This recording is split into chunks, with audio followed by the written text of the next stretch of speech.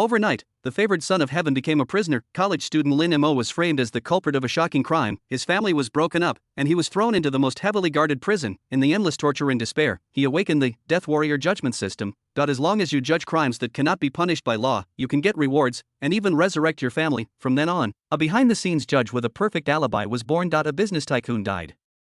Suddenly and mysteriously, the underground emperor disappeared, and the powerful family that once controlled the world fell apart. The public security system went crazy, but never imagined that the culprit was just a prisoner. The powerful and influential people wanted to eliminate all those with motives indiscriminately in fear, but Lin Mo was the first to be eliminated. Who could doubt a prisoner under 24-hour surveillance? Lin Mo looked at the camera, his face expressionless as usual. Chapter 1. This is the third one. The scorching July sun hung over Blackstone Prison like a ball of eternal flame. The mountain behind the prison is a quarry that is riddled with holes. The rock wall that had been mined for years groaned silently under the scorching heat. In a corner of the mine, prison bully Zhao, who stopped what he was doing, wiped the sweat from his forehead with the back of his hand, and whispered to a nearby prisoner with his eyes rolling around, "Skinny monkey, take a break." The prisoner known as Skinny Monkey immediately came over flatteringly, lowering his voice with a hint of mystery and fear on his face. "Brother Hu, do you think there's something strange going on in this prison lately?" Zhao Hu snorted, and 2 streams of hot air blew out of his nostrils. It was obvious that he was not interested in such a weird topic. He picked up the pickaxe, nodded to the prison guard who was guarding the prisoners, and walked towards the shade of the rock wall. The Skinny Monkey followed Zhao Hu and continued without any expression, "Brother Hu, what do you think? Last week, that Mensioner choked to death on a big white steamed bun while eating in the cafeteria. There were more than a dozen people present, and no one reacted." Zhao Hu said impatiently as he walked, "And then?" After hearing the reply, the Skinny Monkey spoke even more excitedly, "And that mad dog Li from the day before yesterday. That guy relied on his brute force to bully others. What happened?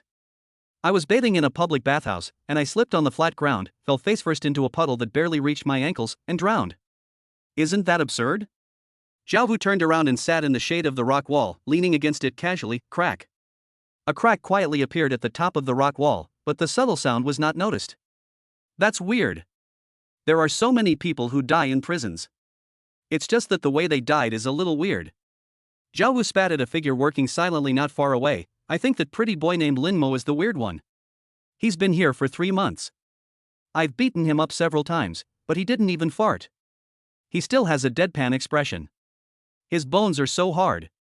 The Skinny Monkey followed Zhao Hu's gaze and saw the young man named Lin Mo silently waving a pickaxe. His prison uniform was already soaked with sweat and stuck tightly to his thin back.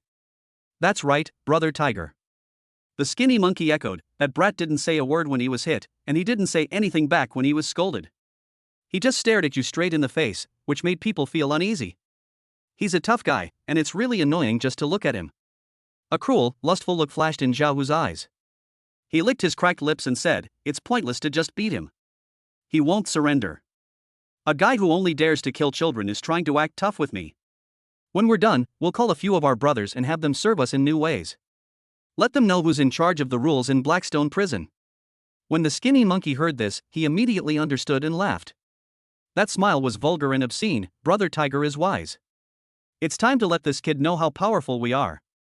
From the huge rock wall behind them, a few pieces of gravel the size of a fingernail rolled down silently. The 2 men leaned against each other and whispered, unaware of the falling debris. Zhao Hu seemed to feel that his authority needed to be demonstrated at this moment. He leaned against the rock wall, legs apart, and shouted at Lin Mo at the top of his voice, his words full of obscene teasing. "Hey! That murderer! I heard you were quite good at having fun out there. When you get back, go to the cell and perform for the guys. Let everyone else see you." The obscene words spread in the hot air. When the prisoners around heard it, they put down their work and pricked up their ears. However, Lin Mo seemed not to hear it. The pickaxe in his hand still rose and fell according to its inherent rhythm. When another rock was cracked by him, Zhao Hu's face turned ugly. Being ignored in public made him feel more humiliated than directly contradicting others. He felt a surge of evil fire rising from the soles of his feet to the top of his head. Just as he was about to speak again, a fist-sized stone rolled down from above his head without any warning. With a bang, it hit the ground not far from his feet. This startled all the prisoners who were listening to the noise. Zhao Hu was also frightened and was about to get up and run away. Suddenly, a huge shattering sound came from above his head. Kacha! Everyone subconsciously looked up and saw a huge rock the size of a tabletop with a front end as sharp as a spear, breaking off from the cracked rock wall and falling with unparalleled weight and speed. Time seemed to slow down infinitely at this moment. Zhao Hu's face was filled with extreme fear. He opened his mouth, but no sound came out of his throat. The growing shadow of death was reflected in his pupils. The huge rock hit him right on the head. Puff. A dull sound, like a ripe watermelon being smashed open by a hammer, was clearly audible in the noisy mine. Zhao Hu's tall and strong body fell straight backward like a sack with all the bones pulled out. His head had turned into a pool of red and white matter whose shape could not be distinguished, and instantly mixed with the dust and gravel on the ground. Fuck! The skinny monkey next to Zhao Hu was hit on the shoulder by the huge rock and let out a painful cry. The entire quarry fell into a deathly silence that lasted for 3 seconds, with only the skinny monkey's screams echoing. Immediately afterwards, a huge commotion like a landslide and tsunami broke out. Ah, someone's dead. Run! There's a landslide!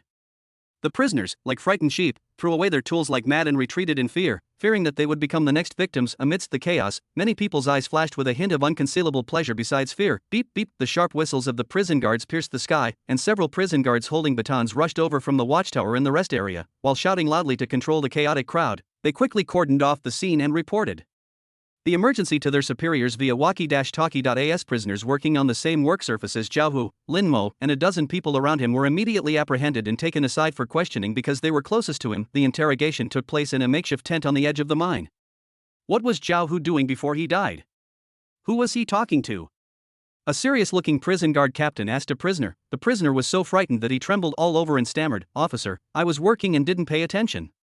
I heard him," he yelled, "and then, who did you shout at, and what did you shout?" Yes. Lin Mo was shouting, "I didn't.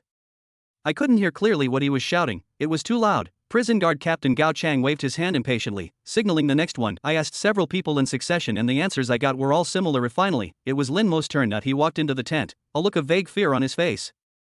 "What's your name?" Prison guard Captain Gao Chang looked at him. Lin Mo. "What did you see and hear before Zhao Hu died? Tell me everything."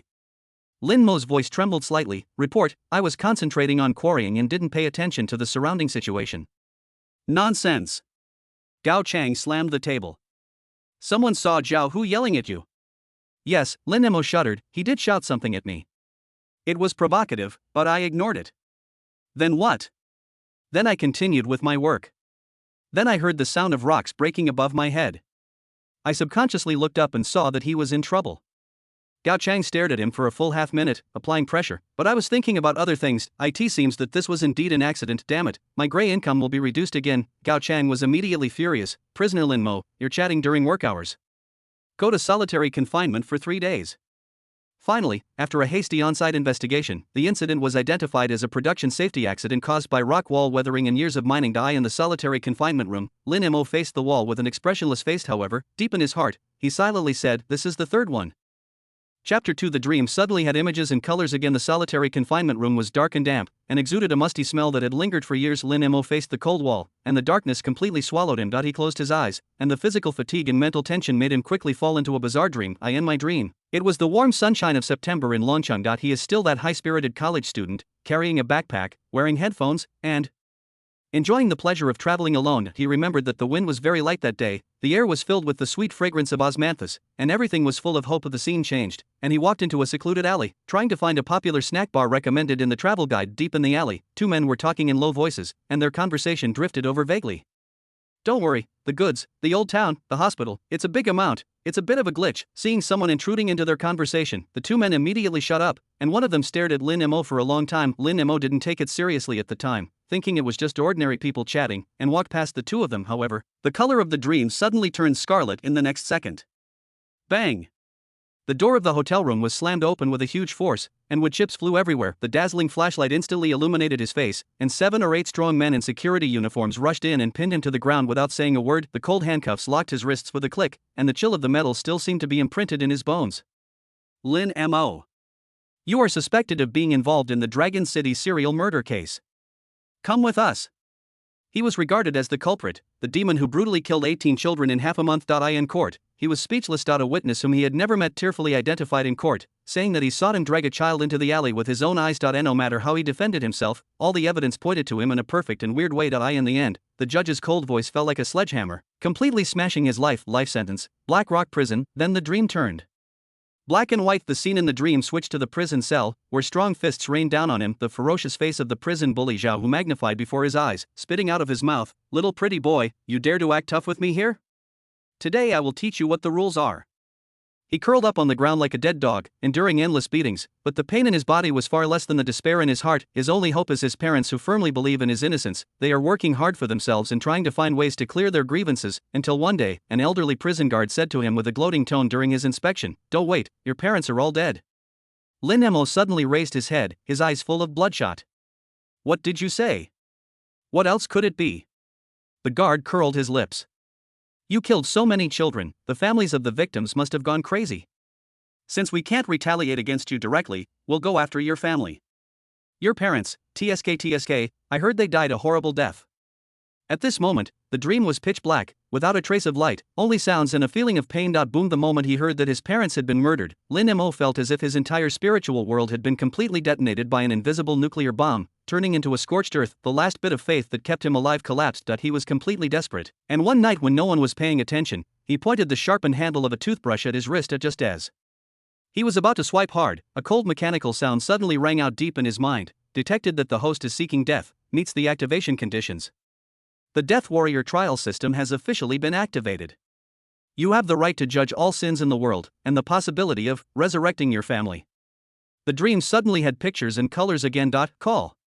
Lin Mo suddenly opened his eyes and woke up from his dream. He was still in the confinement cell, surrounded by thick and impenetrable darkness. His forehead was covered in sweat and his heart was beating violently in his chest. Broken memories were still churning in his mind, but at this moment, his heart was no longer filled with despair.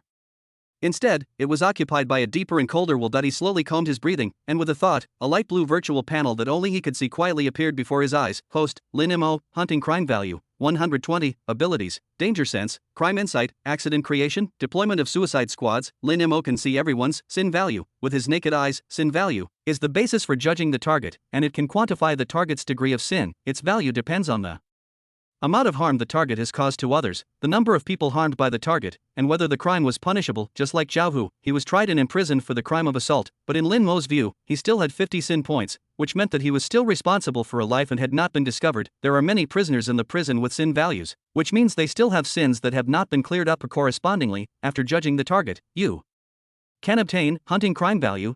Hunting crime points are the core resource gained by judging criminals and are the foundation for all system capabilities. The amount gained is linked to the target's crime points and the degree of judgment. The 120 hunting crime points on the panel came from Zhao Hu, who was accidentally killed by him today. As well as Men Sanner, who choked to death on a steamed bun last week, and Mad Dogly, who drowned in the bathhouse the day before yesterday. Prison bully Zhao, who seriously threatens Lin Mo's survival and safety. In order to kill Zhao Hu and hide himself at the same time, Lin Mo made two preparations. First of all, the manner of death of the three people was accidental to avoid being suspected of murder. Secondly, even if someone very perceptive thought it was murder, it would be impossible to identify Lin Mo from the social connections of the three dead people. Although Men Sanner and Mad Dogly had no direct grudges against him, Lin Mo still killed them first. As it turned out, his plan was successful. No one suspected Lin Mo, and everyone thought that Zhao Hu died in a safety accident. Lin Mo also acquired 4 core abilities, which are divided into 2 categories, passive and active. Passive abilities are the foundation of his survival in this world. One of them is danger sense, an all-weather early warning capability regardless of distance and consumption. Any target that harbors murderous intentions towards him and poses a substantial threat will immediately have its location and basic information marked with a red dot in his mind. This allows him to avoid most fatal dangers in advance. The second is crime insight, an area scanning ability centered on the self. With no consumption, the initial range is a radius of 500 meters, and it can detect all targets with sin value within the range, and display the basic information of the target. It is precisely with this ability that he can accurately screen out the prey hidden among the prisoners. Active abilities are the tools he uses to carry out judgments. One of them is accidental creation. This can be called a magical skill to achieve the perfect crime. By consuming hunting crime points, he can create all kinds of accidents that conform to the logic of the current environment within a specified range. The initial range is 500 meters. The more factors that interfere with the formation of accidents, the more hunting crime points will be consumed. Men Sanner was choked to death by a steamed bun, Mad Dogly slipped and drowned, and Zhao Hu was killed by a falling rock. These were all masterpieces of accidents. The second is Death Soldier deployment. Consume hunting crime points to create a death soldier who is absolutely loyal to him. The initial identity and behavior settings can be made for the Suicide Squad to perform some complex tasks, such as going to the world outside the prison to pave the way for his revenge. The stronger the set death squad is, the closer the set death squad is to reality, and the more hunting crime points are consumed. These 4 abilities constitute his entire reliance on the road to revenge. The growth of the system is closely related to the hunting crime value. By consuming crime hunting points, he can increase the effective range of crime insight, accidental creation, and death soldier deployment. Of course, the ultimate goal of all this is to rekindle his hope when the System is activated, resurrect his family.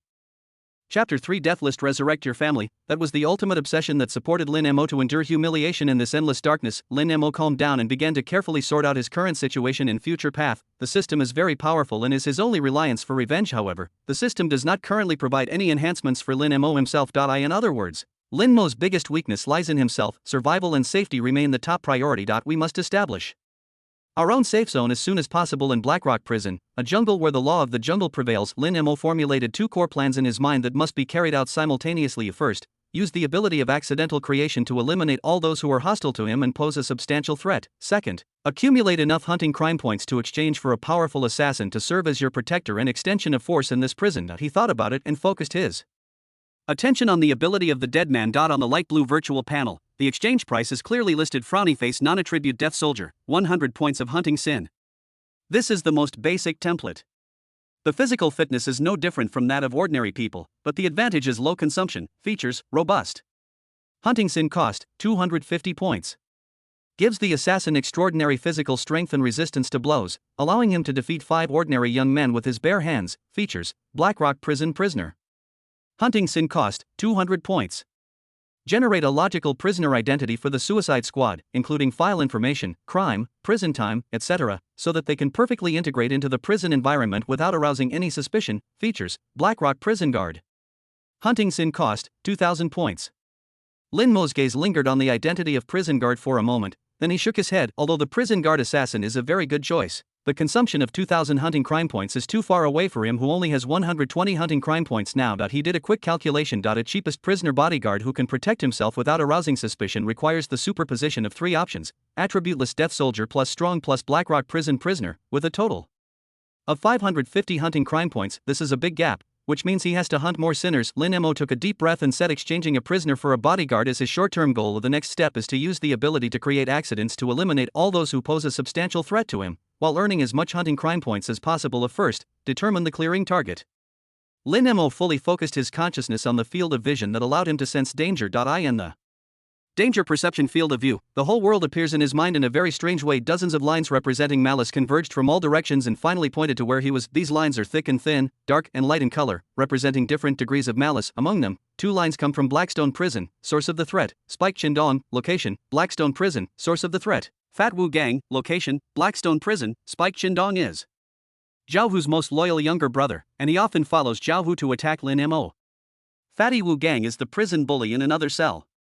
He likes homosexuality and has made unreasonable demands on Lin Mo many times. These 2 must be eliminated. So how do you safely eliminate your target while keeping yourself hidden? It's not enough to just die accidentally. Lin Mo formulated 2 unshakable iron rules for his subsequent cleansing operation. The first iron rule: target selection must be random. He would mix the people he really wanted to kill among the many seemingly randomly chosen targets. He must never let others analyze from the death list that Lin Mo is the only or most obvious beneficiary. When necessary, they may even create some scapegoats who are obviously benefiting in order to divert attention from themselves. The second iron rule: extend the hunting timeline. Blackrock Prison has a death index. However, if the number of deaths in a short period of time is too high, it will inevitably alert management and initiate an investigation. In order to select the target to accompany Spike Chindong and Fat Wu Gang to death, Lin Mo focused his attention on the vision of Sin Insight in the spherical space with a radius of 500 meters and Lin Mo as the center. Light spots representing Sin values clearly emerged. The colors of the light spots are clearly layered according to the level of Sin, ranging from white, orange, to bottomless blood red. Most prisoners are only between white and orange, with a Sin value below 50 points, but among them, there were a few blood red spots that were particularly dazzling, and their Sin values were all over 100 points. Soon, he initially locked onto 4 targets. Target number 1, Prison Bully Vulture. This person is entrenched in ward number 3, with a crime value of 250 points, making him one of the brightest spots in the prison. Hunting him down would bring huge benefits. Target number 2, Prison Bully Boiler. This person works in the prison boiler room and has a crime value of 150 points. This is an excellent point to exploit. Target number 3, Ordinary Prisoner. Slippery, the Sin value is 100 points. Target number 4, Ordinary Prisoner Scorpion. The Sin value is 100 points. The 4 people have no connection with Lin Mo and belong to different forces. Finally, there are 2 targets who must die at target number 5, Zhao Hu's younger brother, Thorns Shendong. Target number 6, the prison bully in the cell next door, Fatty Wu Gang. These 6 people will be on the death list for the next month. 3 days later, Lin Mo was released from the confinement room. The Midday sun was a bit dazzling, so he squinted his eyes slightly and followed the crowd towards the cafeteria. Lin Mo took his plate and calmly found an inconspicuous corner to sit down. He lowered his head, silently eating the hard-to-swallow food on the plate, and glanced at the entire cafeteria out of the corner of his eye. Soon, he locked onto his number one target, the prison bully Vulture. Vulture was being surrounded by a group of younger brothers in the best position in the center of the cafeteria. He was tall, with a bald head that shone under the light, and a hideous scar on his face, making him look extremely fierce. He was laughing loudly while enjoying the dishes brought for him by his younger brothers. With an arrogant look on his face, Lin Mo's eyes were calm, but he had already started planning in his mind. He noticed that not far away, a thin ordinary prisoner was carrying his own meal tray and walking carefully through the crowd. On the prisoner's plate, there was a small portion of peanut butter as a condiment. A gleam of light flashed in Lin Mo's eyes. According to various information collected after his imprisonment, Vulture has a history of extremely severe peanut allergies. The opportunity has come. Chapter 4. Lin Mo taking a nap. The thin prisoner carrying the dinner tray became the last and most crucial piece of the puzzle in Lin Mo's plan. He was like a most experienced hunter. After locking onto his prey, he was left with only extreme patience, waiting for that fleeting moment of decisive killing. The thin prisoner's route and the location of the vulture will briefly intersect in 3 seconds. Now is the time. Lin Mo didn't make any unnecessary movements. He simply issued an extremely clear instruction in his mind. Frowny face. Usability, accidental creation. Target, the prisoner holding a food tray in the middle of the cafeteria. Event, as he passes the vulture's table, he is tripped by the leg of someone nearby. During this trip, the peanut butter on his plate, at least enough to kill the vulture, must be precisely splashed into the bowl of soup in front of the vulture, using the heat of the soup to accelerate its dissolution. The system's voice sounded in his mind. Frowny face. Accidental creation has been initiated. Based on the complexity and accuracy of the event logic, 10 hunting crime points will be consumed. Hunting crime balance, 110 points. At the moment the system responded, that accident set by Lin Mo happened accurately. Ouch! The thin prisoner screamed and was tripped by the leg of a prisoner who was stretching at the next table. He lost his balance in an instant and fell forward. Crash! The stainless steel plate in his hand flew out and rolled in the air, with the food and soup inside splashing everywhere. Most of the filth was splashed on the back of one of Vulture's minions, drawing a barrage of curses and insults. Damn it! You blind bastard! Are you looking for death? The younger brother stood up and punched and kicked the prisoners lying on the ground. Vulture was also startled by this sudden change. He frowned unhappily, looked at the table in front of him that had been splattered with a few drops of oil, and cursed in disgust. Bad luck. No one, including the vulture himself, noticed that the little bit of peanut butter, smaller than a fingernail, quietly blended into the bowl of soup and quickly disappeared. Lin Mo followed the reactions of the crowd, took a few glances, then turned back and hurriedly ate his meal, as if everything that had just happened had nothing to do with him. Then, as usual, we finished our meal, cleared the dishes and left the cafeteria. A few minutes after Lin Mo left, just as Vulture picked up the bowl, took a big sip of soup, and was about to continue bragging to his younger brother, his expression suddenly changed drastically. His face turned red at a speed visible to the naked eye, turning into a strange liver color. He suddenly covered his neck, his eyes bulged, and a strange ho-ho sound came from his throat. He tried desperately to breathe, but couldn't take in a breath of air. Boss? Boss, what's wrong with you? The younger brothers around him were all panicked. They surrounded him but had no idea what was going on. Bang! The tall body of the vulture fell straight back and landed heavily on the ground, and its limbs began to twitch uncontrollably. The prison guard's whistle sounded sharply and the crowd was quickly evacuated. A few minutes later, the prison doctor rushed in after hearing the news. After an emergency examination and rescue of Vulture, he could only shake his head helplessly and announced his death. The cause of death, preliminary diagnosis, is an acute allergic reaction, resulting in edema and suffocation. Allergy? What kind of allergy is so severe? Asked a prison guard captain with a frown. Judging from the symptoms, it is most likely a food allergy, such as peanuts, seafood, etc. We have to wait for the subsequent autopsy report to find out what it is specifically, replied the prison doctor. Lin Mo, who had just returned to the cell, heard the system prompt sound in his mind. Judgment target, Vulture, sin value, 250 points, judgment level, death. Congratulations to the host, you have obtained 250 points of hunting crime value.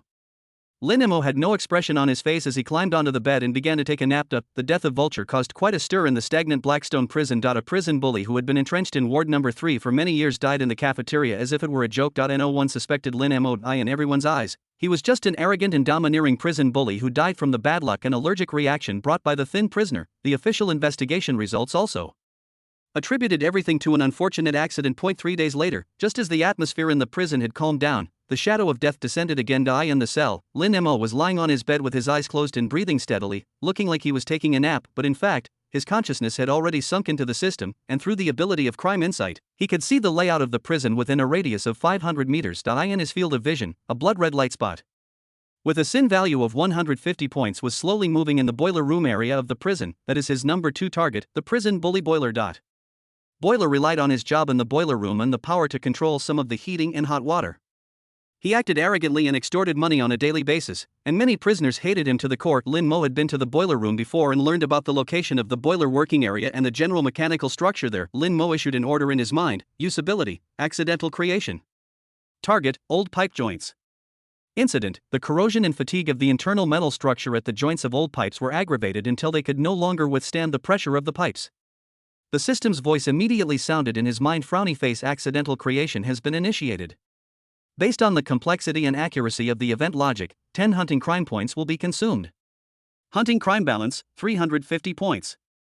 Almost at the same time, in the boiler room, the boiler was cursing and hitting the rusty old pipe with a wrench just as he was about to use all his strength to deliver the final blow to the disobedient pipe joint. Bang! A deafening roar instantly drowned out all the noise in the boiler room. The old pipe that was cursed by Lin Mo burst at the most vulnerable joint, over 100 degrees of high temperature, white, supersaturated steam, like a violent dragon, mixed with boiling water droplets, gushed out in an instant with unparalleled power. The scream, so shrill that it didn't sound like a human voice, lasted less than 2 seconds before being drowned out by the hissing sound of steam. The boiler that was hit first didn't even have time to react before it was completely swallowed up by the terrifying steam flow. When the prison guards hurriedly closed the valve and rushed into the boiler room, they saw only a human-shaped object that was almost scalded and unrecognizable. The incident was quickly identified as a production safety accident caused by aging equipment. In the cell, Lin Momo turned around silently. Trial target, boiler, sin value, 150 points, judgment level, death. Congratulations to the host, you have gained 150 points of hunting crime value. He was only 50 points away from exchanging for that death-defying bodyguard. Lin Mo turned over again, and this time, he really fell into a deep sleep. Chapter 5 must disappear from this world as soon as possible. That accidental deaths of 2 prison bullies in succession created a huge vacuum in the power structure of Blackstone Prison. The cell where Lin Mo was located was also affected. Without Zhao Hu's suppression, Qindong, the thorn in the same cell, became more and more manic and aggressive. He seemed to regard Lin Mo as the only outlet for venting his emotions. At dinner time, Lin Mo sat quietly in the corner as usual, eating his meal. Bite by bite, suddenly, a figure, bringing with it a gust of evil wind, stopped in front of his dining table. The man was thin, with high cheekbones, and a pair of triangular eyes flashing with a vicious light like a jackal. This person is Qindong, nicknamed Spike. Spike. Qindong snatched Lin Mo's plate, poured the few dishes in it into his own bowl, and then slammed the empty plate heavily in front of Lin Mo. What are you looking at? Go eat the damn air. He stared at Lin Mo fiercely, his bloodshot eyes filled with murderous intent. I'm warning you, don't play any tricks on me. Brother Tiger is dead, and now Vulture and Boiler are dead too. This prison is not peaceful. Behave yourself, or I'll kill you first. Lin Mo looked at him silently, without saying a word or resisting. The calm and almost numb look made Qindong feel an inexplicable palpitation and anger. He kicked Lin Mo in the stomach, knocking him to the ground, and then kicked him several more times. Damn it! Are you mute? Lin Mo endured it all silently, curling up his body and protecting his vital parts. The pain surged like a tide, but his heart was filled with cold, murderous intent. He originally planned to arrange the deaths of Qindong and Fatty Wu Gang to be later in order to confuse the public, but now, he has changed his mind. This ignorant thing must disappear from this world as soon as possible. Beep beep. Just when Qindong was getting into the fight, a sharp whistle sounded. A tall, stern-faced prison guard walked in with Captain's epaulets on his shoulders. He was Gao Chang, the prison guard captain in charge of Lin Mo's cell. What are you all doing? Gao Chang shouted, and the cafeteria fell silent in an instant. He saw Qindong punching and kicking Lin Mo, frowned, and a hint of murderous intent flashed in his eyes. He quickly stepped forward, grabbed Qindong by the collar, and slapped him with his backhand. The force was so great that Qindong turned half a circle on the spot, and blood instantly flowed from the corner of his mouth. Are you fucking tired of causing trouble on my turf? Gao Chang was still not satisfied, so he kneed Qindong in the abdomen again, causing him to arch his body like a cooked shrimp. Then, he turned his gaze to Lin Mo, who was silently getting up from the ground. When he saw Lin Mo's face clearly, he felt that it looked familiar. It's this kid. Gao Chang remembered that because of Zhao Wu's death, he took his anger out on this kid and put him in solitary confinement for 3 days. You know, every prisoner's death quota is a gray income for him. He could operate secretly and reasonably deal with some prisoners who were disobedient or had offended important figures outside in exchange for generous rewards, but Zhao Wu's accident directly took up a valuable quota of his and made him lose an income. How could he not be angry? I see people fighting now. What if someone dies and I lose another income? The evil fire in his heart suddenly surged up. And you? Gao Chang pointed at Lin Mo and said in a cold tone, "It takes two to tango, and neither of them is a good person. Get the hell out of here and put them in solitary confinement."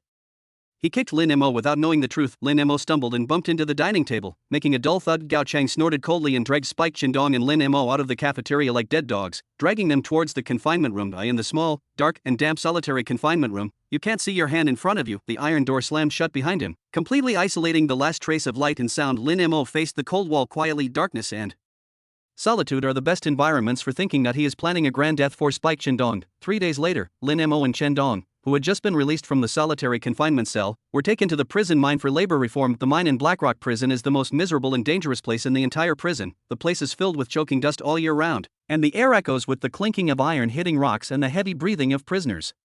Thorn Qindong obviously blamed Lin Mo for the source of the confinement disaster. Along the way, he looked at Lin Mo with eyes full of resentment, bumped him hard with his shoulder from time to time, and cursed him dirty words. Lin Mo said nothing, silently pushing his mine cart towards the work area assigned to him. His eyes seemed to be sweeping across the entire mine in a distracted manner, but in fact he was recording all the surrounding environment, equipment, and personnel positions into his mind and conducting a high-speed analysis. His sight finally locked onto Qindong, who was struggling to pry a huge piece of ore onto an old mining cart not far away. The minecart was parked on a simple track with a slight slope. The wheels and tracks were rusted, and the joints groaned under the heavy load. "This is it." Lin Mo stayed as far away from Qindong as possible, found a relatively remote location, turned his back to Qindong, and began to swing the hoe mechanically, as if he was just an ordinary labor camp prisoner. But his consciousness had already issued the order: usability, accidental creation. Target: the old minecart and its tracks in front of Spike Qindong. Event: at the moment Qindong pushed the boulder completely onto the minecart, a key spike securing the track snapped due to extreme corrosion. The track shifted slightly, causing the minecart's left front wheel to derail. Gravity and the boulder's inertia caused the entire minecart to overturn towards Qindong, completely burying him with all the rocks on board. The system's voice immediately replied in his mind: frowny face, accidental creation has been initiated. Based on the complexity and accuracy of the event logic, 10 hunting crime points will be consumed. Hunting crime balance, 490 points. Almost at the same moment the order was issued. "Hey!" Qindong, who was not far away, let out a loud shout and used all his strength to finally push the huge stone as big as a millstone onto the minecart with a crowbar. Bang! The huge rock fell into the carriage with a loud noise. Qindong was just about to straighten up and wipe the sweat off his face. However, at this moment, something strange happened. There was a sharp sound of metal breaking, and the minecart under his feet, which was carrying a huge load, suddenly shook violently. The spikes that fixed the track broke with a sound, just as Lin Mo had set them. One of the wheels of the minecart instantly left the track, and the entire car lost its balance. Carrying with it all the boulders on it, it fell towards Qindong like an enraged steel beast. Chapter 6: The Cell, My Territory No. Qindong's pupils shrank to the extreme in an instant, and his face was filled with extreme fear. He wanted to escape, but the heavy work had already exhausted his strength. He only had time to let out a short, desperate roar. Boom! The next second, countless stones carrying the dust of death swallowed him up like a landslide. No screams, no struggles. The person who was alive a second ago instantly turned into a pile of blurred flesh and blood, and was pressed so tightly under the cold air that not even a complete body could be found. The sudden change plunged the entire mine into a deathly silence, and then a huge panic broke out. Someone's dead. Off the track. Run!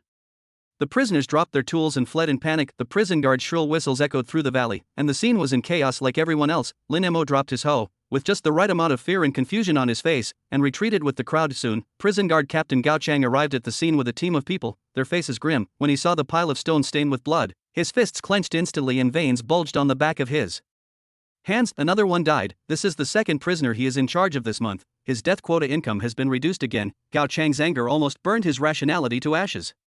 His eyes swept across every prisoner present like a sharp blade, interrogating them one by one. However, everyone's statements were surprisingly consistent. This was a production accident that no one had expected, caused by aging equipment. Gao Chang couldn't find any trace of human intervention, but the anger in his heart needed an outlet. Lin Mo was the farthest away and was the last one to be questioned, so he suffered at this moment. Gao Chang walked up to Lin Mo, grabbed his collar, and said, with gritted teeth, "You guy, you are obviously in the same group with Qindong. Why don't you work together?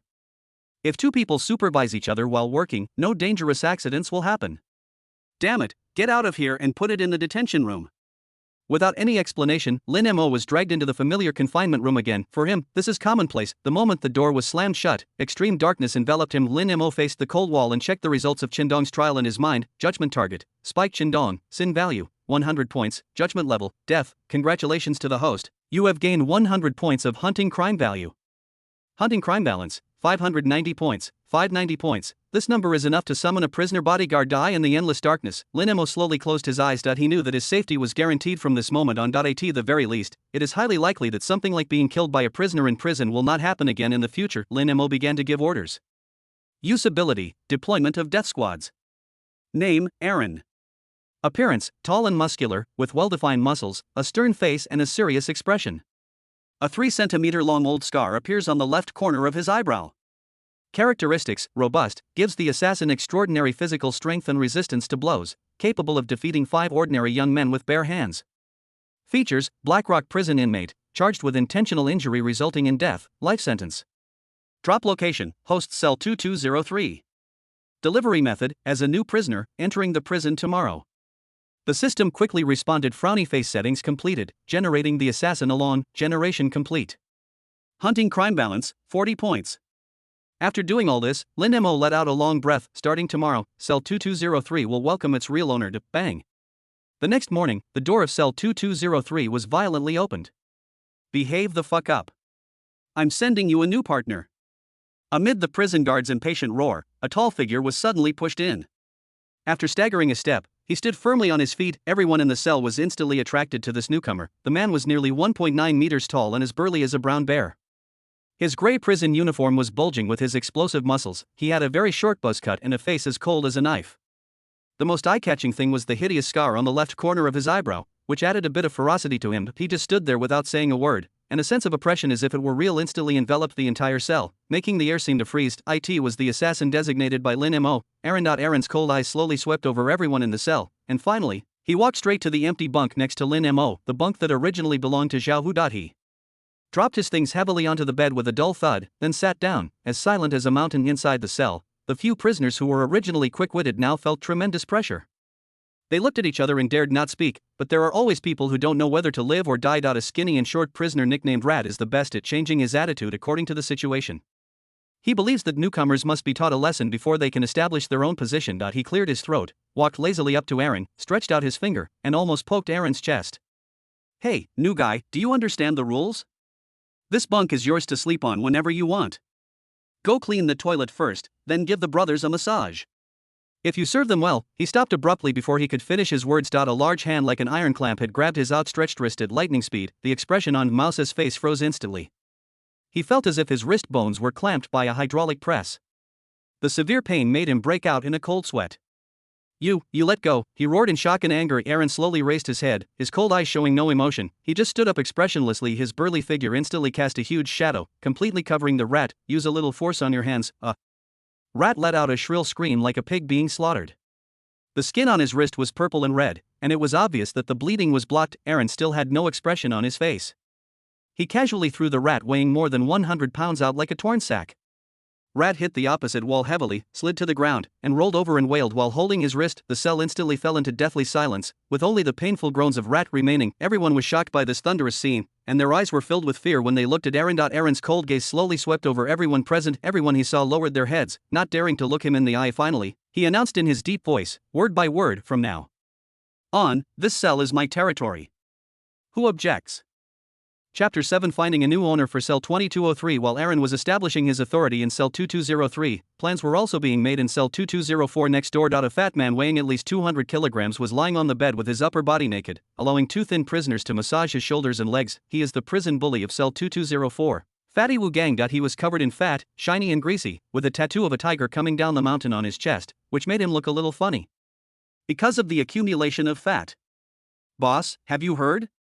Shindong, the spike from 2203 next door, was killed by rocks in the mine yesterday. A prisoner who was massaging his legs said flatteringly. Oh? Wu Gang lazily opened his eyes a little, and a trace of greed flashed in his turbid eyes. That gloomy and manic guy? Good thing he died. He even dared to steal my food a few days ago. Damn it, he deserved it. Another prisoner, who was squeezing someone's shoulder, immediately chimed in, that's right. Boss, 2203 is now leaderless. Zhao Hu is dead, and now Qindong is dead too. The rest are just wimps. Isn't this just fat meat being delivered to your mouth? The fat on Wu Gang's face trembled, and he slowly sat up, his huge belly like an upside-down pot. Hearing this, Wu Gang's mind suddenly became active. In Black Rock Prison, although exploitation is everywhere, there is also order in this exploitation. The prison bully in each cell regards the prisoners under his command as his own private property, and outsiders are not allowed to touch them at will. Before this, cell 2203 was guarded by two tough guys, Zhao Hu and Chen Dong. No matter how much Wu Gang coveted it, he didn't dare to step out of line, and now, the opportunity has finally come. Damn, you're right. Wu Gang slapped his thigh, causing the bed to creak. You're a bunch of headless flies. It's time to find a new owner.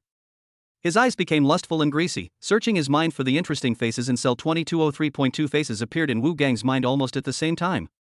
One was Lin Mo's slightly cold face, and the other was the pretty and childish Xiao Lu.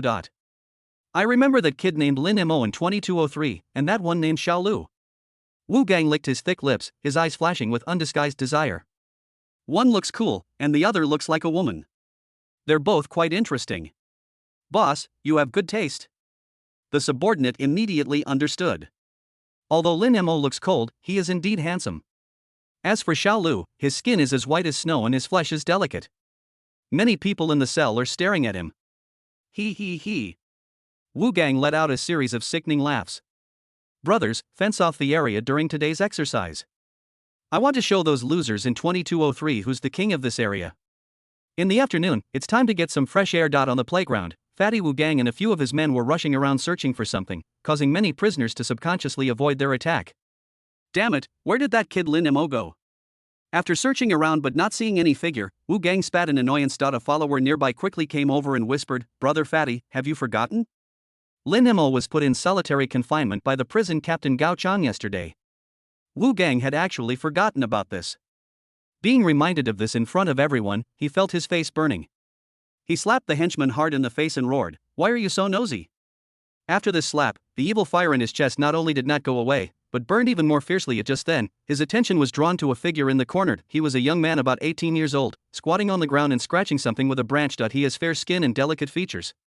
In this prison full of violence and male hormones, he looks like a fresh little white rabbit, out of place. This person is Xiao Lu. A sinister smile appeared on Wu Gang's face.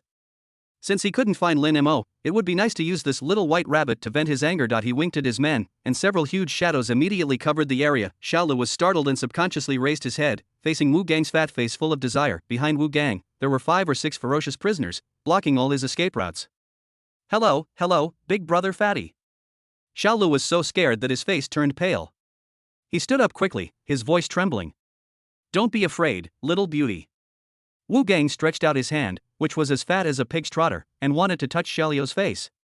The disgusting smell mixed with sweat and foot odor hit his face, making Xiaolio's stomach churn. He took a step back in fear, avoiding Wu Gang's hand. Wu Gang's face darkened instantly, but then he put on an even more disgusting smile. What? Are you still shy? Now that you 2203 have lost your leader, you will follow me from now on. I promise that you will have everything you want here, and no one will dare to bully you.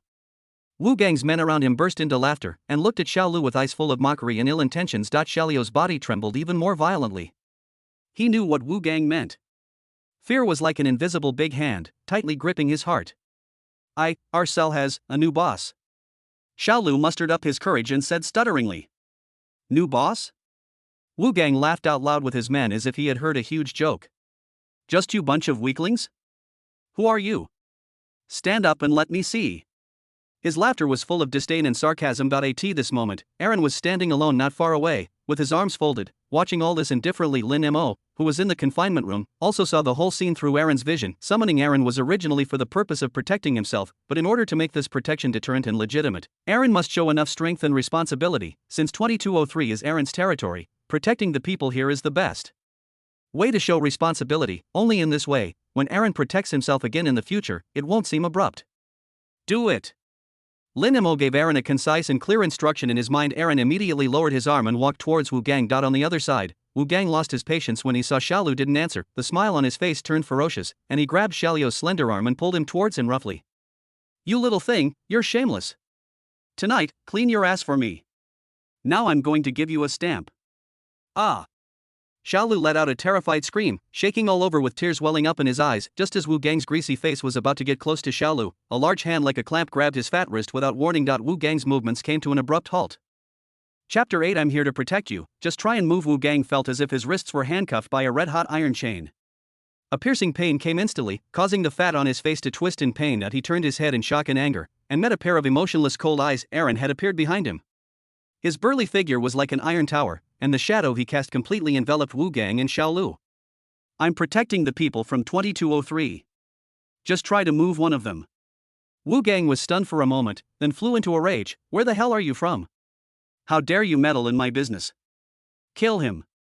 As soon as he gave the order, the 5 thugs behind him immediately rushed towards Aaron with roars. These prisoners are usually good at fighting, and now the 5 of them are attacking together with a terrifying momentum. However, in front of Aaron, who possesses the robust trait, these people are really like paper. Facing the first prisoner who rushed up, Aaron didn't even look at him, but just threw a fierce straight punch. Bang! With a dull thud, the prisoner's body was like being hit head-on by a battering ram. He flew backwards with his body bent. After landing, he rolled over and wailed, holding his stomach. The second prisoner punched him from the side, but Aaron simply turned sideways to avoid the fist, and then his elbow was as sharp as a knife, hitting the back of his neck accurately. The man rolled his eyes and collapsed to the ground without even a groan. Then, Aaron's burly body suddenly rushed forward, and the remaining 3 prisoners flew away with screams as if they were hit by a speeding locomotive. In a flash, the 5 aggressive thugs were all lying on the ground, losing their fighting ability. The anger on Wu Gang's face had long been replaced by horror and fear. He looked at Along, who was like a god of war, and his fat body began to tremble uncontrollably. He wanted to run, but Aaron never let go of his wrist. His hand was like an iron clamp, preventing him from moving. Along suddenly let go of Wu Gang's wrist, and without waiting for him to react, he raised his leg and kicked him in the abdomen. Wu Gang's fat body suddenly flew backwards and fell heavily to the ground. Aaron took a step forward, and under Wu Gang's horrified gaze, he raised his foot and stepped heavily on his chest, which was as big as a hill. Puff! Wu Gang felt as if his sternum was about to crack.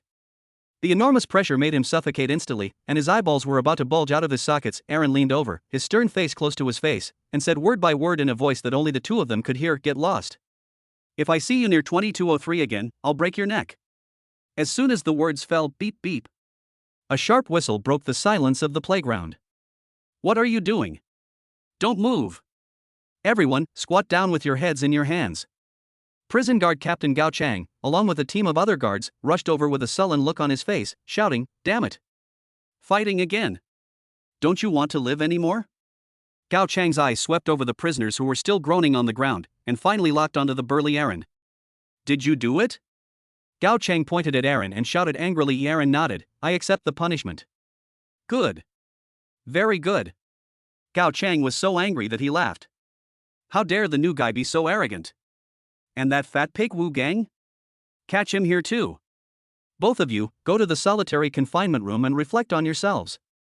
The prison guards roughly escorted Along and Wu Gang to the familiar solitary confinement cell. The prisoners around looked at Aaron's departing back, their eyes filled with awe. They understood that there was a new ruthless man in the prison. Aaron had established his position as the prison bully with his absolute strength and responsibility. Xiaolu in the crowd clenched his fists, his red eyes filled with unspeakable gratitude. He stared at the broad figure that had shouldered everything for him until he could no longer see it. In the confinement room, Lin Mo faced the damp and cold wall, silently watching everything that happened on the playground. Giving Aaron the order to take action was an important part of his plan. He needed Aaron to establish his authority in cell 2203 and even in the entire prison area. Only in this way can Aaron become the umbrella of 2203 with justification, and Lin Mo can also carry out his plans safely under this umbrella of protection. Today's battle had a remarkable effect, but Lin Mo's actions today went far beyond that. While giving orders to Aaron, he had already begun to multitask, locking the other half of his mind on his 4th target, an ordinary prisoner, Slippery. According to Lin Mo's original plan, Huatu should have died before Qindong. Therefore, Lin Mo already knew Huatu's patterns of action and daily habits.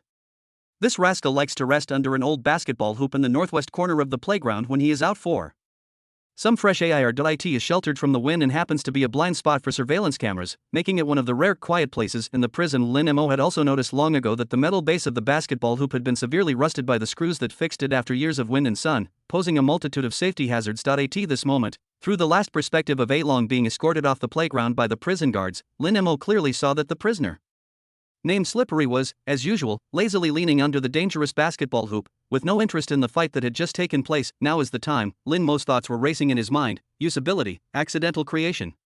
Target, the basketball hoop that Slippery was leaning against.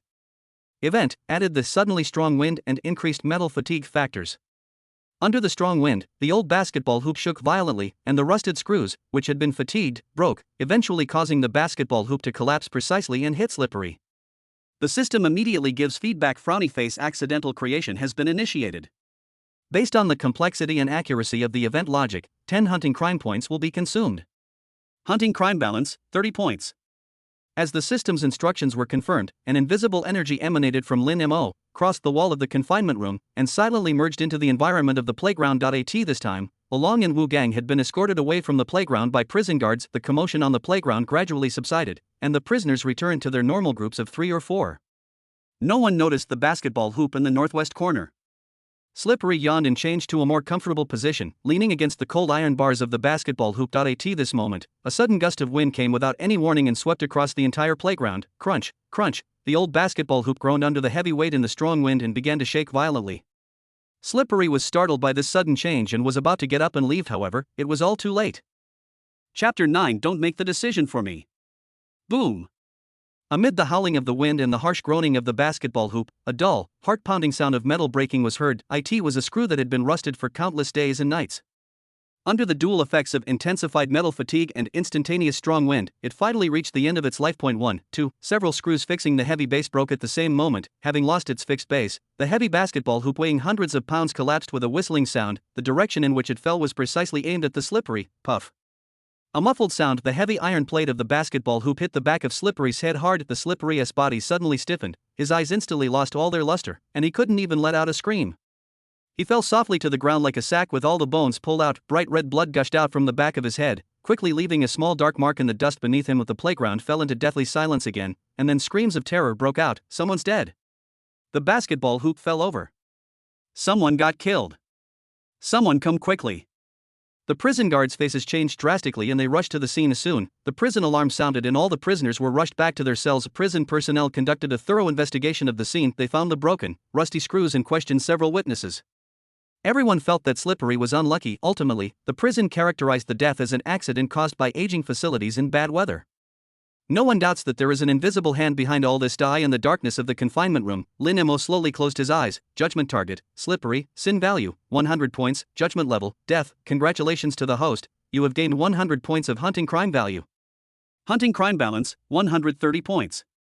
Fatty Wu Gang, don't worry, it will be your turn soon, not 2 days later. Bang! The heavy iron door of the confinement room was suddenly pulled open, and the dazzling light poured in instantly, causing Lin Mo to squint his eyes subconsciously. Time's up, come out.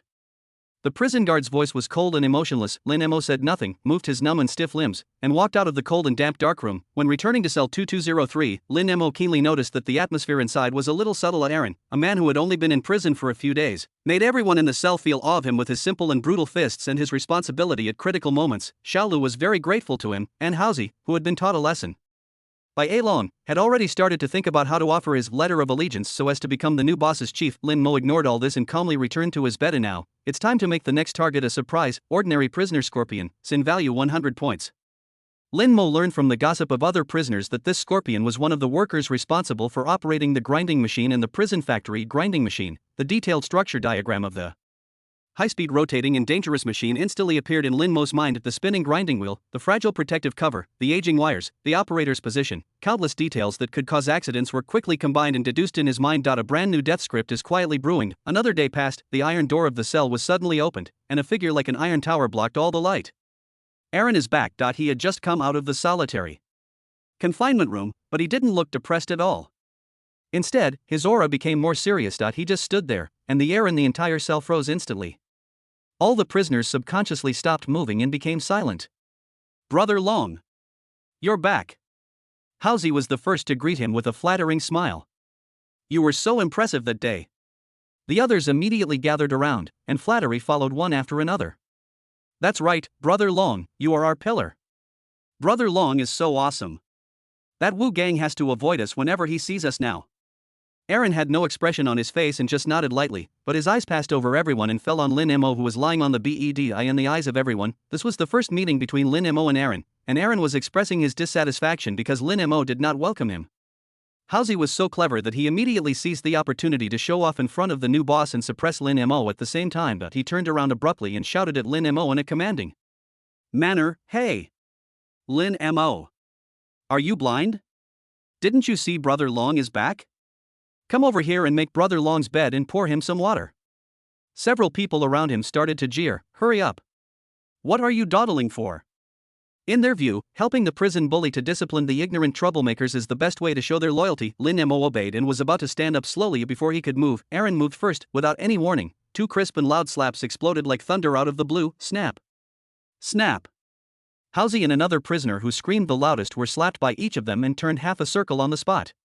The blood-red five-finger marks on their faces were clearly visible. The cell was dead silent, and you could hear a pin drop. Everyone was stunned. Halsey covered his burning face and looked at A. Long in disbelief. Long.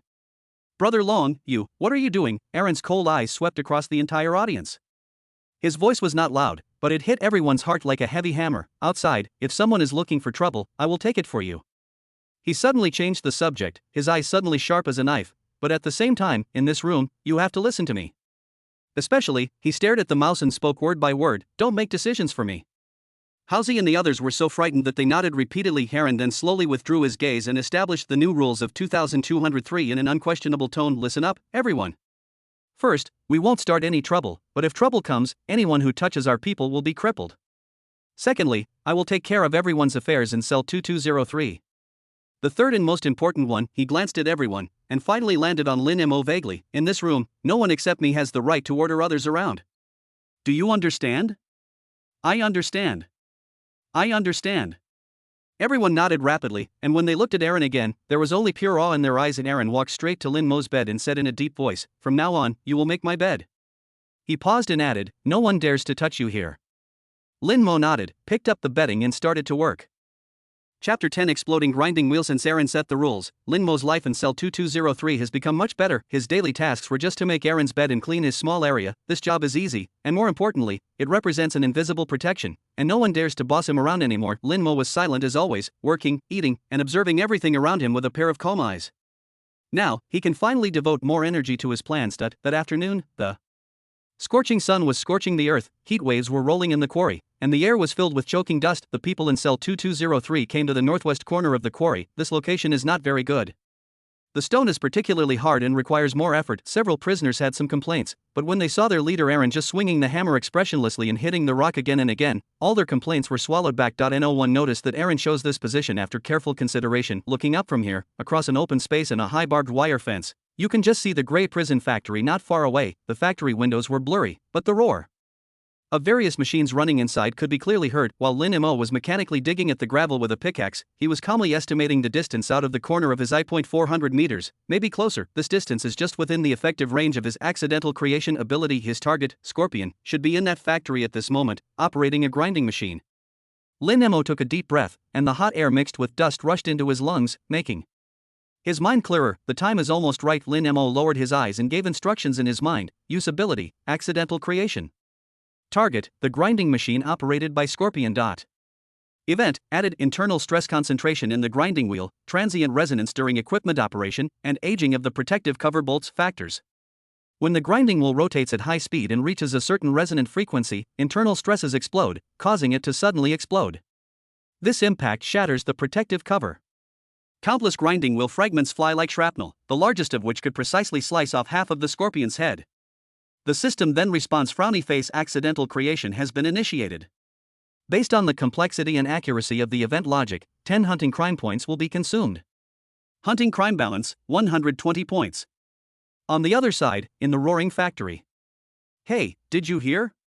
Among the newcomers yesterday, there was a guy who was very smooth, and his butt, it was Scorpion who spoke. He stood in front of a half-worn grinding machine, operating the machine while chatting dirty with the prisoner next to him, with a lewd smile on his face. He had no idea that a web of death from another dimension had already enveloped him tightly somehow. The grinding machine in front of him had been precisely modified. Inside the high-speed rotating grinding wheel, countless tiny cracks that are imperceptible to the naked eye appear in the originally uniform structure.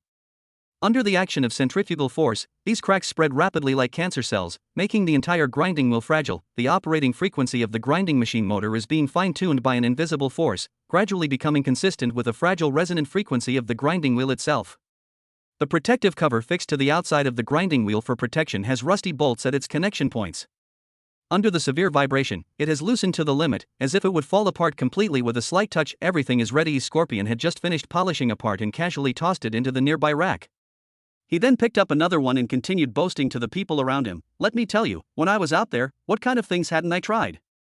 I followed. Before he could finish his words, a jarring change occurred. Buzz, chi. The grinding machine under his hand suddenly made an extremely sharp whistling sound. The sound was like fingernails scratching on glass, amplified hundreds of times, and it hurt people's eardrums. The entire machine began to shake violently, as if it would fall apart at any second. Fuck! Is this bastard going crazy again? A prisoner next to him cursed subconsciously and took 2 steps back. Scorpion also frowned and was about to turn off the power, but it was too late. At that moment, the vibration frequency of the machine reached a critical point. The high-speed rotating grinding wheel causes the accumulated stress inside to explode instantly. Bang!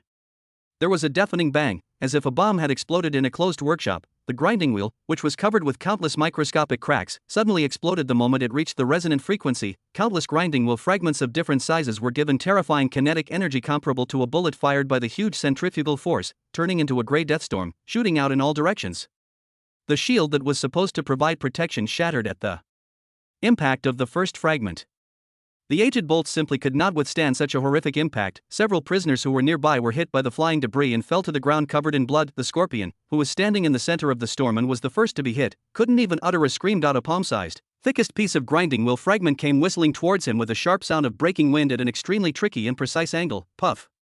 The sound was like a ripe watermelon being cut open with a sharp knife. The edges of the fragments were extremely sharp and easily tore open Scorpion's scalp and skull, cutting into his right temple and going out at an angle. Time seems to freeze at this moment. The expression on Scorpion's face still maintained the shock of the previous second. His body stood stiffly, but his head had been precisely cut off by nearly half. Red and white brain tissue mixed with hot blood gushed out, splashing all over the machine and the wall behind him. The next second, his broken body fell straight to the ground with a thump.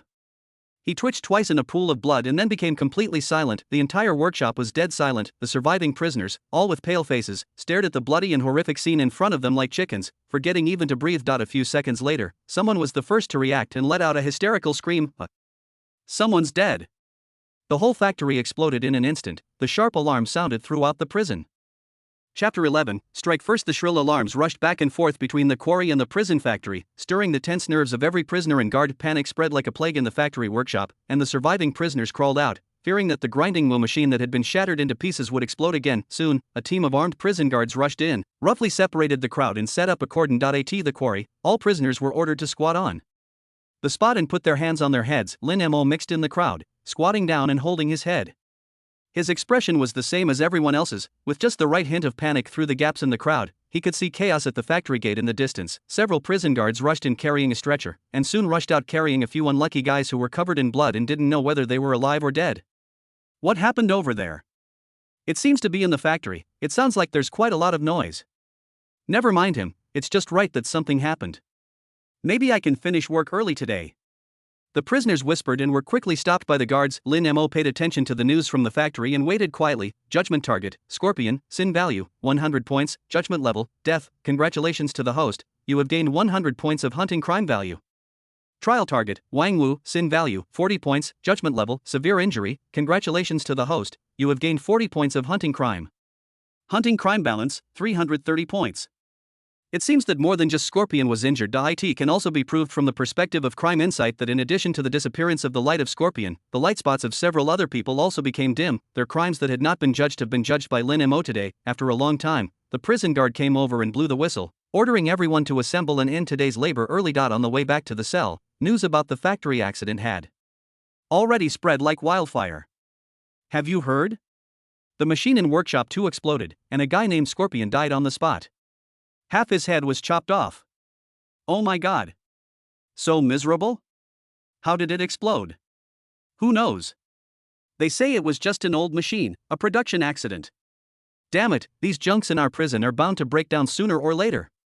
In the evening, the prison made an official announcement on the matter. After on-site investigation and professional appraisal, the incident was finally characterized as a serious production safety accident caused by aging equipment and improper operation. Immediately afterwards, in order to prevent such accidents from happening again, the prison immediately issued a notice requiring that all inmates be organized to undergo a 3-day safety production knowledge study starting tomorrow. Lin Mo was lying on the bed when he heard the announcement on the radio. Good. No one has any doubts about this incident. However, he was also keenly aware of one point. Although this kind of death from production accidents is convenient, if it happens repeatedly in a short period of time, even if a reasonable reason can be found each time, it will inevitably arouse suspicion from those who are interested. It seems that next time, I have to try something different. Second day of the safety production knowledge study session, afternoon, the prisoners were gathered in the playground and listened to a prison guard read out the safety regulations on the stage. The cadres on the stage were so thirsty from reading that the prisoners below were drowsy from the sun. However, during this boring big study, Lin Mo keenly sensed a deadly threat that was quietly growing ever since A Long beat up Fat Wu Gang on the playground and put him in solitary confinement for a few days. Wu Gang has become completely obedient. He saw the people in cell 2203 always taking a detour. Although there was still resentment in their eyes, there was more fear. In Lin Mo's danger perception field of vision, the line representing Wu Gang's malicious intentions became thinner and shallower in those few days, almost disappearing, proving that he did not dare to have any evil thoughts for the time being. However, the situation took a strange turn this afternoon. The malicious line coming from Wu Gang's direction not only reappeared, but was also becoming thicker and thicker at a speed. Visible to the naked eye, the color gradually deepened from the initial light gray, and finally turned into a dark red like solidified blood, floating hideously in Lin Mo's perceptual world. Lin Mo's heart was filled with alarm. A dog that bites doesn't bark. Wu Gang's apparent obedience is just a disguise. He was like a poisonous snake lurking in the dark, plotting something secretly, accumulating venom, and preparing to launch a fatal attack. Lin Mo didn't know what his specific plan was, but he could clearly feel that the malice posed a fatal threat to him. No matter what Wu Gang's plan was, Lin Mo had no intention of sitting still and waiting for death. Strike first and nip all threats in the bud. This is his principle. Wu Gang must die. Moreover, it would be a less spectacular death than that of the scorpion. The explosion of the grinding machine was too loud. Although it was eventually classified as an accident, if a similar major accident occurs again in a short period of time, it will inevitably attract unnecessary attention. Lin Mo needs a quieter, more common, and more reasonable accident. The opportunity will come soon. Bathing time in the prison is collective, with dozens of naked men crowded into a steaming hot bathhouse. The sounds of water and noise mixed together, and the air was filled with a strange smell of cheap soap and sweat. Lin Mo didn't like this kind of environment. He always finished washing as quickly as possible and then left quietly, but Fat Wu Gang is just the opposite. He seemed to enjoy this atmosphere, but he enjoyed even more the quiet and comfort of being alone in the entire bathhouse after everyone had left. Every time, he would linger until the end, waiting for everyone to leave before he would slowly hum a little tune and carefully scrub his fat body. This habit provided Lin Mo with the perfect time and place to commit the crime. That night, Lin Mo came to the bathhouse as usual. He wrapped himself in a towel, pretending to wipe his body, and walked around the bathhouse calmly. His eyes quickly locked onto an excellent stage. In a corner of the bathhouse, near the drain, because the terrain is slightly sunken and the drainage is poor, a shallow pool of sewage accumulates all year round. Right next to this puddle of water, the edge of a floor tile had loosened and lifted up, revealing a sharp corner as sharp as a knife blade. With the steam and slippery ground, this place is simply a natural death trap. Lin Mo lowered his eyes, and in his mind, a cold command had already been issued: usability, accidental creation. Target, Wu Gang. Event, while the target is bathing alone, factors such as soap left behind by another prisoner, flushing water, precise sliding trajectory, and locking in on the falling position are introduced. A bar of soap discarded by another prisoner will be driven by the water flow and appear precisely where the target is about to step. Once the target steps on the soap, their body will slide backward at a specific angle, with the back of their head fatally impacting the sharp corner of a loose tile. The system's voice sounded in my mind: frowny face, accidental creation has been initiated. Based on the complexity and accuracy of the event logic, 10 hunting crime points will be consumed. Hunting crime balance, 320 points. After completing the layout, Lin Mo stood up, dried his body expressionlessly, put on his prison uniform, and was the first to walk out of the bathhouse. Chapter 12, Soap and Tricks. As the night deepened, the hot air in the bathhouse gradually thinned. The prisoners left in twos and threes, and the noise faded away like the tide, leaving only the sound of dripping faucets and the faint eddy sound coming from the drain in the corner. Wu Gang closed his eyes comfortably, letting the warm water wash over his fat body. He was thinking about his revenge plan in his mind. He will not let go of that reckless man named Aaron, and that Lin Mo and Xiao Lu.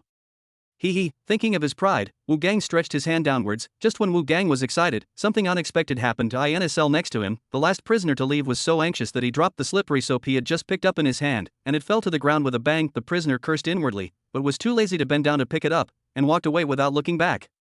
The small piece of soap fell to the ground and was immediately wrapped and pushed by the remaining water. It was like a small boat with autonomous navigation, drawing a strange arc in the crisscrossing water currents, and sliding right in front of the excited Wu Gang. Wu Gang was completely unaware of all this. Wu Gang shuddered all over, then took a step forward unconsciously. What comes from the soles of your feet is not the touch of solid and rough tiles, but an indescribable smooth feeling. The lingering expression on Wu Gang's face disappeared in an instant, replaced by endless horror. His huge body, weighing over 200 pounds, completely lost its balance at this moment, and all the weight fell on the small piece of soap. A short and panicked scream was drowned by the sound of rushing water. His body leaned back uncontrollably and fell heavily to the ground like a giant fallen tree. It seemed as if there was an invisible hand that precisely adjusted the angle and point of his fall. Puff. A dull and teeth-grinding sound. Wu Gang's back of the head hit the sharp corner of the raised floor tile with incredible precision. The sharp corners of the ceramic were like an axe, easily cutting through his scalp, smashing the fragile occipital bone, and embedding deeply into his brain. Blood instantly gushed out from the wound, quickly dyeing the pool of water beneath him red. Wu Gang's huge body twitched violently twice on the ground. The light in his eyes quickly faded, and finally fell into deathly silence. After a long time, a prison guard on patrol came over yawning and prepared to lock the door. "Hey! Is anyone else in there?" The doors closed. He shouted twice, but there was silence inside. The prison guard frowned, muttered, "It's that fat guy again," and pushed the door open impatiently before walking in. The next second, the impatience on his face froze instantly. "Oh my God. Someone's dead." The prison guard quickly reported it to his superiors. Soon, a cordon was set up at the bathhouse entrance again. Several prison guards and the prison doctor rushed in, but it was too late. After a brief examination, the doctor shook his head solemnly and declared Wu Gang dead. Prison guard Captain Gao Chang stood outside the cordon, his face so gloomy that water seemed to drip out of it. He watched the fat corpse on the stretcher, which was still warm, being covered with a white cloth and carried away. His brows twisted into a knot. This is the third prisoner who has died unnatural deaths in the area he is responsible for this month. The first Zhao Hu and the second Qindong were both unlucky guys who died in production accidents, and now another one came along who slipped and fell to death while taking a bath. Damn it, Gao Chang didn't care about the death of a few prisoners in prison. It could even be said that this was an important business of his. Every prisoner's death quota may become a gray income for him. He could use the power in his hands to secretly deal with prisoners who were disobedient or had offended important figures outside in various reasonable ways in exchange for generous rewards. But 3 people have already died this month, taking up 3 of his precious spots. This means that his income this month has been greatly reduced. This also means that if there are customers outside who need to be dealt with, the room for maneuver he has becomes very small. Cutting off someone's source of income is like killing his parents. Gao Chang's eyes flashed with a fierce look. He didn't suspect that there was anything fishy about this death. After all, the traces at the scene were too obvious: a piece of soap, a puddle of water, a fatal angle of fall. It was as perfect as an accident case in a textbook. What annoyed him was that this damn accident had caused him to suffer real losses. No, we must find a way to make up for this loss. Cell 2203, lights out have been blown. Lin Mo lay quietly on his bed, as if he had already fallen asleep.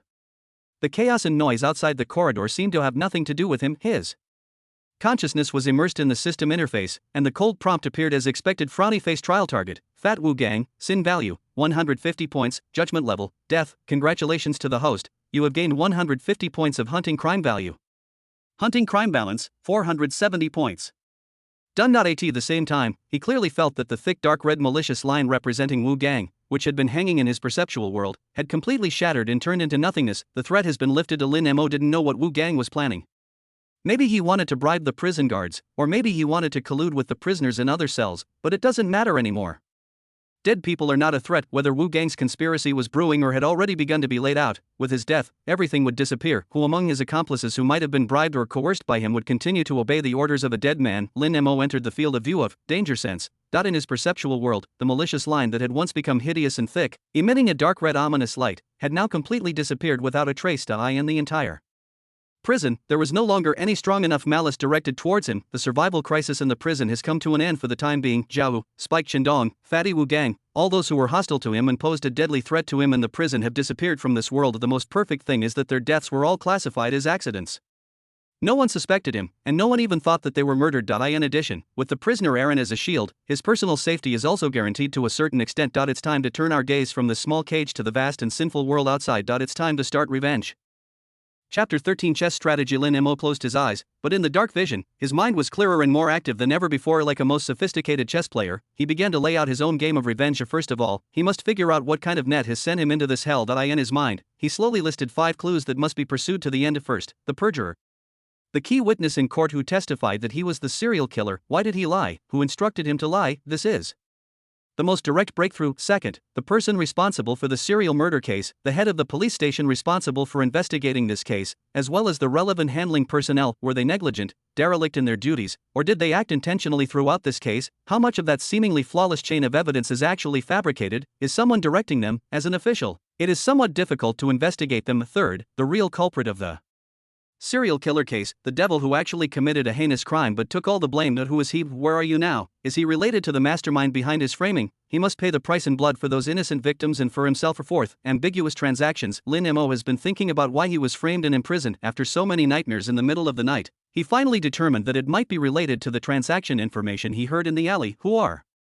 The two parties to the transaction, what is the goods they are referring to, what power do they have, to be able to make the public security, procuratorial, and judicial systems collaborate in cheating and create such a huge injustice? There must be an all-powerful force behind the scenes. This force is the most core and dangerous enemy, however. This clue is too vague and requires further investigation. Fifth, the murderer of his family. This is the deepest pain in Lin Mo's heart. Did his family members die in revenge, or were they silenced? No matter what, the murderer must pay with his life. The hatred of 9 generations can still be avenged. What's more, they are the parents who love you the most. The 5 clues are intertwined and interwoven into a huge web in the face of such a vast and complex network of hatred. Passion and systemic power alone are far from enough. He must be like the most sophisticated hunter, setting a tight net and waiting calmly for the moment to close the net. To this end, he set himself 3 iron rules, which are the highest program for his future actions. The first iron rule: trust only yourself. No one in this world can be trusted anymore, including those so-called law enforcers. The human heart is unpredictable and human nature cannot stand the test. It is foolish to place your hopes on others. The only power you can rely on is the power in your own hands. All plans will be planned by him alone behind the scenes, and all power must be under his 100% control. The second iron rule: absolute behind the scenes. The system gave him extraordinary powers, but his own body was still mortal. A bullet or an accident could kill him. He is the brains of the entire revenge plan, and the brain must not be exposed to danger. Therefore, he had to hide himself completely. Death warriors like Aaron are shields used to protect Lin Mo's identity. They must not do any dirty work that is tainted with crime and must remain clean. All real assassinations, investigations, and intimidation must be carried out by agents who have no connection with Lin Mo himself. Even if they are arrested or eliminated, they cannot be traced back to him. The shield and the sword must be strictly separated. The third iron rule: create a smoke bomb. But if he only targets his enemies, no matter how clever his methods are, he will inevitably leave clues for the enemy to follow. The only way is to create an infinite number of clues so that the enemy has no way to investigate. He wanted to create a massive number of irregular cases so that the real target of revenge would be drowned in this ocean of crime. When criminals die in various bizarre ways every day in the city, and when everyone thinks that a scavenger has appeared who acts chaotically and has no fixed goal, who would notice that in this chaotic fog, a web of revenge is quietly tightening? When necessary, he would even deliberately create some beneficiaries, throw out false clues, and completely muddy the waters, making it impossible for anyone to see his true intentions. The plan is set, so let's start from the first step: creating his sword. Lin Mo's consciousness sank into the system interface again, and he focused his consciousness on the ability to deploy the dead soldiers. The virtual panel immediately unfolded, and lines of tempting text emerged. Non-attribute death soldier, 100 points of hunting sin. Their physical qualities are no different from those of an average adult male, and the system will generate a basic social identity for them. This identity has minimal social connections and no relatives or friends. Its advantages are low energy consumption and high plasticity. Features: skilled killer. Hunting sin cost, 300 points. Empower your assassin with professional killer skills and knowledge. He or she will master the use of specific tools. Optional: understand how to infiltrate, disguise, observe, and kill with one strike. They will also possess a strong anti-reconnaissance awareness and know how to clean up traces at the scene. Feature: master killer. Hunting sin cost, 3,000 points. His skills as a killer have reached a pinnacle. He can use any object as a deadly weapon at will, and everything in the environment can be used to his advantage. Prerequisites for exchange: the dead soldier must possess the robust trait. Lin Mo's gaze lingered briefly on the dazzling halo of the master killer, and he decisively suppressed the desire in his heart. 3,000 hunting crime points is an unattainable chasm for him now. Eat your food one bite at a time and walk one step at a time. At the moment, a chess piece used to create a smokescreen in the outside world is the most appropriate choice. He needs a non-attribute dead warrior, equipped with the skilled killer trait. Lin Mo never looks down on anyone, especially the police who maintain social order. Therefore, from the moment this chess piece was summoned, it was destined to be abandoned. Lin Mo had already prepared for his capture or destruction. He had only one mission: to gain enough hunting crime points before being destroyed, to completely muddy the waters outside, and to pry out the key clues from the perjurer's mouth. Lin Mo checked his balance: hunting crime value, 470 points, exchanging for non-attribute dead man, and adding skilled killer characteristics consumes a total of 400 points, which is just within his tolerance. Just wait until tomorrow when the prison is open for exercise, and then summon this chess piece outside the prison. Chapter 14: Skilled Killer. Of course, hunting within the high walls must also be carried out simultaneously. This is Lin Mo's most stable source of hunting crime points. The labor intensity in this prison is high, the work is dangerous, and it has a fixed death rate. As long as the method is skillful enough, adding a few more souls quietly will not cause too much trouble. Just be aware that you must maintain a fixed hunting rhythm, and strictly follow his third rule: no rules. This time, the target could be the prison boss who bullies the newcomers. Next time, it will be a silent pedophile. Next time, he might be a hypocrite who talks about morality and justice. Their crimes, status, background, and even the location of their cells must be completely different and unrelated. The manner of death must be carefully disguised as a variety of accidents. Clever enough to deceive everyone. It even makes them sigh afterwards. See, I told you it was dangerous, and sure enough, something went wrong. Inside the high walls, Lin Mo wants to accumulate capital for revenge through continuous and disorderly hunting. Outside the high wall, the sword of the agent that Lin Mo was about to forge was eager to drink the first mouthful of blood. Lin Mo slowly closed his eyes and his consciousness sank into darkness. The snoring around me still continues and the night is still deep. However, from this moment on, everything will be completely different. The next day, it was time for some fresh air. Lin Mo mingled in the crowd, found an inconspicuous corner, slowly sat down against the cold wall, and closed his eyes. Lin Mo began to give orders. Use ability, deployment of death squads. Name, mushy, appearance, ordinary, the type that would be hard to find in a crowd. Trait, skilled killer. This unit is imbued with professional assassin skills and knowledge.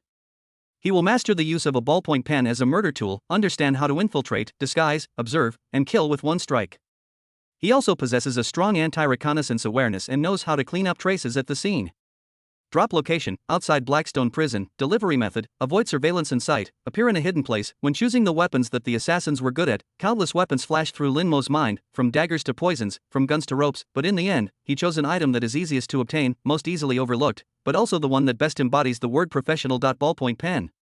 Settings completed, generating the wood and stone assassin, generation complete. Hunting crime balance, 70 points. The dark and damp alleys were filled with rotting garbage, emitting a disgusting sour smell. A man appeared silently, as if he had been standing there from the beginning. His name is Mushir. He opened his eyes were empty and indifferent, like a pool of stagnant water without ripples. His mind was blank, no past, no memory, no emotion. The only meaning of his existence is to carry out the orders from the creator. At this moment, Lin Mo was experiencing the world outside the prison. Through the senses of wood and stone, fresh air with the smell of car exhaust rushed into my nostrils, which was completely different from the turbid and foul smell in the prison. The sound of horns and pedestrians talking in the distant streets constitute the symphony of the free world. An almost trembling sense of familiarity and strangeness intertwined together, impacting Lin Mo's soul. How long had it been since he had felt all this? Lin Mo suppressed the excitement in his heart and began to familiarize himself with this peculiar remote control. He tried to move Mushir's hands and feet, and his body responded accurately and quickly. Without any delay, Mushir felt his pocket and found only a few coins and a very ordinary blue ballpoint pen. This is his sword. Lin Mo's cold will echoed in Mushir's mind like an order. The first target is not the perjurer. If you act too hastily, you will only expose yourself. According to the third iron rule, he must first create enough smoke bombs to make everyone lost in the thick fog. He needed a suitable target for trial, a villain who deserved the death penalty but was outside the law. Where are there the most people like this? Court. There, justice and injustice clash most fiercely, and there, too, lies the gathering place of most injustice and despair. As Lin Mo gave his will, Mushir walked out of the dirty alley silently like a ghost, blended into the endless stream of people, and walked towards the city court. The atmosphere in front of the municipal court was solemn and dignified. The wooden and stone statue stood quietly in the corner like an emotionless statue, observing everyone who walked out of the gate. Some people are dressed in suits and look very proud, some people are dejected and look ashen, some people hold their heads and cry bitterly, as if they have lost their parents, some people were hysterical and cursed loudly. Scenes of human tragedy and comedy are performed here one after another. Lin Mo waited patiently, like a hunter lurking in the dark, searching for traces of prey. Just then, a heart-wrenching cry caught his attention. An old man in his 60s walked out of the court. The old man's eyes were red and turbid tears kept sliding down the wrinkles on his face. It's so unfair. It's so unfair. The old man cried out to the sky, his voice hoarse and desperate. My hard-earned money, my life savings, have been defrauded away just like that. The law, where is the law? His cries attracted some passers-by, but most of them just gave him a sympathetic glance and left in a hurry. Driven by Lin Mo's will, Mushir slowly walked over. He didn't say anything, just stood quietly behind the crowd and watched. The old man, who was in despair, began to talk in tears. Everyone, please give us some justice. That beast named Huang Sihai is not a human being. He opened a company called Jinhai Financial Management, claiming it's responding to the nation's call to help seniors manage their finances and retirement. The interest rate is several percentage points higher than banks. Many of our neighbors have invested money in it. At first, we received the interest on time every month. He also organized trips for us and sent us eggs and food. He was closer to us than his own son. We believed him and invested all the 300,000 yuan we had saved for his wife's medical treatment throughout our lives. At this point, the old man's voice choked. He took out a photo, pointed at the person in it, and tears streamed down his face. My wife has a serious heart condition, and she was waiting for this money for life-saving surgery. But just last month, Huang Sihai suddenly disappeared. The company was deserted too. We went to report the case, but the police told us to sue in court. We hired a lawyer and finally got a court hearing. But Huang Sihai hired the best lawyer in the city, who said the contract we signed was an investment agreement, not a loan. Investments are risky, and his company's bankruptcy due to poor management is a normal business practice. The judge ruled that we lost the case because of insufficient evidence. Lost the case? That's our life-saving money. The old man beat his chest and stamped his feet, crying so hard that he almost fainted. That bastard Huang Zihai still drives a luxury car, lives in a villa, and brags on TV about being a young entrepreneur. But what about us? My wife's illness can't wait. How can we live like this? There were sighs from the people around, but no one could do anything for them.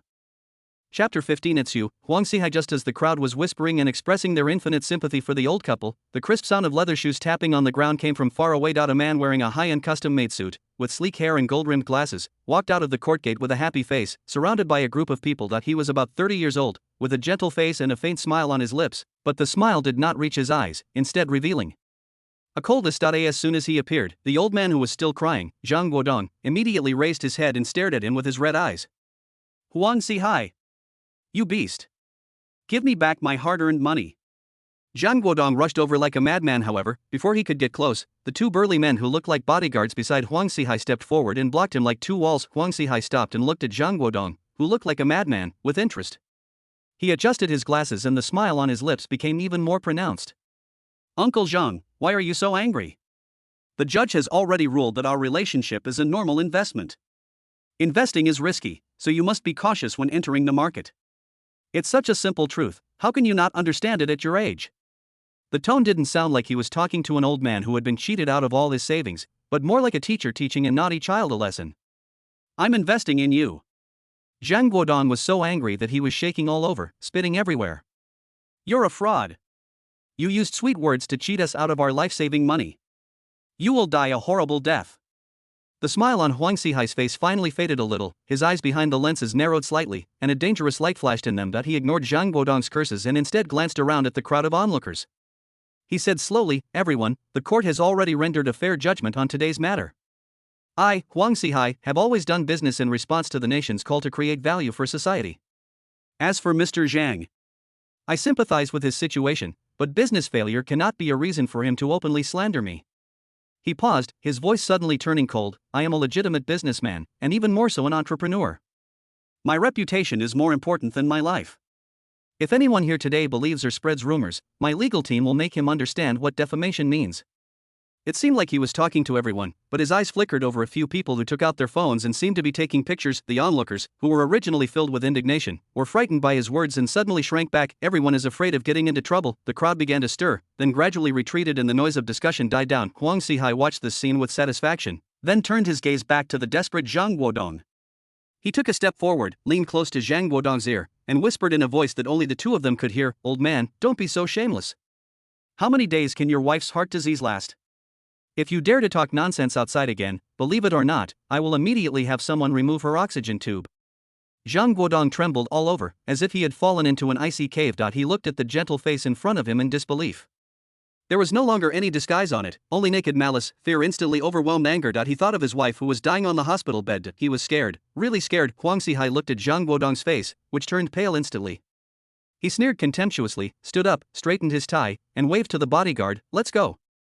A group of people surrounded him and got into a black Bentley parked not far away. The engine let out a low roar and sped away, leaving behind only a distraught Zhang Guodong and a quickly dispersing crowd. Musher blended in with the crowd and turned away silently through his eyes. Lin Mo inside the prison walls saw everything that had just happened as Zhang Guodong's desperate look hurt him deeply. It was a kind of empathy.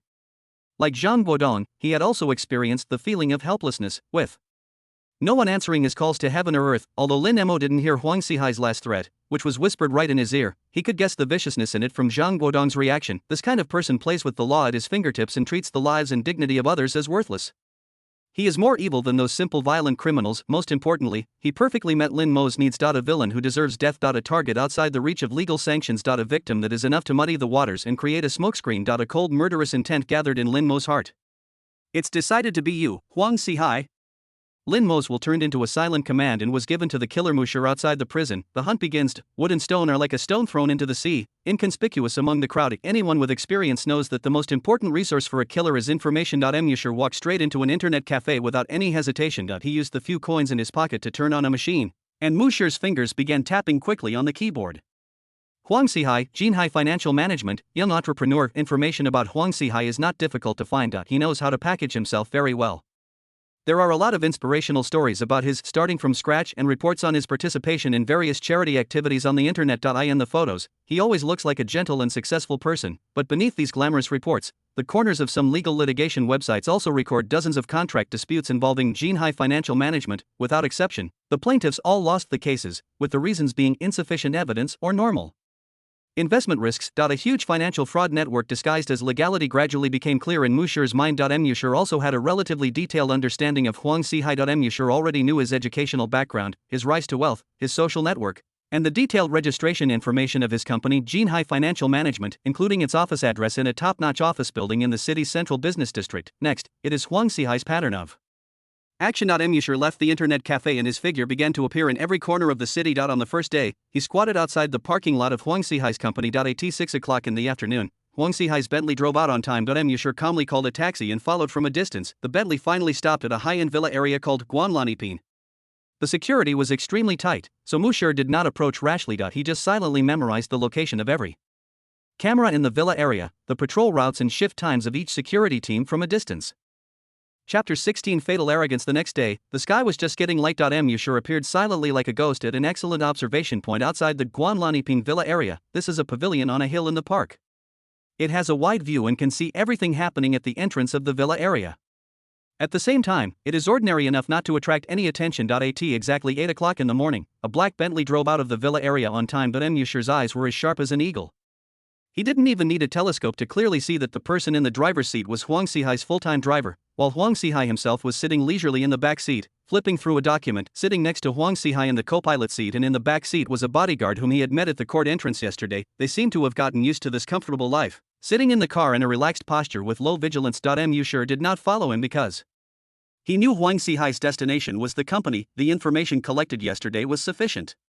There were too many of Huang Xihai's men near the company, making it not a good location for action. What he needed was Huang Xihai's patterns of action outside of work, those areas where his weaknesses were more likely to be exposed. He is full of patience, like a top hunter, quietly waiting for his prey to reveal a flaw. Sure enough, at 12:30 noon, Huang Xihai's Bentley left the company and drove to a private club in the west of the city. The name of this club is Henteing Club.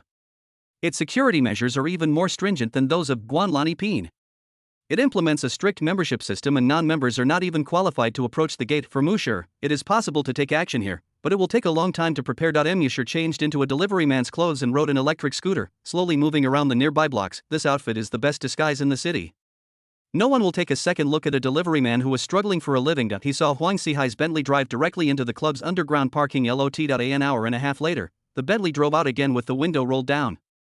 Musher saw Huang Xihai talking on the phone with a flushed face, as if he had made a big deal.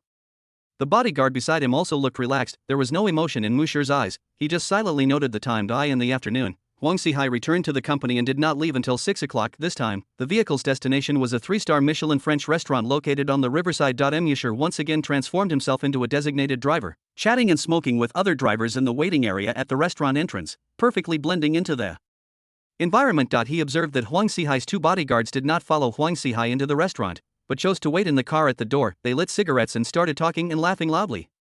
One of them even turned on his mobile phone and watched a short video with great interest, with the volume turned up very loud. Musher curled the corners of his mouth. This is the difference between professional and amateur. Real security should be like a taut string no matter when and where. Huang Xihai's bodyguards are just 2 show-offs who rely on their size. They are on guard against street thugs, but not real killers like him. Perhaps they didn't expect that there would be killers attacking them. This is an opportunity. Inside the restaurant, there will be a brief defensive vacuum around Huang Xihai, but Musher did not take any action. The environment here was too complicated and there were too many witnesses, making it difficult to evacuate. He needs a more perfect stage. Huang Xihai's dinner lasted 2 hours. Afterwards, he did not go home but went to a hotel in the city center. Musher quickly found a job posting for a temporary waiter through the hotel's recruitment website, and successfully got in using a fake identity. Amidst the dim lights and soothing music in the lounge, Musher carried a tray and politely moved among the guests. He saw Huang Xihai sitting in a booth by the window, chatting happily and behaving intimately with a hot young woman. His bodyguard was sitting at another table not far away, drinking expensive whiskey, but his eyes would occasionally glance at other beautiful women in the lounge. When Musher was serving new drinks to Huang Xihai's table, his fingers seemed to accidentally brush against the edge of the table. A homemade eavesdropping device was placed silently in Huang Xihai's bag last. Night. At 11 o'clock in the evening, Huang Xihai took the woman into the presidential suite of the hotel. Musher had already left quietly, sat on a bench in the park opposite the hotel, and put on headphones. Through the headphones, the conversation between Huang Xihai and the woman, as well as some unbearable sounds, could be heard intermittently. These are not what wood and stone need. He waited quietly. In the early morning, the woman left. Huang Xihai was the only one left in the room with the phone. Rang. It's done. Those old guys have signed the supplementary agreement. Their pensions are now completely in our pockets. Huang Xihai's voice was a little tired, but more of it was pride. Don't worry, the procedures are flawless. We hired the best legal team to do it. Even if they sue to the sky, they won't win. What about old Zhang? Humph, that old bastard is so scared after just a few threats. His wife's life is in my hands. Tomorrow? No, I have a golf game tomorrow afternoon with the son of Director Li from Dongqing District. This is a big deal, so I have to treat him well. We'll have lunch in the private room of the Imperial Dragon Pavilion, the usual place, number 1 on the 3rd floor. Have them prepare it, and the gift needs to be substantial. That's all the sound in the headphones. Musher slowly took off his headphones. This might be an opportunity. Day 3, noon.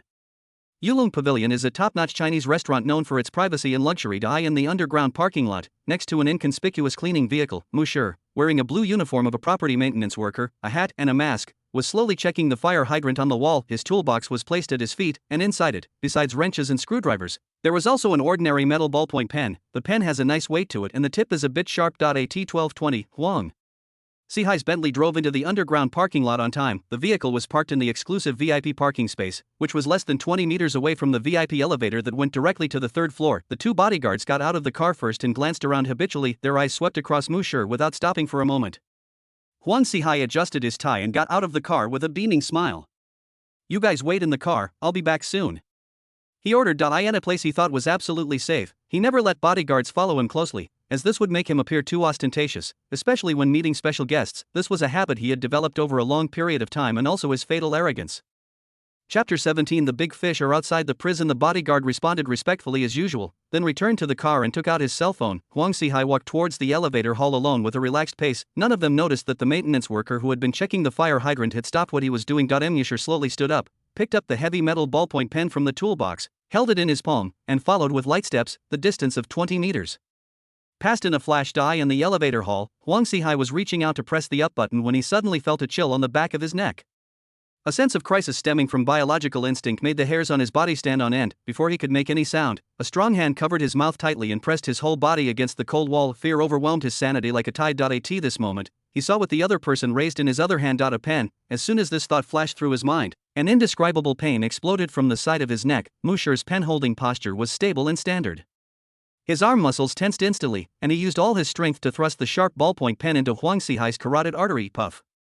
A sound of flesh tearing, so slight that it was almost inaudible, was heard. Huang Xihai's body suddenly stiffened, his eyes bulged out and were bloodshot. He could clearly feel a warm liquid gushing out of his neck at an alarming speed, soaking his collar and taking away all the strength and warmth in his body. He wanted to call for help, but his mouth was covered and he couldn't make any sound. The severe pain and suffocation made his eyes go black, and countless images flashed through his mind. Like a kaleidoscope. He doesn't want to die, he still has countless wealth to enjoy, and countless superior lives waiting for him to experience. However, the passage of vitality is so ruthless and rapid. Musher did not pull out the pen immediately, but turned his wrist and used the sharp tip of the pen to stir Huang Xihai's neck hard. This completely destroyed all of Huang Xihai's life force. Huang Xihai's struggle stopped instantly, and his body collapsed like a puddle of mud. Musher didn't let go until he was sure the target was completely dead. He gently slid Huang Xihai's body down the wall to the ground, then took out a rag from the toolbox and carefully cleaned up the traces he left at the scene. The entire process was calm, quick, and efficient, without any unnecessary movements, as if it was just an ordinary pipeline maintenance job. He put his hat back on, pushed the inconspicuous cleaning cart, and walked slowly towards another exit of the parking lot.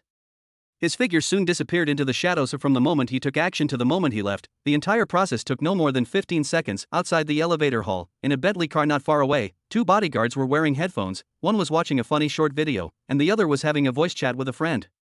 They were completely unaware of the fatal attack happening so close to them. Inside the high walls, cell 2203 of Blackrock Prison, Lin Mo was lying on his bed with his eyes closed and breathing steadily, looking like he was taking a nap. No one knew that his consciousness had already transcended the barriers of time and space, watching the silent trial with indifference.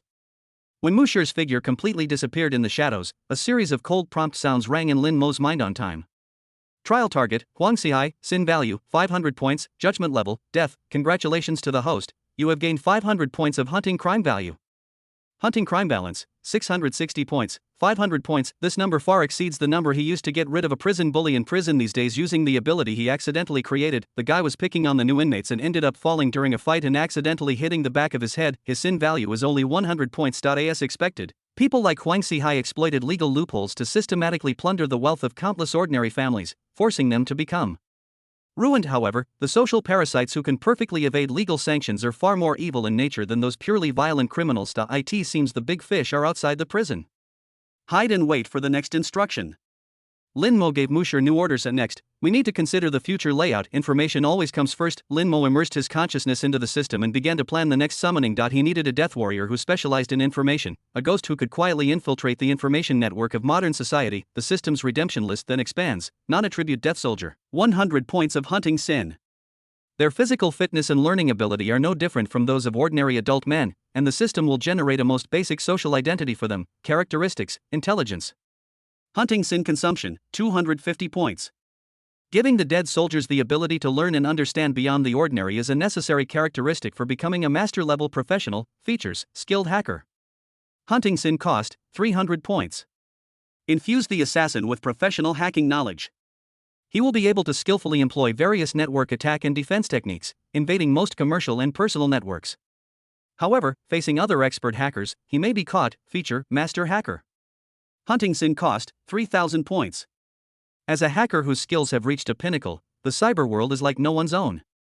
Beyond physically isolated networks, all other information can be found anywhere, traced by anyone, and without leaving any trace. Prerequisites for exchange: the assassin must possess the intelligence trait, attributeless warrior plus intelligence plus master hacker, 3350 hunting crime points. This is a huge number, and it would require the trial of several targets like Huang Xihai to make up the total.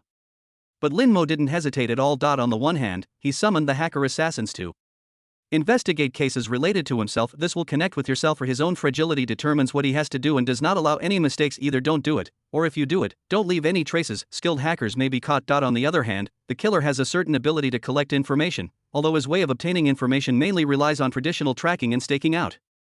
But at the current stage of confusing situation, it is enough for now. Therefore, there is no strong demand for hacker assassins at the moment. Then wait and hold back for a big one. Lin Mo made a decision and temporarily put aside the idea of summoning new assassins. His consciousness returned to reality and he began to take a nap. Yulong Pavilion, underground parking lot. The shrill sound of sirens came from far away, tearing the tranquility of the place. Zhao Donlai, an experienced security guard, crossed the cordon with a frown on his face. Chapter 18, Finding a Needle in a Haystack. Zhao Donlai carefully looked at the still warm body in front of him. Huang Xihai, the man who once made waves in the financial world, was now in a corner in an extremely embarrassing position. His eyes bulged out, and his face was frozen with extreme fear and unwillingness before death. The expensive custom-made suit was stained dark red by the blood gushing from the neck. The fishy-sweet smell filled the entire elevator hall, mixed with the cold and humid air of the underground parking lot, making people feel sick. Zhao Donlai squatted down and gently pushed aside the blood-soaked collar of the deceased with his gloved hand, revealing the fatal wound. The wound was very small, with unusually neat edges, like a precisely cut round hole. The forensic doctor initially determined that the murder weapon was a sharp object with a diameter of less than 1 centimeter. It pierced the victim's neck, accurately severed the common carotid artery, and may have even stirred it internally, completely blocking any possibility of survival. The murderer is an expert. Zhao Donlai stood up and looked around, his eyes as sharp as an eagle. Colleagues on site investigation are busy. However, the results were disappointing. Captain Zhao, we've checked the walls, the ground, the elevator buttons, all places where traces might have been left. There are no fingerprints, no footprints, nothing. The murderer seemed to have appeared out of thin air and disappeared out of thin air. A young security guard came over to report, his tone full of frustration. The murderer is very cautious. Zhao Donglai said in a deep voice. A calm, powerful, and terrifyingly meticulous professional killer. This was the first profile of the murderer that Zhao Donglai drew in his mind. Soon, Huang Xihai's 2 bodyguards were brought to Zhao Donglai. Their faces were pale and their bodies were shaking like sieves. Their careers were probably over, as the boss they were protecting died less than 20 meters away from them. What were you doing after your boss got off the car? Zhao Donglai's voice was not loud, but it carried an unquestionable majesty. I'm watching short videos. I'm talking to a friend on the phone. The 2 tall and strong bodyguards were now speaking in voices quieter than mosquitoes. Did you notice anyone suspicious during this time? The suspicious person. One of the bodyguards tried to recall. It seems, there seems to be a maintenance worker who has been checking the fire hydrant over there. He was wearing a blue worksuit, a hat, and a mask. I couldn't see his face clearly. When did he leave? I don't know, we didn't notice. Maintenance worker Zhao Donglai narrowed his eyes slightly. This is almost a confirmed suspect. He immediately sent someone to inquire about the property management of Yulong Pavilion. The response was that no maintenance work on firefighting facilities was scheduled for tonight. The so-called maintenance worker sneaked in disguise. Where is the surveillance? Zhao Donglai asked. The colleague in charge of accessing the surveillance footage came over with a look of helplessness on his face. Captain Zhao, we checked. The signals from the 3 key cameras along the route from the underground parking lot entrance to the crime scene all went dead about 5 minutes before the incident. Someone damaged the line in advance. The other surveillance cameras are either at the wrong angle or too far away, so the images are blurry and we can't see the maintenance worker clearly at all. All the clues seem to have been cut off here. The opponent was like a ghost, sneaking in silently, delivering a fatal blow, and then disappearing without leaving a cloud. Captain Zhao, what should we do now? Are we going to look for a needle in a haystack? The young security guard was a little discouraged. Zhao Dong came over to take a look at Huang Xihai's body and said slowly, "Find it. Even if it means overturning the sea, you must find this needle for me." His tone was firm. First, immediately retrieve the surveillance footage from the Yulong Pavilion and all surrounding intersections and shops. From 1 hour before the incident to 1 hour after, all pedestrians and vehicles that appeared in the footage were checked. Especially the ones wearing work clothes and carrying toolboxes. I know it's a lot of work, but it's the only dumb way to do it. Secondly, the killer didn't leave any ransom notes or demands, he simply wanted to kill. This is most likely a revenge killing. Immediately investigate Huang Xihai's social connections. Investigate all his business rivals, debt disputes, and personal grudges to determine who had the greatest motive for committing this crime. After assigning the task, Zhao Donglai's gaze returned to the scene. He pondered for a moment and added, Huang Xihai is here tonight. Who is he going to have dinner with? Captain Zhao, I've already asked his secretary. It's with his company partner, Chen Guangyao. Chen Guangyao. Zhao Donglai chewed on the name. Since the murderer's target is Huang Xihai, is it possible that Chen Guangyao is also the murderer's next target? He immediately issued a new order: send someone to keep a close eye on Chen Guangyao 24 hours a day. Now that the murderer has started, he likely won't stop. We'll just spread the net around the next possible target and wait for him to fall into our trap. Zhao Donglai had a strong premonition that this case might just be the beginning. Inside the high walls, Blackstone Prison, the danger perception ability is warning Lin Mo. He immediately went into danger perception field of view to check. In his field of vision, the lines representing the malicious intent of the prison guard Captain Gao Chang were originally thin and shallow, which meant that Gao Chang had malicious intent and posed a threat to him, but it was not urgent and not fatal. But at this moment, it suddenly became thicker, and the color turned into a glaring blood red, and it was becoming thicker and redder at a speed visible to the naked eye. This means that Gao Chang's malice and threats towards him are growing rapidly. What's going on? He had been behaving well in prison recently and had not had any direct conflict with Gao Chang, not to mention that he was the captain of the prison guards in charge of this prison area. Why did he suddenly feel such strong malice and threats towards himself? Before Lin Mo could continue thinking, another change occurred. In his danger sense field of vision, a malicious line that had never appeared before quickly appeared. It was almost synchronized with Gao Chang's malicious lines, growing from thin to thick, and quickly turning from light color to blood red. Threat source: Wang Dashan. Location: Guangming Coal Kiln. A prison guard captain and a coal mine related personnel, one inside the prison and the other outside the prison. But at the same time, they developed fatal malice towards themselves. When something is abnormal, there must be something wrong. This is no coincidence. There must be some connection between Gao Chang and Wang Dashan, whom he has never met. Lin Mo didn't know what their specific plan was, but he knew very well that he could not sit idly by and wait for death.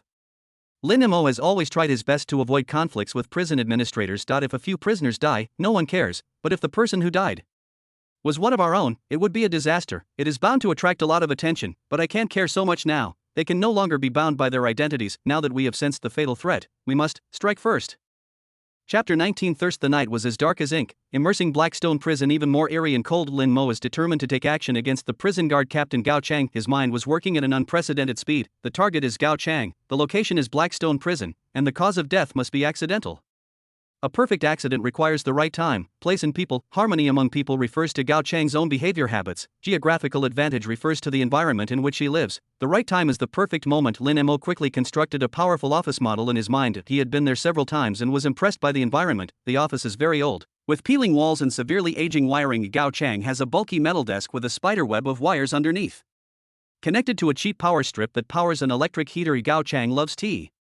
There is always a big teacup on the table and a thermos in the corner. Lin Mo recalled that he had once seen a list in Gao Chang's office. Later I learned that it was Gao Chang who was responsible for compiling and reporting the death list of prisoners in the prison area he was in charge of every month. This list gave him a huge room for maneuver. He could easily list a living prisoner as dead and then secretly sell him to a buyer who offered a bid, making huge profits. Tonight, Gao Chang suddenly posed a fatal threat to him, and it was very likely that he would write his name on the death list. All the elements connected and collided in Lin Mo's mind, and a bold and sophisticated plan took shape in an instant. Usability, accidental creation. Target, high strength, incident. Gao Chang was in the office late at night. Due to illegal use of low-quality electrical appliances, he accidentally knocked over some tea, causing a short circuit in the power strip. The current was conducted through the metal table legs and throughout his body, ultimately resulting in his death by electrocution. The system quickly gave feedback. Frowny face. Accidental creation has been initiated. Based on the complexity and accuracy of the event logic, 10 hunting crime points will be consumed. Hunting crime balance, 650 points. At the same time, in the prison guard's office, the light was dim, making Gao Chang's face flicker. He was sitting in a creaking chair, a cruel and greedy smile on his lips. There was a list spread out on the table, with the title Monthly Death Statistics in Ward 2 of Blackstone Prison written on it. There are already a few names listed below, all of whom are serious criminals that no one cares about, and in the last blank, he was going to add another name. Lin Mo. Gao Chang tapped the table lightly with his thick fingers, making a dull sound. He was impressed by the young man. He was very rebellious when he first entered prison, but later he became quiet and insignificant. But that doesn't matter. The important thing is that Boss Wine from Guangming Coal Mine came again to purchase goods. The superstitious coal boss is planning to open a new kiln and specifically wants a sacrifice with a strong life, and he offers a very high price. Gao Chang thought of Lin Mo first. A murderer who was responsible for 18 deaths is quite tough. Moreover, if you have no relatives or friends, no one will come to visit you or ask for your advice after you die. It is simply the perfect source of goods. Just write his name on the list tonight, create a small fight tomorrow to get him injured, send him to the solitary confinement room, and declare him dead from his injuries. In 2 days, people can be transported out without anyone noticing. Thinking of the huge sum of money that was about to come, Gao Chang's smile became even more pronounced. He picked up the heavy pen on the table, unscrewed the cap, dipped it in ink, and prepared to write the fateful name on the list. The tip of the pen hovered above the paper, and the ink reflected a cold light under the light. He picked up the pen and put it down. A clear character, forest, was formed on the paper with the first horizontal stroke just taking shape. At this critical moment, perhaps because he was thirsty after sitting for too long, Gao Chang subconsciously stretched out his left hand to pick up the cup of hot tea that had just been filled on the corner of the table. The accident happened at this moment. The loose sleeve of his prison guard uniform accidentally knocked over the scalding cup of tea. Crash! A full cup of hot tea poured out, and the brown tea splashed on the documents, creating a water stain. More tea flowed down the edge of the table like a small waterfall, pouring onto the low-quality power strip under the table. Sizzle, sizzle. A sharp sound of electric current suddenly exploded. The power strip short-circuited instantly, sending out countless dazzling blue sparks, like dancing electric snakes. The powerful electric current passed through the wet ground without any hindrance and conducted madly upwards along the cold metal table legs. Ugh. Gao Chang's body seemed to be hit hard by an invisible hammer, and began to twitch violently. His right hand, which was holding the pen, drew a long, twisted ink mark on the list due to the violent muscle spasm, like a desperate struggle. He wanted to shout and call for help, but all he could make from his throat was a strange ho-ho sound like a broken bellows. Severe pain and numbness instantly swept through his body, and his consciousness quickly sank into darkness in the dazzling lightning. After just 2 seconds, the twitching stopped. Gao Chang fell silently on the table like a puddle of mud and died on the spot. The lights in the office flickered wildly for a few times, and finally went out completely with a click, and the whole room fell into deathly silence. All that remained in the air was a strong, sickening smell of burning. The accidental death of prison guard Captain Gao Chang caused an uproar in Blackstone Prison. As a mid-level leader in the prison, his death attracted great attention from the management. The warden personally ordered the immediate cordoning off of the scene and quickly set up a joint investigation team consisting of prison administration, criminal investigation, and technical departments to conduct a thorough investigation of the incident. The investigation team conducted a thorough investigation of the scene, and the prison's forensic doctor and electrical engineers invited from the city also participated. However, the investigation process went exceptionally smoothly, and all the evidence clearly pointed to the same conclusion. The forensic autopsy report was released first. The deceased was Gao Chang, and the cause of death was cardiac arrest caused by instantaneous high-voltage electric shock. The time of death was around 11 o'clock last night. There were no signs of struggle or external injuries on the surface of his body, so the possibility of homicide could be ruled out. This was also confirmed by the findings of the on-site investigation team. They found a low-quality power strip under Gao Chang's desk that had a serious short circuit and was burnt black. There were obvious water stains on the floor and table legs around the power strip. After testing, the composition was consistent with the tea spilled on the table. The office's electrical circuits were confirmed to be severely aged, posing a huge safety hazard. A list of names was also found on a table at the scene. Chapter 20 Gao Chang's work is not rigorous. The handwriting on the list was blurred after being soaked in tea, making it look very blurry. The investigator carefully picked it up with tweezers and tried to identify its contents. He whispered to the head of the investigation team next to him, "Leader, the deceased should have been filling out this list before his death. Look, there are obvious water stains on the paper, and there's an unfinished name." The head of the investigation team nodded. "We must not let go of any clues. Check everyone on the list. See if you can find anything." The investigators immediately took action and began to check the list. However, the results of the investigation plunged the entire task force into a strange and awkward atmosphere. On the list, several serious criminals who were listed as dead by Gao Chang are now alive and well, staying in their respective cells, and have no idea about the turmoil in the office. When investigators found them and asked them if they had any unusual behavior recently, the prisoners all looked confused. "Sir, I'm still alive." A prisoner who was called out even touched his body in fear, fearing that he had really died without knowing it. The head of the investigation team looked a little unhappy as he listened to his subordinates' reports. He coughed loudly, trying to break the awkward situation. "Gao Chang. He's so careless in his work," he criticized bitterly. "It seems he's been under too much work pressure lately and has been distracted, which led to an operational error and ultimately a tragedy. A typical accident caused by negligence." The investigators around were all smart and immediately understood what he meant. Yes, the team leader is right. Captain Gao usually works too hard. Aging wiring and illegal use of electrical appliances are the root causes. Everyone talked at once and quickly found the most reasonable explanation for this matter. The shocking scandal of a mid-level prison leader who used his position to secretly sell prisoners was simply downplayed by them as negligence at work and an accident. No one wants to delve into it, because once we get to the bottom of it, if we pull out the radish and bring out the dirt, where will the entire Black Rock prison management put their face? Who knows how many shady transactions are hidden beneath this deep water? Finally, after joint appraisals by multiple parties, Gao Chang's death was finally officially determined to be an accidental safety responsibility accident caused by the aging of prison circuits, personal illegal use of high power and low quality electrical appliances, and careless operation. The case was concluded. This minor incident did not implicate any prisoners, except for a comprehensive safety inspection of electricity use in Black Rock Prison. No1 contacted Lin Mo either. In cell 2203, Lin Mo listened to the system prompt sound coming from his ears, his face as gloomy as water. Trial target, Gao Chang. Sin value, 900 points. Judgment level, death. Congratulations to the host, you have obtained 900 points of hunting. Crime value.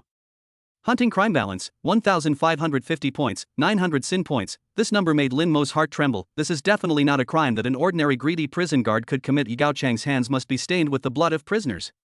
His behavior of selling prisoners' lives has probably become commonplace. Although the crisis was temporarily resolved, Lin Mo felt a deeper sense of unease. Here he is a prisoner. His life, like a blade of grass, was casually held in the hands of prison administrators. Today it could be Gao Chang, tomorrow it could be Li Chang or Wang Chang. Once these people have any bad thoughts about him, his only way to fight back seems to be to create accidents.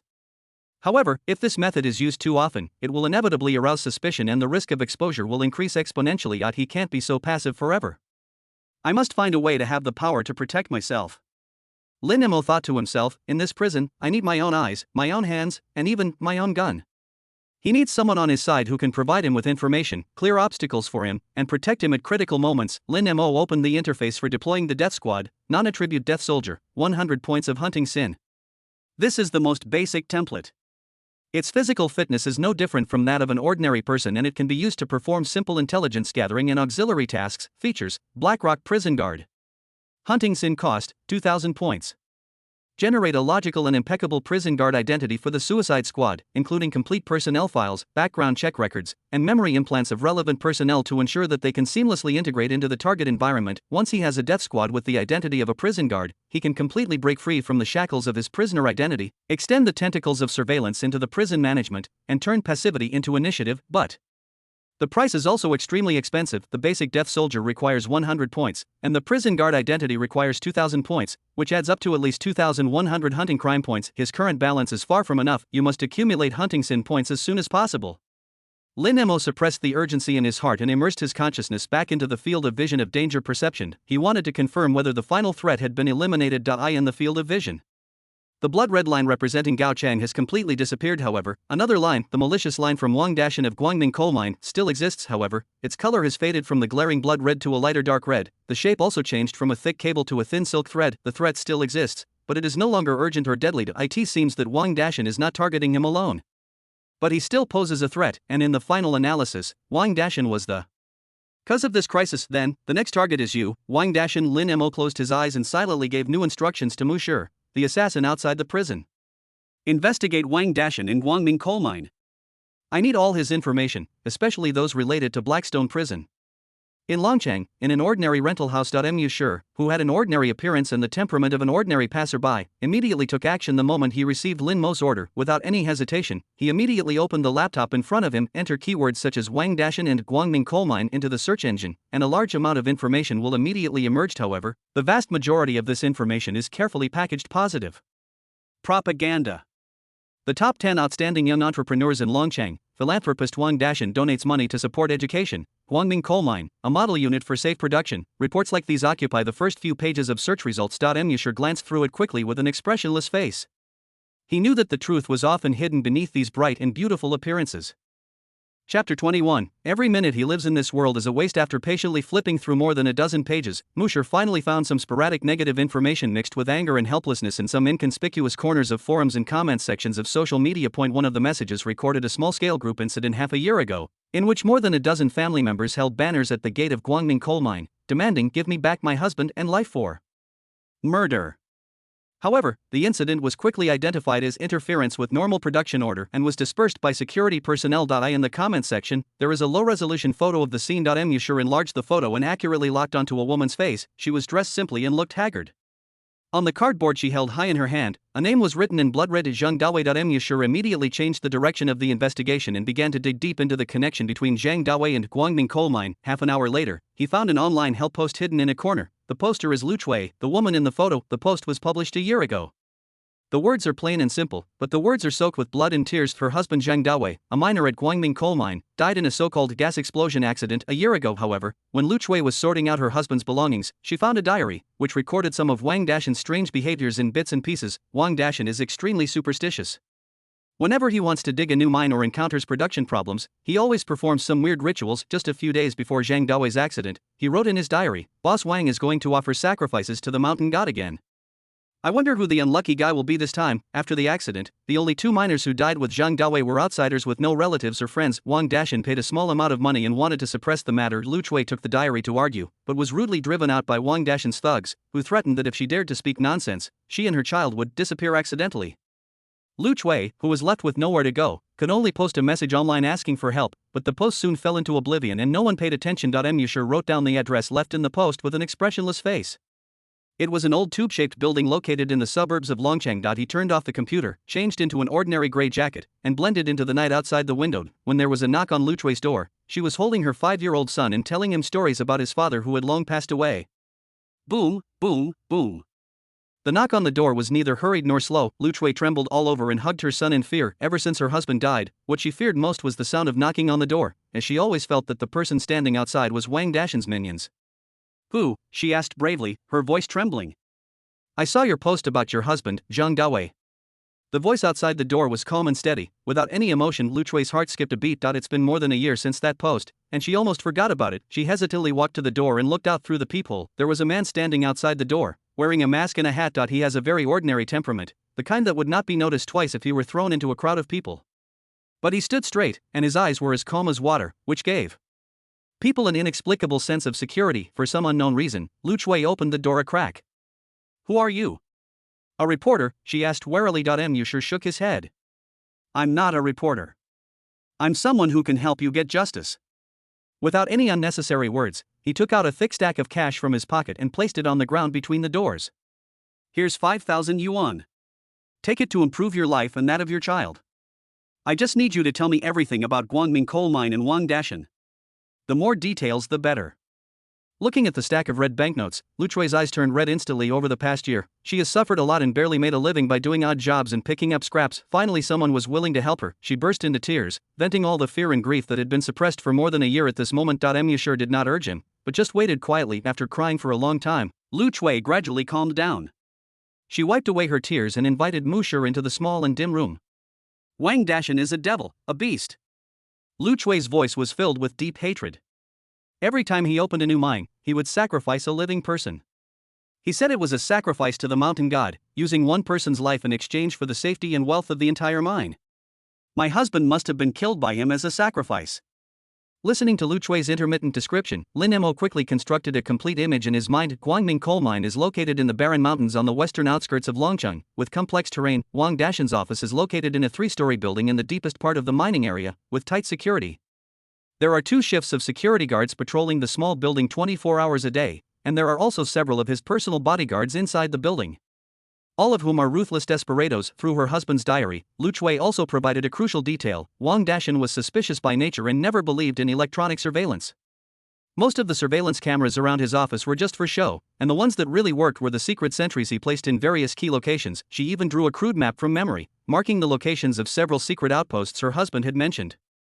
"He killed my husband and threatened me. I only ask you to make him pay for his crimes. I don't want anything else."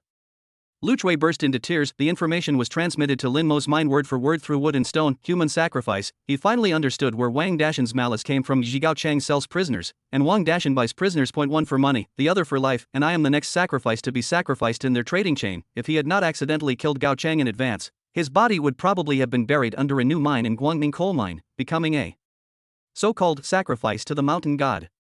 A surge of anger rose from the bottom of Lin Mo's heart. For a person like this, every minute he lives in this world is a waste.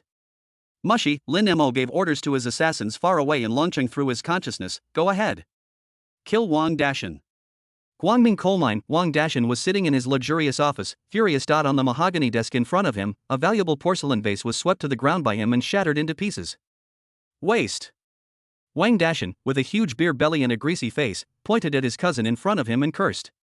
"A powerful person died, and you can't find anyone else? What the hell are you doing? Ha?" Chapter 22. The local emperor died. Wang Dashan's cousin Wang Dahu was standing in front of the desk with his neck shrunk, not daring to breathe. "Brother, I am just trying to think of a solution. Gao Chang's grandson died so suddenly.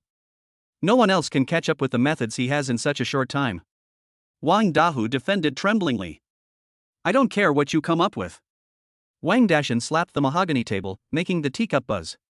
"The master has calculated that the new vein to the west is the auspicious day for opening the mountain on the 3rd day of next month. A sacrifice is necessary. If you miss the auspicious day and affect your fortune, I'll be the first to sacrifice you to the mountain god." Wang Dashan believes in a set of evil and crooked ways that he has distorted himself. He firmly believed that every mountain had its own mountain god.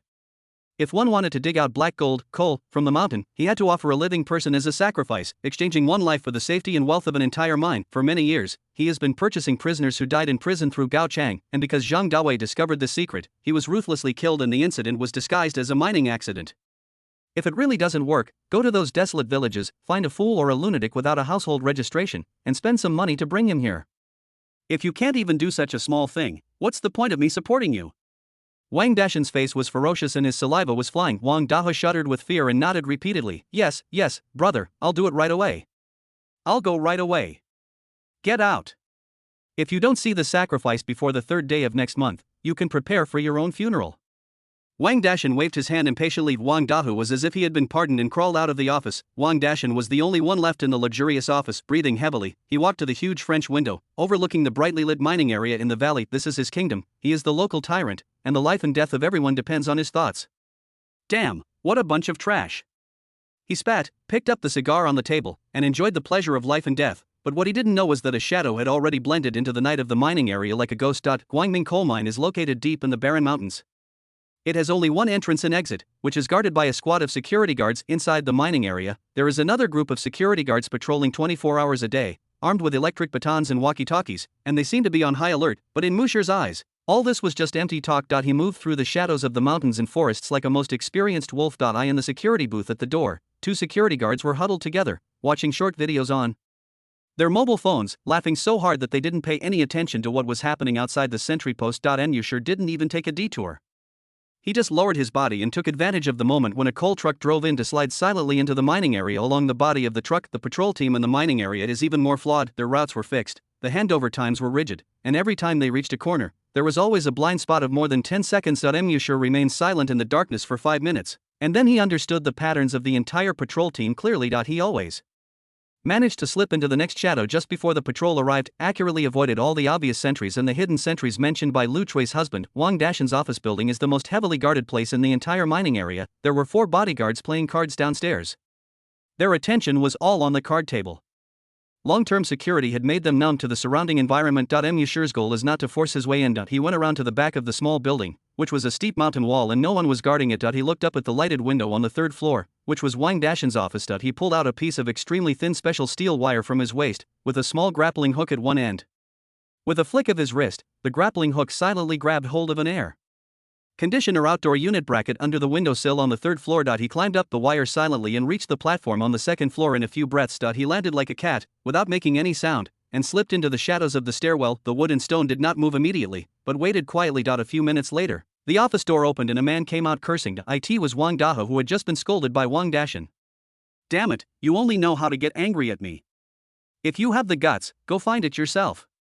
Wang Dahe cursed in a low voice and walked towards the stairs. He had to go downstairs to arrange people and go find the goods according to Wang Dashan's instructions. The opportunity has come. Musher's figure moved just as Wang Dahe reached the corner of the stairs between the second and first floors, a blind spot. A hand suddenly stretched out from the darkness behind him and covered his mouth and nose like lightning. Wang Dahe's pupils suddenly contracted.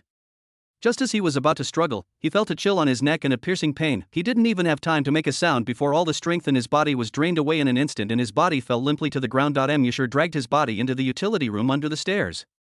The whole process took no more than 3 seconds, then he searched the key from Wang Dahe, turned around, and walked step by step towards the lighted office on the third floor. At this moment, Wang Dashan was leaning back in his boss chair, closing his eyes and thinking about where he could make another fortune. There was a slight click from the office door lock. "Didn't I tell you to get out? Why are you coming back? Did you find?" Wang Dashan opened his eyes impatiently, but stopped talking halfway through. The person standing at the door was not his cousin Wang Dahe, but a strange man whose face could not be seen clearly. Wang Dashan's heart was filled with alarm, and he subconsciously reached for the alarm button under the table, but he no longer had the chance. Musher's figure instantly crossed a distance of several meters. Wang Dashan only saw a flash of cold light, and then he felt a tearing pain in his throat. All the sounds were blocked in his trachea, and he could only make a ho-ho sound of air leakage. He stared at the man in front of him with wide eyes in disbelief, blood gushing out from between his fingers. Musher didn't give him any chance to think. He grabbed the dagger with his backhand and stabbed him in the heart again, cleanly and neatly. Wang Dashan's fat body fell heavily on the expensive carpet, twitched a few times, and then became completely motionless. Musher watched all this with an expressionless face. Instead of leaving immediately, he began to deal with the scene. He used a cloth to carefully wipe the door handle and anything else he might have touched. He found the surveillance video recorder that Wang Dashan had hidden behind the bookcase, removed it directly, and destroyed it completely physically. After doing all this, he came to the window again, and just like when he came, he slid down the wire silently and blended into the deep night. The whole process, from sneaking in to leaving, took less than 20 minutes. The entire Guangming coal mine was still operating normally and no one knew that their local emperor had died. Chapter 23, Mistaken Conviction. Blackrock Prison, Ward 2, Cell 2203. It was late at night and the cell was quiet. Snoring could be heard everywhere and a mixture of sweat and mildew filled the air. Lin Mo lay on his bed with his eyes closed, his consciousness immersed in an invisible dark space. As Musher's dagger pierced Wang Dashan's heart, a series of prompt sounds rang in his mind. Trial target, Wang Dahe, sin value, 100 points, judgment level, death, congratulations to the host, you have gained 100 points of hunting crime value. Trial target, Wang Dashan, sin value, 700 points, judgment level, death, congratulations to the host, you have obtained 700 points of hunting crime value. Hunting crime balance, 2,350 points. In the danger perception field of vision, the malicious lines from Wang Dashan of Guangming coal mine have disappeared. Wang Dashan's threat was lifted. Lin Mo breathed a long sigh of relief, but his tense nerves were not completely relaxed. He glanced at his hunting crime value balance, 2,350 points, more than enough. Lin Mo began to give orders. Use ability, deployment of death squads. Name, Wu Zui. Appearance, ordinary appearance, medium build, resolute expression, reserved eyes, consistent with the characteristics of a new prison guard. Feature, Blackstone Prison Guard, generates a logical, impeccable prison guard identity for the deceased, including complete personnel files, background check records, and memory implants of relevant personnel to ensure seamless integration into the target environment. Delivery location, Blackstone Prison, responsible for assisting in the management of the host's second prison area. Delivery method, as a new prison guard, you will officially report for duty tomorrow. System reply frowny face settings completed, generating the assassin Wu Zui. Generation complete. Hunting crime balance, 250 points.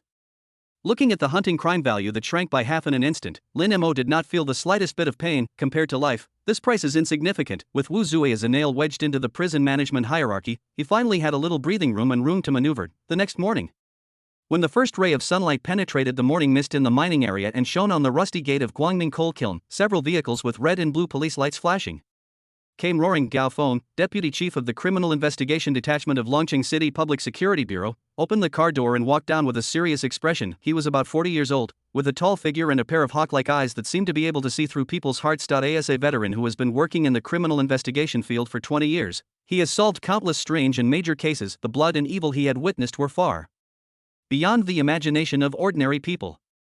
Captain Gao, the scene has been cordoned off. The forensic and technical team are investigating inside. A young security guard quickly stepped forward and reported. Gao Feng nodded without saying anything and walked straight towards the independent office building. There was still a faint smell of blood in the air, and the 4 bodyguards downstairs had been taken into custody. They all looked pale and had not yet recovered from the shock of discovering their boss's body. Gao Feng went up to the 3rd floor and walked into Wang Dashan's office. The luxurious office was in a mess, but Gao Feng's eyes accurately captured the key point. Too clean. Wang Dashan's obese body lay face up on the carpet behind the desk, with fatal injuries to his throat and heart. There were no extra wounds, no signs of struggle. This shows that the murderer is well aware of the vital parts of the human body and has absolute confidence and strength. There were no signs of violence on the office door lock. There were no suspicious footprints on the ground except the deceased's own blood and the footprints of the investigators. Door handles, tabletops, teacups, all places that the murderer might have touched were completely clean and no fingerprints could be retrieved. Captain Gao, the head of the technical team, came over and shook his head with a grim expression. It was so professional. There was nothing but fingerprints of the deceased and a few bodyguards. The window is intact, with no signs of climbing, but we found a very slight metal scratch on the air conditioner outdoor unit bracket outside the window. The material is unknown and is still being analyzed. It looks like it was caused by some kind of claw-like tool. Where is the surveillance? Gao Feng asked in a deep voice. The host's hard drive was removed, physically damaged, and cannot be repaired. Gao Feng walked to the window and looked down. There is a steep mountain wall on the back, and it is impossible for ordinary people to climb up from there. He glanced at the location of the air conditioner outdoor unit, then at the layout of the office, and quickly constructed the murderer's movement trajectory in his mind. He used tools to climb up the cliff to the 3rd floor window, waited for the opportunity, entered the room, killed the target with one strike, destroyed the surveillance, wiped out the traces, and then returned the same way, disappearing silently into the night. The whole process was as smooth as flowing water, without any unnecessary movements. This was a top-level assassination that was premeditated, carefully planned, and perfectly executed. Where is Wang Dahe's body? Gao Feng asked again. He was found in the utility room under the stairs on the 2nd floor. He was also stabbed in the throat and killed instantly. The time of death was only 3 minutes before or after Wang Dashan. Gao Feng's frown deepened. This means that the murderer stabbed 2 people in succession in a very short period of time and handled both scenes perfectly. Captain Gao, could this be revenge by a colleague? I heard that Wang Dashan has a lot of enemies on the road. The young security guard guessed. Gao Feng shook his head. Revenge on the street is all about demonstration and deterrence. Either the scene is bloody and brutal, or it leaves a name for oneself. To eliminate a person so cleanly and neatly, without leaving a trace, is more like a professional killer. He turned to his subordinates and ordered, the murderer's motive is the only way to break through. Investigate. Dig up every social relationship, business dealings, grudge, and hatred that Wang Dashan has had over the past decade. Also, with the mining area as the center, retrieve all road surveillance footage within a 50-kilometer radius, for the 48 hours before and after the incident. Don't miss a single suspicious vehicle or person. Although I know there is little hope, this is the only thing I can do right now. Gao Feng had a strong premonition that this case would be the toughest one he had ever encountered in his career. Just as the municipal bureau was overwhelmed with Wang Dashan's case, a new day arrived in Blackstone Prison. Zhao Litai, the newly appointed acting captain of prison guards in the 2nd prison area, was patrolling the prison corridor with his hands behind his back and a slightly fat beer belly. Gao Chang's accidental death was a windfall for him. This lucrative position in the 2nd prison area finally fell into his hands. He had long been jealous of the profits Gao Chang had made here, and was determined to intensify his efforts to make up for all the losses he had made in the past. Captain Zhao, the new person sent by the personnel department, has arrived. His name is Wu Zue. He has completed the formalities and has been assigned to our 2nd prison area. A prison guard came trotting over to report. Chapter 24, Testing the Details. Oh? Let him come over. Zhao Litai stopped and a shrewd light flashed in his eyes. Soon, a young man of medium build, ordinary appearance and calm eyes walked over. He stood straight and gave a standard salute. Hello, Captain Zhao, I'm the new prison guard Wu Zue. Zhao Litai, with his hands behind his back and his signature beer belly sticking out, walked around Wu Zue, looking him up and down. He didn't like this look. It was too steady, not like that of a young boy who had just arrived. In his opinion, young people should be a little aggressive or a little timid. Or maybe he has some ambition that cannot be concealed, but he should never be so calm. This made him a little unsure. He put on a kind smile and patted Wu Zue's shoulder. Xiao Wu, right? Welcome. Don't be so reserved. We're all brothers who eat from the same pot from now on. He spoke politely, but in his heart he was thinking about how to test the background of this newcomer. What he needs is help, not a stubborn young man. Come on, Xiao Wu, I'll show you around our prison area. Zhao Litai led Wu Zue and paced slowly in the prison area, introducing the situation in a seemingly casual manner as he walked. Look, Zhao Litai pointed at the prisoner in the distance. These people are all extremely vicious outside. Once they come in, they have to behave like their grandsons. But some people are like stones in the toilet, smelly and hard. No matter how hard you hit them, it's useless.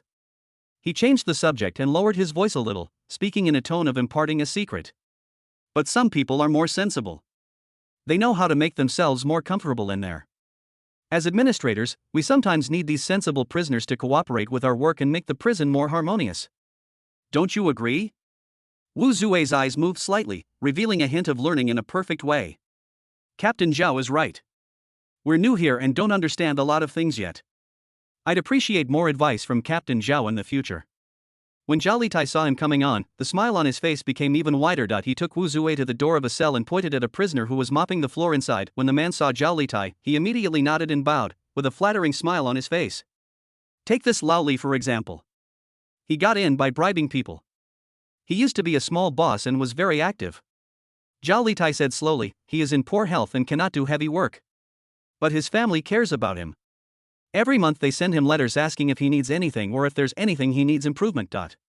We are humanitarian, so we can't be completely inhumane. That's why Lao Li's job is easier, and he eats better than others. This way, he'll actively cooperate with us, and it'll be easier for us to manage. It's a win-win situation, right? These words sound very high-sounding. Packaging the naked exchange of power for money is humane management and work convenience. The so-called family members asking someone to deliver a message is nothing more than black money paid monthly. The so-called improvement means using money to bribe prison guards in exchange for privileges. This is Zhao Litai's test. He did not directly say take money, but used a real example to put this unspoken rule in front of Wu Zue. If you agree, then you are one of them. If you show even a hint of disdain or righteousness, you are a fool who needs to be guarded against and excluded. Wu Zue was silent for half a second, and a hint of sudden enlightenment and a little envy appeared on his face. So that's how it is, he said in a low voice, a slightly flattering tone. I understand, Captain Zhao. You've got the skills to keep this prison in perfect order. I used to be a one-track-minded person, only concerned with getting work done. Now that I'm here, I'll have to learn some of your management wisdom. These words not only praised Zhao Litai, but also cleverly gave himself a simple-minded, obedient personality, perfectly dispelling Zhao Litai's last doubts. Ha, this kid is teachable. Zhao Litai laughed heartily and patted Wu Zue's back vigorously. Xiao Wu, I think you are quite smart. Don't worry, follow me and I won't treat you unfairly. Although life in Ward 2 is tough, it's not without its perks. As long as you do your job well, satisfy the higher-ups, and keep the prisoners obedient, life will be easy for everyone. Then, he pointed at a few fierce-looking prisoners in another corner and lowered his voice, adopting a tone of disgust. Of course, there are also those ungrateful and unreliable people. People like them are the black sheep of the prison. They waste resources and always cause trouble. We must be merciless when dealing with them. If necessary, we must use some special methods to teach them the rules. Otherwise, we won't be able to lead this team. He was hinting at the dark side of prison, further testing Wu Zue's level of acceptance. Wu Zue's eyes froze for a moment, then he regained his composure and replied in a deeper voice, I understand, Captain Zhao. Be as warm as spring to your friends and as cruel and ruthless as winter to your enemies. I'll follow your instructions. Good. Good. Good. Zhao Litai said 3 good words in a row, and the last trace of doubt in his heart disappeared. This Wu Zue is not only smart, but also ruthless enough.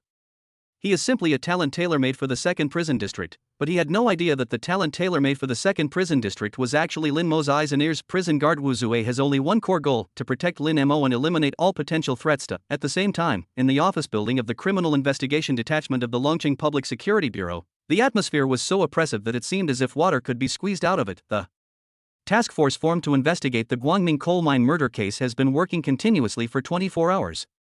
Everyone's eyes are red from exhaustion, but they still haven't found any valuable clues. Captain Gao, this won't work. We've reviewed all the surveillance footage within a 50-kilometer radius, for the 48 hours before and after the incident. We've identified thousands of suspicious vehicles and hundreds of individuals, but preliminary investigations reveal no clear suspects. The on-site investigation yielded no new findings. Analysis revealed the metal scratch is made of a common alloy with widespread applications, making it difficult to trace its origin. The bad news one after another came to Gao Feng, making his already frowned brow twist into a knot. The murderer was like a real ghost. After leaving 2 corpses in the world, he completely evaporated without leaving any trace. Just when the entire task force was at a stalemate, Zhao Dong, who was in charge of the Huang Xihai case, hurried in. Chapter 25. The Joint Killer. Captain Gao, I have discovered something. Zhao Donglai's voice was not loud, but it made everyone present subconsciously raise their heads. Gao Feng turned around, his bloodshot eyes filled with annoyance. What did you find? Lao Zhao. Aren't you in charge of Huang Xihai's case? Zhao Donglai did not answer immediately. He walked behind a young police officer. The police officer was staring intently at a split-screen surveillance image, doing the tedious comparison work. Shaoli, rewind the scene you just saw and enlarge it. Zhao Donglai said in a hurried tone. The young police officer was stunned for a moment, then reacted. He tapped his fingers on the keyboard a few times and called up one of the surveillance images. The footage comes from a camera in a convenience store next to a station. The image quality was not very clear, and the back of a man wearing sanitation worker clothes, a mask, and a hat flashed by. Zhao Donglai stared at the back, his pupils suddenly contracted. That's him. Zhao Donglai pointed at the screen and said firmly. Captain Gao, come and see. This man's physique and walking habits are similar to the suspect in the Huang Xihai case. Gao Feng was cheered up when he heard this and rushed over in 2 steps. He stared at the screen for a long while, then asked Shaoli to retrieve the surveillance screenshots of the suspect provided by Zhao Donglai. Although they were very blurry, comparing the two, although the clothes and scenes are completely different, the posture and gait are almost carved from the same mold. A terrible thought arose in the minds of the 2 veteran detectives at the same time. Shaoli, you continue to track this person. Lao Zhao, let's go to the meeting room. Gao Feng made a prompt decision. The door of the conference room was closed, blocking out the noise outside. Gao Feng personally made a cup of strong tea for Zhao Donglai. Tell me about your case, Gao Feng said straight to the point, the murderer's modus operandi. Zhao Donglai took a sip of hot tea and said, in Huang Xihai's case, the scene was very clean. The forensic report stated that the murder weapon was a sharp object less than 1 centimeter in diameter that pierced his neck from the left side, precisely severing the common carotid artery. Even more terrifying is that the forensic doctor speculated that the murder weapon may have been stirred internally, completely eliminating any possibility of Huang Xihai's survival. The killer was professional, calm, and extremely powerful. He paused and looked at Gao Feng. My people have checked all places where there may be traces. No fingerprints, no footprints, not even a single extra hair was found. A chill ran down Gao Feng's back. This description is so similar to the Guangming coal mine case he was responsible for. On our side, the deceased are Wang Dashan and Wang Dahe. Gao Feng's voice became dry. The fatal wound was to the throat and heart, clean and sharp. There were no signs of a struggle at the scene, which suggests they were likely subdued in an instant without any warning. We also found nothing. Anywhere the murderer might have touched was completely clean. The 2 cases, different locations, different victims, but had a surprisingly consistent modus operandi, extreme professionalism and a high level of anti-detection awareness. Old Zhao, how's the investigation going over there? Gao Feng asked. I checked all the surveillance footage around the Yulong Pavilion for the hour before and after the incident, Zhao Donglai said with a hint of helplessness on his face. We located several suspicious individuals wearing work clothes and carrying toolboxes. We then asked Huang Xihai's surviving bodyguard to identify them, and they ultimately confirmed they were the man we saw on the surveillance footage. But he was wearing a mask and a hat, so we couldn't see his face at all.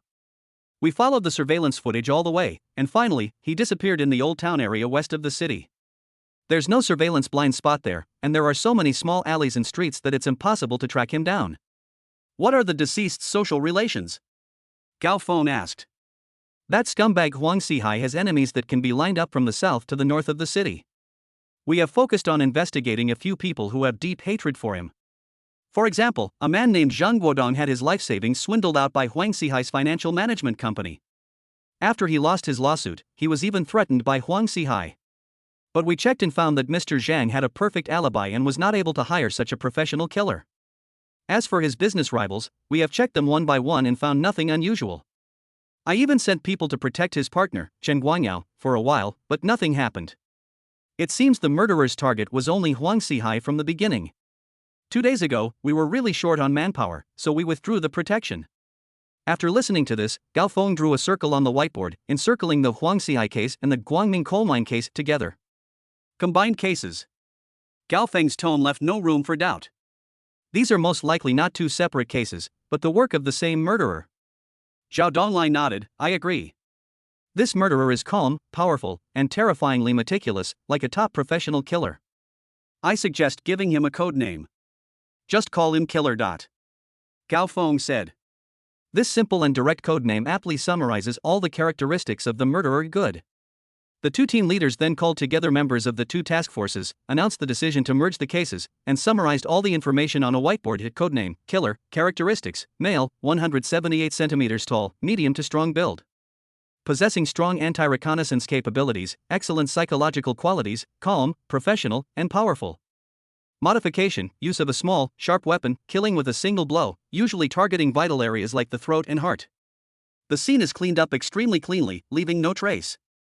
Known cases, the Huang Xihai case at Yulong Pavilion and the Wang Dashan case at Guangming Coal Mine. Previous location, Old Town west of Longqing City. Looking at the information on the whiteboard, the entire conference room fell silent, and everyone felt a heavy pressure. This killer is the most difficult opponent they have ever encountered.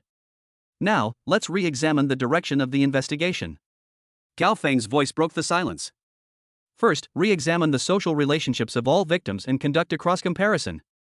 See if there's any overlap between their enemies. This killer must have his own life trajectory. He must have some connection with one of the victims that we haven't discovered yet. Secondly, the surveillance and tracking of the murderer in the Guangming coal mine case has failed. We must seize the remaining clues. The killer has appeared in the old town west of the city. Let's turn that place upside down. Check every hotel, inn, short-term rental, and internet cafe, door to door. I don't believe a living person like him could just disappear out of thin air. As instructions were issued one after another, the task force, which had been at a stalemate, rekindled its fighting spirit. A dragnet targeting the killer began to slowly unfold. Chapter 26 Scavenger Blackrock Prison, Cell 2203. Lin Mo lay quietly on his bed, his eyes slightly closed, as if he had fallen asleep. In fact, his mind was working at an unprecedented speed. In his mind, he was reviewing the two completed hunts over and over again. Huang Xihai of Yulong Pavilion, a fraudster disguised as a businessman, died in the elevator lobby. Wang Dashan, the owner of Guangming Coal Mine who was known for his reckless behavior towards people, was killed in his office. 2 cases. 3 lives lost. These are masterpieces of wood and stone. Lin Mo never underestimated the capabilities of Longqing City's public security system, especially those experienced criminal investigators. After Huang Xihai's case happened, perhaps they would classify it as a vendetta, but soon after, the Guangming coal mine case occurred with almost the same professional methods. It is very likely that investigators will find clues and discover the connection between the two cases. Combined cases. Lin Mo muttered the word in his mind. Once the cases are merged, it means that the security officers are aware of it. In Longqing City, a professional and extremely dangerous serial killer appeared. They will immediately summarize all the clues and build a psychological profile and behavioral model of the murderer. Muyasher's height, body shape, and even his walking posture analyzed through surveillance will be recorded. Extremely professional methods of committing crimes, extremely high anti-detection awareness, leaving no traces at the scene. Taken together, these characteristics point to a terrifying conclusion. The murderer is a top professional killer. Lin Mo could almost imagine that he was in a conference room of the municipal bureau at this moment. A huge whiteboard was filled with analysis of this killer. The members of the task force must be looking at that whiteboard with gloomy faces. Feeling a mountain of pressure, they are tracking down someone who doesn't exist. A killer named Musher who was driven by Lin Mo's will, but Lin Mo also knew that he couldn't relax at all. Of the police officer's ability to handle cases is unquestionable, and they may not be able to find Musher's true identity, but they can follow the surveillance and the faint traces left by the wood and stone to continuously shrink the encirclement. The space for wood and stone to move is being compressed. He must be made to move faster. To play a greater role before the vigilantes catch his tail. First, it is to obtain more hunting crime points, which is the foundation for his survival and accumulation of strength. Second, it makes the water more muddy. When there are more and more cases, the clues are getting more and more confusing, and the identities of the victims are getting wider and wider. The murderer profiles created by the sheriffs will be overturned again and again, and their investigation direction will be confused, but simply muddying the waters is not enough. Lin Mo's gaze penetrated the darkness, as if he saw the distant future. His real target at the moment is the perjurer who sent him to this prison. The killer must be given a clear and definite motive that is difficult for the security guards to track. In this way, when the perjurer is killed, the sheriff will not pay attention to his old case related to the perjurer. One's true purpose will be hidden behind the killer's motive. A perfect plan gradually took shape in Lin Mo's mind. Sense of justice. A paranoid, extreme, and law-transcendent sense of justice. This killer should not target randomly, nor should he do it for money. He should be a scavenger who specializes in hunting down those slippery fish who have committed heinous crimes but have escaped justice by relying on power, money, or legal loopholes. He wanted to give Musher's behavior a tragic cloak of doing justice on behalf of heaven. Only in this way will it not seem awkward when he deals with the perjurer in the future. At the same time, he would not kill them on the charge of perjury for Lin Mo. but would first let Musher investigate other crimes committed by the perjurer. In this way, the death of the perjurer is just an ordinary entry in the scavenger's long hunting list. No one will pay too much attention to a prisoner serving his sentence in prison, although there is a relationship between them as witness and sinner. What's even worse is that such a motive for committing a crime will make the security officer's investigation work extremely difficult. The victims had no direct social relationship with each other, and their only commonality was guilt. There was no connection between the killer and them. How can the security guards find this messenger of justice who seems to have no personal motives from the vast crowd?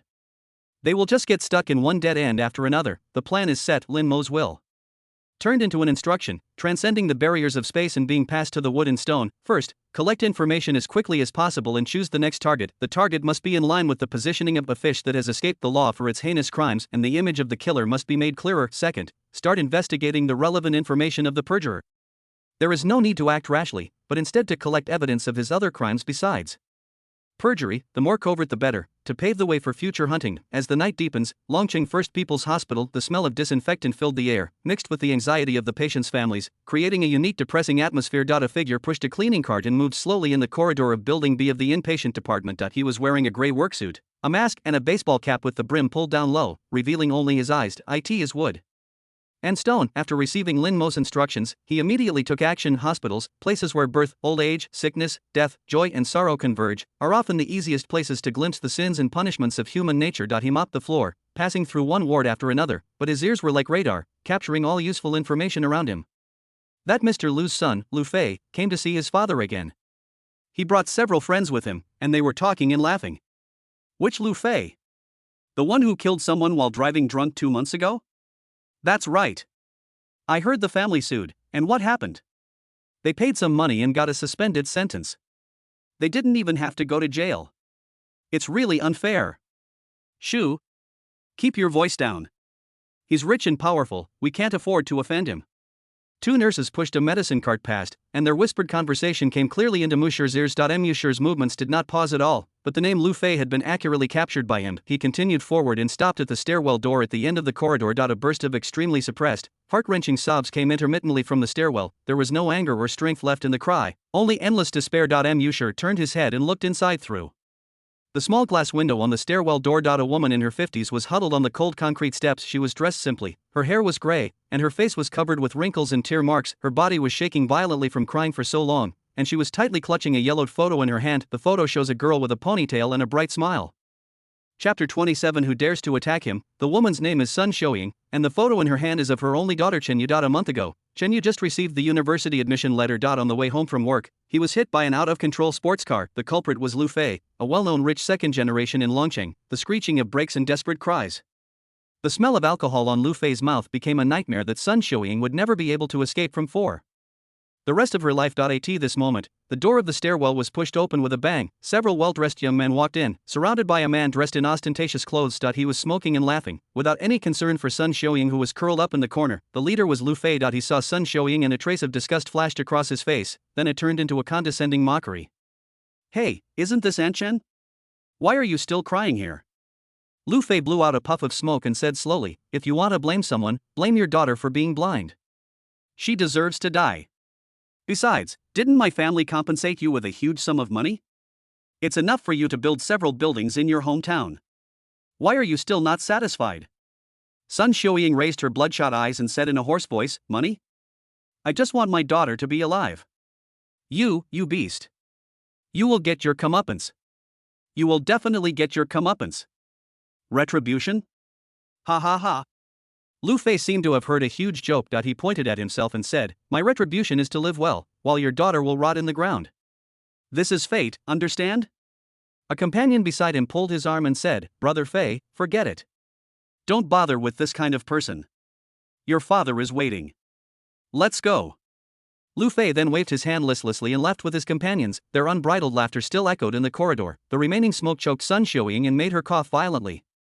Tears and despair burst out again. The entire process was visible to Musher, who was pushing a cleaning cart outside the stairwell. No one noticed his presence. Through Musher's eyes, Lin Mo, who was far away in Blackstone Prison, saw everything. If the motive for committing a crime is a paranoid sense of justice that transcends the law, then you have found your target. Lu Fei. Lin Mo was firmly fixated on this name. The next target is him. Musher didn't disturb anyone and he pushed the cleaning Cart away quietly. Immediately afterwards, he began to track Lu Fei. Lu Fei, a rich second generation who grew up in a honeypot and flattery, is arrogant and has no vigilance at all. After leaving the hospital, he took his friends directly to a high-end club. The extravagant life lasted until late at night. Musher is like a patient hunter, observing everything about his prey in secret. He wrote down the model and license plate of the sports car Lu Fei drove, and the clubs he often visited, and his residence in the high-end community Jiangjinghuoding. During the entire process, there was no security personnel around Lu Fei. In his opinion, Longcheng is his home's back garden. The law can't do anything to him, so who dares to take action against him? A simple and efficient hunting plan has already taken shape in Musher's mind. Tomorrow is the day Lu Fei will die. He turned around and walked into the night, heading towards the old city area in the west. There was his temporary resting place, and also where he prepared his tools. At the same time, the task force's investigation is also proceeding in full swing. Wang Dashan, the deceased in the Guangming coal mine case, had extremely complicated social relations. After checking dozens of people, the team led by Gao Feng finally found Lu Chui. Lu Chui's husband died in a gas explosion accident in Guangming coal mine a year ago. Wang Dashan only paid a tiny amount of money as compensation, and also used various means to threaten Lu Chui not to speak nonsense. When Gao Feng and a young police officer found Lu Chui's home, she looked very embarrassed and nervous. Comrade Lu Chui, we are from the Municipal Bureau and would like to learn more about Wang Dashan. Gao Feng tried his best to soften his tone. After learning of Wang Dashan's death, a barely perceptible hint of pleasure flashed across Lu Chui's eyes, but it was soon replaced by fear. She waved her hands repeatedly. Officer, I'm just a woman, I don't know anything. Gao Feng did not rush to ask further questions. He took out the very blurry photo of the killer that was captured from the surveillance camera. Have you seen this person? The moment Lu Chui's eyes fell on the photo, her body stiffened slightly. Although it was only a moment, this detail did not escape Gao Feng's sharp eyes. No, I haven't seen him. Lu Chui hurriedly looked away and lowered her head. I don't know this person. Take a closer look. Gao Feng's voice was steady and powerful. This person might be related to Wang Dashan's case. If you provide any clues, you are helping us catch the murderer. This is the duty of every citizen. I really don't know him. Lu Chui's voice was tearful, and her hands were nervously twisting the corners of her clothes. Her husband died in unclear circumstances, and the evil man Wang Dashan is still at large. And now that Wang Dashan is dead, she feels nothing but gratitude to the benefactor who acted in the name of justice. How could she betray him? Gao Feng looked at her, was silent for a moment, and suddenly changed the subject. Did you get your husband's workers' compensation? Lu Chui suddenly raised her head and her eyes turned red instantly. How could a beast like Wang Dashan, who eats people without leaving any bones, give me so much money? My husband died in his mine. They only gave a perfunctory explanation and even sent people to my house, to scare us, an orphan and a widow. So, you hate him very much? Gao Feng stated. Hate. I dream of his death. Lu Chui became emotional. So, if a stranger helps you realize this wish, will you choose to protect him? Gao Feng's gaze was like a torch, striking Lu Chui's heart with every word he said. Lu Chui's psychological defenses collapsed in an instant. She stared at Gao Feng blankly, her lips trembling, unable to speak. Comrade Lu Chui, Gao Feng said, slowing down his tone, we are public security officers. Our duty is to uphold the law. Wang Dashan is guilty, but he should be tried by law, not executed privately by anyone. This killer could kill Wang Dashan for you today, but he might kill an innocent person tomorrow for some other reason. He is an extremely dangerous person and we must catch him. I understand how you feel, but harboring criminals is also against the law. Your child is still young. Do you want him to have a mother who has committed a crime? Chapter 28, running away early. This last sentence became the last straw that broke the camel's back. Lu Chui covered her face and burst into tears. I said everything. It was a long time before she finally told the truth in bits and pieces. A few days ago, a man wearing a hat and a mask came to see her, and his figure was very similar to the person in the photo. He did not reveal his identity, but only asked in detail about all the evil things Wang Dashan had done and the topography and security of the coal mine. He didn't say he wanted to kill anyone, he just said he would help us get justice. Lu Chui said, sobbing. I couldn't see his face clearly because he was wearing a mask and a hat. He left after he finished speaking. That's really all I know.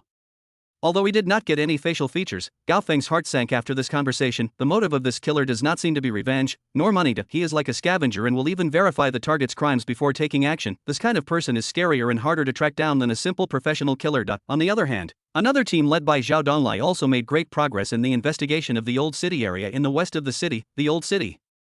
area in the west of the city is a place where good and bad people mix together, with countless alleys crisscrossing like a spider web. There are many old tube-shaped buildings and illegally built rental houses, which are blind spots for surveillance and management. Zhao Donglai and his team members, holding the photo of the killer. A carpet-style inspection was carried out on every hotel, inn, short-term rental house and internet cafe here. The investigation work is boring and difficult, but the results are gradually emerging. After an afternoon of comparison and screening, the scope was greatly narrowed down. Dozens of tenants who recently moved in and resembled the photos were placed on a key watch list. One of them, a tenant named Mushir, was on the list. The night was dark, and the evening breeze carried the decaying smell of the old city. Mushir's figures blended silently into the shadows of the old city in the west. He has already planned his actions for tomorrow, and now he just needs to go back to the rental house and prepare his tools. However, when he turned into the alley where he lived, his steps suddenly stopped. There was a security car parked at the entrance of the alley.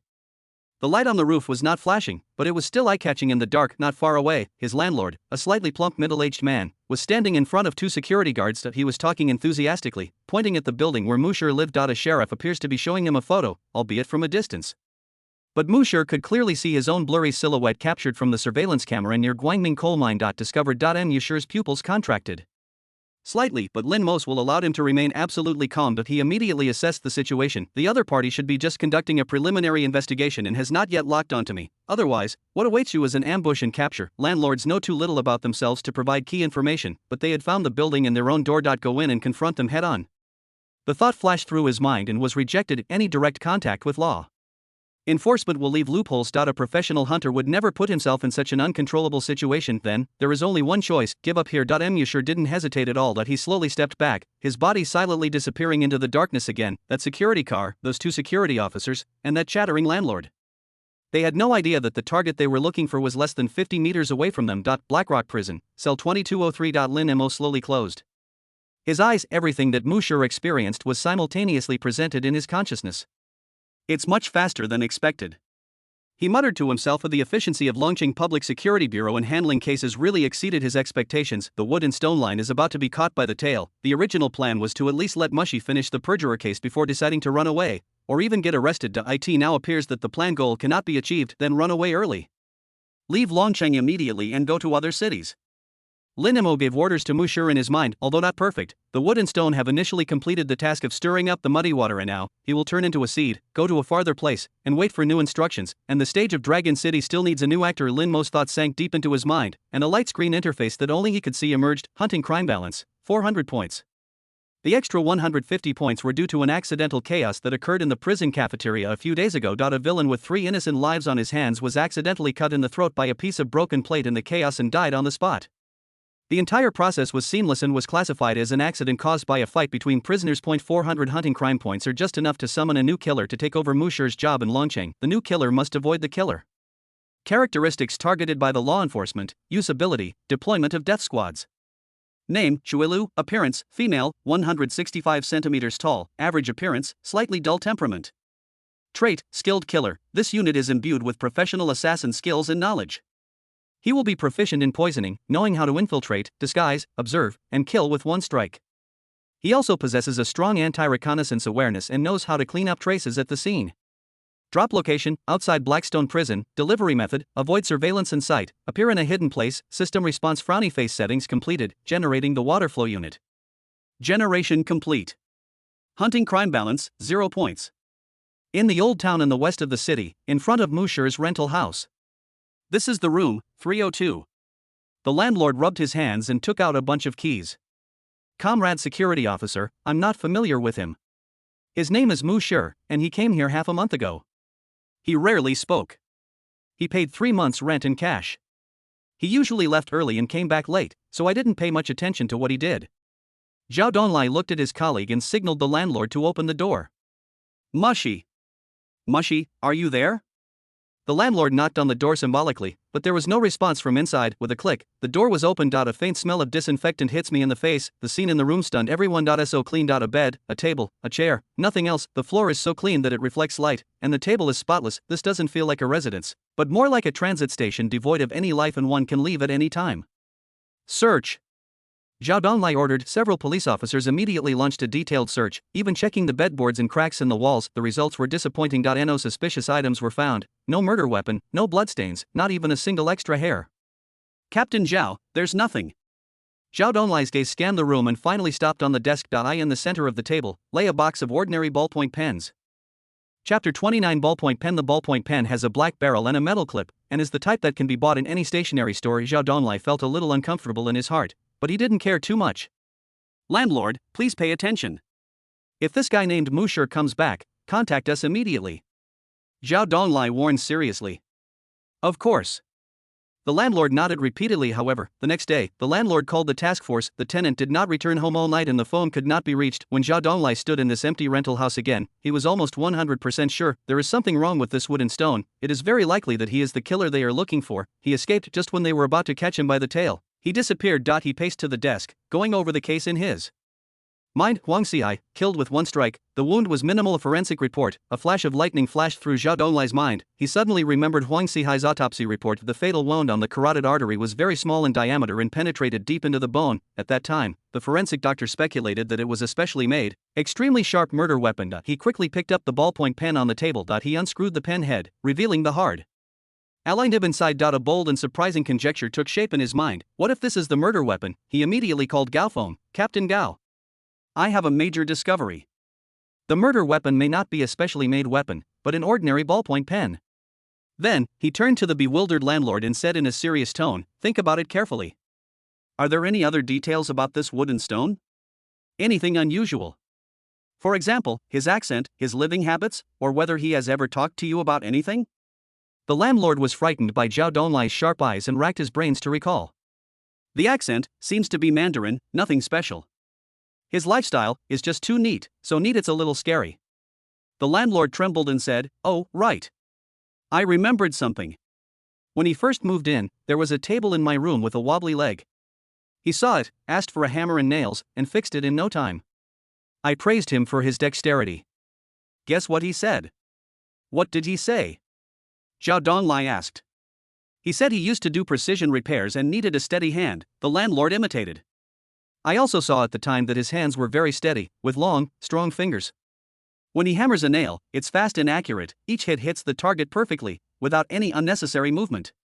Steady hands, precision repairs. Zhao Donglai overlapped these fragmented information with the image of the killer. A professional killer with strong anti-reconnaissance capabilities, who uses a ballpoint pen as a weapon and has a pair of rock-steady hands. A clearer image slowly emerged in Zhao Donglai's mind. In the task force office of the municipal bureau, smoke filled the air and the atmosphere was oppressive.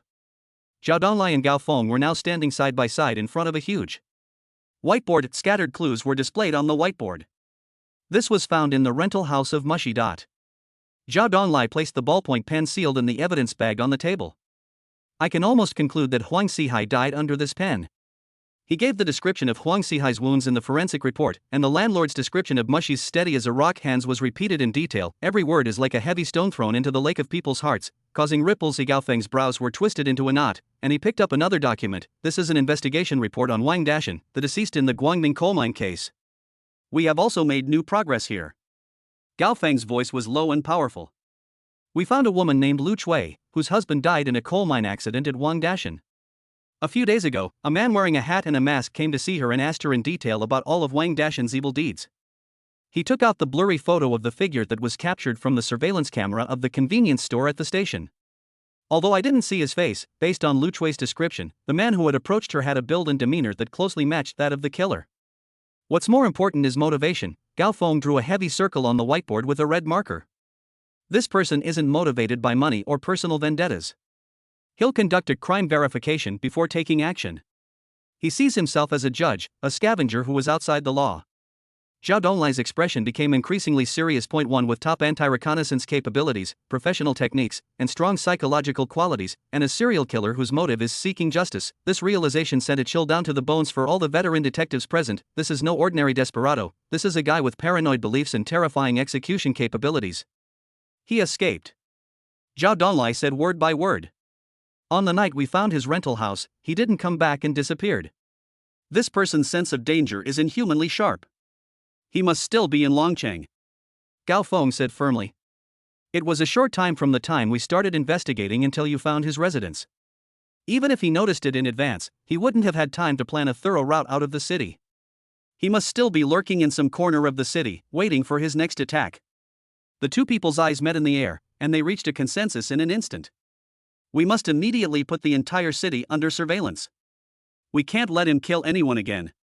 The order was issued quickly. For a moment, the entire Dragon City was like a sophisticated machine, starting up instantly. The shrill sound of sirens pierced the tranquil night sky, and countless security vehicles poured into the city's arteries like red and blue blood cells. The traffic broadcast began to broadcast continuously. Due to a major incident, our city will implement temporary traffic control.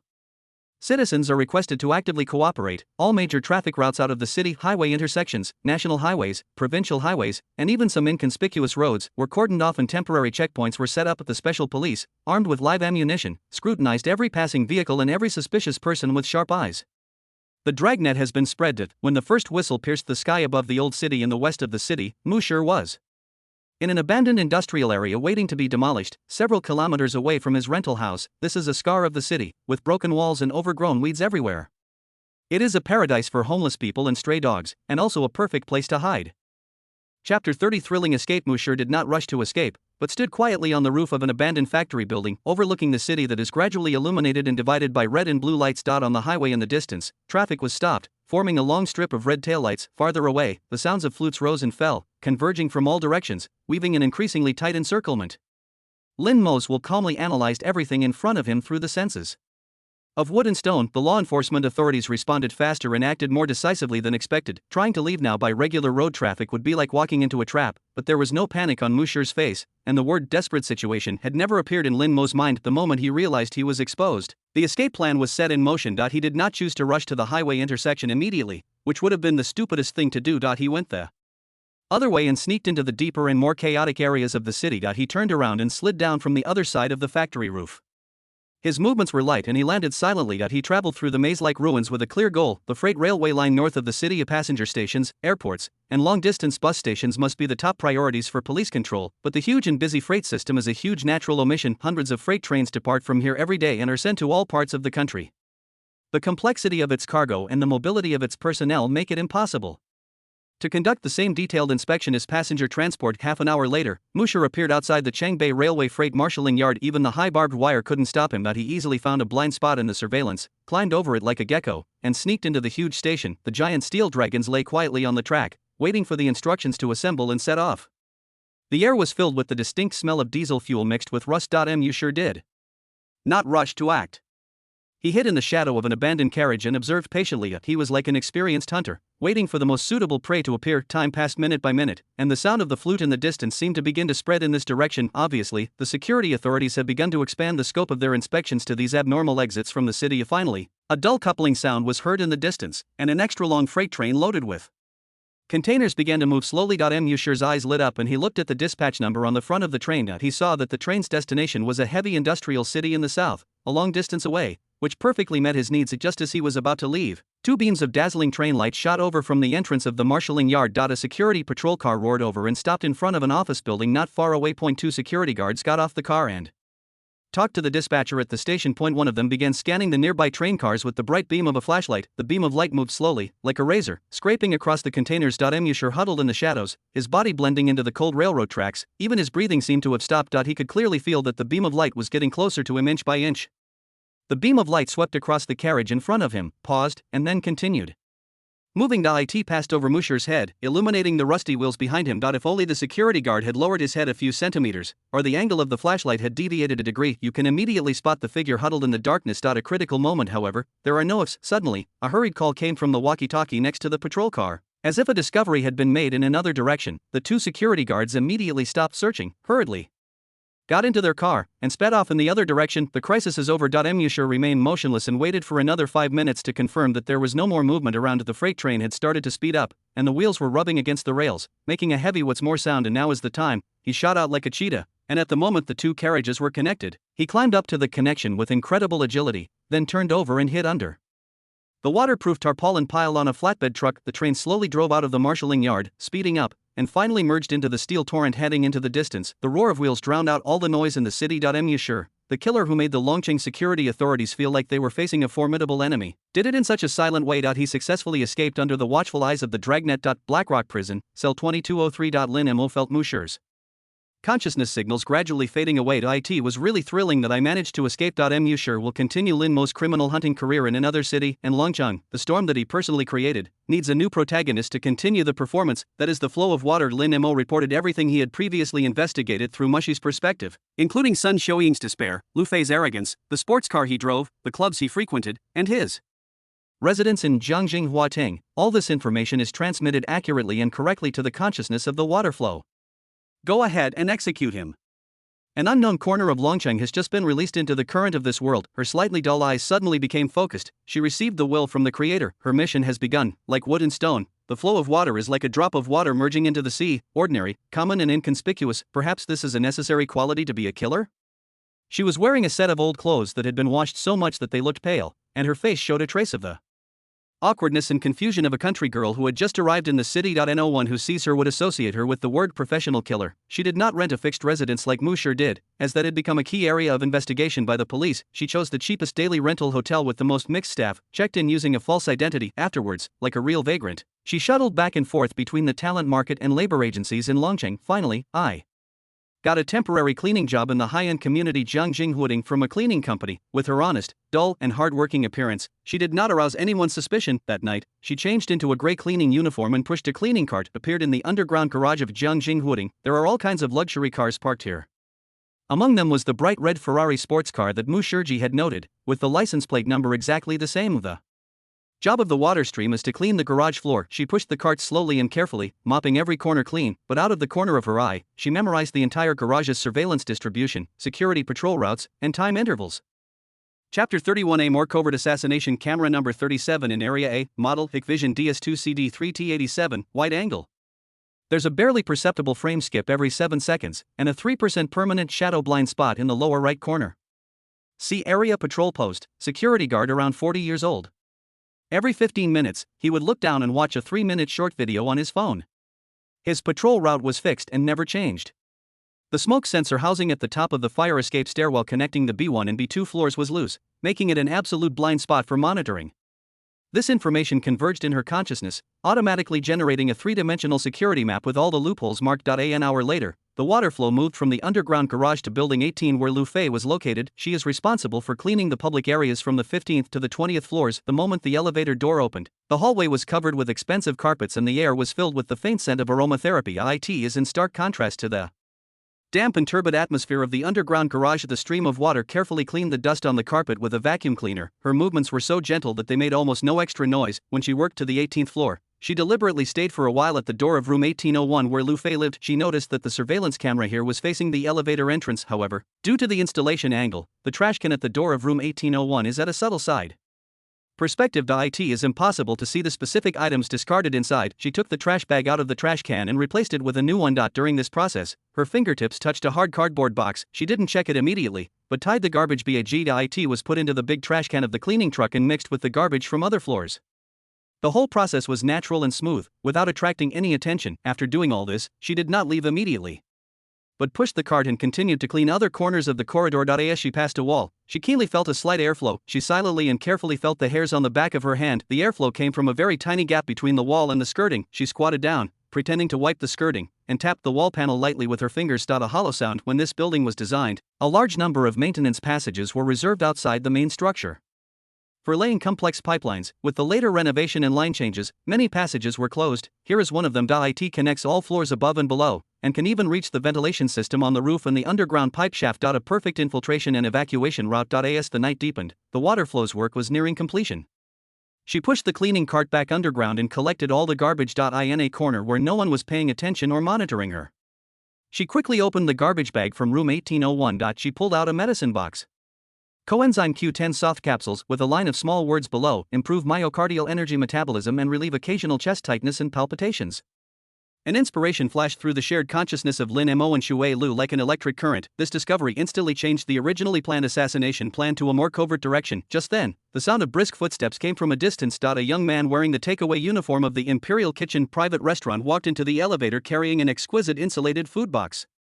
Shui Lu's gaze stayed on the uniform and lunchbox for half a second. The time Was 11:30 at night. According to the information provided by Musher, Lu Fei's life was extremely irregular, but this habit remained unchanged. Every night, he would definitely order takeout from the most expensive private restaurant in Longcheng. At this point, all the puzzle pieces have been assembled. A perfect assassination plan instantly took shape in Shui Lu's mind. Blackrock Prison, Cell 2203. Lin Mo lay on the hard bed with his eyes slightly closed. The perspective of the water flow is like the highest definition real-time broadcast. All the details within Jiangjing Huating were presented in his mind without any error. The professionalism of the water flow even exceeded his expectations. She does not have the cold and violent aesthetics of Musher. She is more like a precision instrument, calm and efficient, and every step she takes goes straight to the core.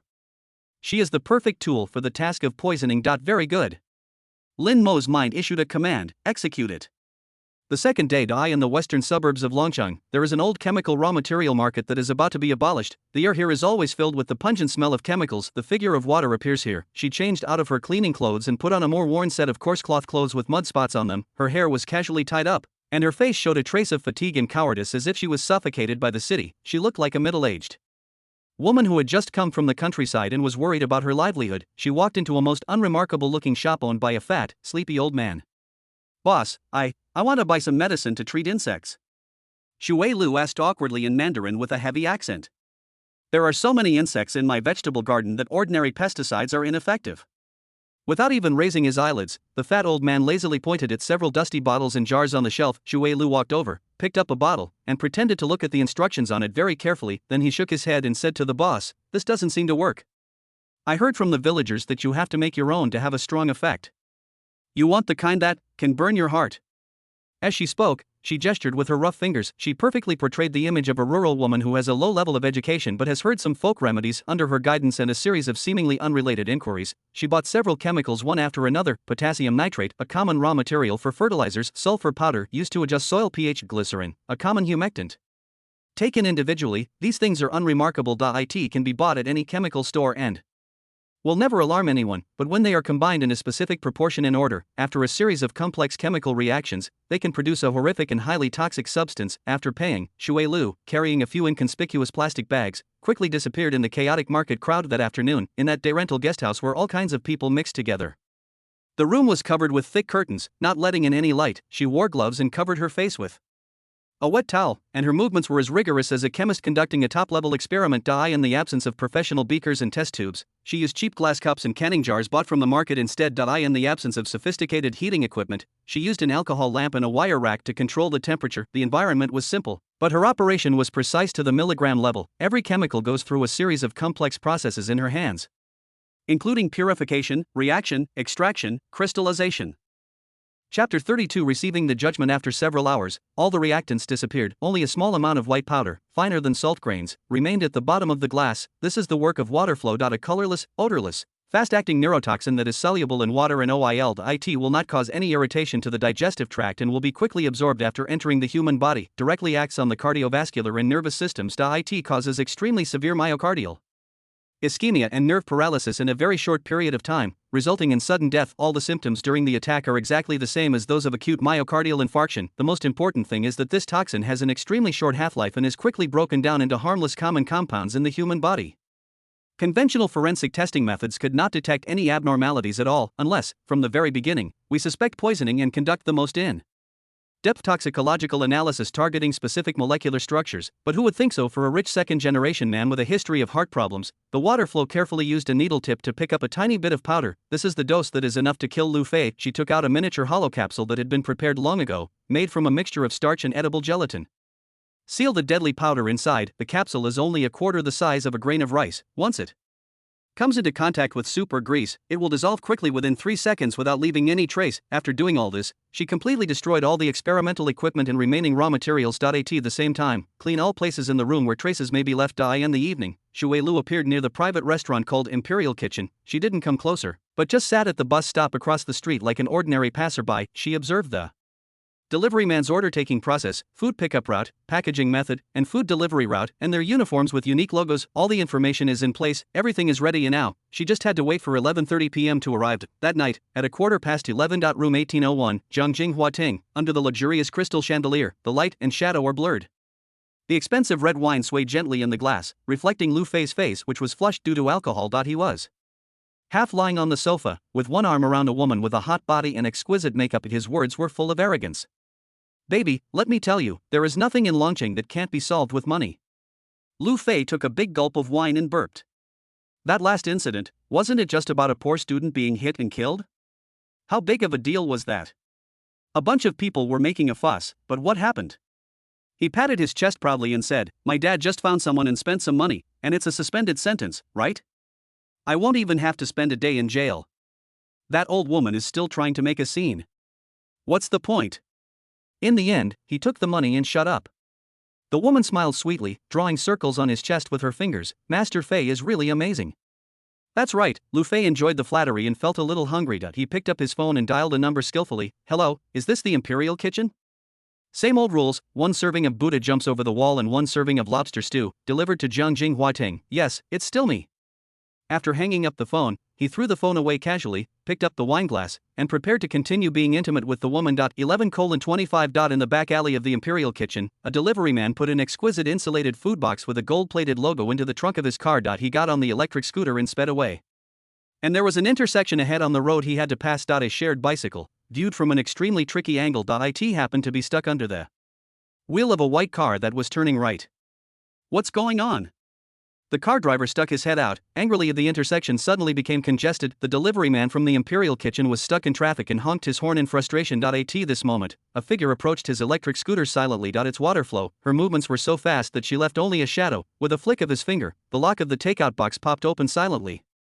Her eyes were fixed precisely on the Buddha jumps over the wall in the white porcelain bowl, and she flicked her fingertips. That capsule, only a quarter the size of a grain of rice, was filled with deadly toxins. It draws a trajectory that cannot be captured by the naked eye and falls into the warm soup accurately. The capsule shell dissolves in oil, and the colorless and odorless white powder dissolves instantly. It blends seamlessly with the rich soup without leaving any trace. The lid is closed and the lock is reset. The whole process takes no more than 1 second. The congestion ahead began to clear. The shared bicycle that caused the accident was towed to the side of the road, and the car driver drove away cursing. The delivery man didn't even notice anything unusual, turned the handlebars and continued driving towards Jiangjing Huating. The water turned and disappeared into an even darker alley, and the figure quickly disappeared. She did not go directly to Jiangjing Huating, but took a big detour. He entered the underground pipeline layer of the community through a back door that was not covered by surveillance. It's dark, damp, and filled with a maze of pipes and wires. She skillfully found the entrance to the maintenance passage that had been confirmed yesterday. It was a loose manhole cover, covered with thick dust. She moved it away easily. Her thin figure nimbly crawled in, and then restored the manhole cover to its original state. The inside of the maintenance passage was pitch black, and a vertical ladder extended upwards like a staircase leading to the abyss. The waters breathing is steady and long, like a gecko, using all 4 limbs, climbs silently up the narrow passage. The metal ladder occasionally makes a slight creaking sound due to years of disrepair, but amid the complex background noise of the building, this little sound will not be noticed by anyone at all. She stopped precisely at the 18th floor. There is an inspection hatch disguised as part of the wall, easily accessible from the inside. She listened carefully, and after confirming that there was no one in the corridor outside, she gently pushed open a gap. His cold gaze was precisely directed towards the door of room 1801. A few minutes later, the elevator arrived with a ding. The delivery man walked out with the food box and rang the doorbell of room 1801. The door opened and Lu Fei, wearing a bathrobe and reeking of alcohol, took the takeaway. Not bad. He closed the door casually, isolating himself from the outside world. After confirming that the target had received the verdict, there was no ripple in Shui Lu's eyes. She closed the inspection hatch again without making a sound, then returned along the original route and evacuate quietly. Indoor 1801. The rich aroma of Buddha jumps over the wall filled the air. Lu Fei scooped a large spoonful of the mixture of abalone and sea cucumber and couldn't wait to put it into his mouth. That's the taste. He squinted his eyes in satisfaction and continued to brag about his glorious deeds while eating. Chapter 33 Sudden Death. Do you know the name of the dead female student? Chen Yu. Yes, Chen Yu. Her mother, an old woman from the countryside, was quite aggressive at first. She contacted reporters and lawyers, thinking she could do anything to me. Lu Fei sneered and took another sip of soup, his face full of contempt. Naive. In Longqing, the power of my Lu family is beyond her imagination? My dad only used a few tricks, and those reporters didn't dare to say a word. The lawyer he hired terminated the contract the next day. Don't you have to accept mediation in the end? That's reality. The woman smiled in agreement. Lu Fei was completely immersed in his own world, and he was about to scoop another spoonful of soup when he was showing off how he used money to make the witness change his testimony. His movements suddenly froze. A sudden, sharp pain, as if being gripped by an iron clamp, suddenly exploded from his chest. The soup spoon in his hand fell to the ground with a clang. Well, a painful groan came from his throat, and his face turned from flushed to purple at a speed visible to the naked eye. He instinctively covered his chest and his body twitched violently. It was as if an invisible giant hand was squeezing his heart frantically. Faye, Master Faye? What's wrong with you? The woman next to him was frightened by this sudden change. Lu Fei opened his mouth and tried desperately to breathe, but could only make a ha-ha sound of air leaking out. His eyes bulged out, filled with horror and disbelief. The severe pain came in waves like a tide, quickly devouring his consciousness. He wanted to call for help, but he couldn't utter a word. Bang! Amid the woman's terrified screams, Lu Fei's body slid heavily off the sofa, the limbs twitched a few times, and then there was no movement at all. More than 10 minutes later, the shrill sound of an ambulance siren broke the tranquility of the community. The emergency doctor rushed into the room and saw a mess in Lu Fei, who had no vital signs. The air was filled with the strong aroma of alcohol and food. Dilated pupils, no light reflex, no heartbeat, no breathing. The doctor checked the food and wine. After asking the frightened woman next to him a few more questions, he quickly came to a preliminary conclusion. The patient himself has a history of heart problems, and he drank a lot of alcohol late at night and was emotionally excited. It should be a typical case of acute myocardial infarction caused by excessive excitement. It's sudden death. The doctor covered the patient with a white cloth and made a hasty judgment. Blackrock Prison, cell 2203. Lin Mo lay on the hard and cold bed, a glimmer of light flashing in the depths of his eyes. The cold system prompt sounded in his mind. On time, frowny face. Trial target, Lu Fei, sin value, 180 points, judgment level, death. Congratulations to the host, you have obtained 180 points of hunting crime value. Done. Lin Mo imagined the entire process of the water flow from detection to evacuation, just like an ultra-high-definition movie. It is replayed frame by frame. The execution of the water flow was impeccable, precise, efficient, and almost a perfect art of poisoning. However, Lin Mo's brows furrowed slightly. He thought of wood and stone, and of flowing water. Whether it is their preliminary reconnaissance, the purchase of raw materials, or the final infiltration and evacuation, they all inevitably need to appear in physical form in this city full of eyes in the sky. That no matter how good their disguise is, they will be impossible to find in a crowd. But in the end, a piece of blurry image data was left in a surveillance hard drive in a corner. Once or twice it can be ignored, but when it happens too many times, the law enforcement will connect these seemingly unrelated cases together. This becomes a huge hidden danger when we start to conduct a massive check on those passersby who just flash by. He couldn't pin his hopes on negligence on the part of the law enforcement authorities. A thought became clearer and more urgent than ever in his mind. He needed a pair of real eyes that could cover the entire city. A ghost that can erase all digital traces and manipulate the data flow of the entire city at its fingertips. A master hacker. Being absolutely behind the scenes means not only being invisible in the physical world, but also completely evaporating in the digital world. The speed of obtaining hunting crime value must be accelerated. Lin Mo gave the task of speeding up the acquisition of hunting crime points to Mushi. Left Longcheng, so even if he was arrested, it was highly likely that Lin Mo, who was far away in Blackstone Prison, would not be involved. As for the water flow still in Longcheng, there are other tasks. Water flow. Lin Mo's consciousness issued a new command. Yes, master. The cold voice of water responded in the shared consciousness. She had returned to the day rental house and was doing the final cleanup. The Lu Fei case has come to an end. The Longcheng police will be overwhelmed and will have no time to deal with other matters in the short term. Lin Mo's voice was cold and clear. The initial muddy waters are enough. Now, on to the next mission. Investigate the person who perjured himself in my case. I want all his information.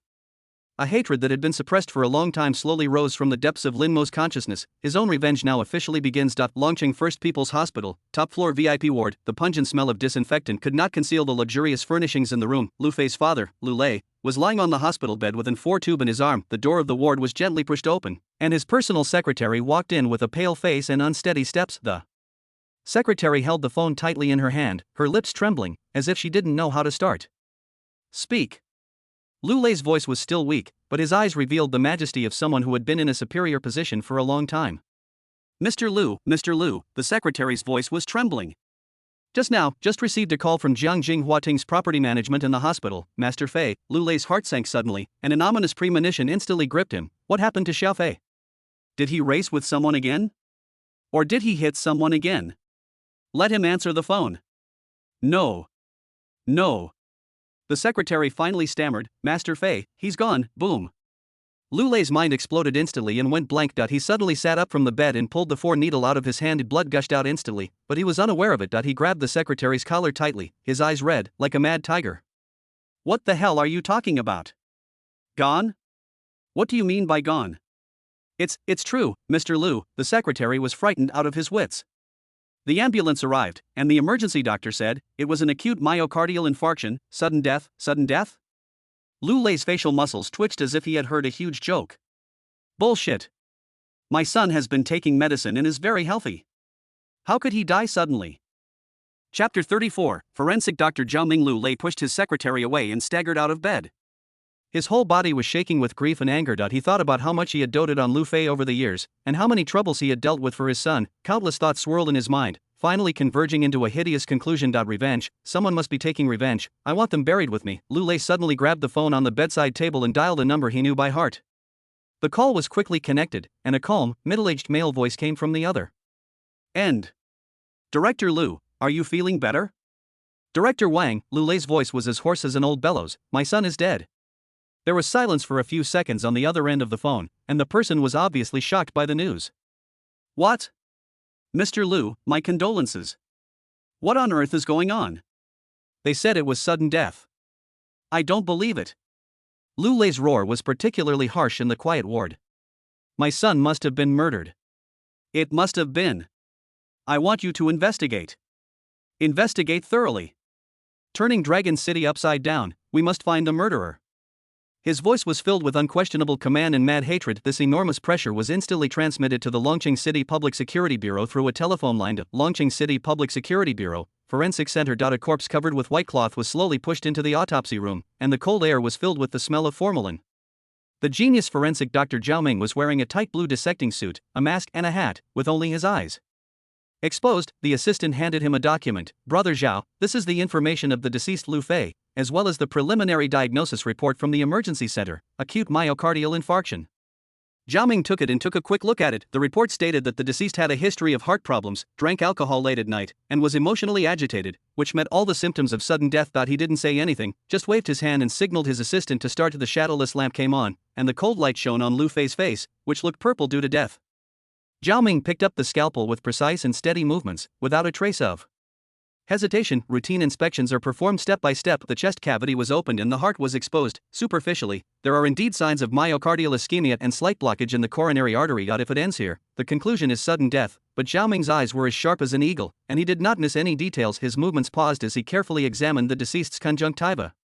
There, he discovered some extremely tiny, pinpoint bleeding spots that were almost invisible to the naked eye. This is not a typical symptom of sudden cardiac death. He examined the deceased's nails again and found that the ends were an unnatural dark purple. Something's wrong, he whispered to himself, his voice sounding a little muffled through the mask. The assistant was a little confused. Brother Zhao, what's wrong? The progression of rigor mortis, the color of the skin, and these bleeding spots. Zhao Ming raised his head, his eyes flashing with an almost paranoid light. This all points to another possibility. He put down his scalpel, took off his gloves, and gave orders to his assistant. Immediately seal all organ and blood samples and prepare for full-spectrum toxicology testing, using the highest precision. The assistant was stunned. Brother Zhao, this requires special approval from the bureau, then go apply. Zhao Ming interrupted him, his tone leaving no room for questioning. Tell them that I suspect this wasn't a sudden death, but a carefully planned poisoning. This conclusion was like a bombshell, causing quite a stir within the forensic center, but no one dared to question Zhao Ming, the recognized forensic genius of the Longqing City Bureau. Despite his eccentric personality, but his professional judgment was never wrong. Under the tremendous pressure exerted by Lu Lei and Zhao Ming's unquestionable professional judgment, the special approval was quickly granted. Zhao Ming plunged into the toxicology laboratory. Gas chromatograph, liquid chromatograph, mass spectrometer. One after another, precision equipment began to run at high speed. Time passes by every second. Routine toxicology screening was all negative. Screening for rare poisons was still negative. The sky outside the laboratory changed from day to night. The assistant was so tired that he fell asleep on the table. But Zhao Ming's eyes were still bright and his mind was highly concentrated. He placed his last hope on the sample extracted from Lu Fei's myocardial cells. If it were truly toxic, this would be where the concentration would be the highest. He injected the sample into a high-resolution mass spectrometer. The instrument emitted a low humming sound, and on the computer screen, countless data streams representing different compounds were refreshed like waterfalls. Zhao Ming stared at the screen without blinking. His brain was like a supercomputer, rapidly analyzing every data peak. Suddenly, amid countless complex background signals, an extremely weak, almost negligible signal peak flashed by. That's it. Zhao Ming's heartbeat suddenly accelerated, and he immediately traced back the data, amplifying, purifying and analyzing the signal peak. After a whole day of fierce battle, he finally succeeded in distinguishing the molecular structure of that substance from the complex biological molecules. It was an extremely complex organic compound with an ingenious and deadly structure. There is no record of it in modern toxicology databases. It is colorless and odorless, has an extremely short half-life, and decomposes rapidly after entering the human body. Only extremely tiny traces are left in the targeted myocardial cells. It perfectly simulated all the symptoms of acute myocardial infarction and fooled experienced emergency doctors. This is not poison at all. This is a murderous work of art. Zhao Ming leaned back in his chair and let out a long breath. The truth was revealed, but he did not feel relieved at all. Instead, a chill rose from his back. Anyone who can create and use this kind of artwork is definitely not an ordinary murderer. Longqing City Public Security Bureau, Serious Crime Unit 1 meeting room. The air was thick with smoke and the atmosphere was so oppressive that it was hard to breathe. Gao Feng sat in the main seat with his brows furrowed into a shape of a. Yi Donglai, who was beside him, tapped the table with his fingers, making a dull sound. Everyone in the conference room had just finished listening to two reports. The first one comes from the on-site investigation team. We checked room 1801, where Lu Fei died, inside and out 3 times, the security guard reported. There were no signs of forced entry at the scene, and the doors and windows were intact. Except for the deceased Lu Fei and the woman, no fingerprints, hair, dandruff or footprints of any third person were found in the room. We checked the takeaway containers, cutlery, and remaining food and alcohol, and found no traces of poison. It's incredibly clean. Chapter 35, Deadlock. Incredibly clean. These 7 words, like a needle, pierced Gao Feng and Zhao Donglai's hearts. They looked at each other at the same time, and saw the same name in each other's eyes: killer, the Huang Xihai case, the Wang Dashan case, and the murderer who cleaned up the scene so thoroughly that not a single drop of dirt could escape. That's why this case was handed over to them. Immediately afterwards, the door of the conference room was pushed open, and Zhao Ming, with a tired face but sharp eyes, walked in. He placed a newly printed report on the table and said in a tired but clear voice, the deceased, Lu Fei, died of poisoning. An unknown fast-acting neurotoxin that directly acts on the cardiovascular system, causing acute myocardial infarction. I've tentatively named it the Heartbreaker. The dose of toxin delivered has been precisely calculated to be lethal. But it can be metabolized and decomposed in a very short time, leaving no conventional traces. If it weren't for the ultra-high precision in-depth testing, this case would have been defined as sudden death. Zhao Ming's words became the last straw that broke the camel's back. Gao Feng slammed his fist on the table, making a loud bang. Bastard, he growled, veins popping out on his forehead. Anger, boundless anger, and a hint of frustration surged in my heart. They mobilized all their forces, set up a dragnet-like control over Longcheng, and vowed to catch the killer. What's the result? Not only did the other party not restrain themselves, but they became even more aggressive, using a poisoning method they had never heard of. A perfect trial was once again completed right under their noses. This is no longer a provocation, it is a naked humiliation. He is using practical actions to tell Gao Feng and all the security guards, your control is useless. I can kill anyone I want. He may not be alone, Zhao Donglai said suddenly. Or, the killer might not be a single person, but an organization. A criminal organization with chemical experts, operatives, and intelligence channels. This inference made everyone feel depressed. If the opponent is an organization, the difficulty of the case will increase exponentially. No matter if he is a person or an organization. Gao Feng took a deep breath and forced himself to calm down. He stood up, supported himself on the table with his hands, leaned forward slightly, and scanned everyone with his eyes like a knife. This time, we must not let him get away again. This is a provocation to us, we must fight back. I order a full-scale investigation, split into 4 groups. First route, monitoring team. Expand the scope. Start investigating from the day before the incident and review all the nearby surveillance videos. Is there anyone behaving strangely?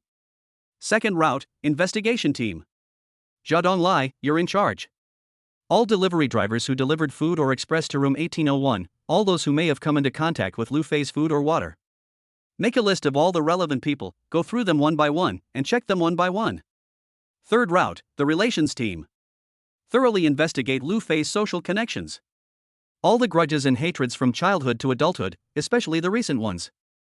They will be the focus of the investigation. Route 4, technical team. Zhao Ming, you're in charge. Continue analyzing the poison. Even if we can't find the raw materials, we must analyze its synthesis conditions and possible synthesis environment. Don't miss any clues. However, after a few days, all that was caught from this dragnet was endless disappointment. The first to reach a deadlock was the monitoring team. They retrieved thousands of hours of surveillance footage and watched it until their eyes turned red. However, no suspicious person with the same body type as the killer Musher was found. The hotel staff and food delivery drivers in the surveillance footage looked perfectly normal.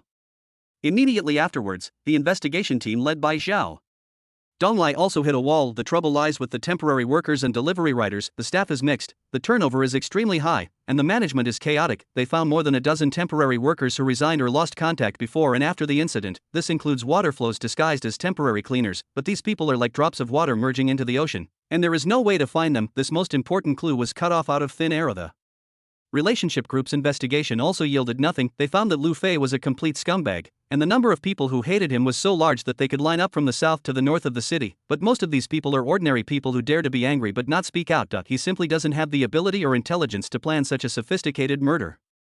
The focus of the investigation naturally fell on Chen Yu's mother, Sun Xiuying. 2 Security guards found her in a dilapidated tube-shaped building. This woman with gray hair and wrinkled face. After losing my daughter, all my energy and spirit was drained away. She was very uncooperative when faced with the security guard's questions. In his cloudy eyes, there was a sense of joy at having had great revenge. She didn't have the time to commit the crime, nor did she have the ability to obtain that kind of high-tech poison. Her sadness is real, and her powerlessness is also real. Finally, there is the technical team led by Zhao Meng. He stayed in the laboratory all night long, trying to restore the synthetic route of the poison. Finally, he came to a despairing conclusion. Although the structure of this poison is complex, it can be cured if the correct synthesis formula is mastered. It can be done in any well-equipped university chemistry laboratory or even in some private biology laboratories. The raw materials are chemical reagents that can be found everywhere. This means that the path to tracing the source of the poison has been completely blocked. 4 lines, for roads, all leading to dead ends. In the conference room, the smoke was thicker than a few days ago, and the atmosphere was more depressing. All the survey results, when put together in front of the peak, constitute a huge failure. They mobilized the most elite investigative force in the entire country and worked tirelessly for several days, but found nothing. The murderer was like a ghost, entering the deserted area and completing the poisoning, then it disappeared silently without leaving a trace. At the same time, the killer was not caught despite the full surveillance. The Lu Fei case has reached a stalemate again, and the pressure from above is like a dark cloud hanging over everyone's head. Gao Feng stood in front of the window, looking at the endless stream of cars and the bustling crowds downstairs. Longcheng is still the same Longcheng, prosperous and bustling, but he felt an unprecedented chill. He felt as if he and his team were trapped in an invisible net carefully woven by the enemy. All their actions and all their reconnaissance directions seemed to be within the other party's expectations. Gao Feng slowly closed his eyes. He felt that the enemy might be in some corner of the city, watching them quietly with a hint of mockery. He was wondering how the enemy would judge the next target next time. Chapter 36 The connection between sin and evil. When the public security system of Longcheng was in a desperate situation because of a ghostly killer hundreds of kilometers away, Black Rock Prison continues to operate on its unique and oppressive track as usual. Inside the high walls, the sunlight seemed to have been filtered out and its temperature had been lost. Then it lazily spread across the playground, stretching the prisoners' shadows into long and distorted ones. Unlike the hustle and bustle of the outside world, time here seems like a solidified swamp. Every minute and every second was filled with the smell of decay and despair. In the second prison area, the newly appointed prison guard Captain Zhao Litai is enjoying this atmosphere. This is not a cage, but his personal hunting ground and ATM. He paced slowly along the patrol corridor, his slightly bulging beer belly swaying with his movements. Those eyes, which were always half closed, flashed with greedy calculations. Within just 1 week of taking office, Zhao Litai has turned the second prison district into his own independent kingdom. His methods of making money are varied, starting with arranging comfortable jobs. He is very good at dealing in dark matters at a deeper level. When Zhao Litai learned that his predecessor Gao Chang only used the means of selling prisoners' death quotas to make money, he was filled with contempt. In his view, continuous exploitation is the right way to accumulate wealth. This was thanks to the clever maneuvering of the assassin Wu Zui among the prison guards and Lin Mo's own almost invisible and low-key attitude. Zhao Litai, this greedy hungry wolf, has not yet set his sights on cell 2203. However, the calm was only temporary. As a hungry wolf's appetite grows, its hunting range will inevitably expand. Today, it's time to go out for some fresh air. Zhao Litai stood on a high place as usual, scanning the playground like a vulture. A group of prison guards followed behind him. He was looking for new tools to make money and goods whose value he had not yet discovered. His eyes swept over the prisoners who were chatting in groups and the prisoners who were pacing numbly. Finally, he was attracted by a figure. It was an extremely burly figure, even wearing a loose prison uniform. It couldn't hide the explosive muscle contours. He just stood quietly in the corner, not communicating with anyone, but the powerful aura emanating from his body created a vacuum zone within 3 meters around him. It was Lin Mo's assassin, Aaron. Zhao Litai's eyes lit up instantly, and the flames of greed flickered in his eyes. Recently, the underground black boxing market in Longcheng has been extremely hot.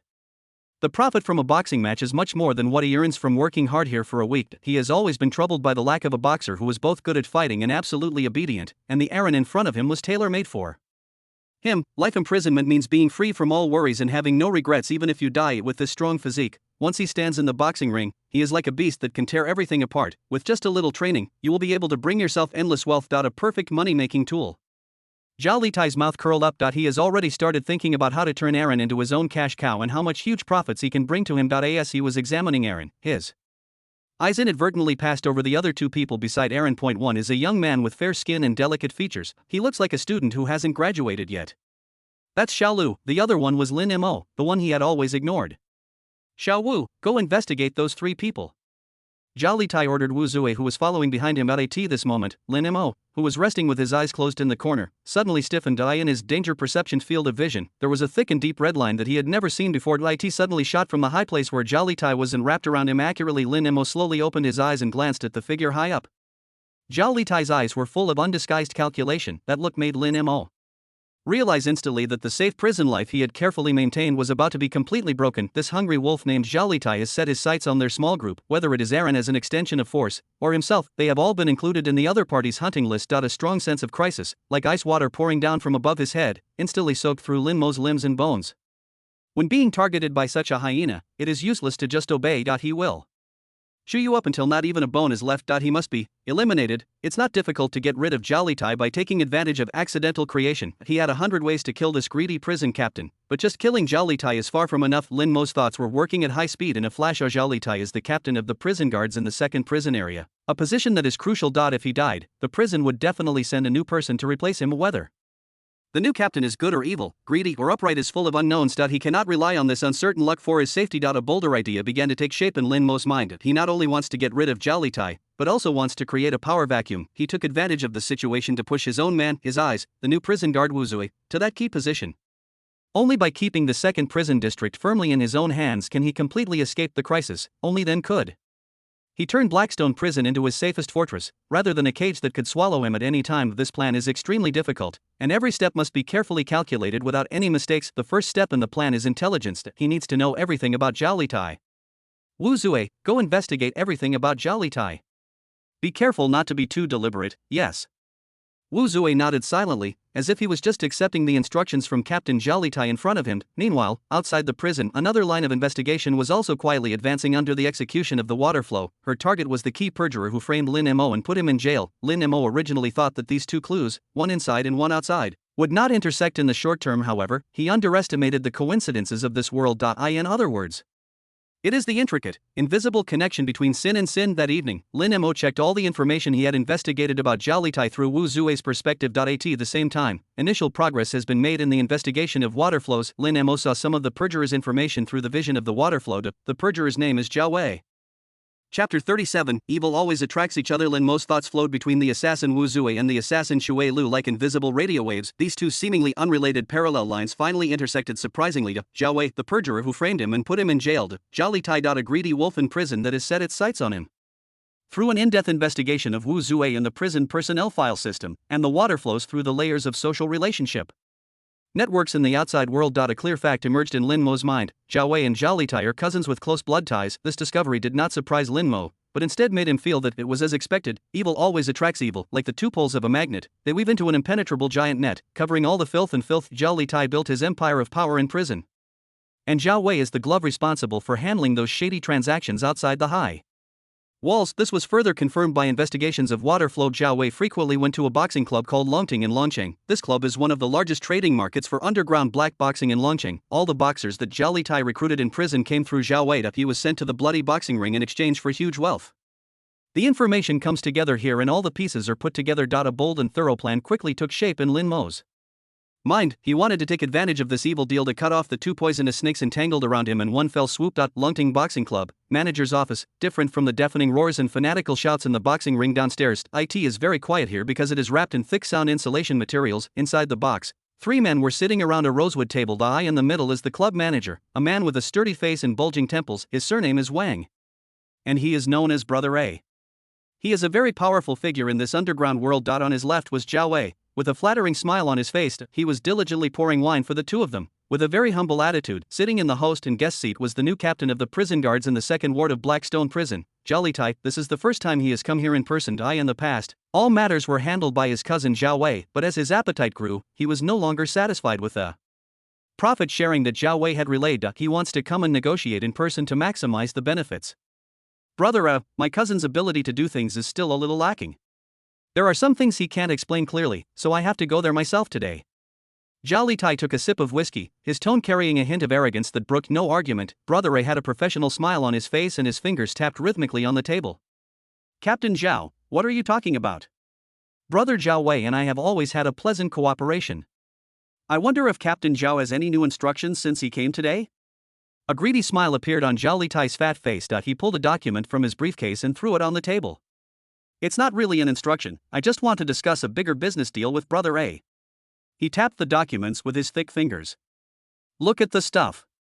Brother A picked up the document and was immediately attracted by the bold name and photo. At the top of the photo shows an extremely burly man with cold eyes. The scar at the corner of his eyebrow adds a bit of ferocity to him. The information reads, a long, intentional injury resulting in death, life imprisonment. This one, called Alon, is a rough gem I recently discovered. Zhao Litai's voice was filled with the excitement of a businessman discovering top-quality goods. Fuck, he's a beast born for the boxing ring. I've investigated. He single-handedly took down 5 troublemakers without breaking a sweat. Put him in the ring and he'll tear his opponent apart. He paused, leaned forward, and lowered his voice. Brother A, this kind of stuff is hard to come by in a century. All that garbage before was wasted after 3 or 5 games. It was a complete waste. But this Aaron is different, he's a gold mine. As long as it's managed well, it can bring us a steady stream of money. A gleam of light also flashed in Brother A's eyes. As an expert, he could judge Aaron's value just by looking at photos and information. It's indeed good stuff. He nodded in agreement, but then changed the subject. But Captain Zhao, good stuff comes at a high cost. You know, getting him out of Blackstone prison for a fight would cost a lot of money. That's why I want to talk to you. Zhao Litai made no secret of his greed. The previous 4-to-6 ratio is no longer suitable. I'm taking more risks for this beast. I want 70% this time. I'll take 70%, and you'll take 30%. Brother A's smile froze slightly as Zhao Wei on the side quickly tried to smooth things over. Brother A, my brother is also trying to make our cooperation last longer. Think about it, with Aaron as our trump card, how many bets can we open? How much money can we make? 70% is not much. 70%? Brother A sneered and leaned back. Captain Zhao, you're treating me like someone who works for you. Without my Longting's connections, your goods will rot in prison forever. 50-50, that's my bottom line.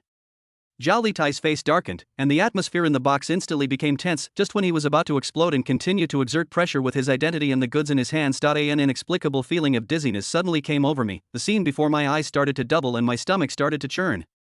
Zhao Litai shook his head, thinking it was the aftereffects of the alcohol, but Brother A on the opposite side seemed to be in a worse situation than him. His face turned pale in an instant. Beads of sweat the size of beans appeared on his forehead, and his hands that were holding the table were trembling slightly. Zhao Wei even covered his throat and made retching sounds. This wine.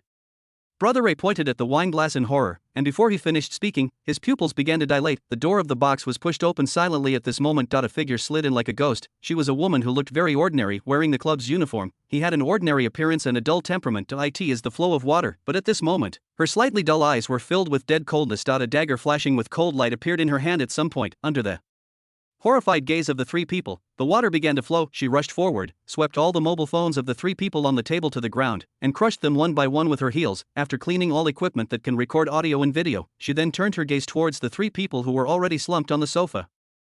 Chapter 38. This person is coming for him. Brother A and Zhao Litai were the most deeply poisoned and had lost the ability to resist. I can only watch the shadow of death approaching. The current didn't give them any chance. The dagger accurately cut across Brother A's throat, and then pierced Zhao Litai's heart without hesitation. After 2 short muffled groans, the box returned to silence. The strong smell of blood quickly replaced the smell of cigar and alcohol. Zhao Wei's poisoning was relatively mild. He watched his cousin and brother being slaughtered in front of him. I was already scared out of my wits, and my crotch was hot and wet. He curled up in the corner, his body shaking like a sieve and his teeth chattering. He thought it was a vendetta, that Brother A's enemies had come looking for him. However, the woman's next words made him feel like he was falling into an icy cave. Zhao Wei. Shui Lu's voice was flat and without a trace of emotion. She squatted down and wiped Zhao Litai's blood on the dagger onto Zhao Wei's clothes. In the Longcheng serial murder case, why did you perjure yourself and frame Lin Mo? Zhao Wei's mind went blank in an instant. Lin Mo? This was a name he had long forgotten, but at this moment, it was like a fatal curse coming out of the mouth of this female killer. He finally understood that this was not a vendetta. This person is coming for him. It's about that case. I don't know, what are you talking about? Zhao Wei's lips trembled as he tried to make a final struggle. Shui Lu's eyes did not change at all. She just reached out and gently held Zhao Wei's left little finger. I'll ask again. A shrill scream was suppressed in the throat. Zhao Wei only felt an unimaginable pain coming from his fingertips. His little finger was broken in the opposite direction by the other party in an extremely slow and cruel way. I'll tell you. Zhao Wei completely collapsed, fear overwhelming all his rationality. Yes, someone gave me a large sum of money to identify Lin Mo. He threatened me with the fact that I cheated on my cousin's wife, so I agreed. Who gave you the money? Xue Lu's voice was still cold. I don't know his name. I really don't know. Zhao Wei burst into tears. He always contacts me through a single line, using a virtual number, and the transaction location is always notified at short notice. I only know that he is powerful, very powerful. How to contact him? Xue Lu asked. I can't get in touch with him. He's the one who always contacts me. The last time we contacted each other was after the case was over. He warned me to keep my mouth shut forever, or he would make my whole family disappear. Zhao Wei burst into tears and poured out everything he knew. But one time, I overheard him answering a phone call and mentioning a place, Jingxin Tea House. He even called him Mr. Su. Jingxin Tea House, Mr. Su. These two key words were firmly locked in Lin Mo's mind. Seeing that Zhao Wei could no longer squeeze out any more information, Lin Mo's voice rang out in Xue Lu's mind. Get rid of it. Xue Lu raised the dagger as Zhao Wei looked at the woman in front of him, his eyes full of pleading. I've told you everything I know. Please, let me go. His words stopped abruptly. The cold blade ended his sinful life. Xue Lu stood up and looked around. She took out a special chemical spray and carefully cleaned up any traces she might have left. Then she arranged the three bodies into a grappling position. He smashed the wine bottle and glass to the ground, and took away the document about Aaron that Zhao Litai brought and destroyed it. A few minutes later, a crime scene without leaving any traces was set up. After doing all this, she disappeared silently into the night. Blackrock Prison, cell 2203. Lin Mo slowly closed his eyes, and deep in his mind, the scarlet scene in the club was still replaying. Judgment target, brother Ed, sin value, 800 points, judgment level, death, congratulations to the host, you have obtained 800 points of hunting crime value. Trial target, Zhao Litai, sin value, 500 points, judgment level, death, congratulations to the host, you have gained 500 points of hunting crime value. Trial target, Zhao Wei, sin value, 80 points, judgment level, death, congratulations to the host, you have obtained 80 points of hunting crime value. Hunting crime balance, 1,560 points, 1560 hunting crime points. He was still 1,790 points away from summoning the master hacker who could help him break through the barriers of the cyber world. There is still a long way to go, but the gains from tonight's operation are far more than just hunting crime points.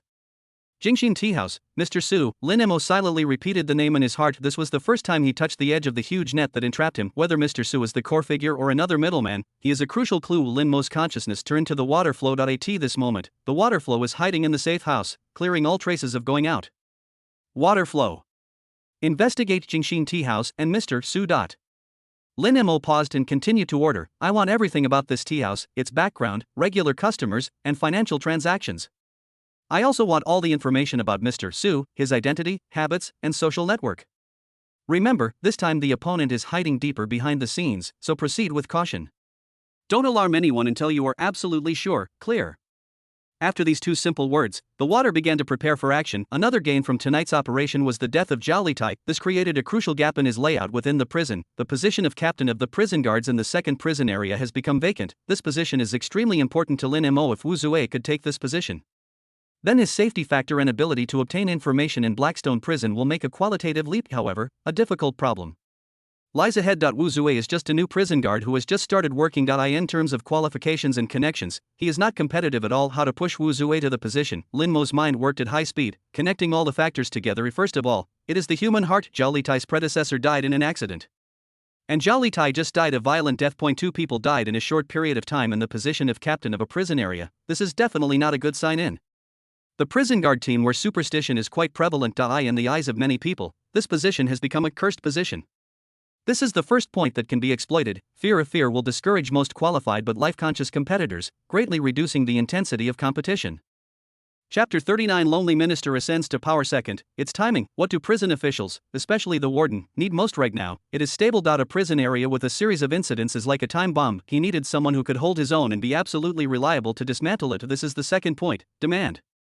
The warden's current core requirement is not someone with extensive experience, but someone who can solve problems and give him peace of mind. Finally, it is the portrayal of Wu Zui himself. How can a newcomer become the right person in the eyes of the warden? Lin Mo's mind was racing. He already has a complete plan. With a thought, Lin Mo's instructions were clearly conveyed to Wu Zui's mind. At this moment, Wu Zui was wiping his baton in the prison guard dormitory. When he heard Lin Mo's voice, his body trembled slightly and his eyes instantly became extremely focused. Wu is guilty, Zhao Litai is dead. Next, the position of captain of the second prison area will be vacant. I want you to take this position. You need to do a few things. First, from now on, express appropriate shock at Zhao Litai's death. But when they start talking about the curse and ominous nature of the position, you have to show a hint of disapproval while agreeing. The second step is to demonstrate loyalty and bravery. There is never a lack of friction and conflict in prison. In the next few days, I will have Aaron create a moderate riot in the second prison area. Your mission is to be the first to rush forward and use the most decisive and toughest means to quell the situation. You must let everyone, especially the prison brass, see that you are a person who doesn't believe in evil, has courage, and is willing to take responsibility. The third step is to express your stance. When this incident became a big deal because it was considered ominous, it caused headaches for the top management. You need to take the initiative to find the warden. Tell him that you are willing to temporarily take over the duties of Ward 2. It's not for fame, it's just to maintain order in the prison and share his pressure. Remember, Wu Zue. The image you want to create is one of a person who is not superstitious, who is courageous and resourceful, who does not form cliques, and who is solely focused on doing his job well. And he is a pure, lonely minister who feels indebted to the warden for his kindness. At this delicate juncture, this kind of lone minister is exactly what the warden needs, clear. Wu Zue's voice rang in Lin Mo's mind, as steady as ever. Lungting Boxing Club, manager's office. The glaring survey lights illuminated the entire room like daylight. The air was filled with a strong smell of blood and alcohol mixed together, making people feel sick. Xiaofeng stood in the middle of the room, his face so gloomy that water seemed to drip out of it. His eyes swept over the three twisted corpses, and his fists clenched quietly at his sides. Zhao Ming had just completed the preliminary autopsy. He took off his gloves and walked to Gao Feng. The three deceased died because of sharp weapons piercing their vital parts. But before that, they were all exposed to the same nerve toxin, just in different doses. Brother A and Zhao Litai were the most severely poisoned and almost lost their ability to move instantly. Zhao Wei was the least poisoned and seemed to have struggled for a while. Zhao Ming paused and pointed to a puddle of water in the corner. There were traces of Zhao Wei's urine there, indicating that he was extremely frightened before his death. The scene was handled very cleanly, just like in the Lu Fei case. Zhao Ming concluded. The killer cleaned up all the fingerprints, footprints, and hair. That's the killer's style. Killer. Gao Feng squeezed out these two words from between his teeth, the anger in his chest almost bursting out. From Huang Xihai, Wang Dashan, to Lu Fei, and then to the three people in front of him. This ghost code named Killer is like a sharp blade hanging over Dragon City. Time and again, it challenges the bottom line of the public security system. Lawless. It's absolutely lawless. Zhao Donlai, who was standing aside, was so angry that he was shaking all over. A prison captain and a boxing club manager were killed just like that. What on earth does he want to do? Does he really think he is the god who judges the world? After the anger, there is a deep sense of powerlessness. Gao Feng rubbed his aching brow and said tiredly, the last time we deployed surveillance throughout the city, we didn't catch anyone. Instead, it caused panic among the public and had a significant negative impact. The higher-ups have already called a halt and issued clear instructions, no more such a big commotion is allowed. But we are still required to catch the killer within a deadline. The pressure from above and the killer's elusive modus operandi it was like two huge mountains pressing down on them, making it hard for them to breathe. Check. Gao Feng's voice was hoarse and firm. First, investigate the social relationships and recent activities of the three deceased, especially their common interactions. Why were they all here at the same time? Second, with the crime scene as the center, conduct a comprehensive investigation of all persons who appeared in the days before and after the incident. 3. Continue to track down the source of the poison. Everyone subconsciously attributed this case to a series of justice trials against the killer. They subconsciously believed that the three sinners were punished by the killer because of their crimes related to black boxing. No one, even for a moment, connected this murder to the forgotten Lin Mo deep in Blackstone prison. In the darkness of the night, a black Bentley drove steadily along the Riverside Avenue. I in the back seat, a young man in a tailored suit had just hung up the phone. He is one of the real masters behind the Longting Boxing Club, the second son of the Wang family, Wang Teng. Waste. Wang Teng tugged at his tie irritably, his face full of anger. Brother A has been with me for so many years, and he died in his own territory for no apparent reason. He had just called a higher-up in the sheriff's department to put pressure on them, but the other party's words were evasive, and it was obvious that he was helpless against the so-called killer. Sir, Brother A's death has caused panic in the club. The assistant beside him whispered. Our people have already gone to investigate, but the scene is blocked and we can't get any clues. Tell everyone down there to cheer up. Wang Tang said coldly. The club must remain in good order, and business must continue. Brother A's funeral needs to be handled properly, and a trustworthy person needs to take his place. Business needs to resume as soon as possible. Also, spread the word that anyone who can provide clues to the killer will receive a reward of 10 million. After saying that, he seemed to remember something and made another call. Mr. Chen, it's me, Wang Tung. His tone became much more polite. A calm male voice came from the other end of the phone. Master Wang, what can I do for you so late at night? Brother A, from the Longting Boxing Club, is dead. He just died in the club. He was killed by that killer who has become famous recently. Died with him were a prison guard named Zhao Litai and a man named Zhao Wei. Chapter 40, Safe Zone takes shape. Before Wang Tang could finish his words, Mr. Chen on the other end of the phone interrupted him. My condolences, Prince Wang. You should handle the club's affairs on your own. My time is valuable. The call was abruptly hung up. A gloomy look flashed across Wang Tang's face, but he didn't show it in the end. At the other end, in a more luxurious custom vehicle, the man called Mr. Chen put down his phone and looked calmly at the colorful night scene outside the car window. Sir, the Zhao Wei that young Master Wang mentioned just now. The confidant suddenly spoke in a cautious voice. I remember him doing some dirty work for us. Mr. Chen picked up the teacup beside him and blew gently on the floating tea leaves, his movements neither hurried nor slow. Oh? Really? A vague impression emerged in his mind. A greedy and cowardly minor character, because he had some shameful secrets in his hands, he immediately became the dirty knife that came in handy. To Mr. Chen, people like Zhao Wei are just an insignificant screw in his huge plan, and can be discarded after use. Lin Mo's case was so small that it was not worth mentioning among the countless dirty things he had handled. He took a sip of tea and said calmly, it's just a tool that can be discarded at any time. If you die, then die. Probably got mixed up with Brother A and the others, and was picked off by that killer. Sir, this killer has been active recently. Could it be? The confidant was a little worried. Will it lead back to us? The man sneered, his eyes full of contempt. What is he? A poor wretch who hides in the gutter and gets attention by killing a few scum of society. The people he killed were all worthless. He probably thinks he's a knight who's doing justice for the people, right? How ridiculous. People like this will never reach the real desktop. Don't worry too much about it.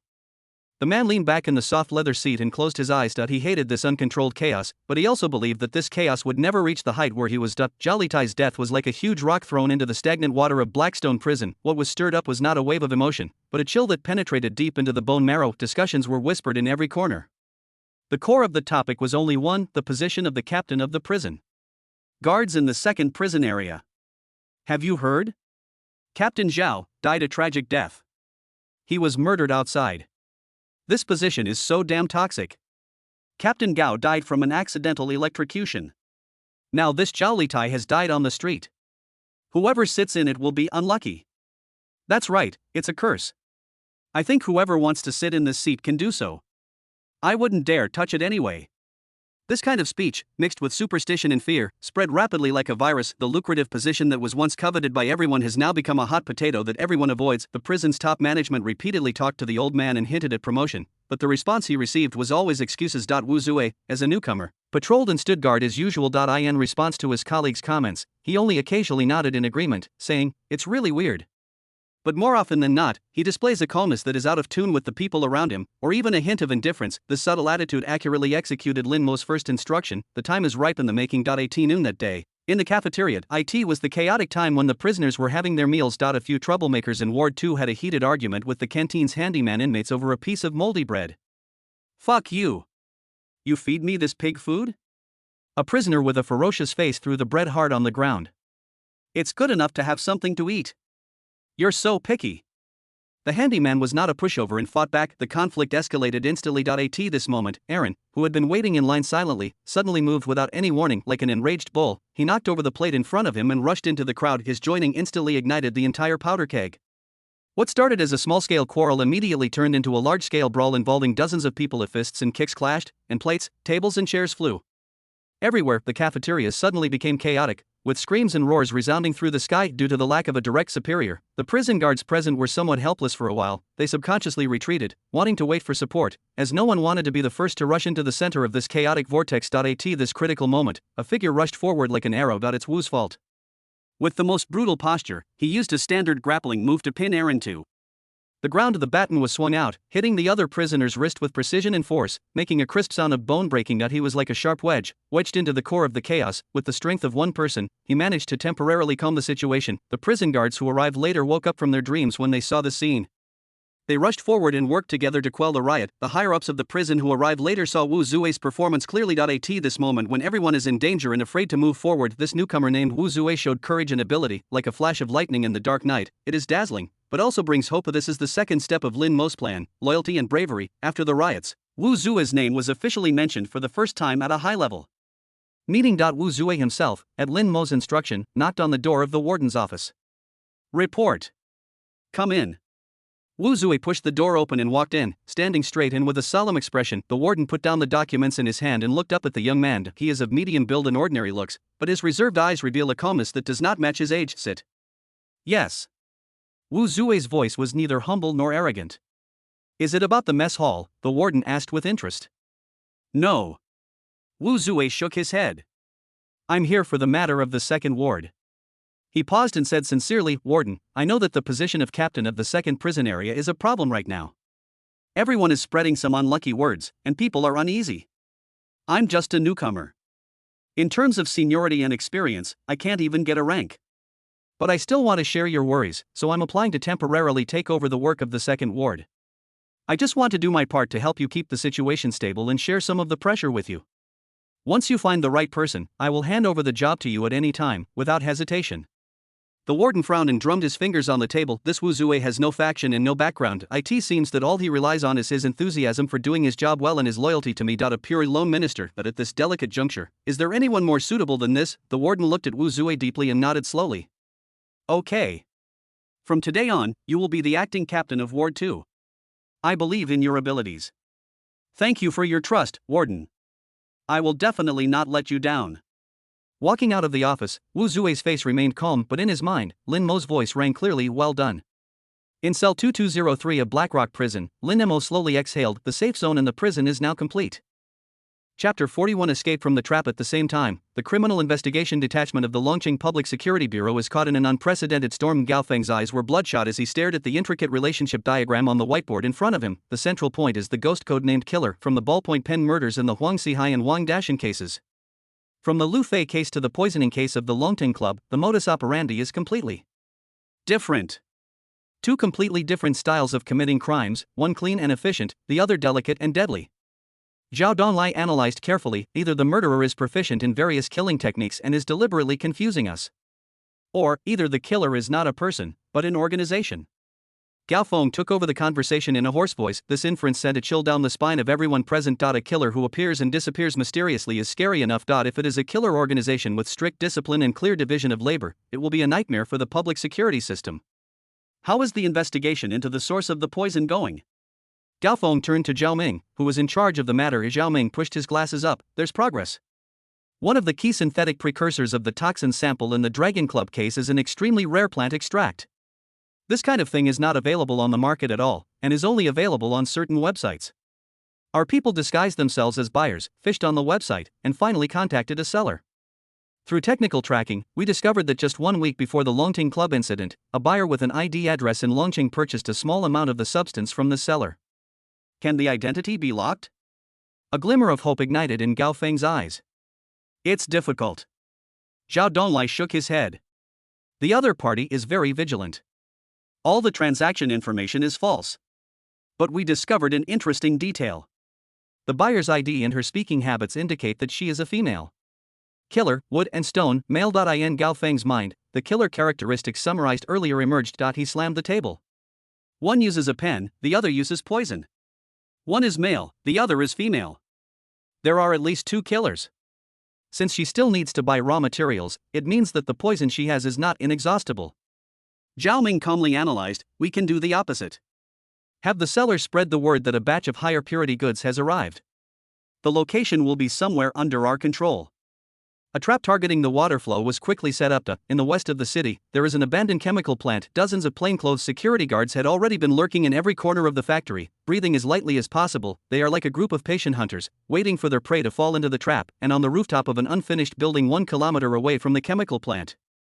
Several of Wang Tang's trusted men were observing the target area with high-powered binoculars. Brother Chang, those cops are acting so sneaky, they must be up to something big. The strong man known as Brother Chang is Wang Tang's most capable thug. He put down the telescope and a greedy grin appeared on his face. A reward of 10 million. No matter what the cops want to do, as long as that killer dares to show up, the money will belong to us brothers.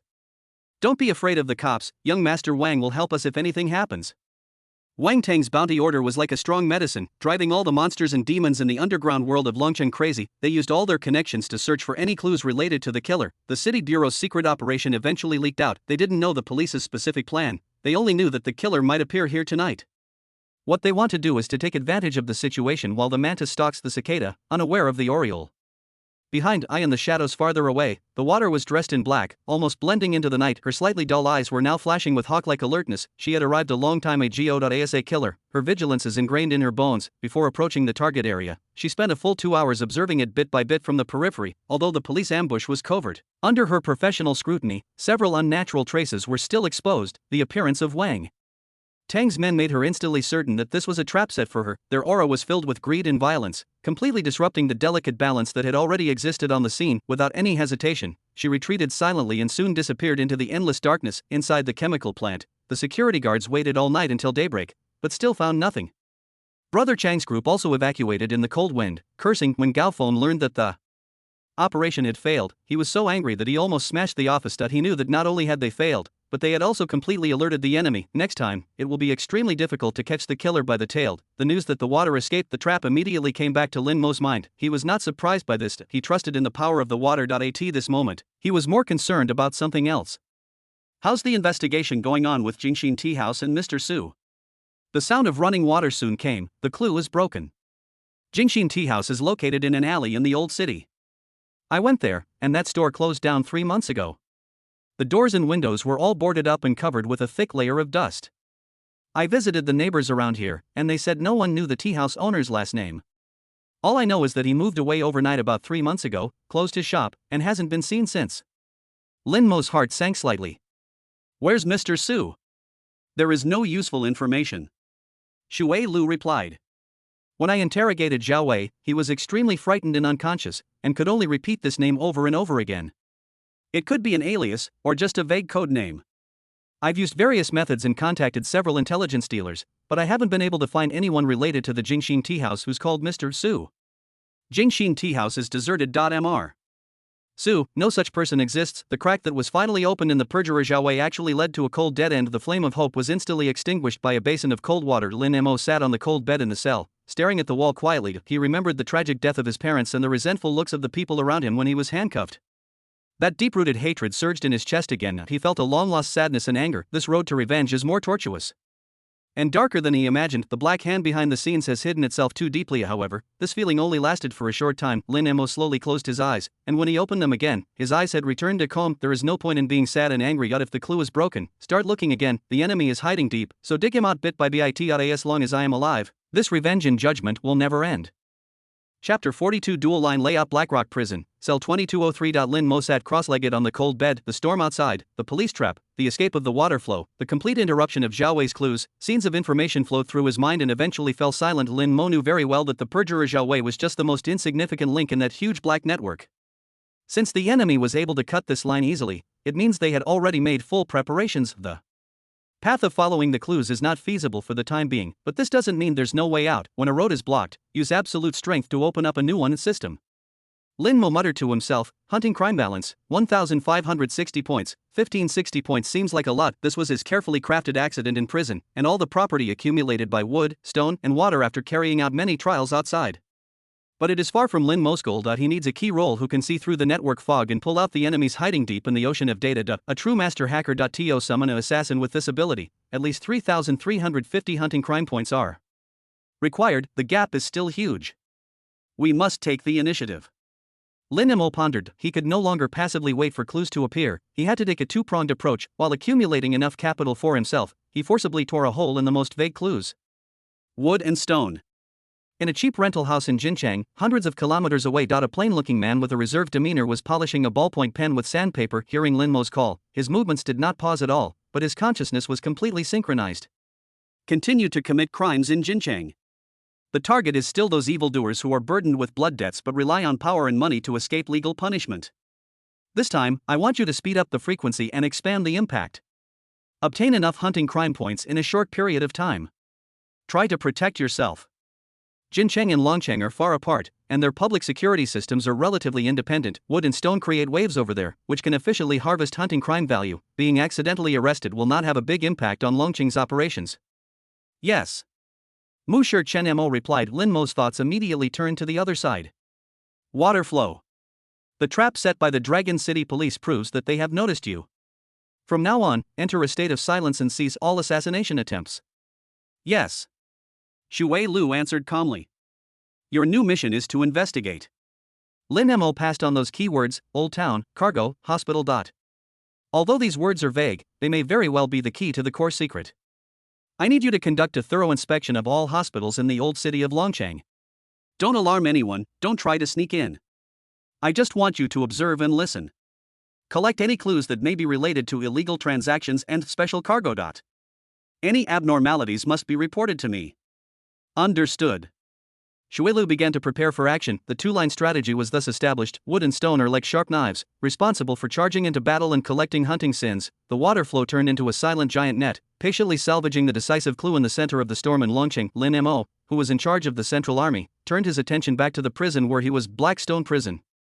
Here, there is also a huge mine of hunting crime value. In the following days, Black Rock Prison appeared calm and peaceful, just as usual, but beneath the calm surface of the water, a strange and hidden undercurrent is quietly surging. A prison bully in the third prison area stepped on something while taking exercise. He rolled down a ladder, broke his neck and died instantly. The prison doctor determined it to be an accident. In a prison ward, an unknown serious criminal suddenly suffered an acute myocardial infarction. He fell on his bed and never woke up.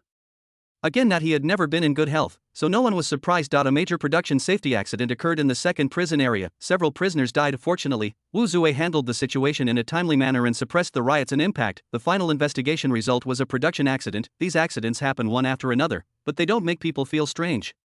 Because such incidents often happen in the past, those who died were all guys in prison whose sin values were so high that they turned purple. Lin Mo remained low-key and silent as always. He ate, took exercise and worked on time every day and was the most well-behaved prisoner. Only he himself knows every time an accident happens. The hunting crime value on his system panel was steadily increasing. Although the crime value provided by a single prisoner is far less than those of the great villains outside, it adds up to a lot. It's almost here, Master Hacker Assassin. At the same time, an investigation of the water flow began. She didn't rush to contact any hospital. Instead, I spent a few days to completely integrate into the environment of the old city. She would go to the market to buy vegetables and listen to the elderly complaining about prices and health problems. She would go sit in the small park and watch the old people play chess and chat. She even found a part-time job at a fast food restaurant, where she met all kinds of people. She was like a drop of water, silently flowing into the muddy river of the old city. When she felt the sharp aura of a killer that he had exuded during his recent crimes, only after the situation was completely obscured by the hustle and bustle of the city did the real investigation begin. She went around hospitals and clinics of all sizes in the old town under the pretext of helping rural relatives consult about their medical conditions. Here, she saw the shocking corruption and darkness within the medical system. The third people's hospital of the city, she saw with her own eyes a medical representative handing a thick envelope to the director of the cardiovascular department. The director then prescribed a prescription that included an expensive imported drug with significantly increased frequency. However, domestically produced affordable drugs with similar effects are shelved. At a private orthopedic clinic, she heard the doctor in the next room making an exaggerated diagnosis. They threatened a young man who had only a minor sprain and persuaded him to undergo a special physical therapy costing tens of thousands of yuan, otherwise it will leave lifelong sequelae. She also heard that at the central hospital, she wanted a much-needed specialist appointment or ABED. In addition to official channels, a more effective way is through ticket scalpers and so-called medical guides. Prices range from a few hundred to a few thousand, forming a mature gray industrial chain. These crimes happen all the time. They are like maggots attached to the medical system, greedily sucking the blood and sweat of patients. The water flow recorded this information one by one and transmitted it back to Lin Mo. However, this is just routine corruption. It seems to be far from what Lin Mo is looking for. But commodity transaction. One day, Shui Lu was having lunch at a small noodle restaurant near an AI rehabilitation hospital. I accidentally overheard the chatting of two veteran caregivers at the next table. Chapter 43. The female reporter in the mist. You mean Renai Rehabilitation Hospital? That place is really weird. A fellow villager of ours used to work there as a caregiver, but he left after less than 2 months. They say they always hear noises in the basement at night, and it's scary. Also, the medicine they use is extremely expensive, and the effects are just so. It's just well decorated and looks grand, specifically to deceive the rich. The casual chat between the two caregivers at the next table drifted into Shuelio's ears intermittently. She ate the noodles in the bowl without changing her expression, however. The two words, Renai Rehabilitation Hospital and basement, were already firmly engraved in my mind. The investigations over the past few days have allowed her to witness too many common evils within the medical system. But they are all like scratching an itch through a shoe, unable to touch the core of the goods that. Lin Mo mentioned, however, the casual chat between the two caregivers was like a stone, causing ripples in her heart. Weird, moving, basement. These words combined together point to an unspeakable secret. The current showed no interest at all. She quietly finished her noodles, paid and left, the whole process as naturally as an ordinary office worker. Over the next few days, the direction of her investigation quietly shifted. She no longer wandered aimlessly around hospitals. Instead, all their energy was focused on the area surrounding Renai Rehabilitation Hospital, but the security at this hospital is extremely tight. She tried several times but couldn't find a good opportunity to sneak in. Rather than alerting the enemy, it is better to continue waiting patiently. The current changed its strategy. She began looking for the walking dictionaries who had worked their entire lives in the old city's medical system. These people may not be aware of the shocking truth, but what they saw and heard during their long careers is itself a rich mine of information. Eventually, she set her sights on an elderly pharmacist at a community pharmacy. The old man's surname is Li. He wears reading glasses and has worked here for more than 40 years. He is well aware of the changes in every hospital in the old city. Shui Lu disguised himself as a freelance writer who was writing a local chronicle. He visited the pharmacy several times under the pretext of asking about the history of medical development in the old city. Every time I bring some fruit and snacks and chat with pharmacist Li.at first, pharmacist Li was very cautious, but the worldly air of the stock market on Shuilu made her look harmless. In addition, she is very patient and can always follow the old man's words to continue the conversation. Gradually, pharmacist Li also let down his guard. Little girl, asked the Renai Rehabilitation Hospital. During a casual chat, Shuilu mentioned this name seemingly unintentionally. Pharmacist Li adjusted his glasses, and a complex emotion flashed in his cloudy eyes. He was silent for a moment before he slowly spoke. That place wasn't called this name before. Its predecessor was the No. 7 Municipal Welfare Home. It was later restructured and contracted out to private individuals, which is why it became what it is today. Come to think of it, there was a major incident back then. Unfortunately, it was suppressed by force. Shui Lu's heart moved, and he asked calmly, "Big deal? Uncle Li, can you tell me about it? These old memories are very helpful to my writing." Pharmacist Li sighed and lowered his voice. "I'm just telling you this. No one dares to mention this matter now. About 7 or 8 years ago, there was a very powerful female reporter named Wu Wei. At that time, we were investigating some shady dealings in the medical system here. I heard she found a lot of incredible information, and the finger of blame is directly pointed at Renai Rehabilitation Hospital." Wu Wei. Shui Lu repeated the name softly. "Yes, Wu Wei." Pharmacist Li's tone was filled with regret. "That girl is capable and courageous, and she truly wants to do something for the people. We were about to lift the lid, but what happened? Suddenly, something went wrong. She was reported for accepting bribes and engaging in extortion. The chain of evidence was so complete that she had no way of defending herself. In the end, she was sentenced to 3 years. When she was released from prison, the entire news industry banned her. No one dared to use her. A promising investigative journalist was ruined just like that. Now, I heard that life is extremely difficult. I live alone in the most dilapidated tube-shaped building in the south." Sigh, the water listened quietly, engraving every word in its heart. A reporter who tried to expose the dark side of medical treatment was framed and imprisoned. After his release, he was banned by the entire industry. This story itself is full of evil and injustice. More importantly, the level of shady dealings that Wu Wei investigated back then was extremely high. It is very likely that he has already touched the level that Lin Mo is pursuing. Otherwise, the enemy would not use such drastic means and would not hesitate to frame her to make her shut up. After leaving the pharmacy, Shui Lu immediately launched an in-depth investigation into Wu Wei. She easily found Wu Wei's residence. It was an old tube-shaped building with peeling walls and corridors filled with debris. The water did not disturb her, but just watched silently from a distance. She saw Wu Wei wearing old clothes that were washed so much that they looked bleached, and going to the vegetable market to buy the cheapest vegetables. She saw Wu Wei working odd jobs as a proofreader in a small printing shop, earning less than 50 yuan a day. The hardships of life almost crushed the woman, but the water flow saw an unextinguished flame from the spirit that she occasionally revealed. It seemed that even though she was in the abyss, she still had the tenacity to not give up the fight. There are people who value truth and justice more than their own lives. Through some special channels, Shuilu found Wu Wei's investigation manuscripts and some fragmentary interview records. Most of the information has been destroyed, but none of the remaining fragments of information suggest that There is a huge and terrifying interest group behind it. Shui Lu sorted out all the information about Wu Wei, along with his own judgment, through thoughts. It was completely transmitted to Lin Mo, who was far away in Blackstone Prison, the Black Rock Prison exercise yard. Lin Mo closed his eyes as if enjoying the freedom of his free time. In fact, his attention was all on the information transmitted by the water flow. Wu Wei, this name was like a key, instantly opening a locked door in his mind. The rumors about medical kickbacks and over-medicalization that have been circulating before are ultimately just minor issues. The appearance of Wu Wei made him smell the core scent related to goods for the first time. A journalist who can be framed and banned by vested interest groups at the cost of their immense power. The truth she wants to expose can never be just ordinary corruption. Behind this, there must be the most serious crime that is enough to subvert everything. Cargo, hospital, old town. The line of Wu Wei perfectly connects all the vague keywords. Lin Mo made up his mind, but now is not the time. His hunting crime value is not enough. He needs more capital to summon the ghost that can tear through the fog of the internet. Only in this way can the value of Wu Wei's clue be maximized. So, his thoughts traveled hundreds of kilometers and landed in another city.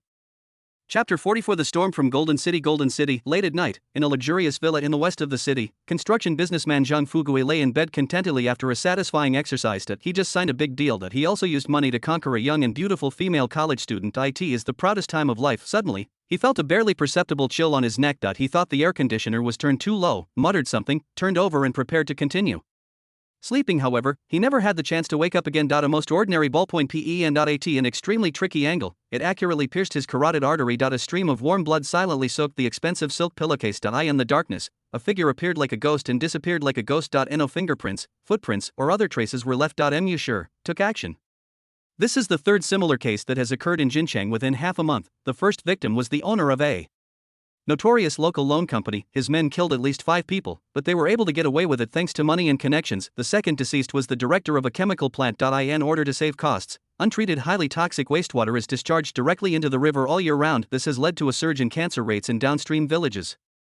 But he had already bribed the relevant departments and was able to pass every inspection safely. The third one is Zhang Fugui. In the process of making his fortune, he maliciously withheld wages from migrant workers many times, causing several families to be broken apart. One of the wage-demanding people was accidentally pushed off the roof by his thugs and became a vegetable. The deceased were all well-known figures in Jincheng who had committed many evil deeds but escaped legal punishment. The way they died was the same: killed by a precise shot of a ballpoint pen. The scene was completely clean and no valuable clues were found. The meeting room of the Jincheng Security Bureau was filled with smoke and the atmosphere was extremely depressing. Li Wei, captain of the Criminal Investigation Detachment, slammed his fist on the table, making a dull sound.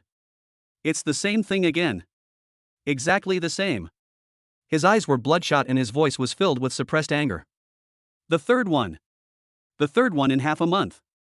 Although each of them deserved the punishment, some people even applauded it, but this is a great humiliation for the public security system. The murderer seemed to be blatantly provoking. He used a common ballpoint pen to carry out his self-righteous justice. Nothing was found during the on-site investigation. The young investigator reported, his tone full of frustration. We checked all the surveillance footage and found no suspicious individuals entering the villa area. It's like the murderer can become invisible. What's the motive? Li Wei rubbed his aching temple. The only thing the 3 deceased had in common was that they had extremely bad reputations and their hands were dirty. The murderer's motive was almost certainly to enforce justice on behalf of heaven. Doing justice for the heavens? Li Wei chewed on the word, feeling bitter in his mouth. This makes their investigation work more passive. There is no killing for revenge, no killing for love, and no killing for money. The murderer was like a random judge, leaving them with nowhere to go. Fishing is impossible. There are so many goals that can be pursued on behalf of heaven. The entire task force fell into silence. Just then, an old security guard with gray hair in the corner suddenly spoke. He had been silently flipping through the pile of case files. Captain, I seem to have seen this method of committing the crime somewhere before. Everyone's eyes were instantly focused on him. The old security guard is called Chen Bing. He is about to retire and is the living dictionary of the team. He stood up shakily, walked to the whiteboard, and pointed at the fatal ballpoint pen in the scene photo. This method of using a pen as a weapon, killing with one strike, is so clean and efficient. I remember that 2 cases occurred in Longcheng half a month ago, and the methods were highly similar. He pulled out a briefing from a pile of internal briefing documents. Longcheng, Wang Dashan case, Huang Xihai case. Chen Bing identified them carefully. The deceased was also a well-known local villain. He was also killed by a ballpoint pen, and the scene was also very clean. There was a sound of gasps in the conference room. Li Wei snatched the briefing, his eyes widening. Same weapon, same target type, same professional technique. This is not a copycat crime. There is no way an imitator could be so perfect. This was done by the same person, or rather, the same group of people. Contact Longcheng immediately. Li Wei's voice was a little hoarse due to excitement.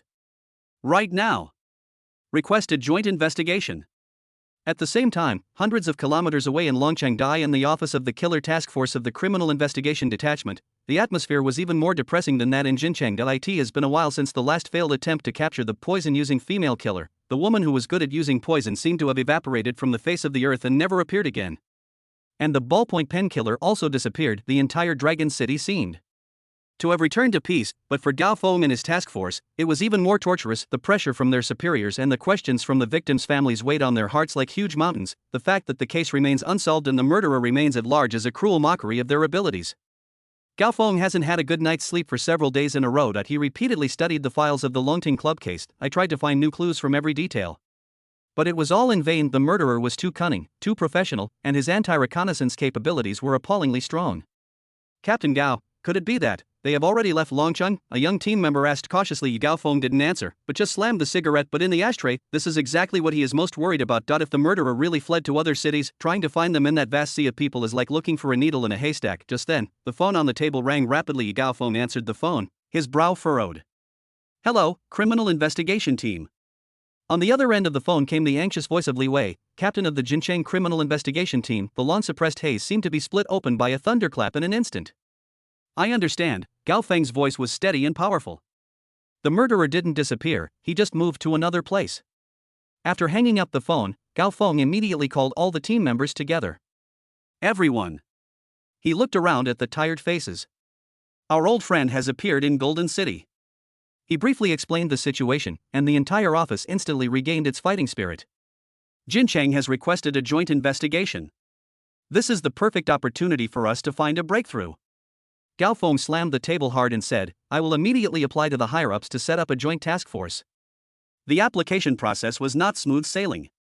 Some leaders were worried about the difficulties in coordinating cross-city cases and were afraid of taking responsibility, but Gao Feng rejected all objections and remained firm in his attitude. The murderer is a roving gang. We now have more clues than Jincheng. Cooperation between the two places and complementary information is the only chance to catch them. If left unchecked, they will move on to the next city and commit more murders. In the end, his persistence was approved. The elite police forces from Longcheng and Jincheng quickly reunited. A joint task force aimed at hunting down the Tian Qingdao killer was formally established under tremendous pressure. Chapter 45 Ghost. The first case analysis meeting of the Joint Task Force was held in the conference room of Longcheng Public Security Bureau. Elite security officers from the two cities sat on both sides of the huge conference table. I in the main seat, Gao Feng, Deputy Chief of the Longcheng Criminal Investigation Detachment, and Li Wei, Chief of the Jincheng Detachment, sat side by side. The whiteboard in front of them was covered with photos of the victims and case information. Wang Dashan and Huang Xihai from Longcheng Yizhang Fugui, the owner of a lending company in Jincheng, the director of a chemical plant, and a construction businessman. 5 photos, 5 lives, all pointing to the same ordinary ballpoint pen. On the other side are the files of the Lu Fei case and the Longting Club case. The situation is already very clear. Li Wei was the first to break the silence. This is not a copycat crime, but a well-organized criminal gang with clear division of labor. The murderer we are pursuing in Jincheng is the same person as the killer you have been looking for in Longcheng. Gao Feng nodded and took over the conversation. Not only that, combined with the case of the Longting Club, we can confirm that there are at least 2 people in this organization. One is skilled in using a pen as a weapon to carry out precise physical assassinations. The other one is a woman who is proficient in poisons and can kill people without them even noticing. The 2 murderers' target choices were highly consistent. They are all people who have committed many evil deeds in society but have escaped legal punishment through various means. Their crimes had a strong sense of trial and demonstration. The conference room fell into a brief moment of contemplation. Everyone realized that they were not facing a simple murderer of passion. This is an organized, premeditated killer organization with a clear program. We should give them a code name. Longcheng forensic Dr. Zhao Ming adjusted his glasses and spoke. Giving them an accurate code name will help us more clearly define their criminal profile. Gao Feng looked at him. What suggestions do you have? Zhao Ming pointed at the photos of victims on the screen whose heads were precisely pierced by ballpoint pens. Every move of this murderer is like completing a precise work of art. There isn't the slightest deviation. His understanding of the human body structure and his control of force have reached the pinnacle. He paused and uttered 2 words, craftsman. This word made everyone present shudder. It accurately summarizes the murderer's calm and cruel style of committing crimes. Craftsman, this code name is very good. Gao Feng nodded and then asked again. What about the other one, the one who used poison? Poison is the art of chemistry, Zhao Ming continued. She can formulate toxins that are difficult to detect and can precisely control the dosage and timing of onset. And it can poison the victim without anyone noticing. It requires a deep knowledge of chemistry and pharmacology, like an ancient pharmacist. A young investigator answered subconsciously, this code name is also appropriate, mysterious, deadly, and takes lives invisibly. Okay. Gao Feng stood up, walked to the whiteboard, picked up a pen, and solemnly wrote down 2 words: artisan, pharmacist. Now that we have the code name, we also need a new direction for investigation. Gao Feng's voice brought everyone back to their senses. Conventional screening methods have proven ineffective. We must think outside the box. He stood up, walked over to the whiteboard, and picked up a marker. First, trace the source of the crime tools. Gao Feng continued. Although the ballpoint pens used by craftsmen are common, they are all of the same size. Immediately investigate all sales channels for this type of pen in the city and even the country, especially records of bulk purchases. As for pharmacist, that's the point, he emphasized. Zhao Ming has already conducted a preliminary analysis of the poison's composition. We need to gather the best toxicology experts from both locations to determine its exact source. Whether it comes from a legitimate chemical supplier or a black market trading chain, as long as we find the source, we can follow the clues to the source. Second, criminal psychological profiling, Gao Feng added. This organization's style of operation is calm, professional, and its anti-reconnaissance capabilities are extremely strong. This is definitely not an ordinary desperado. I suggest that we immediately invite top criminal psychology experts to join the task force. We need to build their psychological and behavioral models. They may have a military, police, or secret service background. Through profiling, we may be able to predict the type of target they might choose next and deploy control measures in advance. The last point is information channel monitoring. Gao Feng tapped the whiteboard with his pen. They are carrying out their self-righteous justice and must have a strong desire to express themselves. Fully monitor the internet, the dark web, and major media platforms to look for any statements or provocative messages that may have been left by them or their admirers. We must find out what exactly they are asking for in order to enforce justice on behalf of heaven. 3 new clues, like 3 sharp knives, pierced through the haze hanging over the task force. The oppressive atmosphere in the conference room was swept away, replaced by a tense and fighting atmosphere. A dragnet targeting craftsmen and pharmacists began to slowly unfold. Blackstone prison, within the high walls, time seems to pass exceptionally slowly. Lin Mo sat cross-legged on the hard bed in the cell with his eyes closed. But deep in his consciousness, a surging data storm was gathering. Hunting crime balance, 3,600 points. Through Musher's actions in Jincheng and his own actions in prison, the crime hunting value soared at an unprecedented rate. The moment Zhang Fugui fell, the hunting sin value was finally enough. Lin Mo urgently needs this power. The investigation of water flow has reached a bottleneck. Through the shared vision of the dead men, Lin Mo could see the running of the water flow in the past half-month. She disguised herself in various identities and went in and out of major hospitals and clinics in the old city. She was like the most patient hunter, collecting every bit of gossip. She learned of the many evils hidden beneath the White Tower. She even heard the story of investigative journalist Wu Wei. All this information gave Lin Mo a deeper understanding of the darkness of this world, but it didn't point to the truth he wanted to know most. Old town, cargo, hospital, these keywords are really too vague. Relying solely on water flow is too inefficient and too dangerous. He needed eyes that could see through all the data. An absolutely invisible, untraceable creature capable of silently infiltrating any fortress. Ghost. Lin Mo began to give orders. Use ability, deployment of death squads. Name, Ghost. Appearance, ordinary appearance.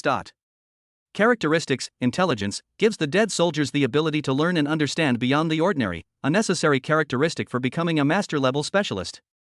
Features, master hacker, possessing network technology at least 10 years ahead of the current era, capable of hacking into any database that is not physically isolated and completely erasing all traces of oneself. Drop location, a secluded area outside Blackstone prison. System reply frowny face settings completed, generating the ghost as a dead soldier. Generation complete. Hunting crime balance, 250 points. Chapter 46 The Data Divide. Longqing, Daily District. In a cheap rental house with a monthly rent of 800 yuan, the curtains were drawn tightly, completely blocking out the afternoon sun. In the darkness, the only light came from the screen of a top-of-the-line laptop. In front of the screen, a man with ordinary face and medium build is typing on the keyboard with his fingers flying. His eyes were focused and calm, as if the whole world was just this ocean of numbers made up of zeros and ones. He is the ghost. The moment he was summoned by Lin Mo, he had a clear understanding of himself and all the common sense of this world. The only purpose of his existence is to carry out Lin Mo's will. At this moment, Lin Mo's consciousness was completely synchronized with his. Through the ghost's vision, Lin Mo saw it in such an intuitive way for the first time. Feel the terrifying power possessed by the master hacker. Test your ability, Lin Mo's thoughts echoed in the ghost's mind. Start with the 3 largest public hospitals in Longqing, yes. The ghost didn't hesitate till I saw his fingers leaving after images on the keyboard. On the screen, a stream of code that ordinary people cannot understand rolled down like a waterfall. No warning, no probing. The firewall of Longqing First People's Hospital is said to be built by a top data security company and cost millions to build. I in front of a ghost. It is as fragile as a layer of window paper. No alarms were triggered, and no trace was left. The ghost's data probe is like a real ghost, silently passing through layers of defense, directly reached the core database. Patient records, drug inventory, financial flow, internal monitoring, all data was open to the ghost at that moment. Then came the second and third. In just 5 minutes, the 3 major strongholds of Longqing's medical system were under his control. Very good. Lin Mo's voice contained a hint of suppressed excitement. This is the power he expects with the ghost. He is no longer the man behind the scenes who can only rely on water flow, wood, and stone to carry out point-to-point attacks. He possesses a divine eye that can overlook the entire situation and see through everything. Now, let's start the official mission. Lin Mo conveyed the key words that had troubled him for a long time to the ghost through his thoughts: Old Town, Hospital, Goods. Using these 3 words as the core, we cross-referenced the databases of all medical institutions in Longqing Old Town. I want to find any clues related to the goods transaction. Focus on checking all abnormal data related to procurement and consumption of drugs, medical devices, consumables, etc. clear. The ghost's hands turned into phantoms again. If the invasion just now was a precise surgical operation. So now, he launched a data storm covering the entire old city, with the ghost as the center. Countless invisible data crawlers were released. They quietly infiltrated the networks of dozens of hospitals, clinics, and pharmaceutical companies of all sizes in Longqing. A massive data screening has begun.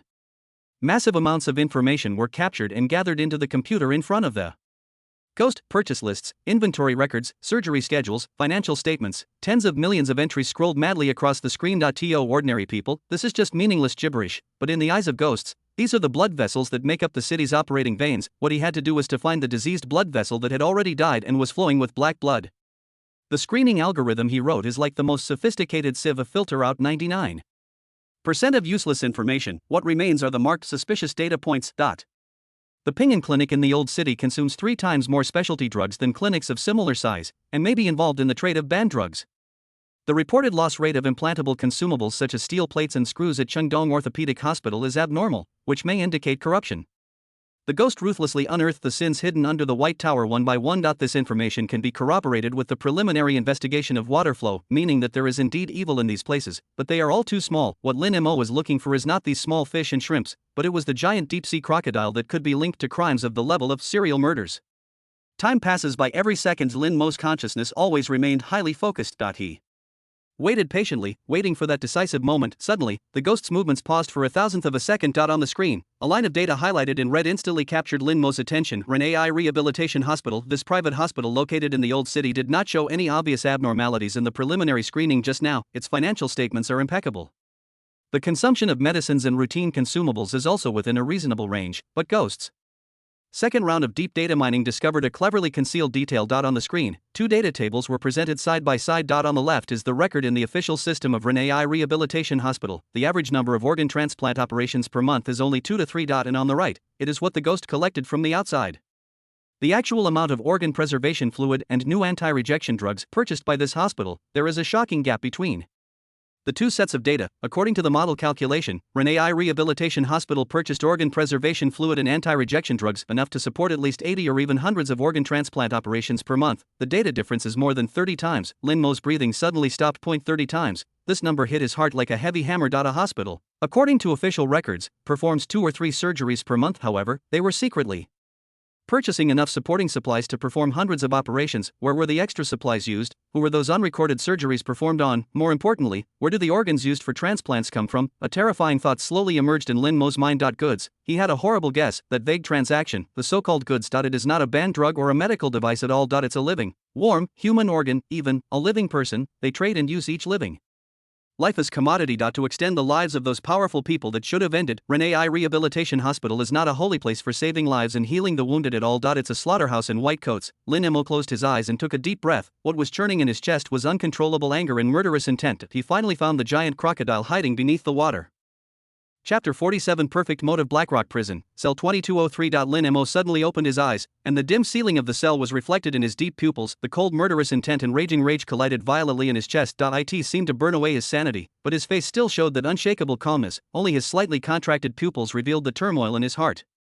Keep investigating. Lin Mo's voice was cold. I want to know who was buying these goods. I want the full client list, yes. The ghost's hands began to dance again, like a sharp scalpel. He began to perform the deepest dissection of the entire network of Ren AI Rehabilitation Hospital. This time, however, he encountered obstacles. The other party is very cautious. Ghost reported the situation. The hospital's internal network does not contain any sensitive information about core clients or donor sources. All surgical records were falsified to appear to be routine tumor removal or other major surgeries. Their trading network is likely to be physically isolated. Lin Mo understood instantly this is a tightly organized group with a strong anti-reconnaissance awareness. They are well aware of the dangers of digital information. Therefore, the most core evidence was stored in a place that could not be reached by the internet. Can we find the person who keeps this information? Lin Mo asked. Yes, replied the ghost. Through an in-depth analysis of the hospital director's emails, call records, and his personal computer, I found a clue.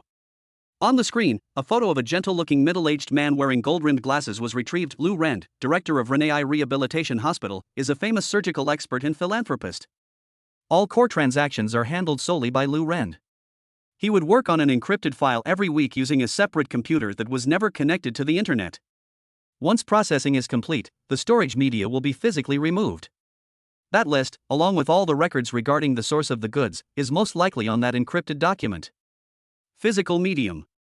Lin Mo chewed on the word. This means that the cargo list determines the life and death of countless people. That list of crimes that could implicate countless powerful people. The IT is stored in a USB flash drive, a mobile hard drive, or even the most primitive paper account book. Moreover, it is kept personally by the Dean Lou Rend. Very good. Since I can't find it online, I'll get it offline. The target was locked instantly. Lou Rend. We must find a breakthrough from him. Lin Mo's mind began to work rapidly. A plan to capture Lou Rend quickly took shape in his mind. The current is responsible for the action. She's skilled in the use of poison and stealth, making her the perfect person to deal with a pampered hospital director. Ghost is responsible for technical support. He will be the eye in the sky of this operation. He could hack into Lou Rend's home, office, and all the surveillance equipment along his route in advance, create a perfect monitoring blind spot. He can monitor the internal communication network of Longqing Security in real time. Once there is any unusual movement, Lin Mo will know it at the first time. With Ghost here, this operation will leave no trace in the digital world. The security authorities couldn't even find a direction to investigate. However, a deeper question emerged in Lin Mo's mind: his previous actions, whether it was using wood or stone to deal with Wang Dashan and Huang Sihai. It's still the water flow that deals with Lu Fei and Longting Club. Their motives can all be attributed to simply doing justice for the people. The villains who deserve punishment are punished. Although this behavior will attract investigation from law enforcement, the intensity is controllable. But this time it's different. Touching the organ trading chain is equivalent to declaring war directly on a complex and powerful interest group. The members of this group are spread across the business and political circles, and perhaps even higher. Kill Lou Rend, get the list. Then what? That would cause a massive earthquake. The entire interest group will use all its strength to suppress and counterattack. They don't pay attention to evidence and procedures like the security side. They will use the darkest and bloodiest means to nip all threats in the bud.by. Then, a motive of committing a crime simply to enforce justice would no longer be enough. An unreasonable motive will lead to endless investigation and suspicion.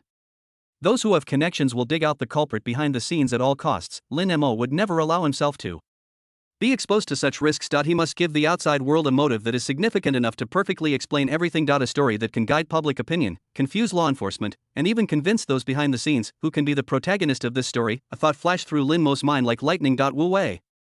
The man who was framed and imprisoned for exposing medical scandals. A female journalist who was completely banned after being released from prison and lived in poverty. Is there a more perfect Avenger character than this? A righteous journalist whose everything was ruined by the medical scandal. After years of silence, she transformed into the goddess of vengeance. To wreak bloody revenge on the entire industry that had destroyed her. This story has perfect logic and sufficient motivation. It is full of dramatic and tragic colors, enough to attract everyone's attention. When everyone's focus is on the goddess of revenge Wu Wei, who would pay attention to the taciturn prisoner in Blackstone Prison?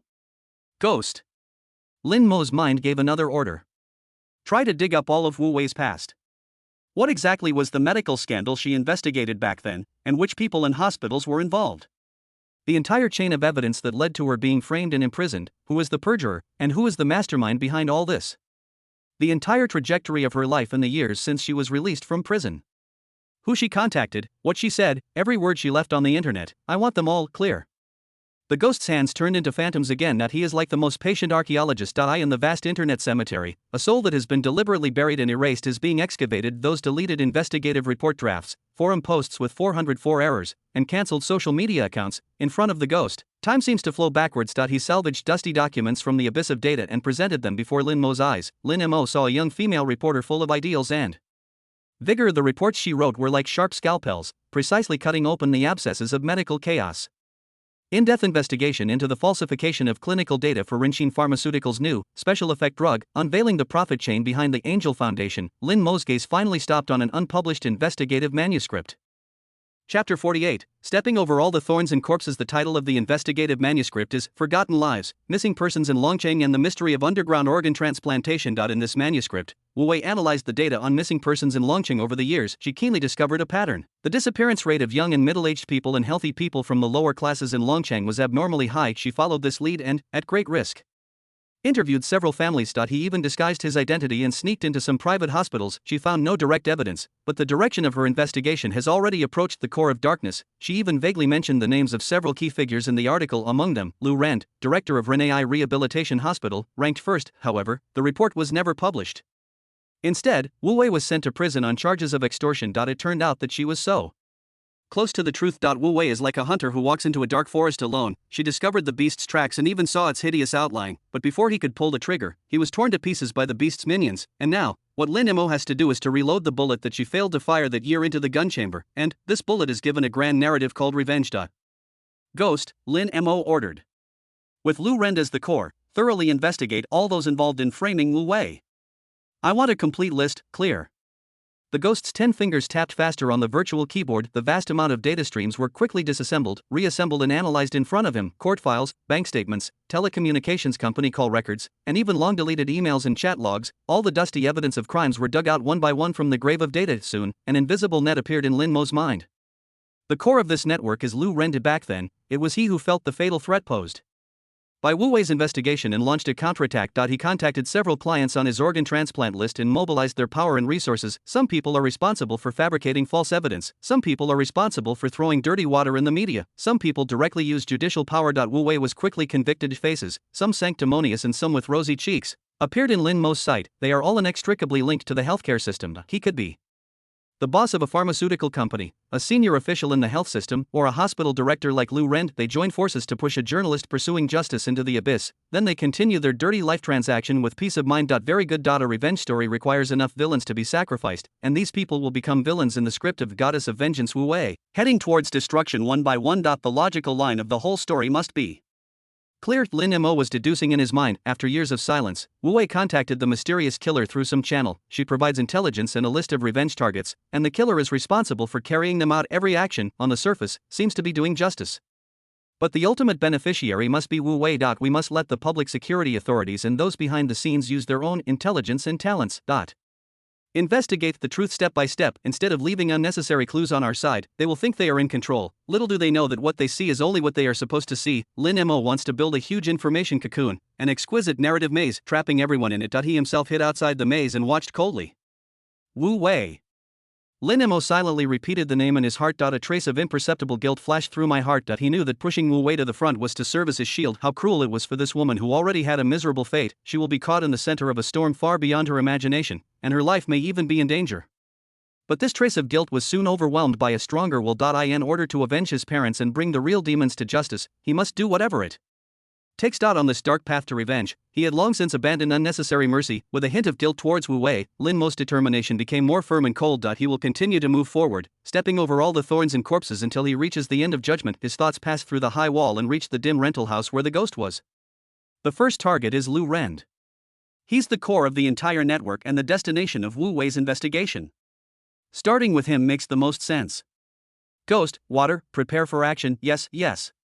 The night was as dark as ink, covering the top wealthy area in Longcheng, Hentaying Villa. Each villa here is hidden among lush trees. They are far apart from each other, ensuring absolute privacy and quietness. Lu Ren's villa is one of them. At this moment, in Lin Mo's vision, the entire Hentaying Highlands security system has become a one-way transparent map to him. Hundreds of high-definition cameras, infrared sensors, pressure alarm devices, all data streams converge here at the Ghost, after his processing, it becomes an absolutely safe green path, clearly marked on the three-dimensional structural diagram of the villa. All surveillance equipment has been taken over, with 3-minute loop coverage.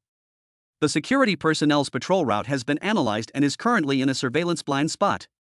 The target is in the study on the second floor, and his vital signs are stable.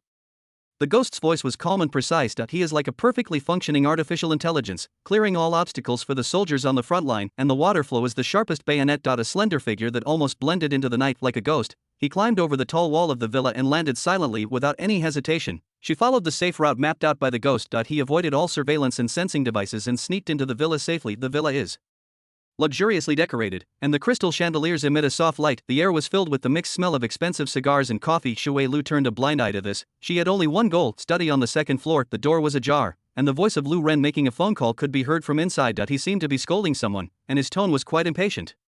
The water flows quietly in the shadow outside the door. His breathing was long and steady, as if merging with the darkness. Just as the phone was hung up, the sound of a chair being dragged was heard in the study. And now is the time.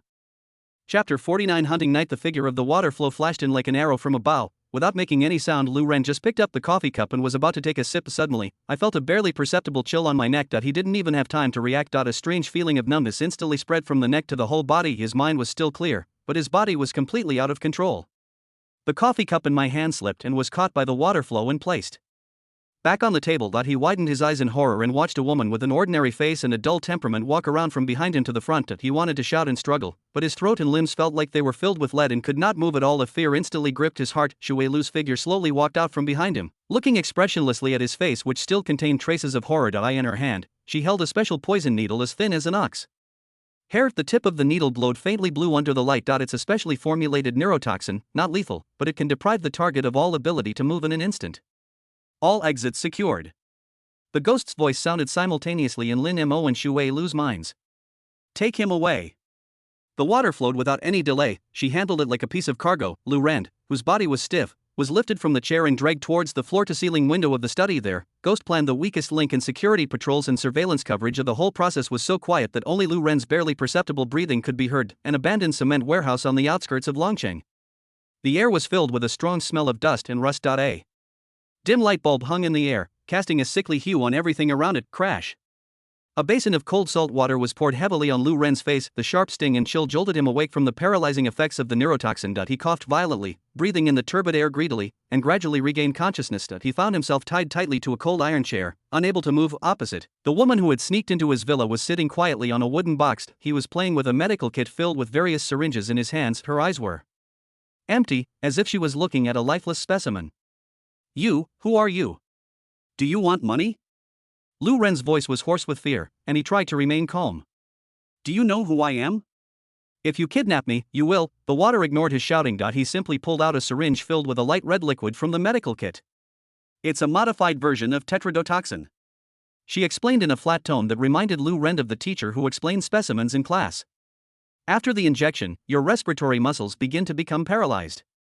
You experience the feeling of drowning, of suffocating in the conscious mind. This process will last for 3 minutes, and then you will go into cardiac arrest. Lu Ren's pupils suddenly contracted, and cold sweat instantly soaked his back. Shui Lu stood up, walked slowly to him, and pointed the needle tip at his vein. The cold touch made every hair on Lu Ren stand up. Don't. He finally broke down and shouted incoherently. Just tell me how much you want. 1 million? 5 million? I can give you anything. There was no pause in the movement of the water. She looked at him calmly. I'm not here to negotiate with you. The cold needle tip pierced his skin and Lu Ren let out a terrified scream. The light red liquid was slowly pushed into his blood vessels. Almost instantly, an indescribable feeling of suffocation gripped his throat. His chest heaved violently, but he couldn't take in a breath of air. The lungs were like a broken bellows, pumping desperately but in vain. He opened his mouth wide, the veins on his neck bulged, and his face turned purple at a speed visible to the naked eye. His consciousness was being stripped away, and the shadow of death had never loomed so clearly over him. Just as his vision began to blur and his heartbeat became erratic, another needle pierced his body. A stream of cool liquid was injected, and the fatal feeling of suffocation slowly dissipated like the receding tide. Cough, cough, cough, cough. Lu Ren coughed violently, breathing in big gulps of the air that had been lost and regained. Before the feeling of relief at surviving the disaster could arise, it was replaced by a deeper fear. He looked at the water, and the woman still had no expression on her face. It was as if he had just been given an injection of glucose. That's the antidote.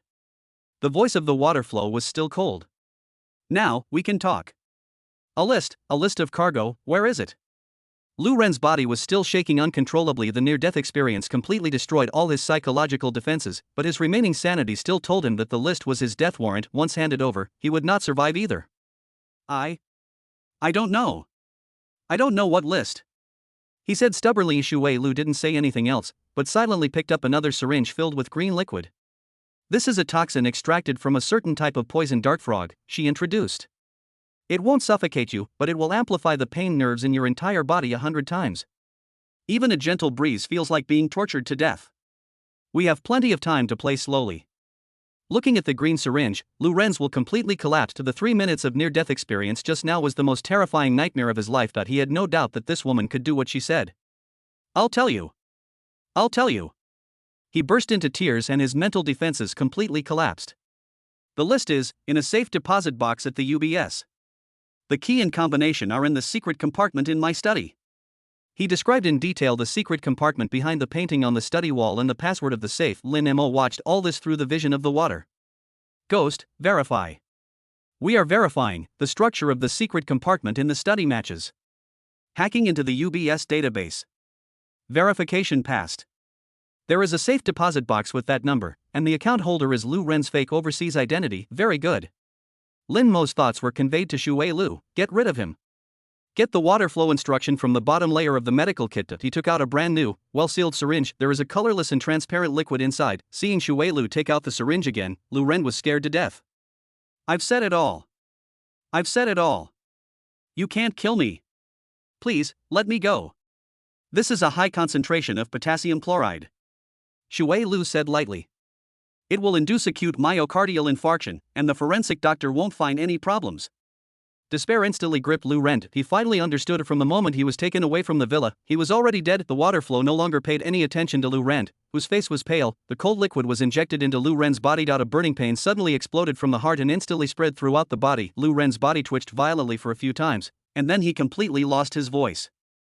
Chapter 50 Inventory List. Lu Ren's body was still warm and water had already begun to flow at the scene. Everything in the abandoned warehouse was restored to its original state in an orderly manner by her. All routes are safe, surveillance has been evaded. Under the full guidance of the ghost, Shui Lu drove an ordinary car that had been prepared in advance. He returned quietly to the villa area where Lu Ren was. She then avoided all patrol and surveillance blind spots. Lu Ren's body was brought back to his luxurious study. She put Lu Ren's stiff body back on the expensive leather seat.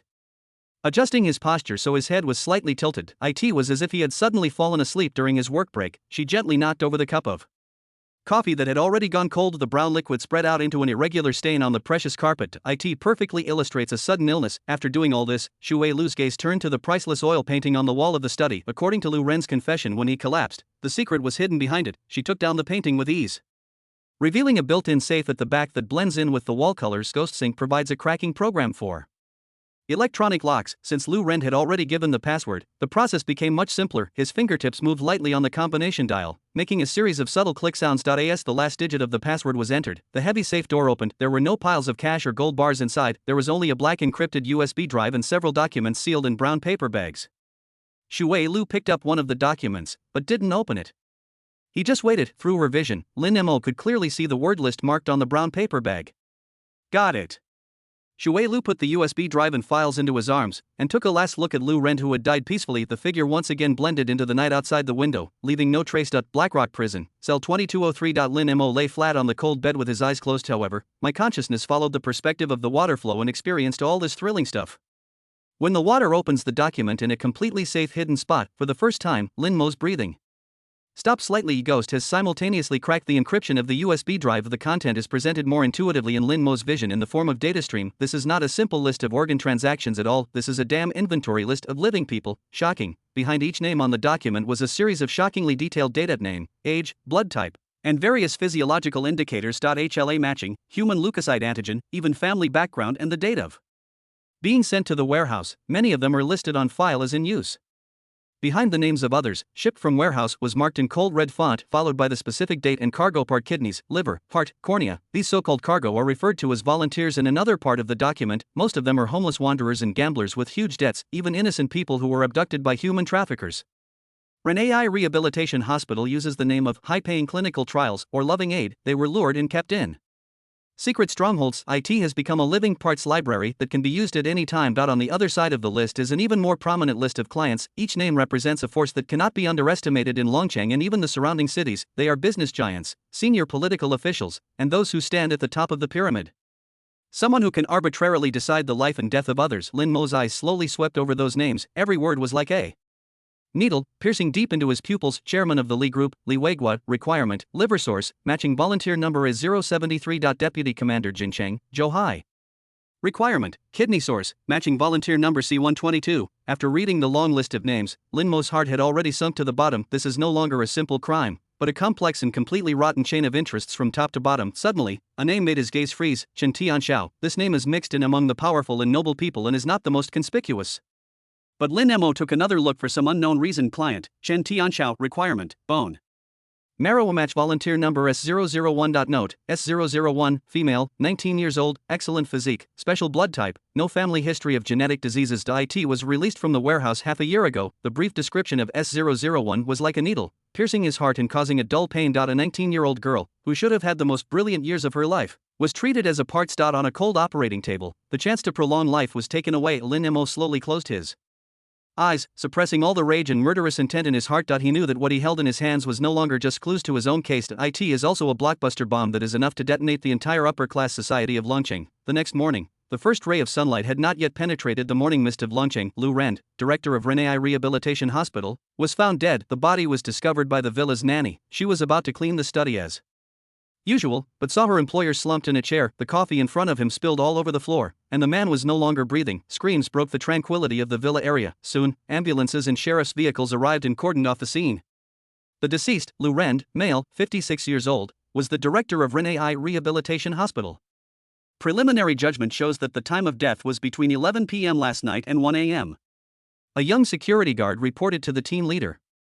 There were no signs of a struggle at the scene. The doors and windows were intact, and preliminary investigations revealed no signs of intrusion by outsiders. The emergency doctor's preliminary conclusion was a sudden myocardial infarction. The captain frowned and looked at everything in the study: luxurious furnishings, scattered documents, and a dried coffee stain. It all looked like an accident. A successful man who worked too hard for his career exhausted his last bit of energy working late at night. He's in great health. I just had a comprehensive physical examination last month, and all the indicators are normal. How could it be a myocardial infarction?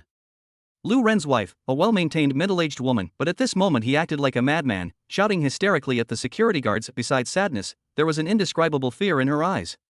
My husband must have been murdered. It must be. You must find out. You must. Faced with the family's questions, the captain could only comfort them. Madam, please calm down. We will certainly conduct a detailed investigation. The body needs to be brought back for a forensic autopsy to determine the final cause of death. However, things developed much faster and more complicated than he had imagined. Chapter 51. The list must be destroyed. Sure enough, in less than half an hour, the captain's cell phone rang. The caller ID showed a person he dared not neglect in the slightest: the deputy chief of the Public Security Bureau. Xiao Sun, were you at the scene of Lu Ren's case? The deputy director's voice was low and powerful. Yes, Director Wang. Our preliminary investigation shows that the scene is consistent with the characteristics of a sudden myocardial infarction. But the family is very emotional and believes it was murder, the captain reported respectfully. There was silence on the other end of the phone for a few seconds, and then came an order that left no room for questioning. The family's appeal must be taken seriously. Don't let any doubts go unanswered. Immediately send the body to the Forensic Medical Center and have Zhao Ming perform an autopsy himself. I want the most detailed and authoritative autopsy report. Yes. The captain hung up the phone, his heart already filled with turmoil. Let Zhao Ming perform the autopsy himself. He was the most talented and eccentric forensic doctor in the bureau, and he was not hired for trivial cases. The deputy director gave the order personally and even named the names. The pressure behind this was beyond his imagination. He took a deep breath and gave orders to his men. Immediately seal off the scene and conduct a second, detailed investigation. Notify the Forensic Medical Center to prepare to receive the body and appoint Dr. Zhao Ming to perform the autopsy. Longcheng City Public Security Bureau Forensic Center, autopsy room. Under the cold shadowless lamp, Lu Ren's naked body lay quietly on the stainless steel dissection table. The air was filled with a pungent smell of formaldehyde mixed with disinfectant. Zhao Ming was wearing a blue dissecting suit, a mask, and goggles. With a focused look in his eyes, his movements were precise and steady, and the sound of the scalpel scraping across the skin was subtle and clear. The assistant was delivering instruments and recording data, not daring to breathe. The chest cavity was opened and no obvious organic lesions were found in the heart, and there was no obvious atherosclerosis or thrombosis in the coronary arteries. Zhao Ming's voice sounded a little muffled through the mask, but it was extremely clear. The assistant's hand paused slightly as he was recording. This discovery almost overturned the initial conclusion of sudden myocardial infarction. At the scene, Zhao Ming carefully examined every organ and collected blood, stomach contents, and various tissue samples. 2 hours later, the routine dissection process was completed. But the direct cause of death is still unclear, as if shrouded in fog. No signs of poisoning, no mechanical damage, no fatal lesions. The assistant looked at the preliminary test results and muttered to himself. Is it really some extremely rare acute disease? Zhao Ming didn't answer. He took off his gloves and walked to the microscope, started observing the tissue sections. Time passed minute by minute, and the only sound in the autopsy room was the hum of the running instruments. Just when the assistant thought there would be no more discoveries today, Zhao Ming suddenly spoke. There was a subtle hint of excitement and solemnity in his voice. Send blood sample S17 for mass spectrometry analysis. The focus is on screening for a synthetic compound that can induce acute disturbances in cardiac potassium channels. Inducer? The assistant was stunned. Teacher Zhao, you mean, I suspect that the deceased was injected with some kind of drug. Zhao Ming raised his head. This drug itself is not lethal and will even be metabolized and broken down in a very short time, making it difficult to detect. But it can instantly disrupt the heart's electrophysiological balance and cause malignant arrhythmias. The symptoms are almost identical to those of a sudden myocardial infarction. Another case suddenly emerged in his mind, the bizarre poisoning case of Lu Fei. The deaths were also unexplainable by conventional means, and the use of medication was also terrifyingly precise. It's her. Zhao Ming whispered to himself, that female killer, the pharmacist. He immediately picked up the phone and dialed the familiar number. Captain Gao, it's me, Zhao Ming. On the other end of the phone, in the temporary office of the Longqing and Jincheng Joint Task Force, there was a gloomy atmosphere. Gao phone was overwhelmed by Musher's continuous crimes in Jincheng. When Zhao Ming called, his tone was a little tired. Old Zhao? What's the matter? I'll transfer the case of the director of Renai Rehabilitation Hospital to you. Zhao Ming's voice was firm. I'm almost certain that the murderer is the pharmacist you've been looking for. Gao Feng suddenly stood up from his chair, his eyes flashing with a gleam. Are you sure? 80% sure. Once the detailed mass spectrometry report comes out, it will be 100%. This news was like a bombshell, causing a stir in the lifeless task force. Gao Feng, Zhao Donglai, and others immediately gathered around. Lu Ren's death was actually linked to the murder case. This means that the killer who has been silent for a while has not stopped. Instead, they targeted the core figures in Longqing's upper-class society. Just when the law enforcement authorities were rallied by new clues, another, even larger and more hidden undercurrent has been surging wildly under the shadow of Dragon City. The news of Lu Ren's death spread quickly among that secret circle of customers west of the city. Manor.I in the antique study, the scent of sandalwood lingers. Chen Zhangwo, the old man of the Chen family, with gray hair and wearing a tang suit, is holding a string of red sandalwood Buddhist beads and closing his eyes to rest. In front of him stood a middle-aged man with an ordinary expression. It was Mr. Chen Tianxiao. Is everything arranged? Chen Zhangwo didn't even raise his eyelids, his voice old but full of energy. Dad, don't worry. Chen Tianxiao bowed. I've already asked Deputy Chief Wan for help. The Public Security Bureau will pay special attention to this case. Our people will also join the task force as project consultants. We will be the first to know about every development of the investigation. Yeah. Chen Zhangwo slowly opened his eyes, and in his cloudy eyes, there flashed a ruthlessness that was inconsistent with his age. It doesn't matter if Lu Ren, that loser, dies. But the list in his hand must never be leaked. I've sent people to search his villa and all the possible hiding places, but nothing was found. Chen Tianxiao said, I'm worried that the things have fallen into the hands of the murderer. Then find the murderer. Chen Zhangwo's fingers twirled on the Buddhist beads. No matter who he is or what he does. Find him, get his things back, and then deal with it. Yes. Chen Tianxiao paused and added. Dad, Li Weiguo from the Li Group also called.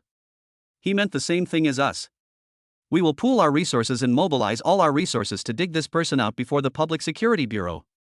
Chen Zhangwo nodded, stopped talking, and closed his eyes again. For those of them who stand at the top of the pyramid, the death of an organ supplier will certainly cause temporary inconvenience, but it is not unsolvable. Money and power will soon give birth to a new Lu Ren. What caused them trouble was the inventory list, that is evidence of crimes against humanity. Once exposed, even they will suffer great losses.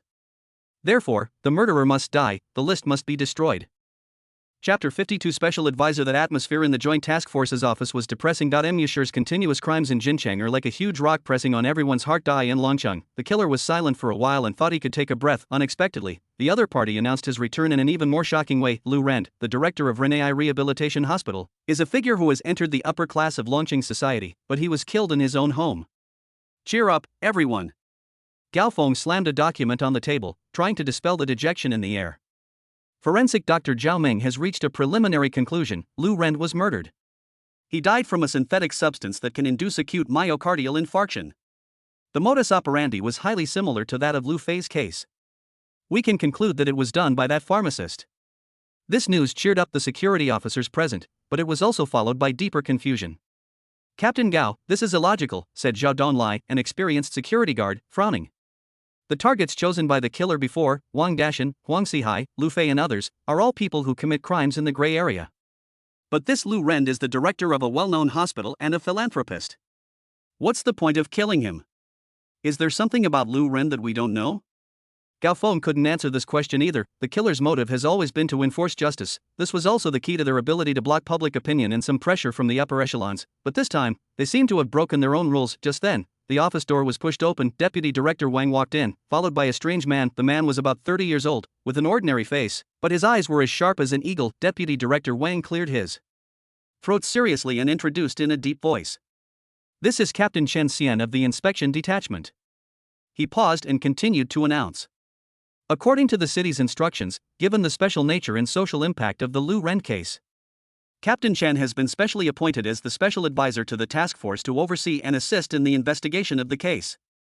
There was sparse applause in the conference room. Everyone knows that the title of special advisor is important, especially with the word supervisor added in front of it. What does it mean? Yao Feng's eyes flickered slightly. Chen Xian is the middle-aged representative of the Chen family in officialdom. With this identity, he actually sat in the task force's meeting room in a dignified manner. It seems that the case of Lu Rend is more complicated than imagined. Gao Feng sneered in his heart, but his face remained expressionless. He knew that behind this was the Chen family and even more forces that he could not afford to provoke. As a small deputy captain, the only thing he can do is to stick to his bottom line. Hello, Consultant Chen. Gao Feng extended his hand, his tone neither humble nor arrogant. I'm the head of the task force, Gao Feng. Chen Xian shook hands with him with a polite smile on his face. Captain Gao, I've heard a lot about you. I'll be in trouble for the next while. After a simple welcome ceremony, the meeting continued. Chen Xian sat aside and listened quietly. Gao Feng cleared his throat and brought the topic back on track. The discussion of the case continues. Zhao Donlai, please first describe the detailed on-site investigation. Zhao Donlai stood up and reported, no signs of forced entry were found at the scene, and the doors and windows are intact. We have repeatedly checked the surveillance cameras in the villa and found nothing abnormal. There were no images of any strangers entering or leaving. He didn't know that these seemingly normal surveillance videos had long been covered by ghosts' looping images. We have checked all the staff in the villa, including the nanny, driver, and gardener. They all worked under Lu Rend for many years and have simple social connections. No suspicious motive or ability was found, and the suspect has been temporarily ruled out. Also, Zhao Donlai said with difficulty, we checked the surveillance cameras around the villa area. It was discovered that several vehicles had entered and left the nearby area before and after the incident. The identities of the car owners are quite sensitive. There's the chairman of Tianhong Group and several people from the city. Before he could finish his words, Chen Xian, who had been silent all the time, suddenly spoke. Give me the list and their investigation procedures, and I'll handle them. Zhao Donlai looked at Gao Feng, who nodded. Where is the forensic doctor? Gao Feng looked at Zhao Ming in the corner. Zhao Ming pushed up his glasses and said, based on the characteristics of the drug, I infer that the murderer used a high-concentration potassium chloride solution. This drug is a controlled substance. However, we have traced all relevant drug transaction records in the city and found nothing unusual. This is also the work of ghosts. All electronic transaction records that could be traced back to the source have been completely erased from the online world. Gao Feng rubbed his temples, feeling that the case had reached a stalemate again. The murderer was like a real ghost, coming and going without a trace. What about investigating social relations? Lu Ren's parents have long passed away, and his relationship with his wife is normal. We have checked several of his lovers and business partners, and have not found any major conflicts. As for enemies, the security officer in charge of this work produced a long list. Lu Rend has been in business for many years and has offended many people. We are investigating each case individually, but the ones at the top are all ordinary business disputes that require further investigation. Gao Feng took the list and saw Wu Wei's name at the back of it. However, there is a note after the name. The possibility is low. The reason is that she had just been released from prison and was living in poverty, so she should not have the ability to commit such a crime. The pharmacist is meticulous and skilled, which is definitely not something a down-and-out reporter can do. Chen Xian tapped his knuckles on the table and suddenly spoke. Captain Gao, I have 2 requests on behalf of the city. Everyone's eyes were focused on him. First, I hope the task force can solve the case within a limited time. President Lu's death has a huge impact. The longer it's delayed, the greater the damage to Dragon City's reputation. Secondly, his tone became serious. Lu Ren has a very important document. This information may have fallen into the hands of the murderer. I request that if the task force discovers this information during the investigation, no one is allowed to review it without permission. It must be handed over to me immediately. This is discipline. As soon as the word information came out, Gao Feng's heart sank suddenly. He instantly understood that Chen Xian's real purpose was to get this so-called information. This is what these big guys are really nervous about. Okay. Gao Feng nodded expressionlessly. Today's meeting ends here. Everyone, continue with your work. The meeting is adjourned. Chapter 53. I Can Wait. Blackrock Prison, Cell 2203. Lin Mo was making the bed for Aaron as usual, but in his spiritual world, clear pictures are appearing through the perspective of ghosts. It was presented in real time before his eyes. Gao Feng's tired face, Zhao Donglai's furrowed brow, and the special advisor Chen Xian. Lin Mo could see every micro-expression of each person. It's so efficient. Lin Mo expected that the law enforcement authorities would find that Lu Ren's cause of death was unusual, but I didn't expect the speed to be so fast. It seems that the powerful people represented by the Chen family are exerting tremendous pressure behind the scenes. The entire Longqing security system's machinery was pushed to its limit. When I heard Chen Xian clearly ask for a piece of information and asked no one to look at it without permission, Lin Mo understood. Sure enough, this is what they are really nervous about. In the eyes of these bigwigs, Lu Ren's life is far less important than that dirty list. The task force meeting has ended, but Lin Mo's observation has not stopped. The ghost's authority slipped silently through firewalls, retrieving all the information from the task force's internal network. He saw all the investigations the task force conducted into the killer. At present, we only know that the real name of the craftsman is Mu Shi, and he is in Jincheng. The pharmacist is a woman who is good at using medicine and whose real name is unknown. As for facial photos and identity information, not a single one was obtained. It seems to be safe for now. He saw the security authorities' preliminary investigation into Lu Ren's social relations. Wu Wei's name was marked as less likely and then lightly crossed out. Everything is going as planned, but excessive attention will bring the flames back to yourself. Most of the killers nowadays are active in Longqing. Now in Longqing, all eyes are focused on the Lu Ren case. Focus on the mysterious pharmacist. This is definitely not a good thing for Lin Mo, who needs time to investigate the list. The waters must be muddied. Let them take their eyes off Longqing and Lu Ren even. It makes them have a confused understanding of the image of pharmacist. Lin Mo's thoughts sank into the system interface. Hunting crime balance, 2050 points. The trial of Lu Ren, the living bodhisattva whose hands are stained with blood. It brought him a full 1,500 hunting crime points. The remaining 550 points were from the crimes committed by Mu Shi in Jincheng during this period, and the proceeds from Lin Mo dealing with several prisoners in prison. This ample hunting crime value gave him the confidence to carry out his next plan. His mind quickly constructed instructions in the system. We can no longer let the water flow alone in the front. Her modus operandi is already familiar to the law enforcement authorities,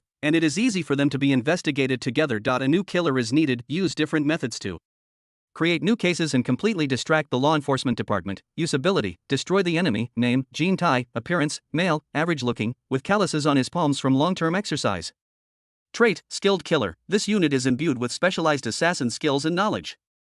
It will be proficient in short blade combat and assassination techniques, knowing how to infiltrate, disguise, observe, and kill with one strike. It also possesses a strong anti-reconnaissance awareness and knows how to clean up traces at the scene.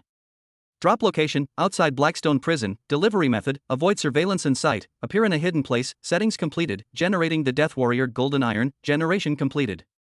Hunting crime balance, 1650 points. Jean Tai will take over from Shui Lu and become the key executor to push Wu Wei's line forward. Her modus operandi must be significantly different from Shui Lu's pharmacist image. This is the only way to create a debate within the law enforcement department about copycat criminals or new killers and further confuse the public.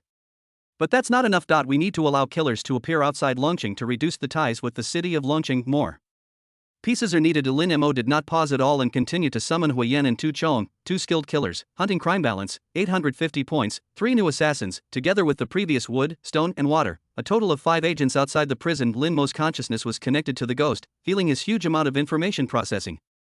Ghost, provide operational support to 5 killers at the same time, including intelligence gathering, route planning, and clearing traces. Can you bear it? It's bearable. But this is the most the ghost replied. With more than 5 people, the accuracy and real-time nature of information processing cannot be guaranteed, posing a risk of exposure. That's enough. Lin Mo's will was instantly transmitted to the minds of the 5 assassins through the spiritual connection. Huayan, head to Cloud City. Tu Chong, head to Haicheng. Your mission is to replicate Mushi's model in Jincheng. Find a local target with sufficient sin value and execute a judgment. Let the legend of the killer spread to more cities. Shuelu, continue your activities in Dragon City. Your targets are those gray characters who walk on the edge of the law, maintaining your image as a pharmacist. Attract the core attention of the law enforcement side. Jean Tai, your first target is Zhang Deming, the boss of Tianhua Pharmaceutical. He was one of the key figures who framed Wu Wei and put her in jail. Judge him in your own way. Ghost, fully support their actions. Yes. 5 voices responded in unison in Lin Mo's consciousness. After doing all this, Lin Mo turned his attention back to his real purpose, creating chaos just to buy time. His real goal is hidden behind Lu Ren's list, the mastermind behind framing himself. Ghost, begin the highest priority mission. Compare Lu Ren's cargo list with all the information I had on the serial murder case. Investigate the background, connections, and financial flows of everyone on the list. And all their movements during the time period of the incident. I want to know if any of them has even the slightest connection to my case. Yes. The ghost received the order. There are many people on the list, so it is expected to take a lot of time. I can wait. The night is getting deeper for the Joint Task Force in Longcheng. This was destined to be a sleepless night. Just when they were still worried about the Lu Ren case, the 2 new murders were like 2 heavy hammers that hit their tense nerves. The victim in the first case was a notorious loan sharking company owner in the west of the city, nicknamed Mad Dog. He was found dead in his mistress's home, and his death was exactly the same as Lu Ren's. Chapter 54. We don't need evidence. Xiaoming performed an autopsy overnight and quickly reached a conclusion. He died from injection of high-concentration potassium chloride solution, which was similar to the case of Lu Ren. It's the pharmacist. He's at it again. Cao Feng slammed his fist on the table, his eyes bloodshot. This murderer is openly challenging the entire Longcheng security system. He just killed Lu Ren, and now he is going to kill a person in a gray area. The motive for the crime is unclear and the target is erratic, leaving everyone scratching their heads. However, before one wave of troubles subsides, another wave of troubles arises. The second report call came in almost immediately. Zhang Deming, the boss of Tianhua Pharmaceutical, was found dead in the garage of his villa. Zhao Donglai personally led the team to the scene. There were no signs of fighting at the scene and the doors and windows were intact. Zhang Deming leaned against his luxury car with a thin steel needle stuck in his chest. The needle tip pierced the heart accurately, killing the person instantly. The technique is clean, neat, and cold. Captain Gao, Zhao Donglai's voice on the phone was full of solemnity. That's the killer's style. But no traces of the poison used by the pharmacist were found at the scene. No trace of the ballpoint pen commonly used by the craftsman was found. The murder weapon was a medical needle. Everyone in the conference room was confused by the complicated case. 2 murders overnight. 1 died of poisoning, using the same method as the pharmacist. 1 died from a needle piercing his heart. The method was unheard of. Could it be that there are new killers? Or is it a new killer's killing method? Or is it a copycat? Gao Feng's temples were throbbing. Chen Xian's expression also became extremely ugly. What he cared about was not who died, but the chaotic situation. Once the attention of the law enforcement department is distracted by these endless cases, the progress of finding that information will inevitably be seriously affected. Investigate. Gao Feng gave the order. Conduct a detailed reconnaissance of the traces at the scene. Check the nearby surveillance and communication records. Find out all the social connections between Zhang Deming and that mad dog. Especially Zhang Deming. Why was he targeted?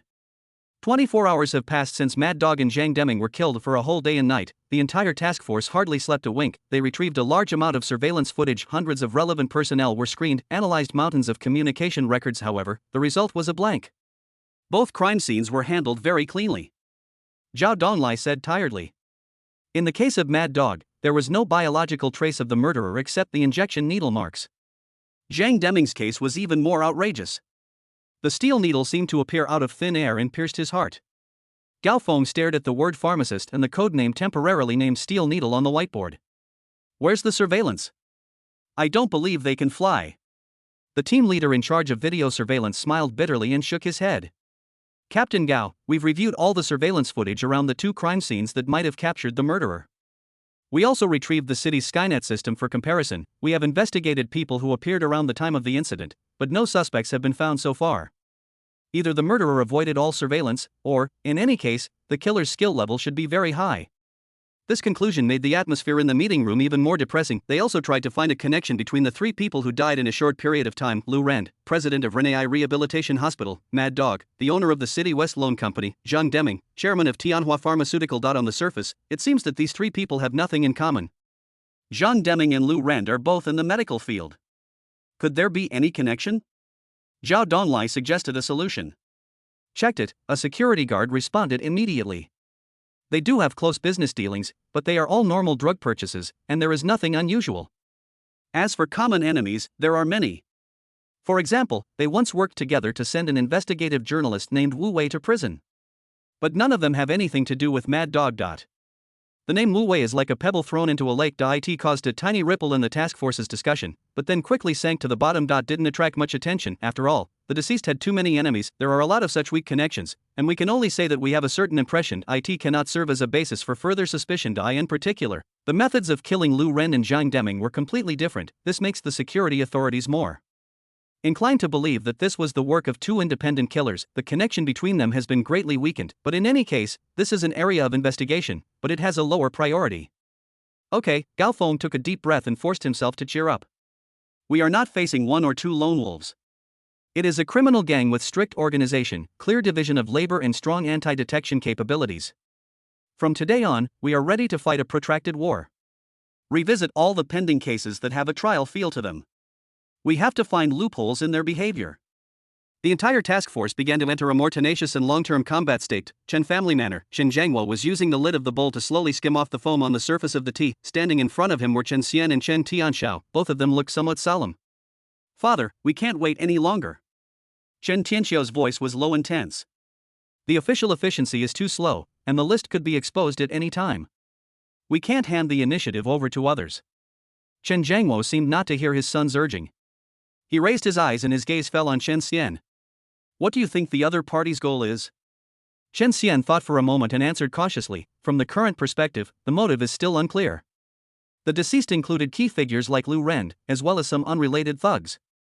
The only thing they have in common is that they all have a history of bad behavior.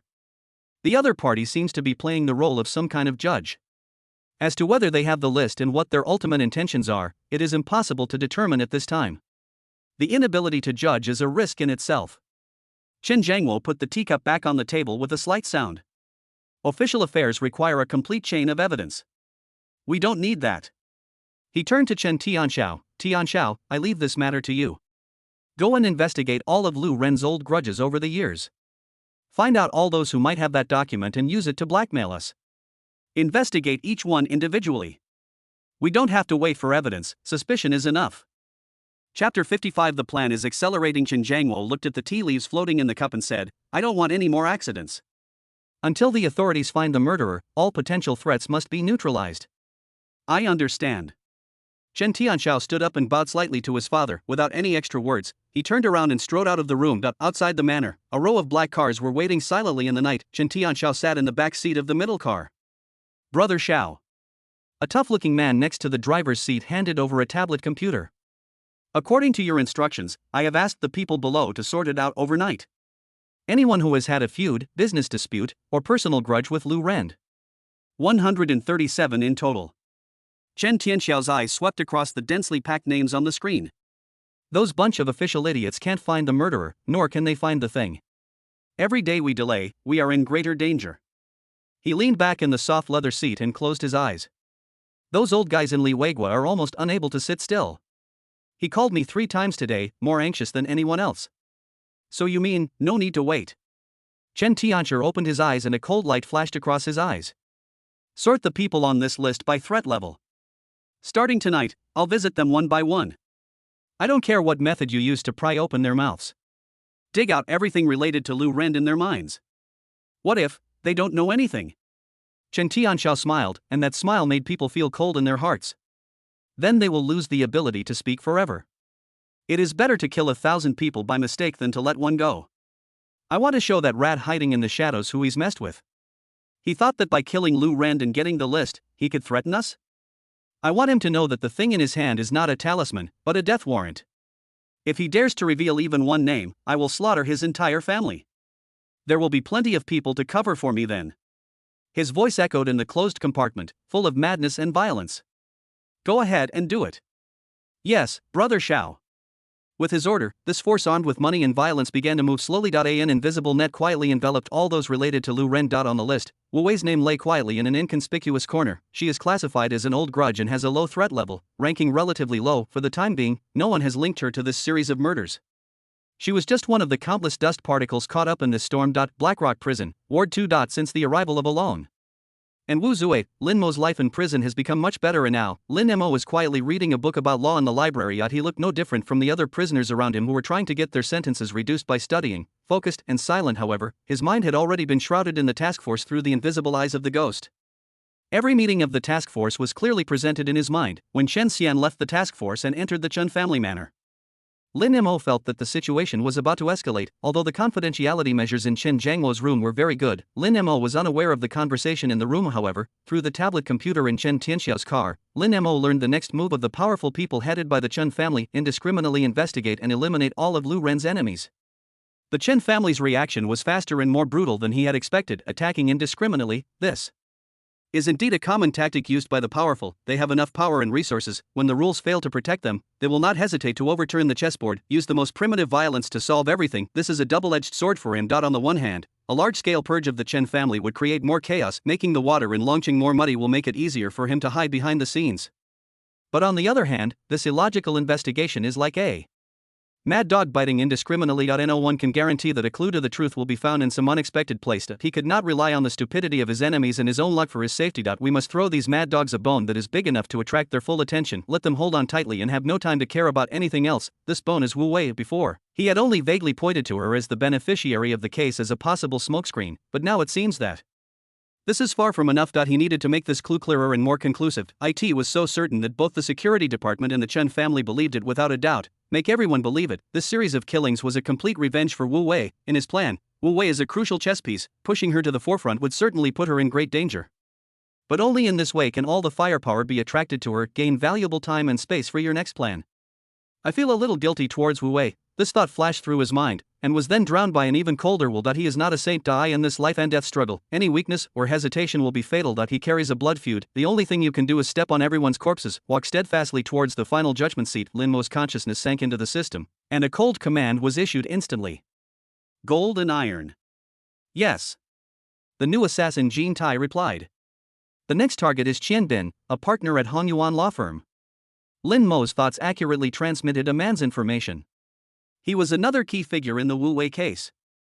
He fabricated all the evidence against Wu Wei. Judge him. Quickly, clear.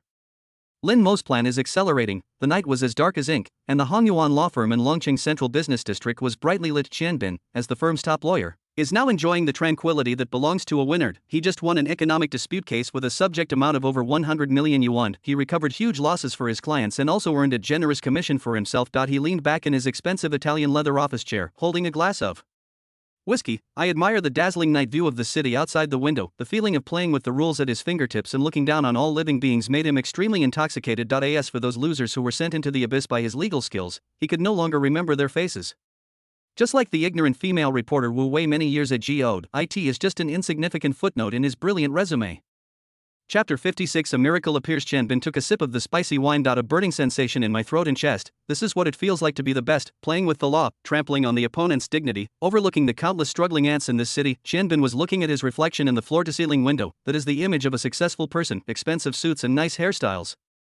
And that smile that controls everything. Suddenly, at the edge of the glass reflection, his side. A vague figure appeared silently. Qian Bin's heart suddenly sank. The reaction he had developed in court over the years made his hair stand on end. He turned around suddenly. The liquor spilled from the glass and soaked the carpet, but he saw nothing. The office was empty, with only the sound of his rapid heartbeat. Is it an illusion? He frowned, attributing it to the alcohol and excessive excitement. He laughed mockingly, feeling a little ridiculous for his own shock. Just as he turned around and was about to return to his desk, a cold chill came from his chest. The heat from the liquor couldn't withstand the coldness of that moment. He lowered his head and saw a very thin and fine tip of a knife. It peeked out from under his suit like a venomous snake's fang. It pierced his heart with pinpoint accuracy. A small blood flower was rapidly spreading across the expensive fabric. His eyes suddenly widened, filled with pain and horror. A life force is draining from this wound at an unprecedented rate. Jin Tai's figure slowly emerged behind him, his hand steady as a rock. He didn't give Chen Bin any chance and covered his mouth with his other hand. With a cold attitude, He felt a life end in his own hands. Chen Bin's body went limp and the light in his eyes quickly dimmed. In the end, all that remains is the fear of death and endless questions. He never knew until his death who it was in WHY.TO and his brilliant life in such a professional and neat way. Jean Tai pulled out the short blade and wiped it clean with Chen Bin's expensive silk tie-up. He gently laid Chen Bin's body on the office chair from the front. It looks like he's drunk and asleep. After cleaning up the traces, he blended into the shadows as quietly as he had come, disappeared. The ghost covers and erases all electronic traces. No abnormal visitor records were found in the access control system. At the top of Han Yuan law firm, only a gradually cold leader remains, and his unfinished whiskey. The next morning, in the task force's office, the atmosphere was tense and depressing. Yao Feng's eyes were bloodshot as he stared at the case report in front of him. In the photo, Chen Bin is sleeping peacefully in his office chair. It's him again. Zhao Donlai spoke in a hoarse voice as he pushed a cup of strong tea in front of Gao Feng. Or rather, it's them. Zhao Ming pushed up his glasses and added, the scene was very much like the murderer in the Zhang Deming case. Killed with one strike, piercing the heart with precision. The cut is smooth. The murder weapon must have been an extremely narrow, specially made short blade. Clean and neat, without any hesitation. The murderer is a top professional who knows the anatomy of the human body very well. Gao Feng rubbed his aching eyebrows, and a deep feeling of powerlessness surged in his heart. Where's the surveillance? Just like before, nothing can be found. The police officer in charge of technical investigation shook his head helplessly. There is no stranger access to the access control system. Gao Feng took a deep breath and forced himself to calm down. Give this new guy a code name. He's different from the previous killers. He uses a short blade. Let's call it Short Blade. The members of the task force were silent. The serial killer cases weighed on everyone's heart like a stone. They knew that conventional investigative methods were completely ineffective against this group of killers. On-site investigation, surveillance tracking, social relationship investigation, they do these textbook processes over and over again. But again and again I came back empty-handed. But they are vigilantes. Even if you know there is little hope, you must still do your best. Continue to investigate social relations. Gao Feng's voice carried a hint of unquestionable tenacity. Dig out all the information about Chen Bin from childhood to adulthood. People he offended, people he sent to jail, his business rivals, his lovers, don't let any of them go. I don't believe they can really do anything without leaving any traces. After the order was issued, the entire task force started working at high speed again. Although many people felt in their hearts that this was futile, Gao Feng's persistence infected them. But this time, the miracle seemed to really happen. 5 hours later, a young security guard who was responsible for organizing social relations information has 2 huge dark circles under his eyes. Stumbled and rushed to Gao Feng's workstation. Captain Gao. Captain Gao. We've made a discovery. His voice was shaking with excitement, and he slammed several documents on the table. The Lu Ren case, the Zhang Deming case, and just now the Chen Bin case. A common name appeared in their social network. Gao Feng stood up suddenly and grabbed the documents. That name, like a flash of lightning, instantly illuminated the chaotic fog in his mind. Wu Wei. There were also some weak connections between the victims of many previous cases, but only between 2 victims. She did not appear in the social relationship between the 3 victims like Wu Wei did. There must be something wrong with Wu Wei. 7 years ago, Lu Ren, director of Renai Rehabilitation Hospital, and Zhang Deming, owner of Tianhua Pharmaceutical, jointly prosecute investigative journalist Wu Wei for extortion. At the time, their attorney was Chen Bin from Han Yuan law firm. The entire office fell silent in an instant, and everyone was shocked by this astonishing discovery. A clear thread connects these 3 seemingly unrelated murders. It is perfectly connected with an old case from 7 years ago. The long-suppressed atmosphere was instantly ignited. The flame of hope was rekindled in the eyes of the task force members. They finally caught the slippery fox by the tail. Revenge. Gao Feng muttered to himself, his eyes flashing with brilliance. The motive for the crime was revenge. At least in these 3 cases, this killer organization is seeking revenge for Wu Wei. Zhao Donlai, you are responsible for retrieving the Wu Wei case file. Everyone else, find this Wu Wei immediately. Apply for a search warrant and the procedures for surveillance and tracking. I want to know what she has been doing every minute of every second for the past 7 years. Gao Feng issued orders excitedly. In the meeting room, Chen Xian, who was attending as a consultant, had a barely perceptible ripple in his eyes. He cleared his throat and spoke in a steady, rational voice. Captain Gao Feng, I understand how you feel. But we currently have no direct evidence linking Wu Wei to the murder. She's just a suspect. Directly applying for surveillance and tracking would likely fail due to procedural issues and could easily alert the suspect. Chapter 57. That's enough. Gao Feng frowned and said, Advisor Chen, this is our only clue. Lu Ren, Zhang Deming, and Chen Bin, 3 key figures are all dead. Wu Wei is the center of the storm. I suspect she is the employer of the assassin organization, or even a member of it. Chen Xian pushed his glasses and spoke slowly. I consent to the questioning and background check of Wu Wei. But surveillance and tracking, there's not enough evidence. The higher-ups won't approve it. We have to follow the procedures. Gao Feng still wants to fight for IT.so they bypassed Chen Xian and applied to their superiors for surveillance and tracking procedures, but Deputy Director Wang disagreed. We must follow procedures when handling cases. Interrogate first and see what you can find out. The surveillance and tracking will be put on hold. Gao Feng was furious at his superior's decision. He always felt that Chen Xian's attitude was a little strange, too calm, even like he was deliberately blocking it, but he could not blame anyone and could only obey orders. Okay. I'll go meet this Wu Wei in person. The air in the old city is always filled with a mixture of dampness and staleness. The sunlight was cut into pieces by the uneven handshake buildings. Only a few strands managed to stubbornly squeeze into Wu Wei's old room. This in turn illuminates the dust particles floating in the air. The room was filled with yellowed newspapers and documents. Wu Wei was sitting under a dim desk lamp, searching through a lot of information for clues that she had not found. This is Wu Wei's world. A former investigative reporter who once created waves with his pen but is now stuck in the quagmire of life. The imprisonment wore away her edges, but it did not dim the light in her eyes. After being released from prison, she was banned from the entire industry and could only make a living by doing odd jobs, but she never gave up on revealing the truth and pursuing justice. She read the information about Ren AI Rehabilitation Hospital over and over again. Every detail is known by heart. She also tried to expose herself again. No longer a journalist, she can also post the clues she has on the internet, but those posts fell on deaf ears, failing to create even a ripple. It's fleeting. What followed were more severe warnings and more embarrassing situations. She gradually understood, under the manipulation of the invisible hand behind the scenes, conventional means are useless. Public opinion.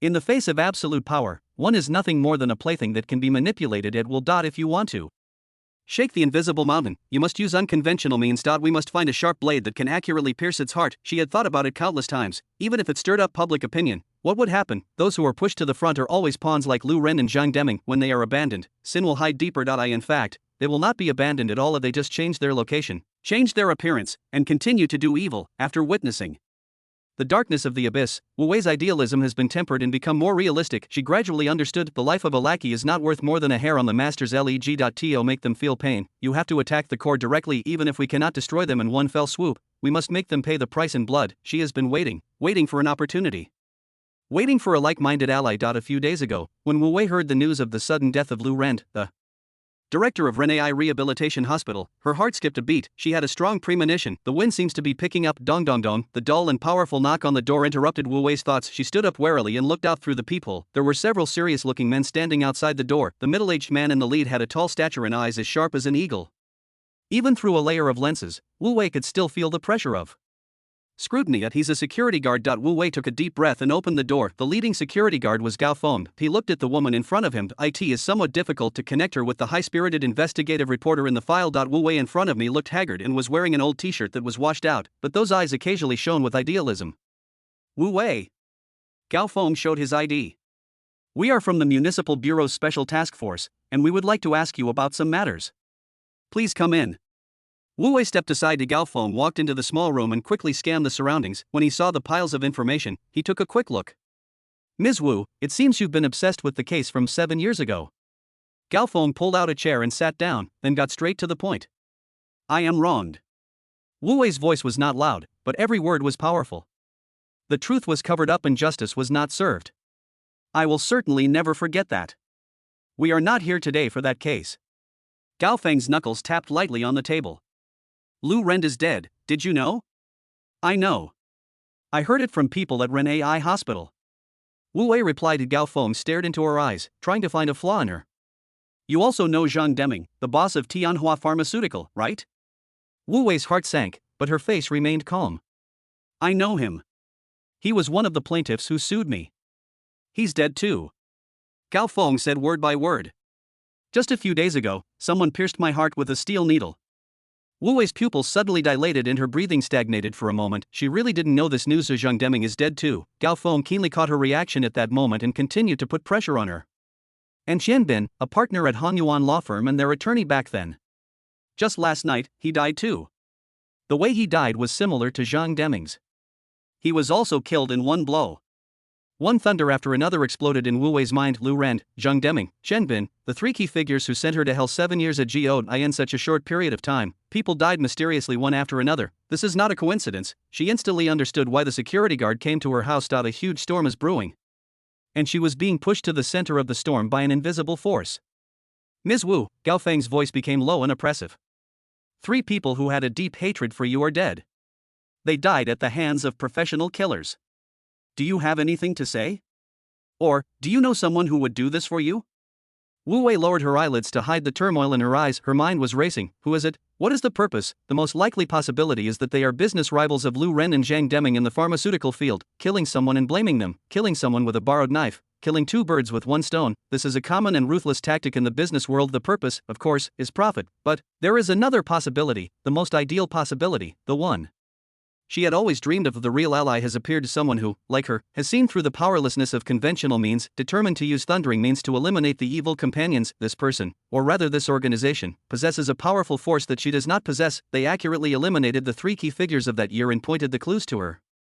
They are also using her to cover up their true tracks, but no matter who the other party is, no matter what, their ultimate goal is at least when it comes to eradicating this criminal gang, their goals are the same. That's enough.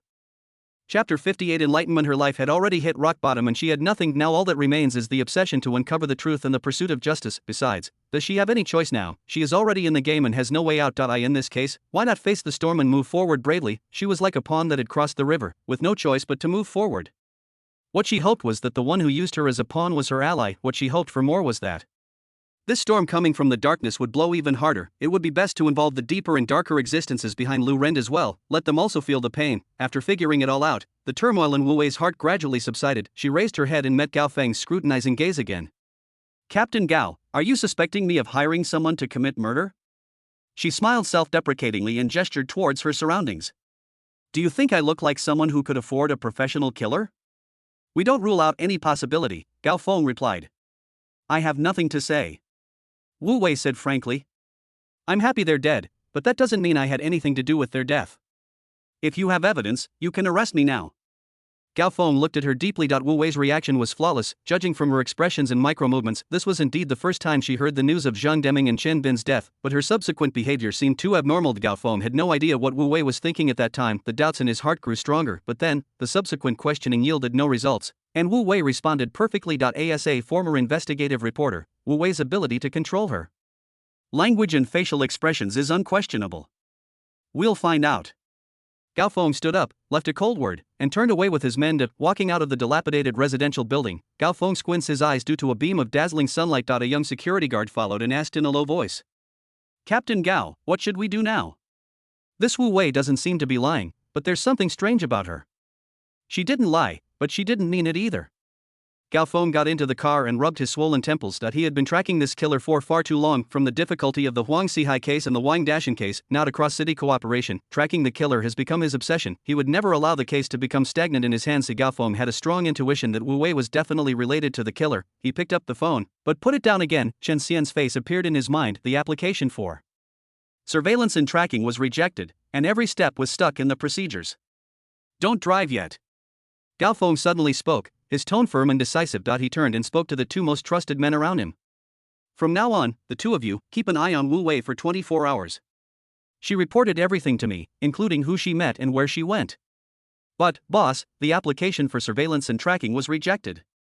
What we're doing is against the rules. If anything goes wrong, I'll take full responsibility. This is an order.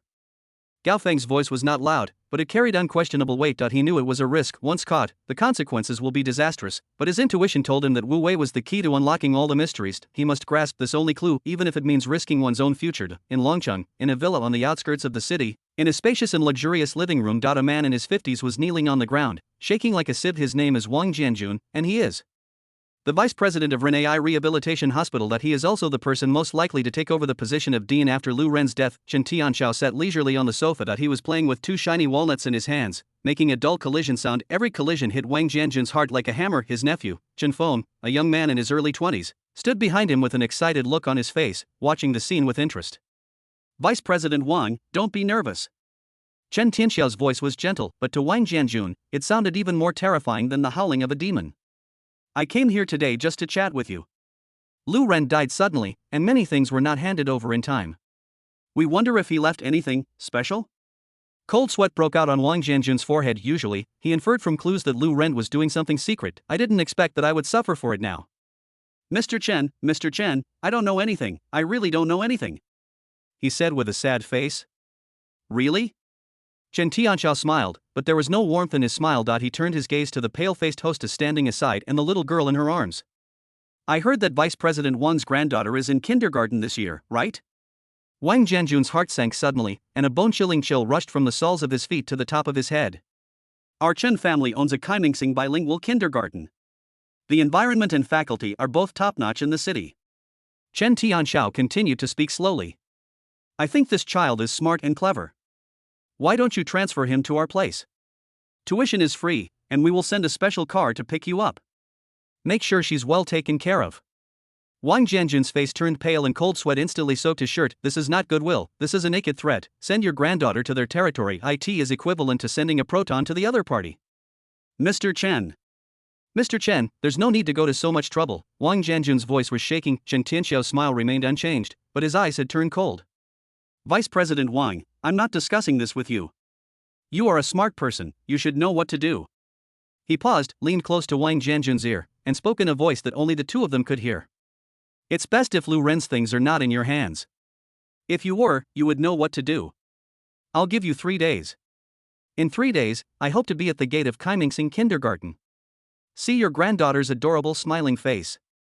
After saying that, he turned around and left with Chen Feng, surrounded by a group of black-clad bodyguards until the taillights of the bulletproof car disappeared into the night. Wang Jianjun felt like all his bones had been pulled out, collapsed to the ground. In the car, Chen Feng's face still had a flush of excitement. Uncle San, you were so handsome just now. He looked at Chen Tianxiao with admiration. That Wang Jianjun was scared to death by just a few words from you. Our Chen family is so domineering. This is what it feels like to be powerful. Chen Tianxiao glanced at him, a hint of disdainful sneer on his lips. Powerful? He leaned back in the soft leather seat and closed his eyes. Xiao Feng, you are still too young. What you see is just the tip of the iceberg. In this matter, our Chen family is at best just an executor. Chapter 59 The Last Bullet. What is the status of an executor? Need I explain more? The excitement on Chen Feng's face froze instantly. Chen Tianxiao continued in an almost cruel tone, teaching his nephew, who was dazzled by the family's halo. Do you think this executor position just fell from the sky? This is what our Chen family snatched from the mouths of countless hungry wolves. What we do is for that person, not only if we can do that thing beautifully. Only then can our Chen family's position be consolidated. Otherwise, you saw what happened to Wang Jianjun today. Tomorrow, our Chen family will suffer the same fate, or even worse.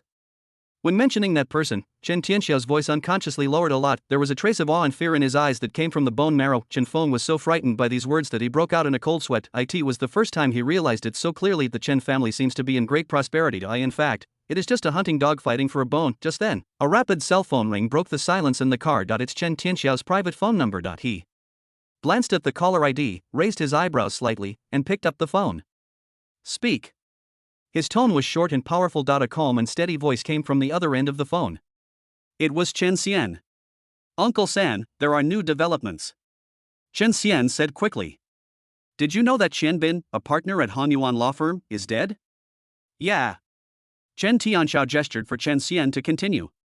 The task force has discovered all the clues in the 3 cases of Lu Ren, Zhang Deming, and Chen Bin. They all point to one woman, Wu Wei. She was a reporter who wanted to expose the dark side of Ren AI Hospital. She was sent to prison by 3 people. Wu Wei. Chen Tianxiao chewed on the name, a sinister glint in his eyes. Chen Xian continued, the task force would like to apply for 24-hour surveillance and tracking of Wu Wei. I asked Director Wang to dismiss the case due to insufficient evidence. Now, they are only allowed to conduct routine questioning of Wu Wei. And it just ended, nothing came of it. Well done. Chen Tianxiao praised. The task force's hands were tied, which gave him an excellent window of time. The head of the family already knows about this matter and has reported it to his superiors. Chen Xian added. What they mean is that this must be handled as quickly as possible and there shouldn't be any further complications. I see. After hanging up the phone, Chen Tianxiao immediately gave orders to the driver in the front seat. Turn around and go to this address. He gave the driver an address displayed on his phone. The original plan to track down Lu Ren's enemies was instantly shelved. Compared with those people, Wu Wei is the variable that has linked 3 lives together. The threat level is much higher. While the vehicle was turning smoothly, Chen Tianxiao had already opened the tablet computer he carried with him. All of Wu Wei's files were retrieved. Wu Wei, 35 years old. Both his parents died in an accident in his early years, and he had long since cut off contact with his relatives, unmarried, no children. He was once a well-known investigative reporter in the industry and was imprisoned for 3 years for extortion. After being released from prison, he again posted false information on the internet and was warned. He was then completely banned by the entire journalistic industry. Now he lives alone in a low-rent apartment in the old city, making a living by doing odd jobs. Chen Tianxiao's fingers slowly moved across the screen, but his brows furrowed more and more. This Wu Wei has no family, no children, no relatives, and no friends, not even a decent job. This means that all conventional means of threats will be completely ineffective against this woman. She is like a piece of rolling meat, a hard bone. Alone and fearless, Chen Tianxiao had a premonition that simple and crude threats might not work. If he can avoid killing people, he would rather not kill them. This is not out of respect for life, but simply out of the purest cost considerations. Dealing with a corpse and the subsequent troubles it brings requires too many resources. Go and take a look first, he said to himself, and also to Chen Feng beside him. Look at how hard this woman's bones are. In the low-rent housing in the old town, after Wu Wei saw Gao Feng and his group off, she immediately locked the door. Silence returned to the room, but Wu Wei's heart couldn't calm down. An invisible feeling of being watched, like a thorn in the flesh, wrapping her tightly. This is not a neurotic delusion. Years of imprisonment and the struggle to survive after being released. This allowed her to develop an almost beast-like instinct for danger and surveillance. She walked to the window, carefully lifted a corner of the curtain, and looked downstairs. The police car that took Gao Feng away a few minutes ago has disappeared. Everything around me looked the same as usual. The old residential buildings cast dark shadows, and cicadas were chirping, but Wu Wei knew that beneath this seemingly peaceful scene, there was something else. There were eyes staring at me. Who was watching her? The first thing that came to my mind was Gao Feng's face, which was full of doubt and persistence, and the cold words he left behind when he left. We will find out. Most likely a security guard. For an ordinary, inexperienced smart person thinking of this, perhaps this is the end of thinking, but Wu Wei is not. The setbacks and darkness she experienced were far beyond those of ordinary people. She had already lost the most basic trust in this system. She preferred another possibility to those people behind Lu Ren. Those giants truly hidden in the darkness. I'm afraid that my existence has been noticed through certain channels. When I thought of this, a chill went up my spine. She realized that she had very little time left to be free and safe. I'm afraid not many. Something must be done. Before doing anything, she must first make a clear distinction. The force that stirs the storm in secret, the killer force that avenged her. I see her ally. Wu Wei would rather believe, and can only hope, that they are. So, how do allies find themselves? They may have great power, ability to easily access internal files of public security, procuratorial, and judicial organs. Perhaps they are extremely meticulous. By visiting the eyewitnesses of the case, I found myself there is also a very small possibility, which is through the internet, but this possibility is too small, because most of the information about her, about those events, they have all been completely wiped out from the internet by an invisible force. Whatever the process, this illustrates one point. Her allies have strong information gathering capabilities. This judgment made her make up her mind. She wanted to fire her last bullet for her ally. A bullet powerful enough to pierce the darkness. Chapter 60 Epitaph. She rushed into the bedroom and dragged out a dusty box from under the bed. In the box was the manuscript of her unfinished investigation. That was the result of her countless days and nights of hard work. It was also the real evidence that got her sent to prison. She spread all the yellowed papers on the ground, with a fire of determination burning in her eyes. She combined all the clues, evidence and inferences with the latest speculation, reorganize and connect them, with blood and tears, he compiled it into a manifesto of accusation. She gave this article a name, To the Darkness, My Epitaph. She believed it, and she could only believe it. Her allies were capable enough to find this article at some point and decipher the many clues about the evidence hidden therein. Next, she began to act almost crazy.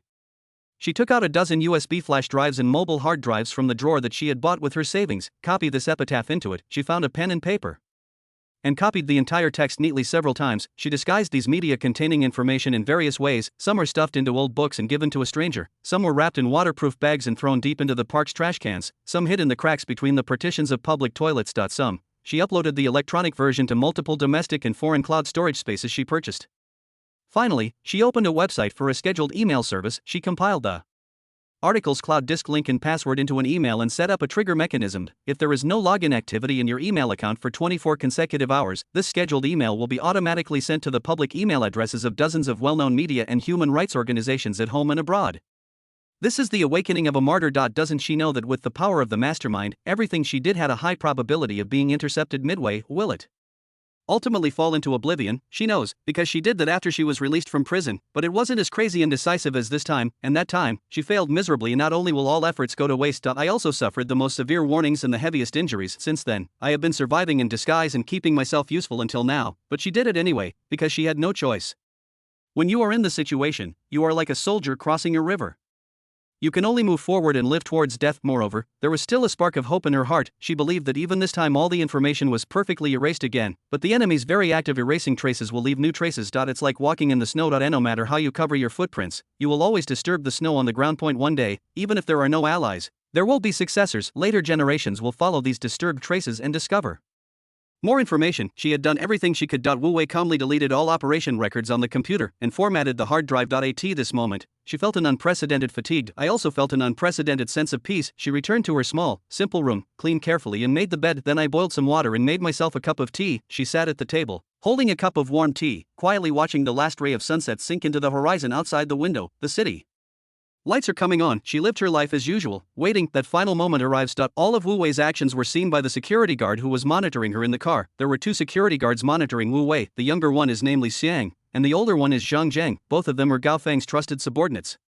Surveillance is not an easy job, so the two of them often chat to relax their tense nerves. What do you think is going on with this woman? Li Xiang said with a yawn. Zhang Zheng was calmer than Li Xiang and just kept smoking one cigarette after another. His eyes were always fixed on the curtained window opposite. Captain Gao told us to keep a close eye on them, so let's keep a close eye on them. Cut the crap. Just then, the curtain was lifted a corner and then quickly closed. It's moving. Li Xiang was cheered up. A few minutes later, the target person, Wu Wei, was carrying a half-worn canvas bag. He walked out of the tube building in a hurry. Follow me and keep your distance, Zhang Zheng said in a deep voice. Li Xiang started the car and hung behind Wu Wei not too far away. The next few hours became the strangest experience in Li Xiang's police career. Wu Wei's behavior is illogical. She first walked into a second-hand bookstore. He handed a book to a strange boy who was reading, then he turned and left, leaving the young man in shock. Then she walked into the park again. Something wrapped tightly in a waterproof bag was thrown into the deepest trash can. She even went to a crowded public restroom and took a long time to come out. She went. Throughout the whole process, she was like a ghost. His movements were swift and decisive, and there was an almost crazy fire burning in his eyes. What is she doing? Trading? Or passing on information?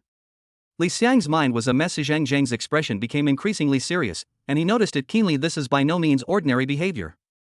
Act separately. Zhang Zheng made a prompt decision. You go follow her, and I'll find everything she lost or hid quick. As the evening light penetrated the city, Li Xiang and Zhang Zheng reunited in the car. Zhang Zheng placed the recovered items on the dashboard. It was an old book, a USB drive wrapped in a waterproof bag, and a few folded manuscript papers. Li Xiang looked at these things and swallowed. Brother Zhang, what is this? Zhang Zheng did not answer. He just silently unfolded the sheets of manuscript paper. The reading light in the car was dim, illuminating the neat and powerful lines of handwriting on the paper. The title caught their eyes. To the darkness, my epitaph. As I read deeper, the air in the car seemed to freeze. The breathing of the two battle-hardened security guards became increasingly heavy. Everything recorded on the manuscript paper is like a sharp blade stained with blood. It dissected the world before their eyes, revealing its ugliest and most bloody interior, the live organ trade, people being treated as commodities, and the feast of the powerful to prolong their lives. Every word was like a bombshell, exploding in their brains. Li Xiang's hands began to tremble uncontrollably. A fear that came from physiological instinct almost suffocated him. This fear overwhelmed the anger and the sense of justice as a law enforcer. He is just an ordinary person. He has a meager salary and a wife waiting for him to come home. The secrets revealed on the paper are enough to shatter any ordinary person who knows about it. Chapter 61. Everything. Zhang, brother Zhang. Li Xiang's voice was hoarse and dry. Is this true? Zhang Zheng slammed the manuscript shut. It was as if it were a hot iron. The muscles in his face were tense. His eyes were filled with struggle and fear. This fear made them unable to even distinguish doubt at this moment. It all stems from a security officer's professional instinct towards the criminal suspect. Or it stems from the powerlessness and fear of an ordinary person facing huge waves. They are just two insignificant screws in the huge machine of violence. Although angry, but he dared not easily intervene in this vortex that could swallow everything. They need someone stronger to lead them. Report to Captain Gao immediately. Lao Zhang's voice seemed a little distorted due to extreme depression. Only he can handle this matter. In the task force office, the light above the peak workstation was still on. He looked at the USB flash drive, hard drive and the handwritten manifesto brought back by Zhang Zheng and Li Xiang. His brows were twisted into the shape of a character.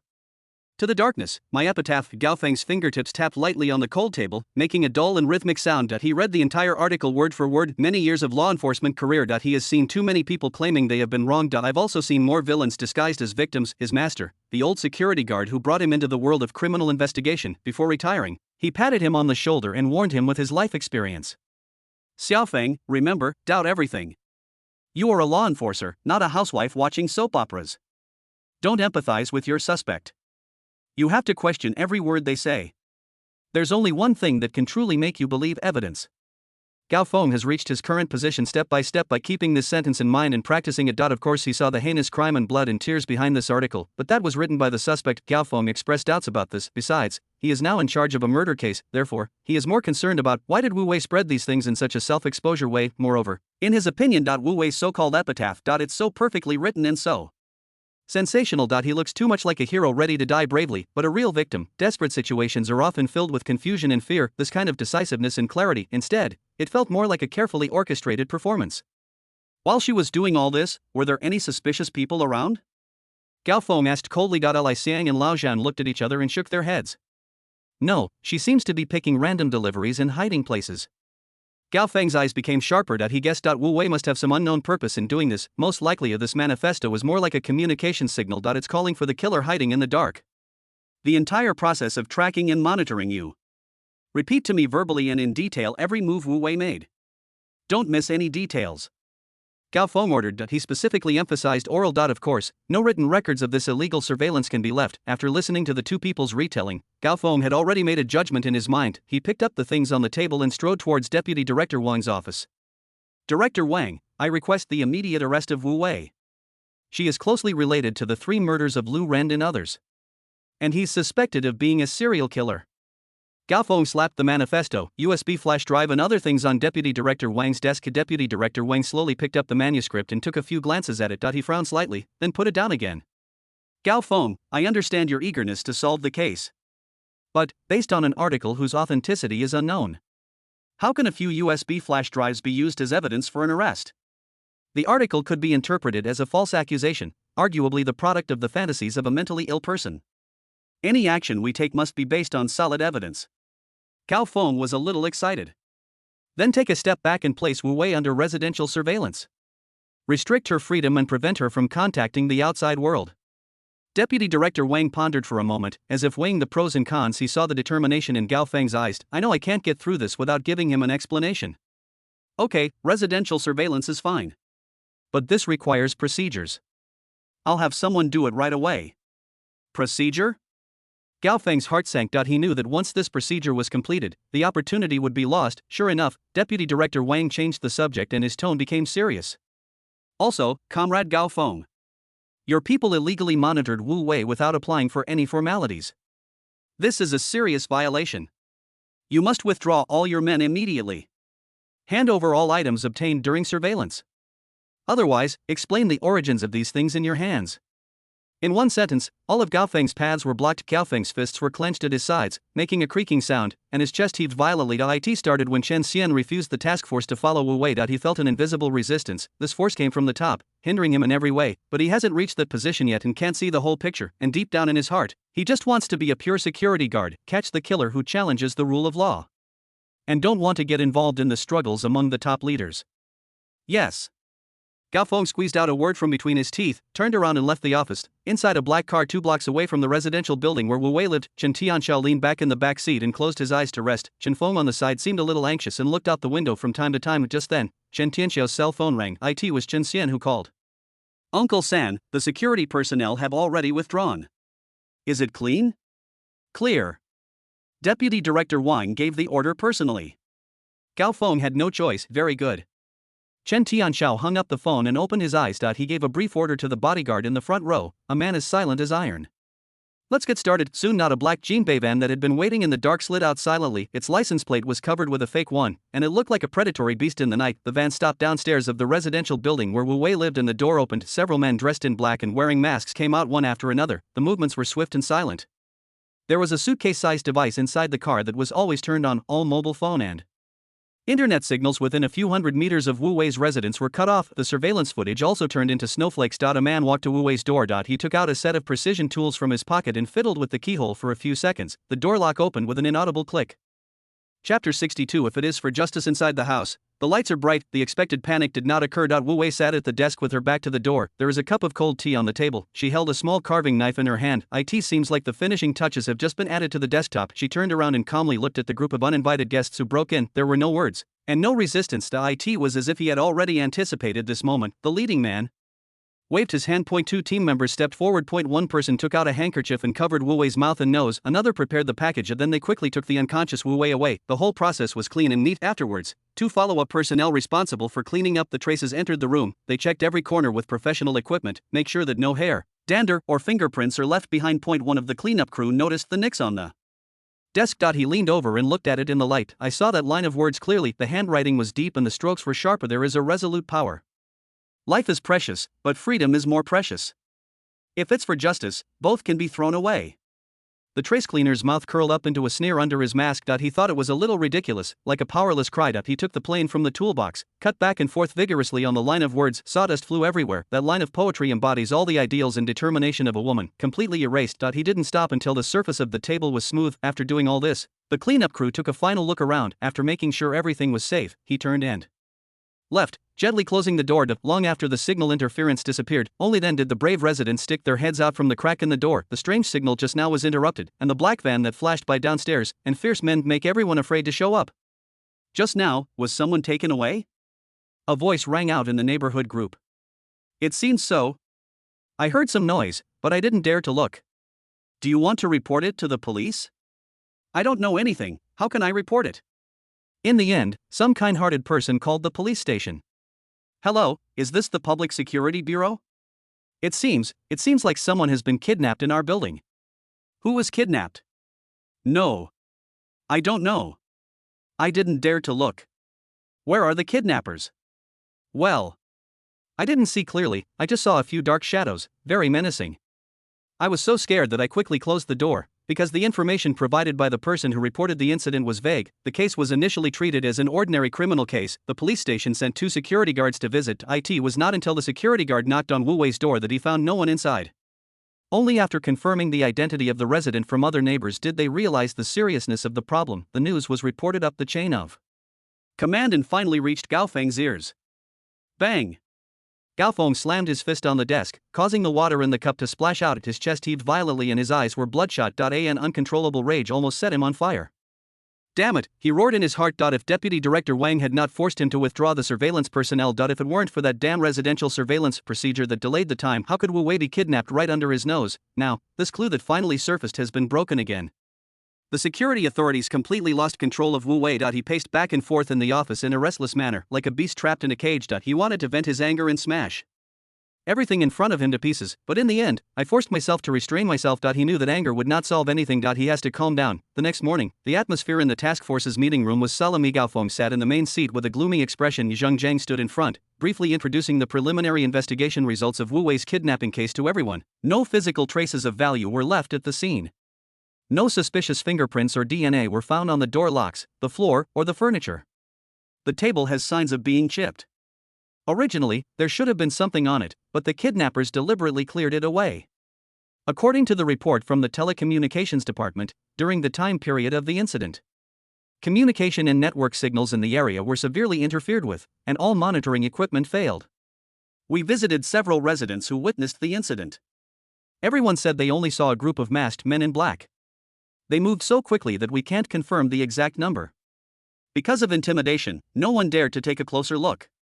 A witness reported seeing a black Jinbei van. We ran the license plate number based on the description. The system shows there is no such record. It's a fake license plate. Zhang Zhang's report was very brief because there were too few clues, but every detail points to one conclusion: this was a precise kidnapping that was carefully planned and carried out by a professional team. After listening to this, Gao Feng took a deep breath and glanced at everyone present. Is it possible that the killer forces did it? He first put forward a hypothesis. Could this be a play directed and performed by Wu Wei and the killer? Is the purpose to escape and disappear from our sight? Hear this question, consultant Chen Xian, who had been silent all this time, twitched slightly on his face. It seems like he is praising Gao Feng's professionalism, but I disagree. The old security guard Zhao Donlai immediately retorted. From the few cases we have currently, whether it's the craftsman who kills with a pen, the pharmacist who uses poison, or the dagger dot, their style of operation is precision, stealth, and individual combat. They aim to kill with one strike and then quietly disappear from surveillance. And this time, a team was mobilized in the kidnapping case. They used signal jamming equipment and acted in a flamboyant and violent manner. That's completely contrary to the killer's style. Zhao Donlai's words made everyone nod. He paused and continued. Also, I've been looking through the files on Wu Wei's extortion case from 7 years ago these past couple of days. I've discovered some issues. One of the key pieces of evidence that convicted her back then now seems to be untenable. Could Wu Wei's kidnapping this time be related to her previous case? Zhao Donlai didn't know about the existence of Wu Wei's manifesto, but Gao Feng knew that manifesto filled with blood and tears, and Zhao Donlai's suspicions about the old case files, just happened to form a perfect confirmation. In an instant, Gao Feng's suspicion of Wu Wei wavered. He began to believe what was written in that epitaph. Maybe that's the truth.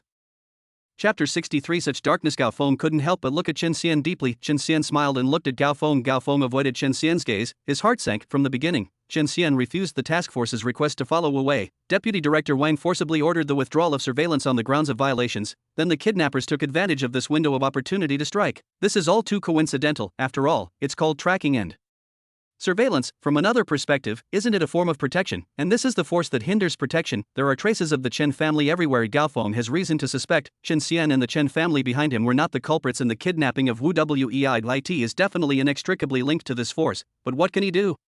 Do you want to turn against him and question him on the spot? Does he have evidence? Is Chen Xian an ordinary person? Chen Xian holds a public office. Behind it is the huge Chen family. He also represents the will from a higher level. In the face of the absolute gap in strength, any impulsiveness will only lead to devastating backlash. He could only suppress this frustrating suspicion deep in his heart, wait for the opportunity. Gao Feng took a deep breath and suppressed his surging emotions. The calmness and dignity of the task force leader were restored. Comrade Zhao Donlai's discovery is very important.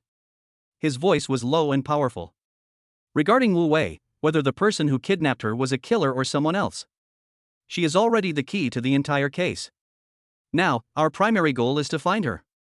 He stood up. He swept his sharp eyes over everyone present and began to assign tasks. Zhao Donlai, continue to dig deeper into the case from 7 years ago. Don't let go of any suspicious points. I want a detailed review report. Zhang Jiang, that Jinbei car has a fake license plate. But the model and age will not change. I'll give you the authority to mobilize surveillance throughout the city and search all car dealerships. Find it for me, even if it's like looking for a needle in a haystack. You have to get that car out for me. Finally, his eyes fell on Chen Xian. Advisor Chen, this kidnapping operation was professional, well-equipped, and decisive. There are only a handful of organizations or teams that can do this in Dragon City. The Chen family has deep roots in Dragon City, so they must be aware of this. I need you to use the Chen family's connections to provide me with a list of organizations or individuals that may be involved. Then, I hope you can accompany me and we will personally visit each person on the list. These words are a test, but also a form of silent pressure. This was the way he wanted to knock on the seemingly peaceful grass. See if you can scare a snake out. Everyone in the conference room focused their attention on Chen Xian. Chen Xian slowly raised his head and a gentle smile appeared on his face. He stood up calmly, straightened his collar, and agreed happily. Okay, Captain Gao. It is my unshirkable responsibility to provide assistance to the task force. I'll compile a list as soon as possible. It is my honor to work on the case with Captain Gao. In the evening, nearly 20 hours had passed since Wu Wei was kidnapped. In an abandoned warehouse on the outskirts of Longcheng, the glaring incandescent light dispelled the darkness in the corner, but left the dust and blood in the air exposed. Wu Wei was tied tightly to a special electric chair. The wet clothes clung to the body, outlining the thin outline. Her hair was matted and stuck to her pale cheeks, and her lips were chapped.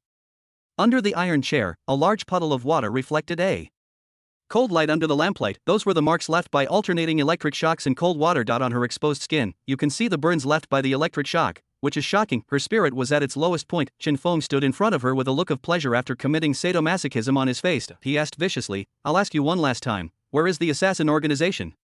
Where is the list Lu Ren left behind after his death? Wu Wei lowered her head, closed her eyes, and did not answer. Humph. Chen Feng snorted coldly and waved to the people beside him. Go on. I want to see how hard her bones are. In the shadows, Chen Tianxiao sat on the sofa opposite Wu Wei. He looked at the woman in front of him with interest. She was on the verge of collapse but still refused to give in. A trace of admiration suddenly arose in my heart. Bones are indeed very hard for someone like Wu Wei. Simple physical torture probably won't have much effect. Her weakness is not physical, but mental. He carefully observed Wu Wei's expression, capturing every weak rhythm of her breathing. She is enduring and persisting, which shows that there is still hope in her heart. It seems that the only thing I can do is to completely destroy her. Last hope. The numbness after the electric shock gradually subsided, and severe pain came like a tide. Wu Wei's body was shaking uncontrollably, but she still didn't make any sound. Chen Tianxiao looked at her and suddenly spoke in an almost chatty tone. Are you counting the time? The trembling Wu Wei seemed to have a reaction. Chen Tianxiao laughed, and his laughter sounded particularly eerie in the empty warehouse. 24 hours, this time is very sensitive to you, right? Do you think that the epitaph you wrote with so much effort is true?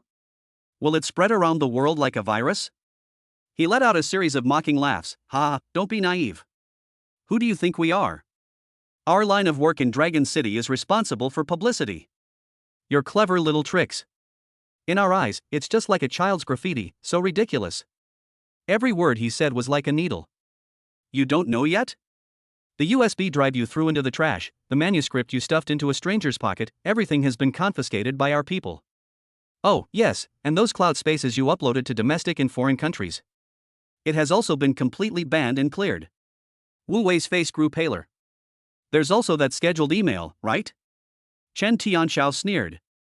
It's almost time for the 24-hour deadline you set. Xiaofeng, bring it over here so that our reporter Wu can take a look with his own eyes. What is despair?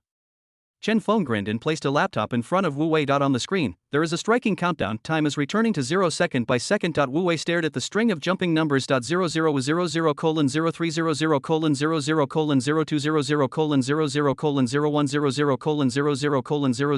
00:00:00:00:00:00:00:00:00:00:00:00:00:00:00:00:00:00:00:00:00:00:00:00:00:00:00:00:00:00:00:00:00:00:00:00:00:00:00:00:00:00:00:00:00:00:00:00:00:00:00:00:00:00:00:00:00:00:00:00:00 Chen Feng skillfully opened the website of the scheduled email service, entered Wu Wei's account and password. Then I pressed the login button. The page jumped, and a line of cold red text appeared in the center of the screen. This account has been permanently banned due to illegal operations. Did you see it? Chen Tianxiao laughed triumphantly. This is your epitaph. I can't even send it out. Boon Wu Wei felt that her world had completely collapsed at this moment. Obviously this result was expected. It was obvious that when he was doing all this, he had already made up his mind to be a martyr, but when hope is extinguished alive, the overwhelming darkness swallowed her up in an instant. The sky of Longcheng is so dark, it is airtight and there is not a single ray of light. Chapter 64, laughter piercing the darkness. Wu Wei seemed to have lost all her strength and collapsed completely. If she hadn't been tied to the chair, she would have collapsed to the ground. The eyes that once burned with flames were now nothing but dead ashes. Chen Tianxiao looked at Wu Wei's performance with satisfaction. He knew that he had successfully broken through her strongest psychological defenses. Just when he was about to speak and completely break her will, something strange happened. Suddenly, the laptop screen suddenly flickered without warning. The glaring red band notice seemed to have been wiped out by an invisible hand, disappeared in an instant. Then the web page returned to normal. Wu Wei's account homepage was clearly displayed in front of him. Account status, normal, scheduled email task, executing. A progress bar for sending emails appears out of thin air. The target list no longer included the dozens of media outlets and organizations that Wu Wei had originally set. That list was expanded thousands of times: the New York Times, The Guardian, The Washington Post, public and private email addresses of the world's top media outlets, Amnesty International, Human Rights Watch, the email addresses of every department of all well-known human rights organizations in the world. There are even countless unrecognizable ones, private email addresses belonging to politicians, parliamentarians, and social activists from various countries. The progress bar moves forward at an unstoppable speed: 10%, 30%, 70%. 100%, sending completed. At this time, Chen Tianxiao was still immersed in the pride of his successful strategy of winning over people's hearts. Chen Feng was still immersed in the pleasure of his own unparalleled strength. Seeing the sudden change, the smiles on their faces froze at the same time. They stared in amazement at what was happening on the screen. In this dead silence, a faint voice was heard. Snort. It's Wu Wei. Her head was still lowered and her body was still trembling slightly. Humph. Humph. The sound grew louder and louder. From suppressed sobs, it turned into uncontrollable laughter. Ha ha ha.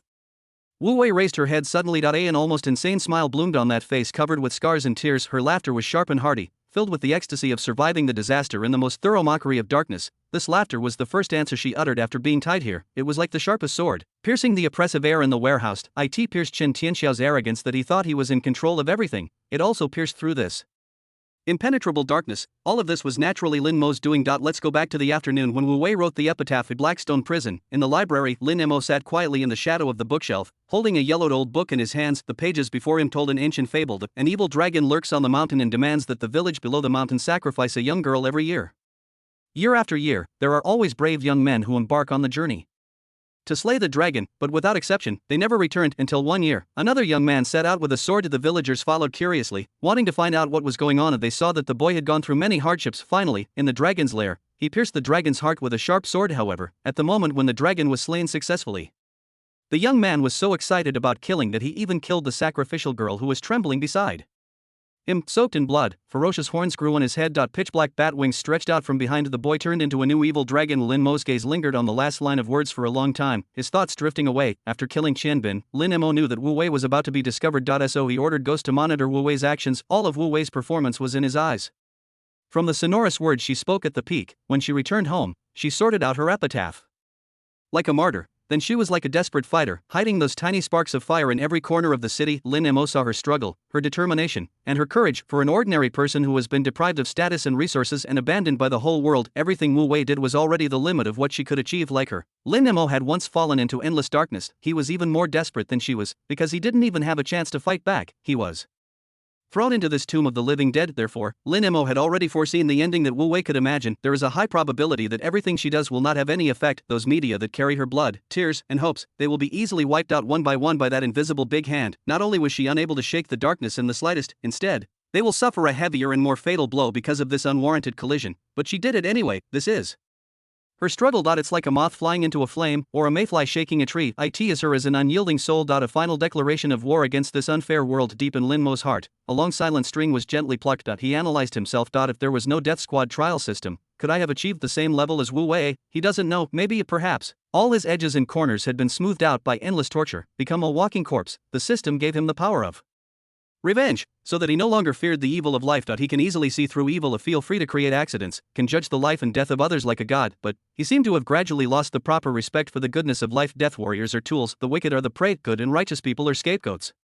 Everything in the world has become a number of crime hunting points and a chess piece in the revenge plan. He involved Wu Wei with the intention of using her as a chess piece. A perfect smokescreen, her struggle, her pain. In his original plan, these were just necessary costs to achieve his goal, but now, he realized he was on the road to slaying the dragon. He must always be vigilant and not become a new evil dragon. Maybe someone will say, Lin Mo, you are an avenger. Being too soft-hearted will only become your weakness. If one day your quest for revenge conflicts with these good and just causes, your safety and the lives of innocent people are on both ends of the scale. How should you choose? Lin Mo closed the book and put it back in its place. He had the answer in his mind. Let's talk about it when that day finally comes. At least today, at this moment, they do not conflict. Since there is no conflict, then help her silent commands, through spiritual connections, transcend the barriers of space, pass to the omnipotent ghost in the online world. Chapter 65. Public opinion. In an office on the top floor of an office building, the windows are bright and clean, without a speck of dust. The air is filled with a calming aroma of high-quality wood and elegant tea. Chen Tianzhang, the eldest son of the Chen family, holds the highest official position in the Chen family. That person's right-hand man was sitting behind the mahogany desk. On the screen in front of him, data from the Global Internet Public Opinion Monitoring Center is being refreshed every second. One after another, red alert messages poured down like a waterfall. Wu Wei's To the Darkness, my epitaph, began to appear sporadically on the internet, but there was no significant emotional fluctuation on Chen Tianjing's face from beginning to end. At first, things went smoothly. He used the power he controlled, like snuffing out a match. It easily cut off all of Wu Wei's attempts to speak to the outside world. USB flash drives, manuscripts, cloud storage, those false statements. Before they were published, they were quietly confiscated and cleared away. He thought it was just a boring farce that would be over soon, until that band-scheduled email, right under their noses, he was resurrected by a ghostly hacker, and in an incredible way, it was projected onto the whole world. Director. The anxious voice of his subordinate came from the phone. He was responsible for network security. We failed. The opponent's technical level far exceeded our expectations. We can't intercept or track that hacker. The information is spreading, we are almost out of control. Chen Tianzhang picked up the teacup and gently blew on the tea leaves floating on the water. I know. He replied calmly. The subordinate was stunned. He expected the director to be angry and to scold. I just didn't expect this kind of reaction. Chen Tianjing took a sip of tea, feeling the warm water sliding down his throat. He did feel a little unhappy. It's like admiring a perfect painting and then discovering a stain on it, but it's not happy, and it's far from being angry. Not to mention any disaster is about to happen, because he knows better than anyone what is the basis of power for people like them. Is it public opinion? Is it the people's saliva? Of course not. Their reliance one is to control people's birth, aging, illness and death, from the hospital where you were born, go to the school where you study, then go to your workplace, from ensuring food, clothing, shelter and transportation for survival, to spiritual entertainment, and finally, the medicine that keeps you alive, the whole process of life, every link all woven into their giant web of the second, and most important, point is that they possess the purest violence, whether legal or illegal. Through violence, they gain the right to define everything. The only ones who can overthrow them are those of their kind who also control resources and violence. Public opinion is only used when rivals of the same level attack each other, using the excuse if those people want to deal with them. It makes no difference whether there is public opinion or not. It is just a pretext. If those people don't want to deal with them, the so-called public opinion crisis only requires some chips and costs. It can be easily settled. What's more, who among those who have reached this point has clean feet? If you attack me with public opinion today, I can expose your past tomorrow. Everyone is just talking nonsense tacitly. Throw in some harmless chips. Ultimately, your strength will speak for itself at the poker table. As for those ordinary cattle and horses, what power do their words have? Their anger is cheap, their memories are short, their attention is more easily drawn to the next more explosive event. Therefore, Chen Tianjing never believed that public opinion could cause any huge waves. The reason why they have to spend resources to suppress it. It's just to maintain the stability of the captive environment. So that the cattle and horses can provide value safely and continuously. This resonated strangely with Lin Mo, who was far away in Blackstone prison. On a philosophical level, Lin Mo never had any expectations of public opinion. Counting on a group of strangers you've never met, will they empathize with you wholeheartedly, cheer for you, and give for you? Don't be naive. Pinning your hopes on the empathy of others is the stupidest thing in the world. Creating a big public opinion will occupy a lot of ghost's energy, but we didn't get the results that matched it. What we get is nothing but false excitement and powerless agreement. The fairest thing in this world is that everyone has only one life. But he will take vengeance and destroy their flesh. That's enough. Chen Tianjing put down the teacup, making a crisp sound. Don't panic. His voice was as steady as before. Since we can't cut it off at the source, we should start with the intermediate links of transmission. To overwrite, to delete. This matter requires more manpower. I will give you the authority to hire someone. After hanging up the phone, Chen Tianjing called his secretary and began to assign tasks in a clear and organized manner, in the name of notify them. Those small domestic media and organizations should be warned directly. Anyone who dares to report this will have all their resources cut off immediately. Contact the leaders of major media outlets and organizations and ask them to pledge to remain objective and neutral. Also, relax their scrutiny appropriately. They know how to choose. As for overseas, the Great Firewall is not just for show. Its impact is limited, so there's no need to worry too much. At the same time, all platforms are increasing their content review efforts. Any related discussions will be blocked, deleted, or accounts banned. Don't leave any room for things to gather and ferment. Finally, dig up a scandal involving prostitution and infidelity involving a top celebrity. Or create some other social hotspot to muddy the waters. The public's attention will soon be diverted. Yes, Chief. The secretary wrote down the order, turned around and left quickly. Silence returned to the office again. Chen Tianjing walked to the window and overlooked the city shrouded in darkness. The lights of thousands of homes are nothing but dim dust in his eyes. This incident has little impact on that person and the entire layout, but for his Chen family, especially for Chen Tianxiao, who was in charge of the execution on the front line. But it was a big mistake. That person might be somewhat dissatisfied with himself and the Chen family. His fingers tapped lightly on the window glass. Ah Xiao, I hope you won't let me down. On the outskirts of the city, in an abandoned warehouse, Chen Tianxiao's arrogance and composure were gone, and his face became very gloomy. He had learned the whole story over the phone. I can almost imagine my elder brother's face, which is calm but subtly dissatisfied. The person in the Chen family who was responsible for handling the dirty work is feeling fear and anxiety now. The damn list left by Lu Ren is no longer the most important thing. The most urgent thing is to think about how to remedy the situation. Best results. It was Wu Wei who came out to clarify personally, admit that everything was a lie she made up, a settle for the next best thing. She must also disappear completely. Inability to vocalize or speak, prevent the situation from getting worse. We must use more severe measures. Chapter 66. The sun breaking through the darkness. Have you laughed enough? Chen Tianxiao slowly stood up from the sofa. He walked towards Wu Wei step by step, his eyes full of violence. I have to admit it. You and your mysterious killer organization gave me a surprise. But you're not so naive as to think that you can be free this way, are you? He drew a sharp dagger from his waist. The cold blade gently scratched Wu Wei's cheek. Do you know? Death is not scary. The scary thing is, I can't live and I can't die. Wu Wei stopped laughing. She was gasping for breath, her chest heaving violently, but her eyes no longer had the dead look they had before. It was a sea of fire burning with hope, a flame strong enough to confront any darkness. She is not afraid of death, she is only afraid of not seeing hope, and at this moment, she saw the rising sun breaking through the darkness. "Come on," she challenged in a hoarse voice. "Let me see what other tricks you man-eating beasts have." "Very good." Chen Tianxiao laughed in anger. "Give me a higher dose." "I want her to." He hasn't finished speaking yet. There was a slight but rapid knocking sound outside the heavy iron door of the warehouse. This was the secret code agreed upon between him and his men. A man who was in charge of guarding the perimeter walked in. He spoke to Chen Tianxiao in a low voice with a stern expression. "Brother Xiao, the security personnel are here. 1 car, 4 people." Chen Tianxiao's pupils suddenly shrank. "What's going on? Why didn't Xian remind me?" Countless thoughts flashed through his mind, but the current situation did not allow him to think too much. He made a decision in an instant. "A Feng. Take 2 people and take her away through the back door. Hurry up." He knows it very well. As long as you don't get caught kidnapping in the act, relying on the power of the Chen family, the security guards didn't dare to do anything to him. "Yes, third uncle." Chen Feng also recovered from his initial shock. He waved to one of his men and the man immediately understood and took out a handkerchief soaked in medicine. He quickly stepped forward and covered Wu Wei's mouth and nose. Wu Wei's struggle lasted only a few seconds. His body went limp and he fainted completely. The 2 men then untied the ropes and lifted her up.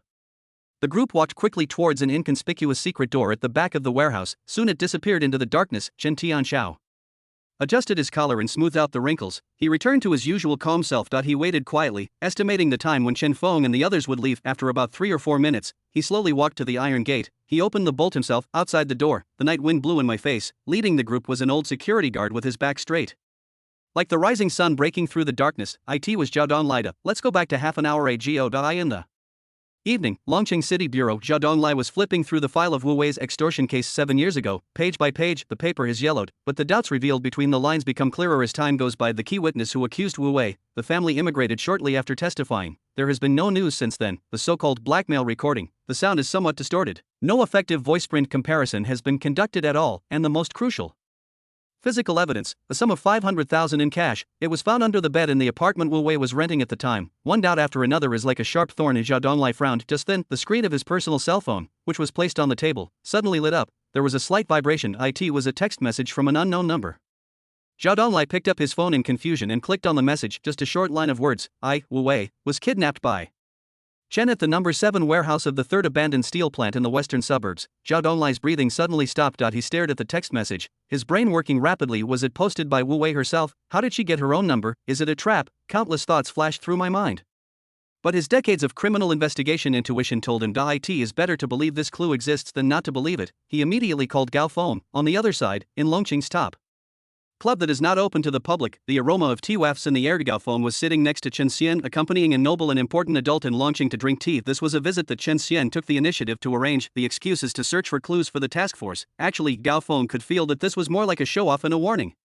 Chen Xian used this method. He calmly showed him the Chen family's unfathomable connections and power. Just when the atmosphere was becoming tense, Gao Feng's cell phone in his pocket also vibrated. He calmly opened his phone and took a look, then a terrifying light flashed in the depths of his pupils. It's that text message asking for help. His first reaction was to subconsciously observe Chen Xian beside him. Chen Xian still had the gentle smile on his face. He was concentrating on refilling tea for the important man. The movements are smooth, elegant and calmly. Gao Feng immediately made a judgment in his mind. Chen Xian did not receive this message just at this moment. Zhao Donglai called. Gao Feng smiled apologetically at the big shot on the main seat and Chen Xian, then picked up his phone.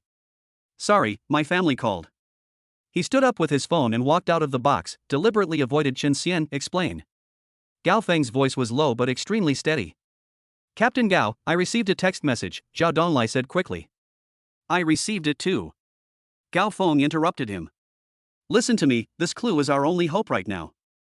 Whether it's a trap or not, we have to give it a try." "I see." But, Gao Feng's tone became extremely solemn. He glanced back at the box and continued.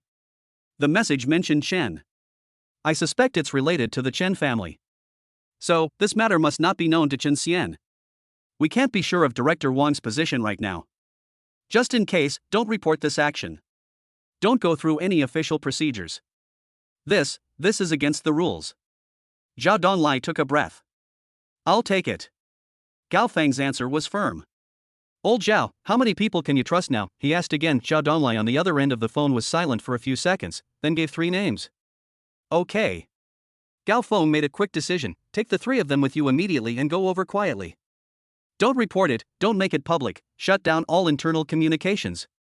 Okay. Zhao Donglai took a deep breath. I will find a way to delay Chen Xian and prevent him from receiving the news and reporting it. You must be careful. Yeah. Zhao Donglai's voice became firm. Gao Feng paused, and there was a hint of complex emotion in his voice. Old Zhao, are you scared? Chapter 67. The battle for Wu Wei. A hearty laugh came from the other end of the phone. I'm an old guy who's about to retire. What do I have to be afraid of? Finally, I just want to catch some real bad guys. It's you, Xiaofeng. You are still young, and there is still a long way to go in the future. Be careful yourself. Gao Feng's eyes felt slightly warm. He took a deep breath and suppressed his surging emotions. I understand. Go ahead. After hanging up the call, Gao Feng put the phone back in his pocket. The expression on his face has returned to calm, but he walked back to the box, smiling with the big shot. And Chen Xian, he made fun of his family members. On the other side, Zhao Donglai acted quickly. He called up three others like himself, those who are about to retire and are never afraid of offending others. After working all his life, he is still an ordinary security guard. Old friend. 4 old peacekeepers, over 200 years old in total, driving an unremarkable car with civilian license plates, driving silently into the night like a sharp knife that has been used for a long time but is still sharp, rowing towards the suburbs shrouded in darkness. Behind the warehouse lies a forgotten ruin. The moonlight was fragmented by the wild trees in the distance, casting strange mottled shadows on the ground. A rough path covered in gravel and industrial waste, winding towards deeper darkness. This used to be the scrap dump for the steel mill. Now all that remains are rusty steel bars, concrete and half-human highweeds. The sounds here will be faintly heard over at the warehouse, but the chaotic terrain can perfectly block the view. Chen Feng walked in the middle of the front. There was still a trace of anger on his face. 2 men behind him. They were holding the unconscious Wu Wei on both sides. Walk quickly. These 2 men are the core guards around Chen Tianxiao. It is a vicious dog raised by the Chen family. Their steps were steady and powerful. The feet made almost no extraneous sound on the gravel. Even though he was holding an adult, his breathing was still steady and long. There was no superfluous expression on their faces. There is only a kind of coldness and brutality that comes from the bones. That is the temperament that can only be cultivated by someone who has truly seen blood and has human life on his hands. The Chen family provided their family with generous material security, but at the same time, their families are also hostages held by the Chen family. They had already done countless dirty things for the Chen family. The hands are stained with blood that cannot be washed off. They accepted a pledge of allegiance that would doom them to eternal damnation. Loyalty has long been tied to their lives and the safety of their families. They are absolutely powerful and ruthless killing machines. Just as the 3 of them were passing through a narrow passage formed by 2 huge piles of scrap metal, the shadow of death descended without warning. 3 dark shadows, like ghosts emerging from hell. They suddenly emerged from the shadows on both sides. They all wore masks and hoods, leaving only their eyes exposed. The ghost had already used Chen Feng's phone to locate him. The location and movement trajectory of Chen Feng and his party. It was accurately delivered to every assassin through Lin Mo. This is a game dispatched by a master hacker. It was carried out by 3 killers, hunting with completely asymmetric information. According to the plan, as a woman, the water flows, like a silent venomous snake, holding a poisoned dagger. He pounced on Chen Feng, who was walking in the middle and looked the weakest. The other 2 figures faced the 2 fierce-looking guards respectively. One of the figures was holding a poisoned short blade, and it was Jin Tai. The other figure was well-proportioned, with smooth muscle lines, full of explosive power. It was Wei Hu, the new assassin that Lin Mo specially summoned for this operation. In addition to the regular, experienced killer feature, Wei Hu also has the characteristic of robustness. In an instant, the guard who faced Jin Tai reacted very quickly. At the moment when the short blade of gold and iron was about to cut his throat, he jerked his head back and kicked Jin Tai in the stomach. Jin Tai dodged sideways and slashed down with the short blade in his hand. A wound deep enough to see the bone was left on the arm of the personal guard who blocked the attack. Blood and flesh flying, poisoned. On the other side, Wei Hu's offensive was overwhelming. Although the guard he faced was also very skilled, abandoned Wu Wei the moment he was attacked. He raised his arm to block, and his other hand quickly reached for the weapon at his waist, but Wei Hu's speed and strength completely crushed him. Wei Hu's left arm was like an iron whip, pushing away the opponent's blocking arm. The right fist whistled like it tore through the air. It hit the man's temple. Hard, crack. A teeth-grinding sound of bone cracking was clearly heard. The guard froze instantly. The fierce light in his eyes quickly dimmed. The whole person fell down limply, without a sound. Kill with 1 blow. However, the most unexpected thing in the battle. But it was Chen Feng in the middle of the road. Being in the middle of the road, he had more time to react. Therefore, facing the oncoming water, Chen Feng, who was judged to be the weakest link, there is time to respond quickly. When the dagger of the water flow was about 10 centimeters away from his body, he suddenly turned sideways. Then a vicious whip kick. It hit Shui Lu's waist like a steel whip. Bang! The whole person in the water flew out backwards like a kite with a broken string. It hit the pile of metal scrap nearby with a loud noise. Chen Feng is actually the most powerful one among this group of people. He glanced at the guards who were killed instantly by Wei Huge. He felt the terrifying aura of a ferocious beast from Wei Hu. Then he saw another guard with blood spurting from his arm and a blue face. The pupils constrict violently. He made a prompt decision and gave up the unconscious Wu Wei. Without hesitation, he ordered the injured and poisoned guard, "Stop them." Before he had finished speaking, he turned and ran away. At the same time, he used up all his strength and let out a howl that pierced the night sky. "Third uncle, save me. Ah ah ah." He wants to live. As long as Uncle San heard it, if only it could delay them for a few minutes, he can survive. The situation is extremely critical at this time. We must not let Chen Feng, who has fought with the assassins, escape. The poisoned and injured guard, when he heard Chen Feng's order, a hint of regret and determination flashed in his eyes. He suddenly let out a roar, his adrenaline surging. He ignored his bleeding arm and gave up all defense. It charged towards Wei Hu and Jin Tai like a mad bull. He tried to use his own life to buy Chen Feng that precious time. Roar. In response to him, Wei Hu roared even more violently, facing the desperate enemy. Wei Hu did not retreat but advanced. After accumulating strength, the body suddenly rose from the ground during the sprint, a shocking flying kick, chopped down like a battle axe. Bang. With a heavy, muffled thud, the guard's head was smashed like a watermelon. The whole person was smashed to the ground by this unmatched force. The body twitched twice, and then there was no sound. Chapter 68. Eliminate all enemies within 30 seconds, accompanied by Wei Hu's violent roar. It was a decisive action. Seeing Chen Feng's figure about to disappear around the corner of the ruins, he knew it was too late to catch up. In a hurry, Jin Tai threw the short blade in his hand without hesitation, the short blade that has just drunk blood. The poison on the blade had already been consumed by the body of the first guard. At this moment it is just a sharp piece of iron, though it is no longer a deadly fang, but it can still become a flash of lightning that chases souls. Call out. Chen Feng, who was running for his life, heard the sound of breaking wind behind him. The threat of death made all the hairs on his body stand up. Years of training allowed him to dodge without thinking and do it with an extreme forward lunge. He avoided the vital points, but the short blade remained like a maggot in the tarsal bone. It rubbed the outside of his thigh hard. Swish. The sharp blade easily cut through the trouser leg, leaving a trail of blood. Ugh. The intense pain caused Chen Feng to groan. The forward movement was also deformed, and he fell heavily to the ground. This fall completely destroyed his last hope of escape. Before he could struggle to get up, behind him, the figure like a ferocious beast was chasing him. The shadow cast by Wei Hu's body completely enveloped Chen Feng. Chen Feng felt the suffocating pressure. He could even smell it coming from the other person. A strong murderous aura mixed with blood and sweat. He wanted to turn back, beg for mercy, do something, but it was too late. Wei Hu's arms, with throbbing veins, tensed up suddenly as he ran towards him. The iron fist carries a fierce wind that tears the air. It hit the back of his head with precision and brutality. Bang! Chen Feng's head made close contact with the hard ground. There was a dull sound that made one's teeth ache. His body trembled violently, and then went limp completely. Life ends here. As this brief and bloody battle unfolded deep in the ruins. In front of the main entrance of the warehouse, Chen Tianxiao and Zhao Donglai were confronting each other. The night wind blew Chen Tianxiao's expensive custom-made suit. He exuded a sense of relaxation that is a long-term control over the lives of others. Only then can you develop composure. His smile was gentle, but hidden beneath his gentle smile, it is the arrogance and contempt that cannot be concealed. Security Officer Zhao, he spoke first. It's so late. What brings you, a few old colleagues, to this remote warehouse of mine? What brings you here? Zhao Dong came to see him, then he cast his gaze towards the room behind him, a brightly lit warehouse with an unobstructed view. His heart sank suddenly. He knew that he was probably a step too late. Wu Wei may have been transferred, but his decades of criminal investigation career have already enabled him to develop the ability to remain calm even in the face of adversity. He averted his gaze and responded in a flat tone. Mr. Chen, we received a report from a citizen. They said a serious kidnapping case had occurred here. According to regulations, we need to search the scene. Kidnap? Chen Tianxiao chuckled as if he had heard a funny joke. He pointed to the empty warehouse behind him. Security Officer Zhao, are you mistaken? This is an old warehouse owned by my company. It's usually used to store some sundries. How could a kidnapping happen here? His smile faded slightly, and he changed the subject with an oppressive tone. And, as far as I know, there are procedures for the public security to conduct a search, right? Where's your search warrant? Is there a mistake? We'll know after searching.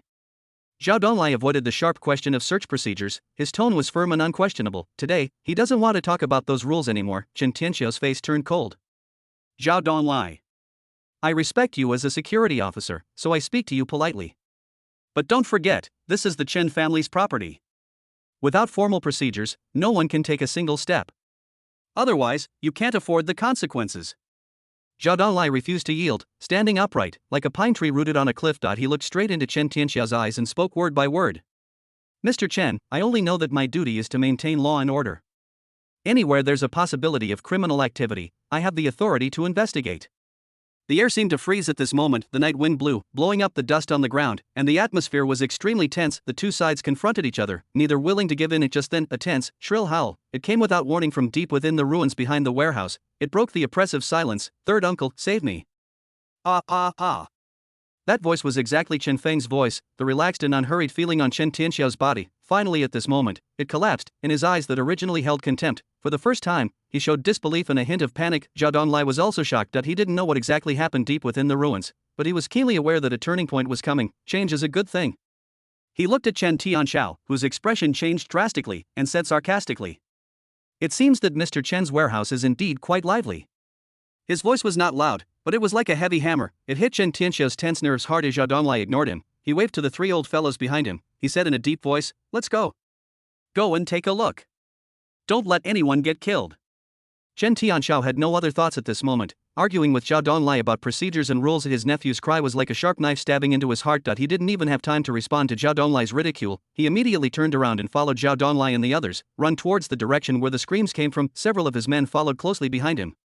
The two groups rushed quickly towards the dark ruins behind the warehouse, one in front and one behind. Blackrock Prison, cell 2203. Lin Mo lay quietly on his bed. However, his consciousness was always focused on the battlefield. Just when Zhao Donglai and Chen Tianxiao were setting off, a message came from the ghost. For safety, Zhao Donglai started by getting off the car. "The private cell phone in my pocket kept recording the call. This was originally to guard against the Chen family, but unexpectedly became the ghost's ears. Zhao Donglai, Chen Tianxiao, and others have heard Chen Feng's call for help.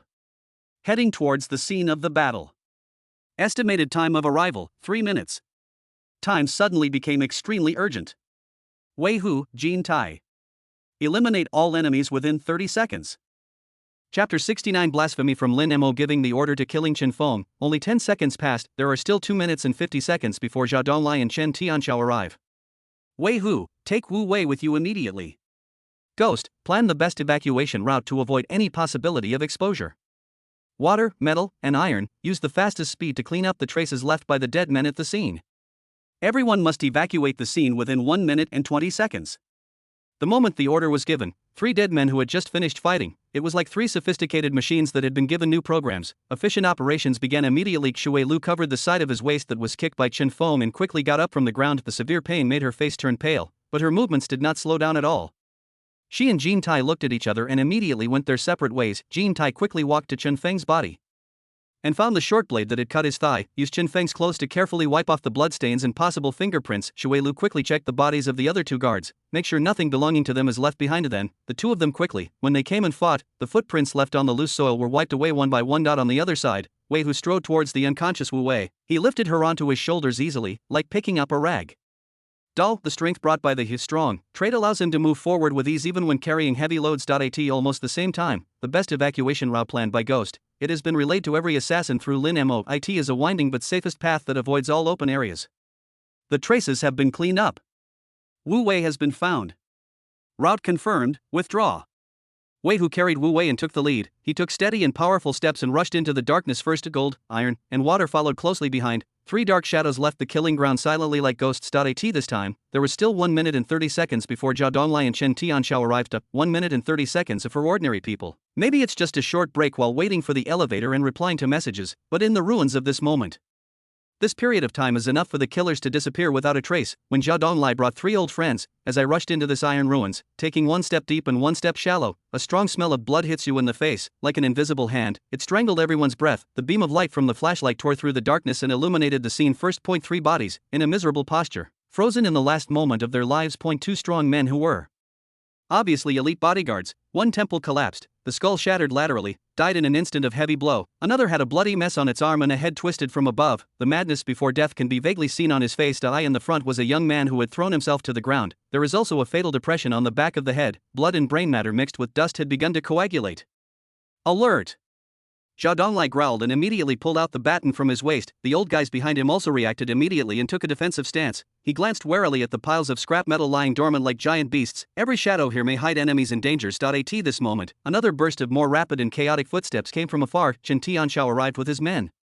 When he saw the familiar figure lying on the ground, Chen Tianxiao was struck by lightning and froze in place. The face that usually showed arrogance and composure instantly lost all color. Grief, like a flood bursting through a dam, instantly overwhelmed him. Offing is dead. His second brother's most beloved son died here. He promised his second brother that he would take good care of him. How should he explain this to his second brother? But this grief lasted less than 5 seconds. It was replaced by a more fervent emotion. It was mixed with offense and overwhelming anger. The Chen family was born to look down on all living beings. If Chen Feng died to an opponent of the same level, or in the hands of some powerful person, Chen Tianxiao will feel hatred and will seek revenge depending on the circumstances. But now, he died at the hands of a bunch of gutter rats. He died at the hands of Wu Wei, the bitch who should have been at his mercy, and the hidden killer organization behind her. This is different. This is not fighting. This is blasphemy. It was a disobedience of a peasant who dared to attack the high and mighty master. A Feng. Chen Tianxiao let out a suppressed roar and was about to rush forward. Don't move. Zhao Donlai took a sudden step sideways and stopped him with his baton. Chen Tianxiao, this is the crime scene. No one can destroy it.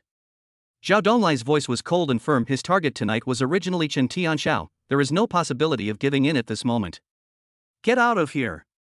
Chen Tianxiao's eyes turned completely red. He stared at Zhao Donlai like an enraged beast. The gentle disguise was torn to pieces, leaving only the most primitive violence. He no longer cared about the security guard identities of Zhao Donlai and others. The muscles of his face twisted, threatening words squeezed out from between teeth.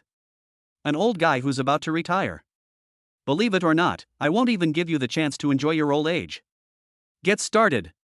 Following his command, several of his men behind him immediately stepped forward. They vaguely surrounded Zhao Donlai and the other three. The atmosphere is tense and ready to explode. Zhao Donlai looked him in the eye without fear. He said coldly, Chen Tianxiao, you dare to attack the security guard? Assaulting a peace officer? Chen Tianxiao laughed, and his laugh was extremely ferocious. Today, I'm going to try to attack the public order. Go, control them. As soon as he finished speaking, several of his men behind him pounced on him like hungry wolves. Arrest them!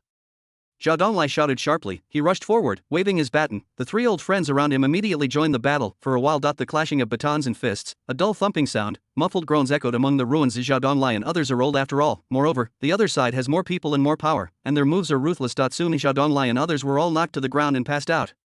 Chen Tianxiao didn't even look at them and ordered his men. Search for me. Dig out that bitch and the killer organization behind her. Don't miss any clues. Yes. The few remaining men immediately scattered. Like a hound, he burrowed into the surrounding ruins. A frantic search began. Chen Tianxiao walked step by step to Chen Feng's body. He crouched down and held out his shaking hand. He turned over his nephew's body. He gently closed his nephew's wide-open eyes. Chapter 70. Hello, Ling Shuang. The cold touch made Chen Tianxiao's murderous intent reach its peak. Not long after, the men in charge of the search came back and reported with a grim expression. Brother Xiao, the scene is so clean. The enemy's anti-reconnaissance capabilities are extremely strong, and they didn't leave any valuable clues. The surrounding terrain is too complex and we cannot determine the direction they fled. There's no way to track it. Waste. Chen Tianxiao stood up suddenly. He slammed his fist down on the thin wooden board beside him. There was a loud noise. A hole was pierced through the wooden board. His hands were also covered with blood, but he seemed to feel no pain at all. He looked at the endless night and secretly swore a blood oath in his heart. Wu Wei, and that damned assassin organization behind you. I don't care who you are or where you hide. Chen Tianxiao will make you pay for your blood debt with blood. The next day, in the outskirts of Longcheng, in a dilapidated room of an abandoned factory, the sunlight filtered through the dusty windows, casting mottled shadows on the ground. Wu Wei had woken up and was sitting opposite Wei Hu. The wounds on her body had been treated simply, although they were still painful, but those eyes were unusually bright and determined. She stood up and bowed deeply to Wei Hu. Thank you for saving me. Her voice was still a little hoarse, but her tone was incredibly sincere. Then she looked up, looking at Wei Hu's expressionless face. He continued. But compared to saving my life, I want to thank you more. It was you who executed Lu Ren and other cannibals. It was you who exposed the crimes of Renai Hospital to the public. You fulfilled my greatest obsession. From the previous behavior of this mysterious killer organization, Wu Wei had roughly guessed their caution and coldness. She knows it very well. I am just a chess piece pushed to the front by them, a smoke bomb, but she had no complaints, because they have a common enemy. They are all declaring war on this dark world in their own way. So, she didn't ask any questions about their identities or purpose. Wei Hu looked at her and finally spoke in a low and steady voice. What are your plans for the future? This question made Wu Wei fall into a brief contemplation. She smiled bitterly and shook her head. I know. The forces behind Ren AI Hospital. It's far beyond the scope of my involvement. I just hope you can make those man-eating beasts receive the severe punishment they deserve. Her eyes became sharp again, and her indomitable fighting spirit burned again. As for myself, I still want to be an investigative reporter. As long as I'm still breathing. No matter how weak my voice is. I will also continue to speak out for the justice in my heart.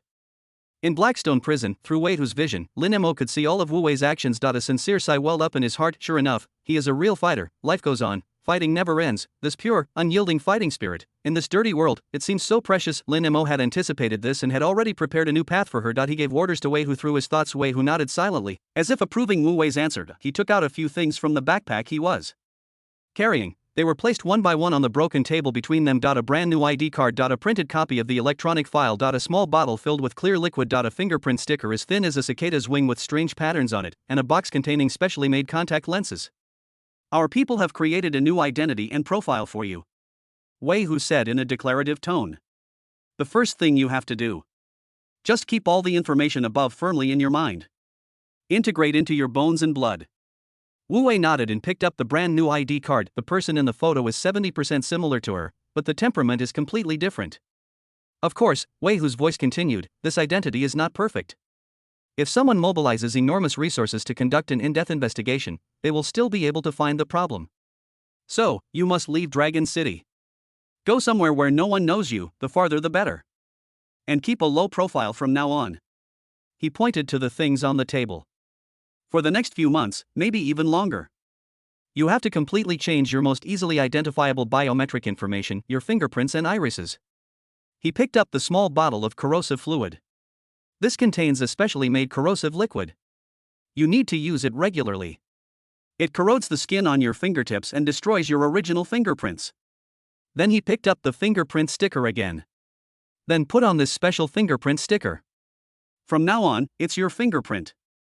Then, there is the contact lens box. Then use this pair of specially made cosmetic contact lenses to cover up your iris information. This isn't over yet. Next, you need to go through systematic body shaping training to change your body shape, posture, and temperament. When the time is right, I'll undergo surgery to completely change your face. Wei Hu's eyes fell on Wu Wei's face, and his voice was full of scrutiny and solemnity. It's going to be a long, painful process. You are no longer Wu Wei. Everything about your past will be erased. Do you still want to do it? Wu Wei didn't say anything. The only sound in the room was the faint sound of wind coming from outside the window. Her fingertips gently traced the new name on the ID card. There was no hesitation or retreat in her eyes. There was only the determination of being reborn from the ashes. She raised her head, looked at Wei Hu, and nodded vigorously. Do it. Lin Mo watched all this silently. A farewell, fearless fighter. Wu Wei, hello, Ling Xuan, the hero who faces frost and snow. Ling Xuan, this is the name of the new identity that Lin Mo prepared for Wu Wei through the ghost. Lin Mo knew it clearly. Like Wu Wei, no, someone like Ling Xuan, a chivalrous man with justice in his heart. The road ahead will be full of thorns and dangers. She seeks the dawning light. With the ideal of saving the world, and he bore a blood feud, he embarked on a never-ending road of revenge. Their paths were destined to be completely different from the beginning. Fate brought them together briefly, to be able to take this journey together. It is a great fate given by God. Now that our fate has ended, it's time to say goodbye. The road ahead, they will carry silent blessings for each other. Each of them walks towards their own destiny. Let it be. Life is long. Take care of yourselves. Chapter 71. I can't even get justice for myself. The lights of the Longqing City Bureau building were particularly dazzling in the middle of the night. Several black cars slid silently to the door and opened it. Several of Chen Tianxiao's men carried the 4 unconscious security guards out of the car. It was placed on the steps in front of the Municipal Bureau. As beneficiaries of the current order, Chen Tianxiao would not normally kill the security guards who were protecting order. Controlling them is one thing, injuring or killing them is another. The security guard on duty was alarmed and rushed out to take a look, and was immediately shocked. Boss Zhao. The Public Security Bureau instantly became a mess. Soon, Gao Feng and Deputy Director Wang, who received the news, rushed to the Municipal Bureau in a hurry. Zhao Donglai and his 3 old companions have already woken up. He suffered multiple bruises and soft tissue contusions. Fortunately, no bones were injured. Inside the infirmary, the atmosphere was so oppressive that it was almost frozen. Zhao Donglai leaned against the headboard, his face livid. There was a piece of gauze on his forehead, and the anger in his eyes was almost bursting out. Flagrantly resisting arrest. Assaulting a peace officer. Director Wang, Captain Gao, we can't let this matter go like this. His voice trembled slightly with anger. Chen Tianxiao must be arrested. Immediately. Gao Feng stood aside, his fists clenched tightly, his knuckles turning white from the force. He said nothing, but the chill emanating from his body made his position clear. However, Deputy Director Wang's face showed an uncomfortable muddling through kind of concern. He first expressed his condolences to Zhao Donglai, then he sighed and put on an embarrassed expression. Old Zhao, I understand how you feel. But in this case, we also have to take special circumstances into consideration. Special situation? Zhao Donglai laughed angrily. Deputy Director Wang, please tell me what's going on.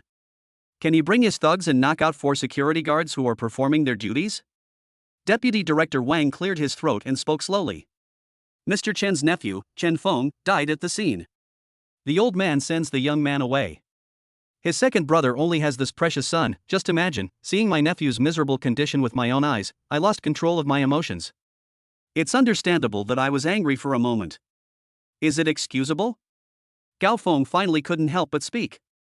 Director Wang, the law is about evidence and facts, not personal relationships. It's a fact that Chen Tianxiao's men attacked the security guards, and it's also a fact that he was on the scene directing the attack. Hey, Gao Feng, you can't say that. Deputy Director Wang waved his hand. According to Mr. Chen, he was so distraught at the time that he did not issue any orders at all. It was his subordinates who were eager to protect their master that got into a physical altercation with Lao Zhao and the others. Moreover, Chen Tianxiao himself didn't lift a finger from beginning to end. This is a confusing statement. Zhao Donglai was so angry that his chest heaved violently, almost jumped out of the bed. Okay, Lao Zhao, just focus on recovering from your injuries. Deputy Director Wang interrupted him and made a decision in an unquestionable tone. I have already dealt with this matter. Mr. Chen has already voluntarily handed over the people who took action. He is currently being detained for obstructing public service. As for Mr. Chen himself, we have no direct evidence to prove that he was behind the attack. So no compulsory measures can be taken against him. You. Zhao Donglai pointed at Deputy Director Wang, so angry that he couldn't speak. Gao Feng looked at Deputy Director Wang deeply, his eyes full of disappointment and anger. He knew there was no point in talking any further. In this city, their power has long penetrated into their bones. Ultimately, this was an attack on public order of a serious nature. It was under this absurd characterization that it was lifted high and then gently put down. The night grew darker at the gate of the municipal bureau. A Deputy Director Wang personally escorted Chen Tianxiao out with just the right amount of compassion on his face. Mr. Chen, I am deeply saddened. Please take care of yourself. Chen Tianxiao did not answer, but just nodded slightly. Just as he was about to get in the car, another black car slowly drove over. The car window rolled down, revealing Chen Xian's sad face. He had changed into a black suit and asked for leave. Uncle San, get in my car. Chen Xian's voice was very soft. Grandpa, father, second uncle, and Offing are all waiting for you at the manor. Hearing the word Offing, Chen Tianxiao's tense body finally trembled a little. He got in the car and leaned back in the back seat. As the car slowly drove into the night, away from the building that symbolized order and law, a drop of hot tear finally slid silently from the corner of his bloodshot eye. Even evil wolves can shed tears. The atmosphere in Chen's manor was solemn. The main hall of the house had been transformed into a mourning hall overnight. Chen Feng's body was placed in the middle, surrounded by white flowers and elegiac couplets. The moment Chen Tianxiao stepped into the mourning hall, everyone's eyes were focused on him. The head of the family, Chen Zhangwo, sat on the armchair, his face as gloomy as water. Chen Tianxiang, Chen Feng's father, stared at his third brother with red and swollen eyes. Chen Tianzheng stood aside with a serious expression. Chen Tianxiao didn't look at anyone. He walked straight to the coffin. He picked up 3 incense sticks, lit them, and bowed deeply 3 times to his nephew's portrait. Putting down the incense, he turned around abruptly, facing his second brother Chen Tianxiang. His knees softened and he knelt down heavily. Bang! A crisp slap was heard. He was not hit by someone else, he slapped himself hard in the face. Second brother. I'm sorry. Pa. Another loud slap. I'm useless. I didn't protect Offeng well. He slapped himself again and again, using all his strength in each slap, and his cheeks quickly became red and swollen. That's enough. In the end, it was Chen Zhangwo who spoke. His voice was not loud, but it carried unquestionable majesty, which made Chen Tianxiao stop. Everyone is dead, who are we doing this for? Chen Zhangwo slowly stood up, his eyes like knives sweeping over every corps member present. Tianzheng, Tianxiang, Tianxiao, and Oxian, come to my study. The Chen family's study is simple and heavy, and the air is filled with the scent of sandalwood and ink. This is the real power center of the Chen family. After the 4 people filed in, the heavy wooden door was closed. Chen Zhangwo sat in the main seat, but his first words were addressed to Chen Xian. Xian, take away all of your cell phones and watches. Everything that can communicate should be put away and placed in a box outside. Chen Xian did as he was told without any hesitation. He placed a specially made metal box outside the door, store all electronic devices in it, then he closed the door again, cutting off all information exchange between the inside and the outside. Chapter 72, Meeting in the funeral hall. The study door closed with a click, and the heavy solid wood blocked out the sadness and death outside. The room was dead silent, with only the ticking of the wall clock as clear as if it was knocking on everyone's heart. Sitting in the main seat, Chen Zhangwo's heavy gaze swept across the faces of the 4 people one by one. Not after a long while, he finally spoke, his voice hoarse and low, like a stone dropped into a calm lake. Offeng is dead. No one in our Chen family has ever died so miserably. As soon as he finished speaking, Chen Tianshan's eyes turned red instantly, his fists clenched, and his knuckles turned pale from excessive force. Dad! He gritted his teeth, his voice seeming to be squeezed out from between his teeth. I must avenge Offing. Revenge? Chen Jiangmo's voice was calm, but there was a heart-pounding chill in the calmness. Of course we need revenge.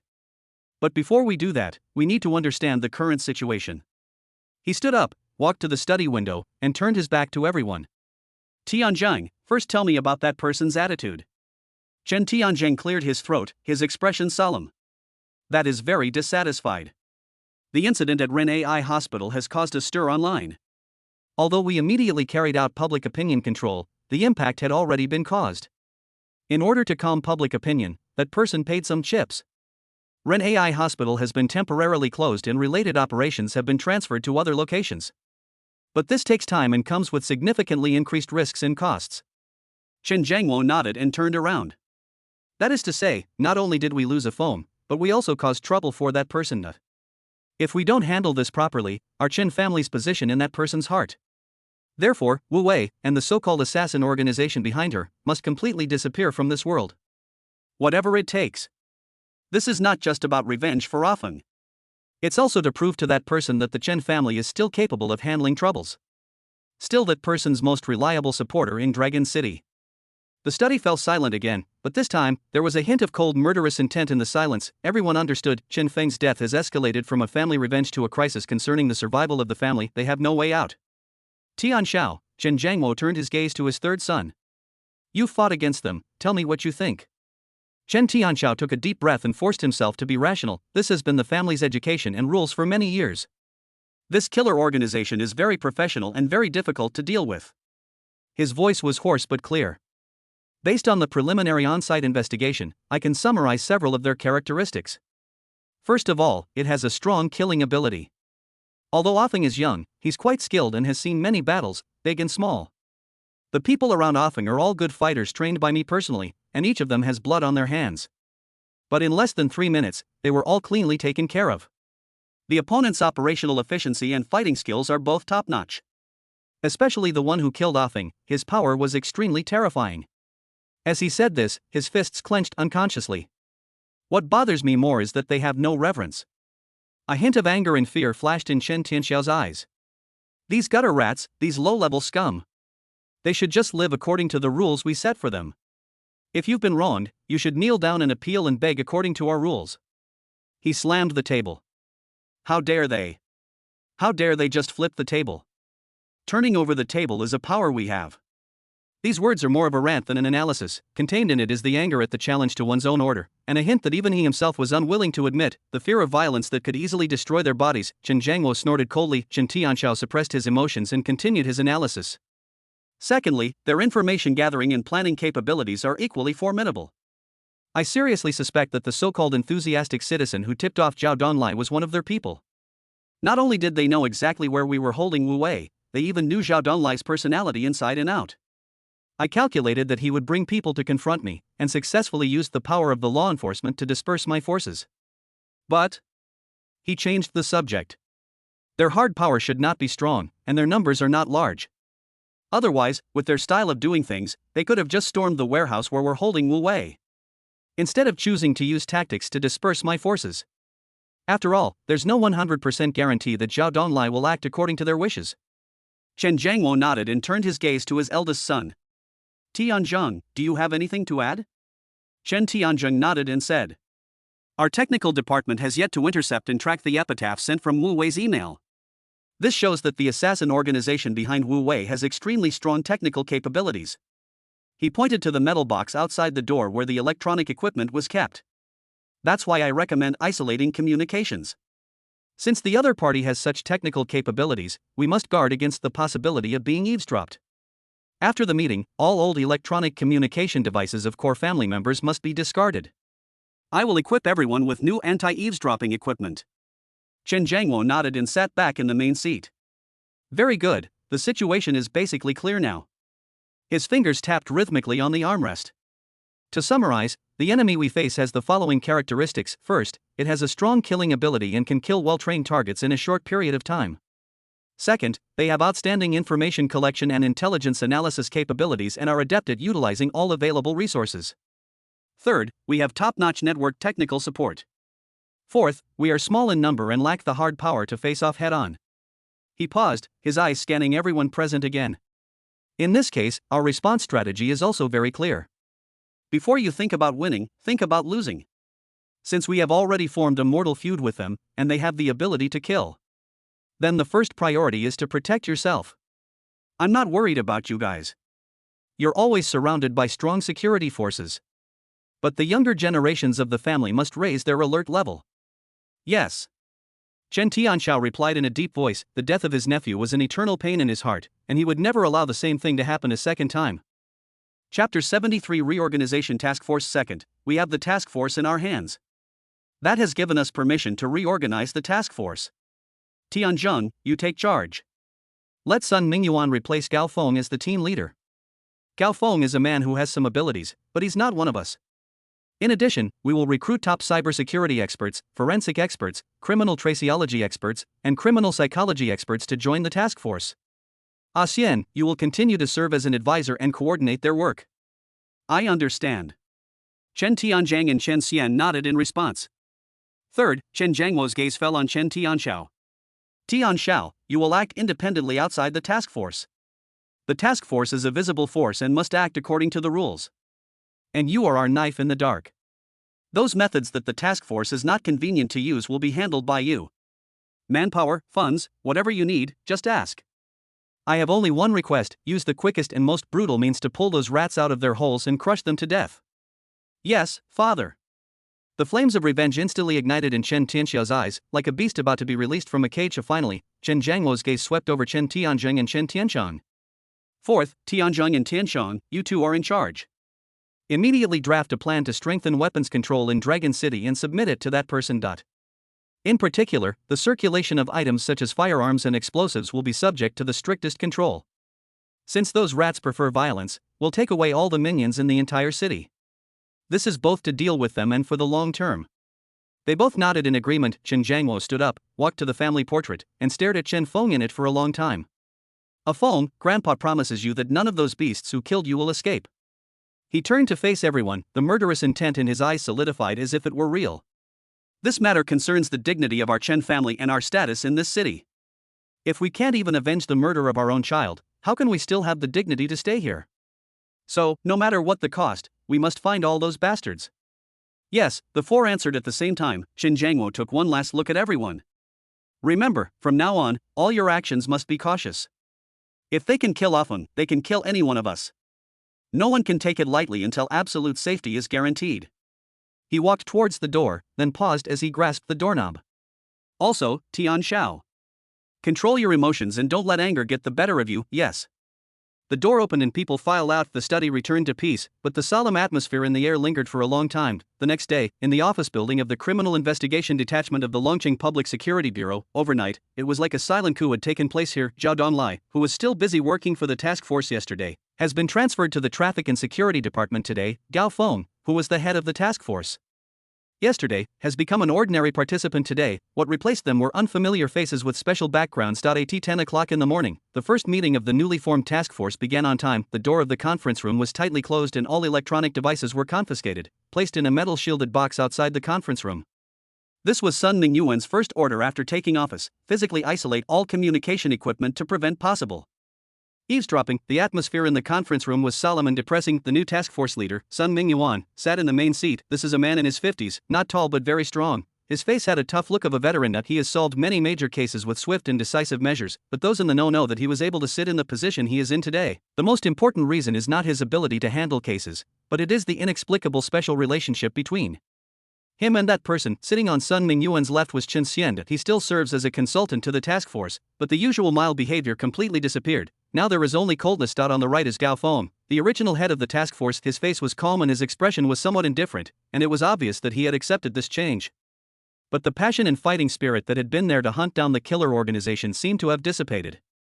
Overnight, there are also a few new faces in the conference room. A young man wearing thick-framed glasses, who looked less than 30 years old, looked a little reserved. A woman in her 40s, with extremely sharp eyes, seems to be able to find clues from details that others cannot notice. A man in his 50s, wearing gold-rimmed glasses, exudes a scholarly temperament in his every move. The last one was a man in his early 40s sitting opposite Sun Mingyuan. His suit was neatly tailored and his face was calm, but his eyes were deep, revealing a depth that was hard to fathom. Sun Mingyuan looked around and knocked on the table. "Everyone, let's get started." His voice was rough, but it held an undeniable authority. "Before we officially start working, let's introduce ourselves. It starts with me. I'm Sun Mingyuan, and I'll be the head of this task force starting today. My principle is simple: solving the case first, no matter the means. As long as the murderer can be caught, any rules can be flexible. This case has wide implications and a very serious impact. We don't have much time to give you, so we have to produce results as quickly as possible." As soon as he finished speaking, he turned his gaze to Chen Xian beside him. Chen Xian nodded slightly, stood up and said, "I'm Chen Xian, special consultant to the task force. I'm primarily responsible for case analysis and strategic planning. I will fully cooperate with Team Leader Sun to ensure the investigation direction of the task force is impartial." Next, Gao Feng slowly stood up. Compared with his previous high spirits, he seems particularly low-key at this moment. "I'm Gao Feng. I've been in charge of this case before and am familiar with it." He paused. "We will fully cooperate with Team Leader Sun and the experts in their work." The young man with thick-framed glasses stood up nervously. I'm Zhang Ju, the leader of the cybersecurity expert team. Mainly responsible for network tracking, data recovery, electronic evidence extraction, etc. There are 5 people in our group, all of whom are experts in this field. No matter what kind of hacking method it uses, we have ways to deal with it. Next is Zhao Ming. Zhao Ming, forensic doctor. The body won't lie. The dead will tell us everything about the murderer. His words were concise, but they exuded absolute professionalism and confidence. Chapter 74. 3 Breakthrough points. The woman with the unusually sharp eyes also stood up. I'm Wang Ji, an expert in traceology. Every detail and every trace at the scene may be the key to solving the case. As long as the murderer left anything at the scene, I can find it. Then, the man with gold-rimmed glasses said gently, I'm Li Mu, a criminal psychology expert. My job is to analyze the killer's mental state, behavioral patterns, and possible next moves. Everyone has patterns in their behavior, including the most sophisticated criminals. The last person to stand up was the man sitting opposite Sun Mingyuan. I'm Yan Wu, responsible for coordinating work outside the department. His voice was calm, but everyone could feel the weight of his words. If you need cooperation from other departments during the investigation, you can contact me directly. Everyone understood that Yan Wu was definitely not an ordinary coordinator. He represents the will of that person. Sun Mingyuan nodded. Okay, now everyone knows each other. Gao Feng, please first introduce the case to the new colleagues. Gao Feng took a deep breath and forced himself to get into work mode. According to the information we have, the series of deaths in Longcheng are related to a killer organization. Based on the current evidence, Wu Wei has close ties with this killer organization. She is most likely the employer or even the controller of this organization. After listening to Gao Feng's description of the case, Sun Mingyuan nodded. Very good, the situation is basically clear now. Now I will assign specific work tasks. He took out a document that he had prepared long ago. We started with 3 breakthrough points. The first breakthrough point, Wu Wei. He looked at Wang Ji and Li Mu. Wang Ji, you are responsible for reorganizing all of Wu Wei's social relationships. Not just her family, friends, colleagues, but everyone she's interviewed in the past. Li Mu, analyze it from a psychological perspective. If Wu Wei is really the controller of this organization, what kind of behavioral characteristics will she have? Although Wu Wei is missing now, since she may be a key figure, we must thoroughly investigate. Wang Ji and Li Mu nodded in agreement. The second breakthrough point, hackers. Sun Mingyuan turned his gaze to the network expert group. Zhang Ju, your mission is to find the hacker who posted Wu Wei's epitaph. I don't care how skilled he is, there will always be clues left. Mobilize all resources, including cooperation from operators and network service providers. When necessary, we can apply to call on national cybersecurity resources. Zhang Ju nodded, I understand, but I need to remind you that the opponent's skills are indeed very high. We may need some special permissions and resources. Yan Wu then spoke up, permissions and resources are not a problem, just ask for what you need. The third breakthrough point, the thugs. Sun Mingyuan continued, Gao Feng, this task is for you. Focus on investigating all possible mercenaries, veterans, fighting coaches, and other groups in Dragon City. Anyone who can kill a well-trained target in a short period of time is definitely not an ordinary criminal. They must have received professional training and come from special backgrounds. Also, investigate all possible sources of weapons. Gao Feng nodded expressionlessly, his voice flat. I understand. Sun Mingyuan stood up and glanced at everyone present. Everyone, let me be frank. This case is not an ordinary criminal case. It involves the stability and order of this city. The numerous deaths have made citizens very dissatisfied. If we don't solve this case quickly, the consequences will be dire. So, everyone must give 200% effort. If you have any difficulties, please raise them now. Once we start, no one will be allowed to fall behind. There was silence in the conference room. Everyone understands that this is not an ordinary case, but a test that concerns their future and destiny. Any other questions? Sun Mingyuan asked. Team leader Sun Zhangju raised his hand. Regarding communication security, I suggest establishing a dedicated internal communication system. Since they have top hackers, our daily communications are also at risk of being monitored. Good idea. Sun Mingyuan nodded. You are responsible for setting it up, the faster the better. I have another question. Li Mu said. Do we have any conclusion about the scale of this killer organization? Based on on-site analysis, Chen Xian said, their number should not be large. But everyone's fighting ability is very strong, especially the one who killed Chen Feng. His strength is extremely terrifying. This fits the characteristics of an elite small team. Li Mu nodded. They are small in number but high in quality. This kind of organization is the most difficult to deal with. That's why we have to be extra careful, Sun Mingyuan emphasized. They have proven themselves capable of killing anyone, including us. Everyone must be vigilant and strengthen safety precautions.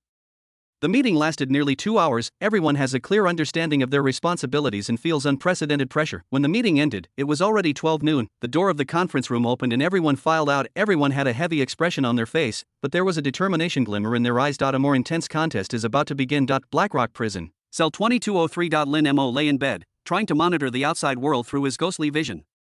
But I discovered an unexpected situation. Whether it is the gathering at Chen's house, or the task force meeting room of the Sheriff's Bureau, all electronic equipment is physically isolated. What does that mean? Lin Mo frowned slightly. This shows that the other party has realized that the killer organization has top hackers. Start taking targeted precautions. Although this is expected, it is still tricky when you actually face it. Losing the advantage of information monitoring is like a beast without eyes. Although still dangerous, movement will be greatly restricted. Lin Mo slowly closed his eyes and began to review the entire operation of rescuing Wu Wei in his mind. Judging from the results, this operation was successful. Wu Wei was rescued safely and successfully diverted the enemy's attention. Let them connect the killer organization with Wu Wei's ideals of justice.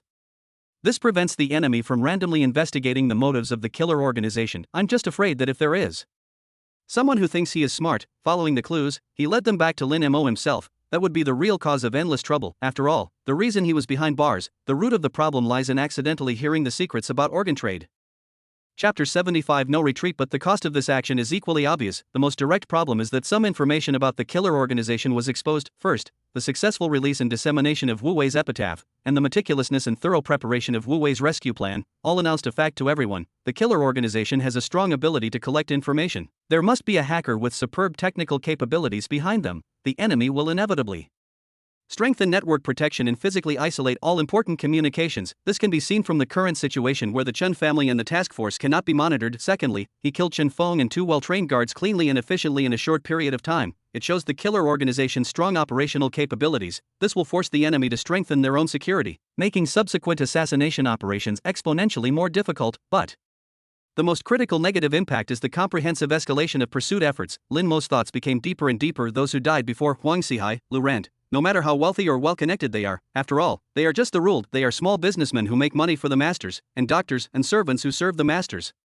The resources they control are limited and they cannot truly affect the operation and livelihood of the entire city. More importantly, they have no legal violence or power. Killing them is like plucking a few hairs from a wild beast. No big deal. But Chen Feng is completely different. He is the blood of the Chen family and a member of the real ruling class of this city. Although the Chen family still needs someone to support them, but they are involved in politics, business, and crime. They control sufficient resources and power. They are the ruling class of this city.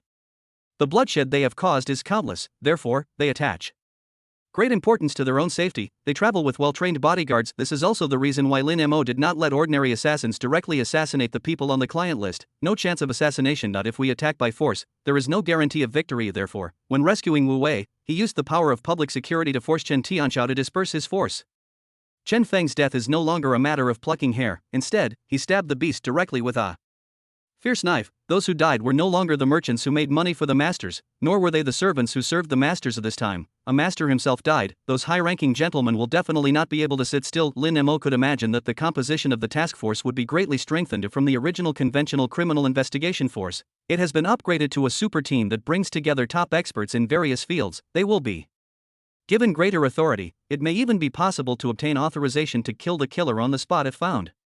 In addition to criminal investigation departments, more public departments will be involved: network supervision, communication monitoring, traffic control, personnel screening, material monitoring. The whole city will become a giant net. Thinking of this, Lin Mo slowly opened his eyes. The choice before him now is clear. Do you want to back down, to temporarily turn to lesser evils that carry less risk? Will we accumulate strength before dealing with these great evils? The thought only flashed through his mind before he extinguished it without hesitation. No, never retreat. Of course, small evils must be eliminated. That was an important source of hunting crime points for him and the basis for maintaining the operation of the entire killer organization. But the greatest evils must be eradicated. If you give up punishing the worst evil because you are afraid of the other party's strength, then what is the point of this situation that he worked so hard to create? He had gone to great lengths to even involve Wu Wei. This is how he created the current situation where he was dangerous to the killer organization, but he was completely behind the scenes. Is it going to be wasted? What's more, the Chen family, this great evil, was framed and imprisoned by themselves.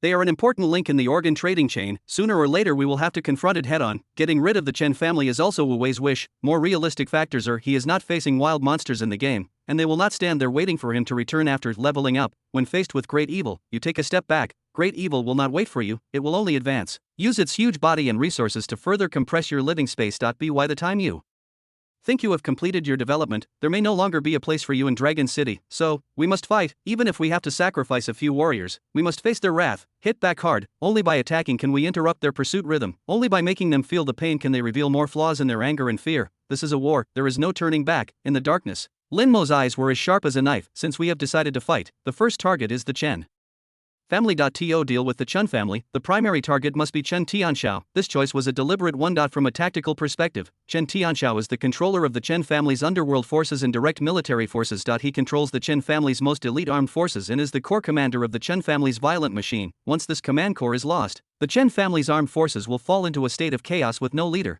This will not only greatly reduce their combat effectiveness, but also create better conditions for subsequent assassination operations. From a psychological perspective, Chen Tianxiao is now in a state of extreme anger and self-blame. He was responsible for protecting the safety of his family members, but he watched his nephew Chen Feng die in front of him. This feeling of frustration and guilt will make him lose his usual calmness and rationality.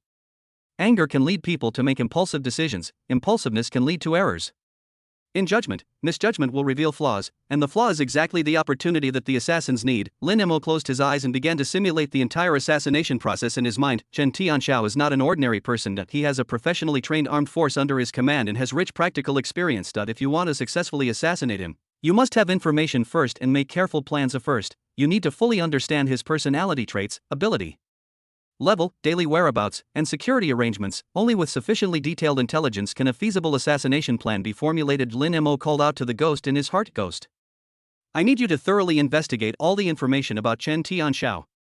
Personality traits, ability assessment, daily whereabouts, safety precautions, and the personnel around you. Focus on recent changes in his mental state and behavioral patterns. Yes. The ghost immediately took action. Before the troops move, the food and supplies must be sent first. In order to obtain more hunting crime points and prepare for the war, Lin Mo issued new instructions to the death squads in other cities: wood, stone, fire, and earth. Speed up your actions immediately. Change the city where the crime is committed and adopt a roving crime method. While ensuring safety, obtain as much hunting crime value as possible. Yes. Chapter 76. Chen Tianxiao's weakness. Ghost's reconnaissance is in full swing. As the top hacker under Lin Mo, his battlefield is everywhere. From the city's public network to private encrypted lines, these are all areas where he is proficient. However, the situation was more difficult than expected. The Chen family has obviously raised the level of protection to the extreme. On the information level, Chen Tianxiao and all his core subordinates replaced their devices with the most advanced anti Eavesdropping equipment. All work information is transmitted through an independent internal network that is physically isolated from the public network. Trying to invade is almost like trying to make a hole in a steel fortress without a door. This greatly drained the ghost's energy, but he is a master hacker after all. And the Iron Fortress also has ventilation and sewage pipes. By penetrating the underlying infrastructure of urban networks and cleverly exploiting backdoors in equipment vendors, the Ghost still succeeded in tearing a crack in the opponent's iron wall, able to get a glimpse of Chen Tianxiao's movements. In reality, Chen Tianxiao's whereabouts have become extremely regular, almost a straight line between 2 points: either stay in the Chen family's heavily guarded manor, or at one of his secret training bases in the suburbs. In the base, he frantically trained his thugs, a mixture of grief, anger, and guilt. He was like a wild beast that became more violent after being injured. Pouring all his pressure on the training ground every time he travels, he is accompanied by at least 2 security vehicles. There were more than 10 bodyguards accompanying him, all with sharp eyes. A few were also equipped with guns. The entire security team worked in perfect harmony. Whether it is the choice of driving route or the position of personnel, all follow the strictest security guidelines. On the surface, Chen Tianxiao is like a hedgehog wrapped in layers of hard shell, invulnerable, but Lin Mo keenly captured another side of Chen Tianxiao from the personality investigation report sent back by the Ghost. This is a typical second generation who grew up in favorable circumstances. The ability is above the passing line, but the ability to withstand pressure is extremely poor. When facing opponents weaker than him, he can perform with ease. Whether it is emotional control or psychological intimidation, they are all used to perfection, showing the majesty of the superior. But once he faces an opponent that is beyond his control and can even threaten his life, his inner fragility and irritability will be exposed, and he will easily make ill-considered decisions. This seems to be a common problem among the second generation of powerful people in Longqing. They were born to have it all and are used to being in control and giving orders. Their strength is based on resources and power, not on inner hardening. They lack the experience of working their way up from the bottom, the resilience from within, tempered through countless failures and despair. Once you strip away the outer shells of power, wealth, and subordinates, their hearts are actually very fragile, and this is the weakness that Lin Mo can exploit. He decided to tailor a trap for Chen Tianxiao. A trap that made him throw himself into it regardless of the consequences. To set this trap, he needs a more powerful force. Lin Mo's consciousness sank into the system, remaining hunting crime value, 3,100 points, after summoning Weihu. There are 500 hunting sin points remaining. Judge Chen Feng to gain 600 hunting crime points. Judge 2 guards to gain 500 hunting points. The 3 killers, Mushi, Huoyan, and Tushou, have recently earned 1,500 hunting crime points. There are a total of 3,100 hunting crime points remaining. System, open the list of summoning assassins. Non-attribute death soldier, 100 points of hunting sin. Their physical fitness and learning ability are no different from those of ordinary adults, and the system will generate a most basic social identity for them. Characteristics, intelligence. Hunting sin consumption, 250 points. Giving the dead soldiers the ability to learn and understand beyond the ordinary is a necessary characteristic for becoming a master-level professional. Features, robust. Hunting sin cost, 250 points. Gives the assassin extraordinary physical strength and resistance to blows, allowing him to defeat 5 ordinary young men with his bare hands. Lin Mo's gaze lingered on several key features. Features, skilled mechanic. Hunting sin cost, 300 points. Infuse comprehensive mechanical engineering knowledge into the death squad. He is proficient in operating, repairing, and modifying various types of mechanical equipment, and it can independently manufacture simple structured firearms and matching ammunition. Features, master mechanic. Hunting sin cost, 3,000 points. The ultimate truth of machinery has been revealed to him. He is not only a manufacturer but also a creator. He can assemble various machines using ordinary materials with incredible efficiency and precision. In his hands, machinery is an extension of life. Prerequisites for exchange. The assassin must possess the intelligence trait. Features, skilled driving. Hunting sin cost, 300 points. Infuse the death squad with rich driving experience. He is proficient in operating a variety of land vehicles including motorcycles, cars, and trucks. It is particularly good at high-speed pursuit and evasion in complex road conditions. In particular, he can maximize the power of every impact of the dump truck. Features, master-level driving. Hunting sin consumption, 3,000 points. He and his vehicle become one, and the vehicle is an extension of his limbs. Any driving tool in his hands can break the limits of physics and perform incredible maneuvers. For him, even where there is no road, there is still a smooth road ahead. Prerequisites for exchange. The dead soldier must possess the robust trait. Features, skilled killer. Hunting sin cost, 300 points. Infuse the suicide squad with professional killer skills and knowledge. He will be proficient in the use of specific tools, and know how to sneak, disguise, observe, and kill with one strike. They also have a strong anti-reconnaissance awareness and know how to clean up traces at the scene. Feature, master killer. Hunting sin cost, 3,000 points. His skills as a killer have reached perfection and reached the pinnacle. He can use any object as a deadly weapon at will, and everything in the environment can be used to his advantage. Prerequisites for exchange: the dead soldier must possess the robust trait. Lin Mo made a decision. Usability: deployment of death squads. Name: Chi Ban. Features: skilled mechanic. Usability: deployment of death squads. Name: Zhao Gao. Features: skilled driving. Usability: deployment of death squads. Name: Wushu. Features: robust, skilled killer, firearms. Usability: deployment of death squads. Name: Lin Yo. Features: robust, skilled killer, firearms. Usability: deployment of death squads. Name: Zheng Tu. Features: robust, skilled killer, firearms. Settings completed. Generating the assassins: Chi Ban, Zhao Gao, Wushu, Lin Yo, and Zheng Tu. Generation completed. Hunting crime balance, 350 points. Chapter 77. The Big Net is closing in. Blackrock Prison, Cell 2203. Lin Mo's consciousness traveled through the darkness, connecting with the dead soldiers scattered in every corner of the city. Ghost, have all traces of material procurement been cleared? It's been dealt with. Ghost's voice was as steady as ever. According to Chiban's suggestion, all materials were replaced. Use the most common high-strength seamless steel pipes found in hardware stores, and simply polish them to act as gun barrels. Use parts from scrap machinery to replace springs, firing pins, and other parts. None of it is directly linked to weapons. All transaction records and surveillance videos have been erased and modified by me. Even if a network expert turned all the data in Dragon City upside down, they wouldn't be able to find this place. Very good. Lin Mo turned his attention to Chi Ban. Chi Ban, how's the progress? The barrel has been processed, and the firing pin and firing mechanism are being made. Chi Ban replied. The structure is very simple, just the most primitive smoothbore gun. The effective range will not exceed 50 meters, and without rifling, the accuracy is very poor. But the advantages are that it's simple to manufacture, the materials are readily available, and it's powerful enough. That's enough. Lin Mo said in his mind. Our goal is not sniping, but assassination at close range. Where's the ammunition? It's also happening simultaneously, Chiban replied. The gunpowder is extracted from firecrackers and industrial raw materials, and the bullets are made of steel balls. The water is coating each steel ball with a neurotoxin that kills instantly. Very good. Lin Mo contacted Zhao Gao. Zhao Gao, how is the dump truck prepared? Already in position. The voice of Zhao Gao, an experienced driver, was steady and powerful. A modified heavy-duty dump truck, its engine horsepower has been adjusted to the limit. Anti-collision steel plates have been added to the front of the car, so you can't see anything from the outside. I am already familiar with all its capabilities and can be deployed at any time. Ghost, topographical survey results? It's done. At the intersection in the south of the city, there's a downhill section. It can provide maximum acceleration for muck trucks. The intersection is flanked by old buildings, which limited visibility and made it easy for Zhao Gao to make a sudden move at the last moment. I've simulated this dozens of times, as long as Chen Tianxiao's convoy passes by. Zhao Gao is 99% sure he can accurately hit the main vehicle. The preparations are nearing completion, and a large net tailor-made for Chen Tianxiao is slowly being drawn in and now. Only the last and most critical question remains: how to lure Chen Tianxiao out of his impregnable tortoise shell. Lin Mo opened his eyes. I've caught the weakness, then, it's time to throw out the bait. Longcheng, the Chen family's secret training base. Bang! There was a dull gunshot, and the humanoid target 20 meters away fell down. There was a charred bullet hole between his eyebrows. Chen Tianxiao put down the gun in his hand expressionlessly, and the hot smell of gunpowder penetrated his nostrils, but it couldn't calm his inner rage at all. Of the death of his nephew Chen Feng was like a poisonous thorn that pierced deeply into his heart. Every breath was accompanied by a sharp sting. There is sadness and anger, but more of it is indescribable.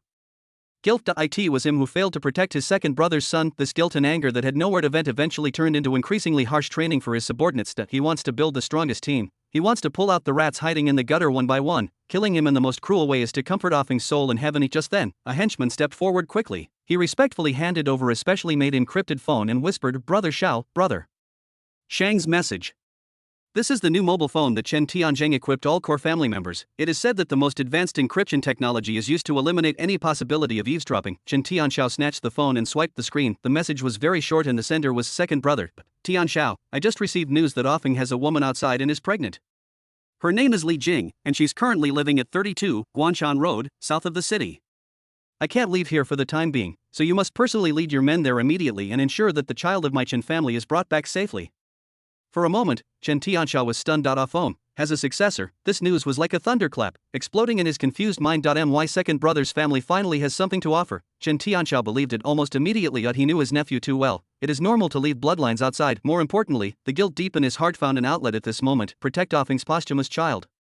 This is what he owes Offeng and also what he owes his second brother. Prepare the car. Chen Tianxiao practically shouted, gather 11 people and follow me.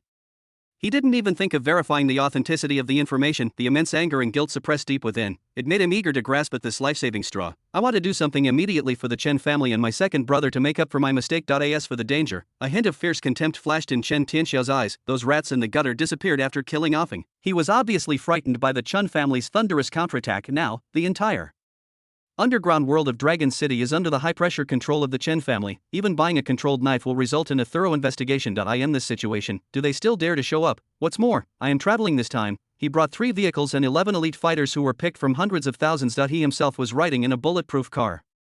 The 3 confidants who protected him closely, as well as himself, were all equipped with guns. Such thorough preparations, such impregnable defenses. If those rats dare to come, they will be seeking death. He, Chen Tianxiao, will embrace the new hope of the Chen family with an attitude of crushing everything. He wanted to let those bastards hiding in the dark corners see clearly who is the real owner of this city. On the Guanshan road, the sky gradually darkened, and the setting sun was as red as blood, giving the distant mountains a strange dark red color. This road is a shortcut connecting the southern suburbs and the city, but because the road conditions are a little poor and there is little traffic on weekdays, it looks a bit desolate at this moment. Chen Tianxiao's convoy was driving steadily. The 3 vehicles maintained a standard escort formation. The distance between the cars is neither too close nor too far, enough to deal with any emergency. Chen Tianxiao sat in the back seat of the middle car, closing his eyes to rest, but his clenched hands showed that his heart was not at peace. He could already imagine that when he brought Offeng's bloodline back to the Chen family, the expressions of surprise and joy on my father and second brother's faces. This time, he will not only make up for his mistakes, but also become a hero of the family.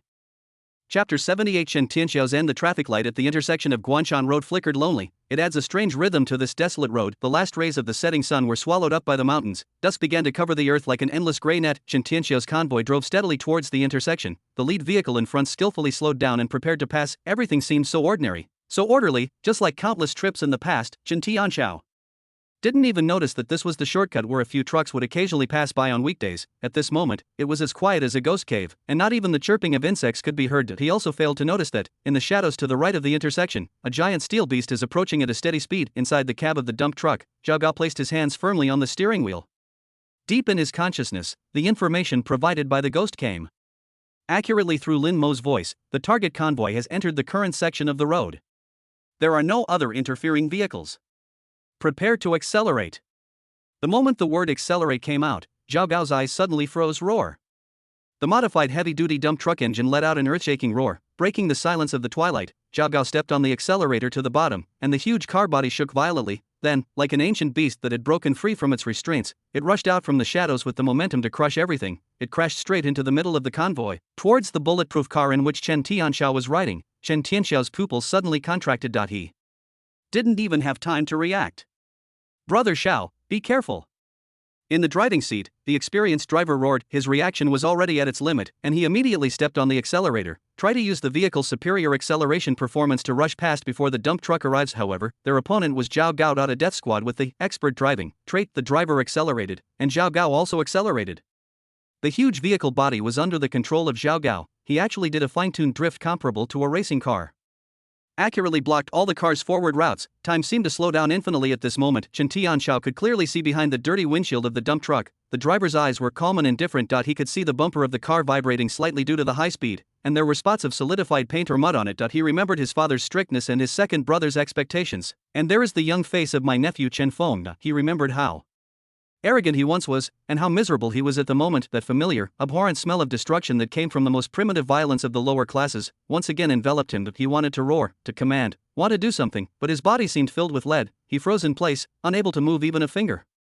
All that was left before him was the steel locomotive front that was getting closer and closer, occupying his entire field of vision. The previous contempt of the mouse dare not show its head now seems so ridiculous. It turns out that the other party was not afraid to show up, but waiting for him to stick his head out, then in the most violent, direct, and unreasonable way, smash it with one hammer. Boom.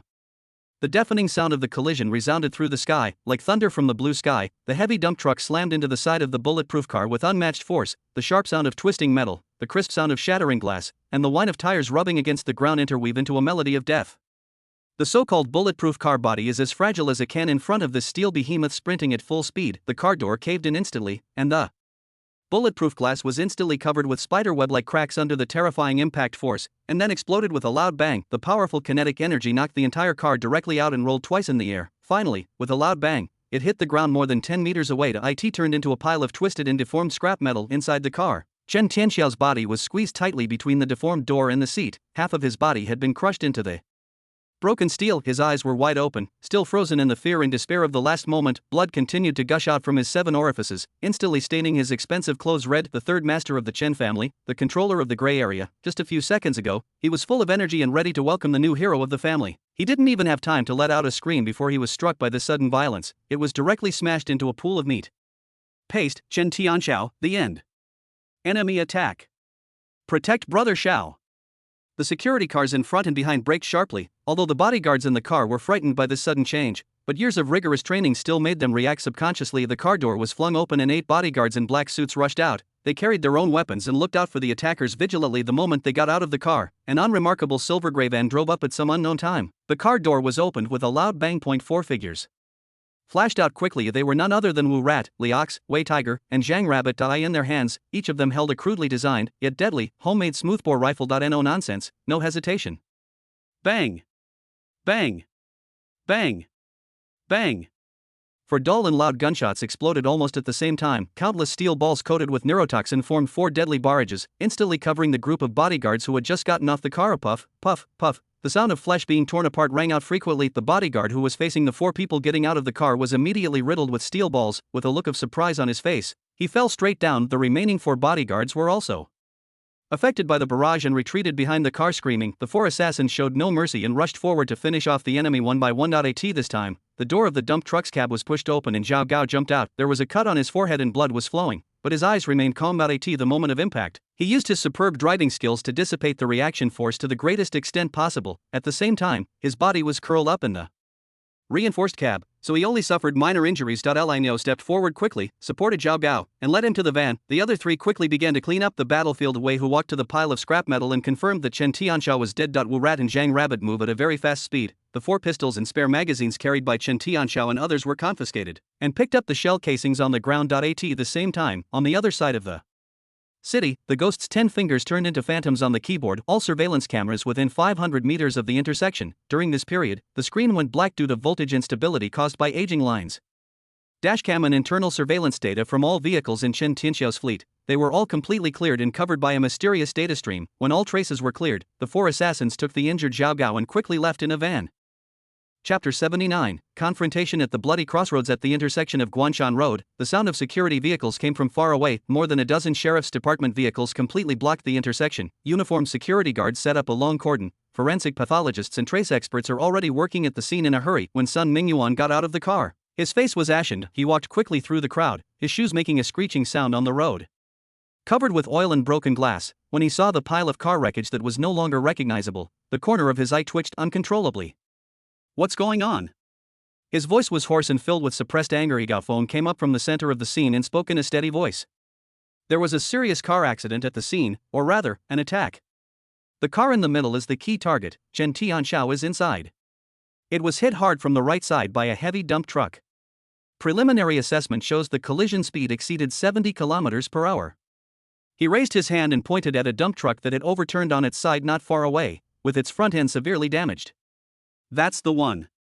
The 2 vehicles in front and behind were security vehicles after the collision. When the occupants of the vehicle were exiting, they were ambushed by several people armed with some kind of homemade shotgun-like weapon. The enemy's firepower was fierce and their coordination was precise. The entire bodyguard team was wiped out. Sun Mingyuan could feel the condensed chill emanating from Chun Xian, who was following him.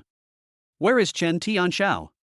Sun Mingyuan asked, even though he already had the answer in his heart. Gao Feng led them to the pile of scrap metal. A forensic pathologist Zhao Ming was squatting nearby, carefully cleaning the part of the body that was squeezed in the twisted steel. Zhao Ming raised his head, pushed his glasses, and shook his head at Sun Mingyuan and Chen Xian. Death on impact. There were multiple comminuted fractures in the body and extensive rupture of the internal organs. Chen Xian looked at the blackened and coagulated blood that oozed out from the cracks in the deformed car door. He closed his eyes, and when he opened them again a few seconds later, only cold hatred remained inside. Where is the attacker? Sun Mingyuan asked, his voice filled with suppressed anger. The dump truck was reported missing half a day ago. It belongs to a building materials company in the south of the city. The car thief was very sophisticated, and the parking lot surveillance camera happened to be wired down at that time. Gao Feng replied calmly. The van used for pickup was a cloned vehicle. The abandoned car was in an old residential complex 3 blocks away, where surveillance coverage is insufficient. The other party cleaned up the battlefield very professionally, leaving no valuable traces. All the nearby cameras malfunctioned during the time of the incident, saying it was due to unstable voltage. The ammunition appears to be homemade. Homemade? Sun Mingyuan frowned. Yeah, Gao Feng nodded. The steel balls removed from the deceased's body contained some kind of neurotoxin. Forensic Dr. Zhao determined that the throat was cut instantly with blood. Sun Mingyuan felt a chill running down his spine. He knew that the killer organization was lawless, but he didn't expect it to be so lawless. Why did Uncle San come here? Chen Xian suddenly spoke and asked the key question. This area is remote and is definitely not where Chen Tianxiao lives on a daily basis. Gao Feng replied. We checked Mr. Chen Tianxiao's personal belongings and his communication equipment. He glanced at Chen Xian and added, including that encrypted phone. No call logs, messages or schedules related to this trip were found. We're also confused. Counselor Chen, do your family members know the purpose of his visit? Chen Xian's brows were tightly knitted together, and his sharp eyes swept across the scene again, especially Chen Tianxiao's car, which had become scrap metal, seemed to be looking for some answers, but in the end he just shook his head, his tone full of confusion and uneasiness. I don't know. When he left today, he did not report his specific itinerary. We are also investigating. This answer made Sun Mingyuan, who was standing by, feel suspicious, but he wisely did not ask any further questions. The Chen family's internal affairs are very complicated. Just then, a sharp brake sound was heard. A convoy violently broke through the cordon and drove directly into the center of the scene. The car door suddenly opened, and Chen Tianzheng and Chen Tianxiang walked in quickly. Surrounded by a group of black-clad bodyguards, he completely ignored the astonished looks of the surrounding security guards. Where is Tian Xiao? Chen Tianxiang's voice was hoarse and his eyes were bloodshot. Sun Mingyuan stepped forward, trying to stop him. Mr. Chen, we are investigating the scene, please. Chen Tianxiang pushed him away and walked straight towards the pile of scrap metal. When he saw the blurry figure in the car, he swayed and the bodyguard next to him quickly supported him. Who did it? Chen Tianxiang turned around suddenly and stared at Sun Mingyuan. What does your public security bureau do? People are being killed right under your noses. Sun Mingyuan's face turned pale and blue, and he suppressed his anger. We just received a report, just now? Chen Tianxiang grabbed his collar, his voice trembling with anger. My brother is dead.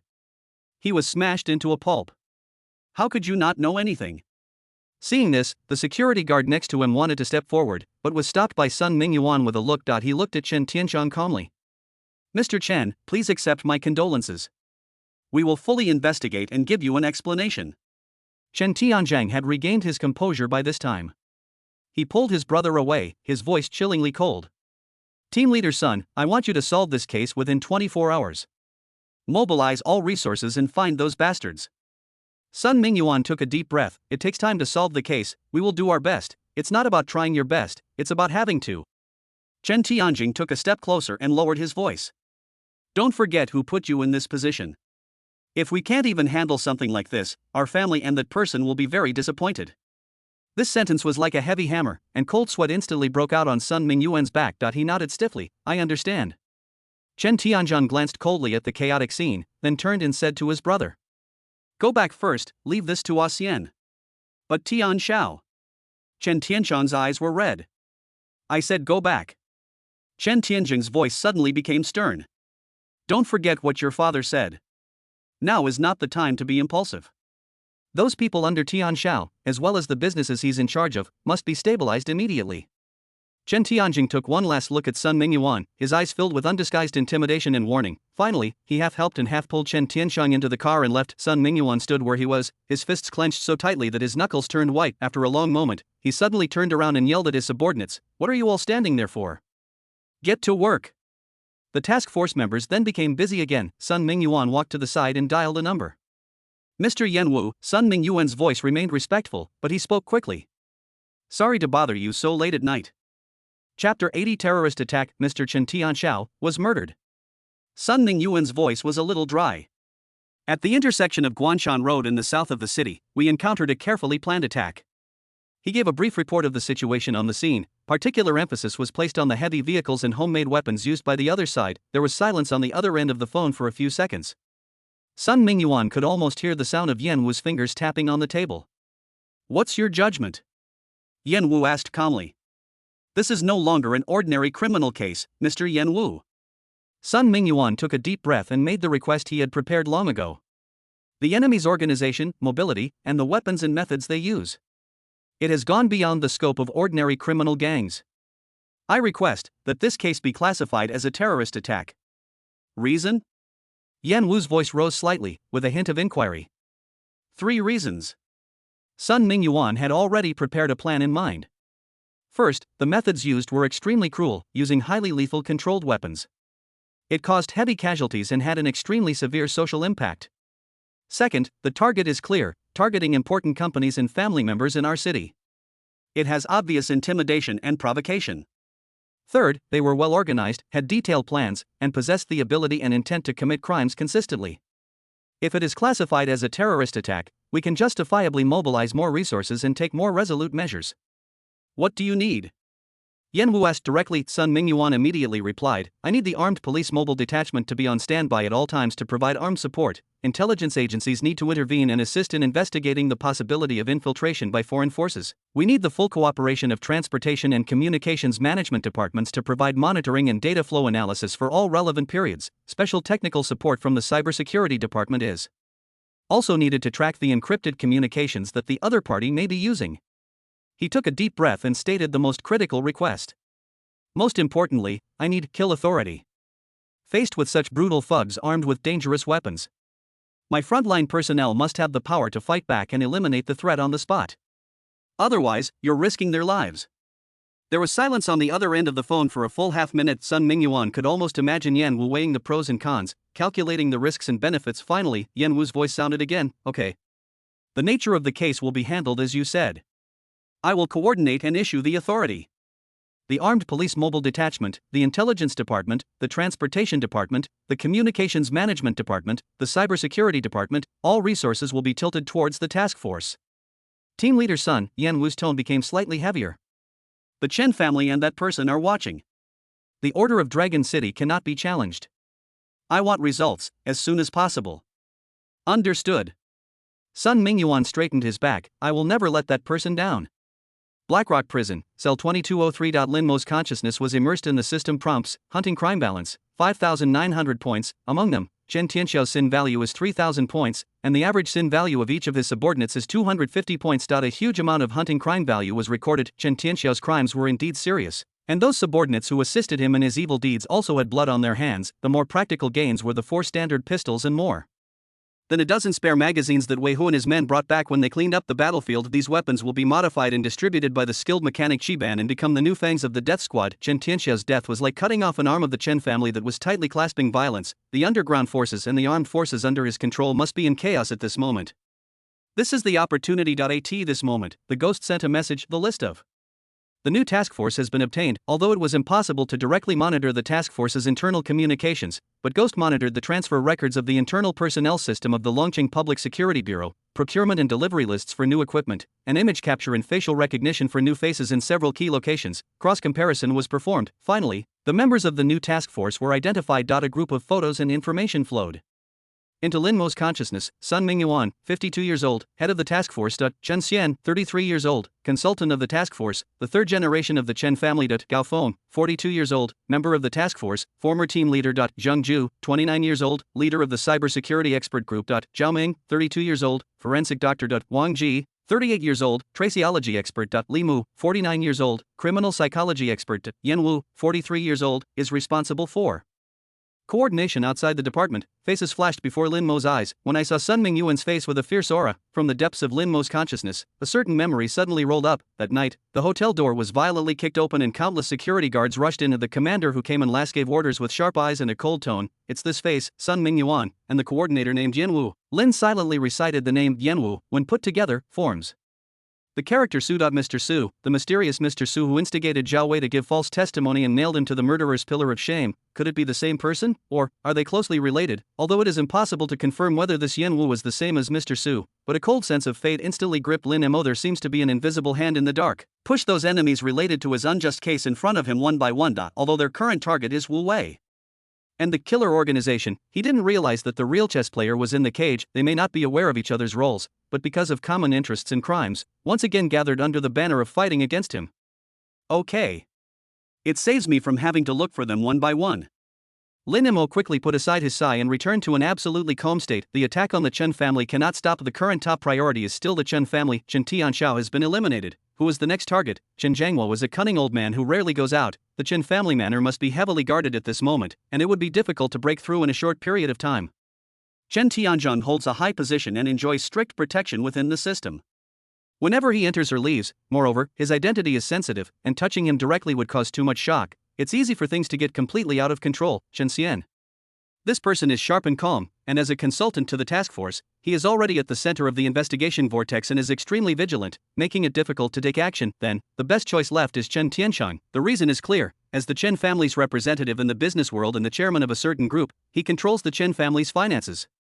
Defeating him would not only further damage the Chen family's strength, but also cause chaos in the Chen family's economy. The chain reaction it brought about was enough to make the Chen family extremely anxious.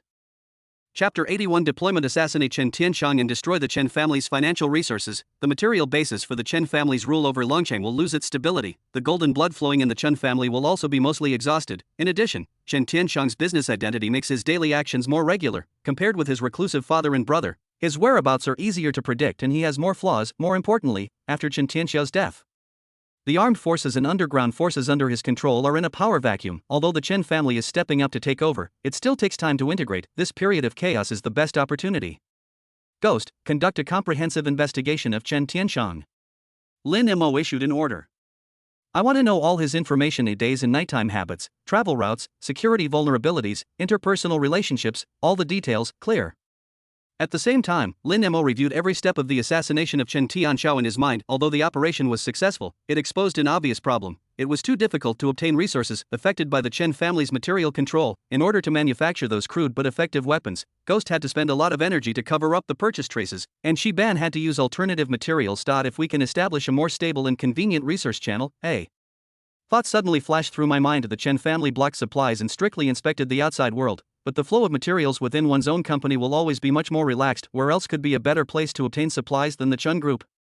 Ghost, while investigating Chen Tianxiang, focus on investigating the logistics management department of the Chen Group.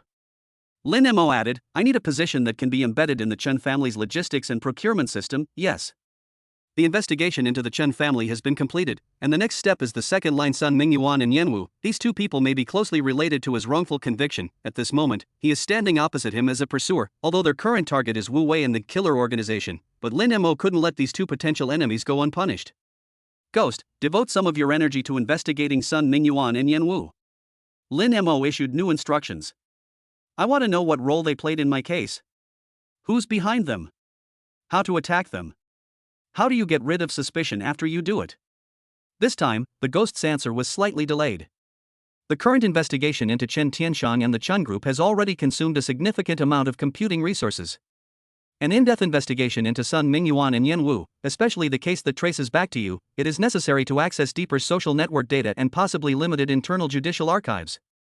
It is extremely difficult and is expected to significantly slow down the progress of the Chen investigation. Lin Mo immediately realized that the ghost's energy and computing power were not unlimited. The task force adopted a method of physically isolating communications. It was like an invisible wall that consumed most of the ghost's energy. Relying solely on peripheral monitoring and data analysis is too inefficient and prone to missing key information. He needed eyes, he needed ears. He needed to get inside that wall. He must place his own people within the sheriff's department. System, open the list of summoning assassins. Non-attribute deaf soldier, 100 points of hunting sin. Their physical fitness and learning ability are no different from those of ordinary adults, and the system will generate a most basic social identity for them. Features, skilled hacker. Hunting sin cost, 300 points. Infuse professional hacking knowledge into the suicide squad. He will be able to skillfully use a variety of network attack and defense techniques to hack into most commercial and personal networks, but when facing other expert hackers, there is a possibility of being caught. Feature, master hacker. Hunting Sin cost 3,000 points. His skills as a hacker have reached perfection, and the online world is like a no man's land to him, except for physically isolated networks. It can go anywhere, be traced by anyone, and leave no traces. Prerequisites for exchange: the assassin must possess the intelligence trait features, member of the task force's cybersecurity expert team. Hunting crime cost 2,000 points. Generate a logical identity of cybersecurity expert for the Suicide Squad, including relevant memory implants and archival records, so that they can be recognized as long-term and legitimate members by the task force and related personnel. Its identity is set as an orphan, with no strong connection to the real society, and consumes 0 hunting crime points.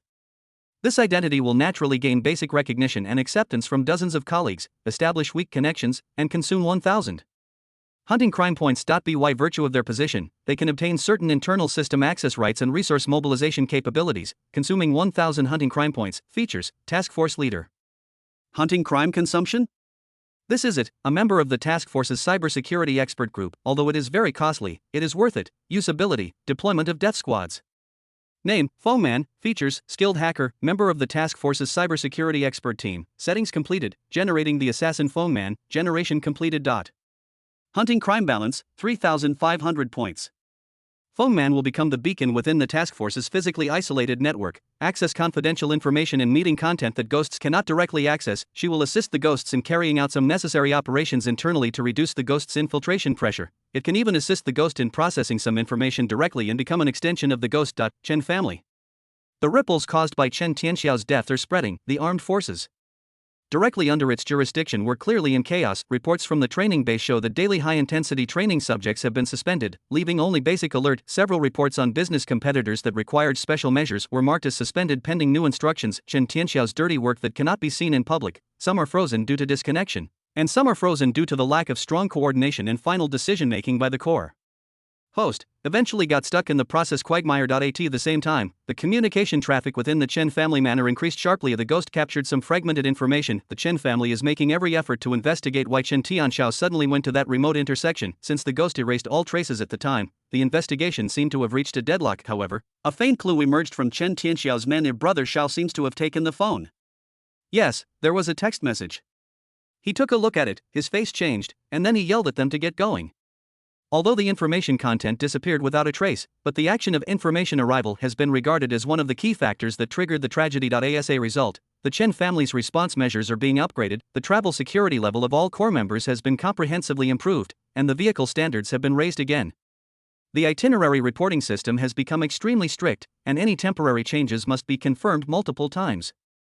Chapter 82 Hidden Blade. What is even more eye-catching is the Chen family's sudden tightening of control over construction vehicles. The tragic scene of Chen Tianxiao being buried under the dump truck undoubtedly deeply hurt the Chen family. They mobilized huge resources and joined forces with relevant authorities to launch an attack on Longcheng, especially in the core areas and around the roads leading to important strongholds. Muck trucks, cement mixer trucks, heavy freight trucks, etc.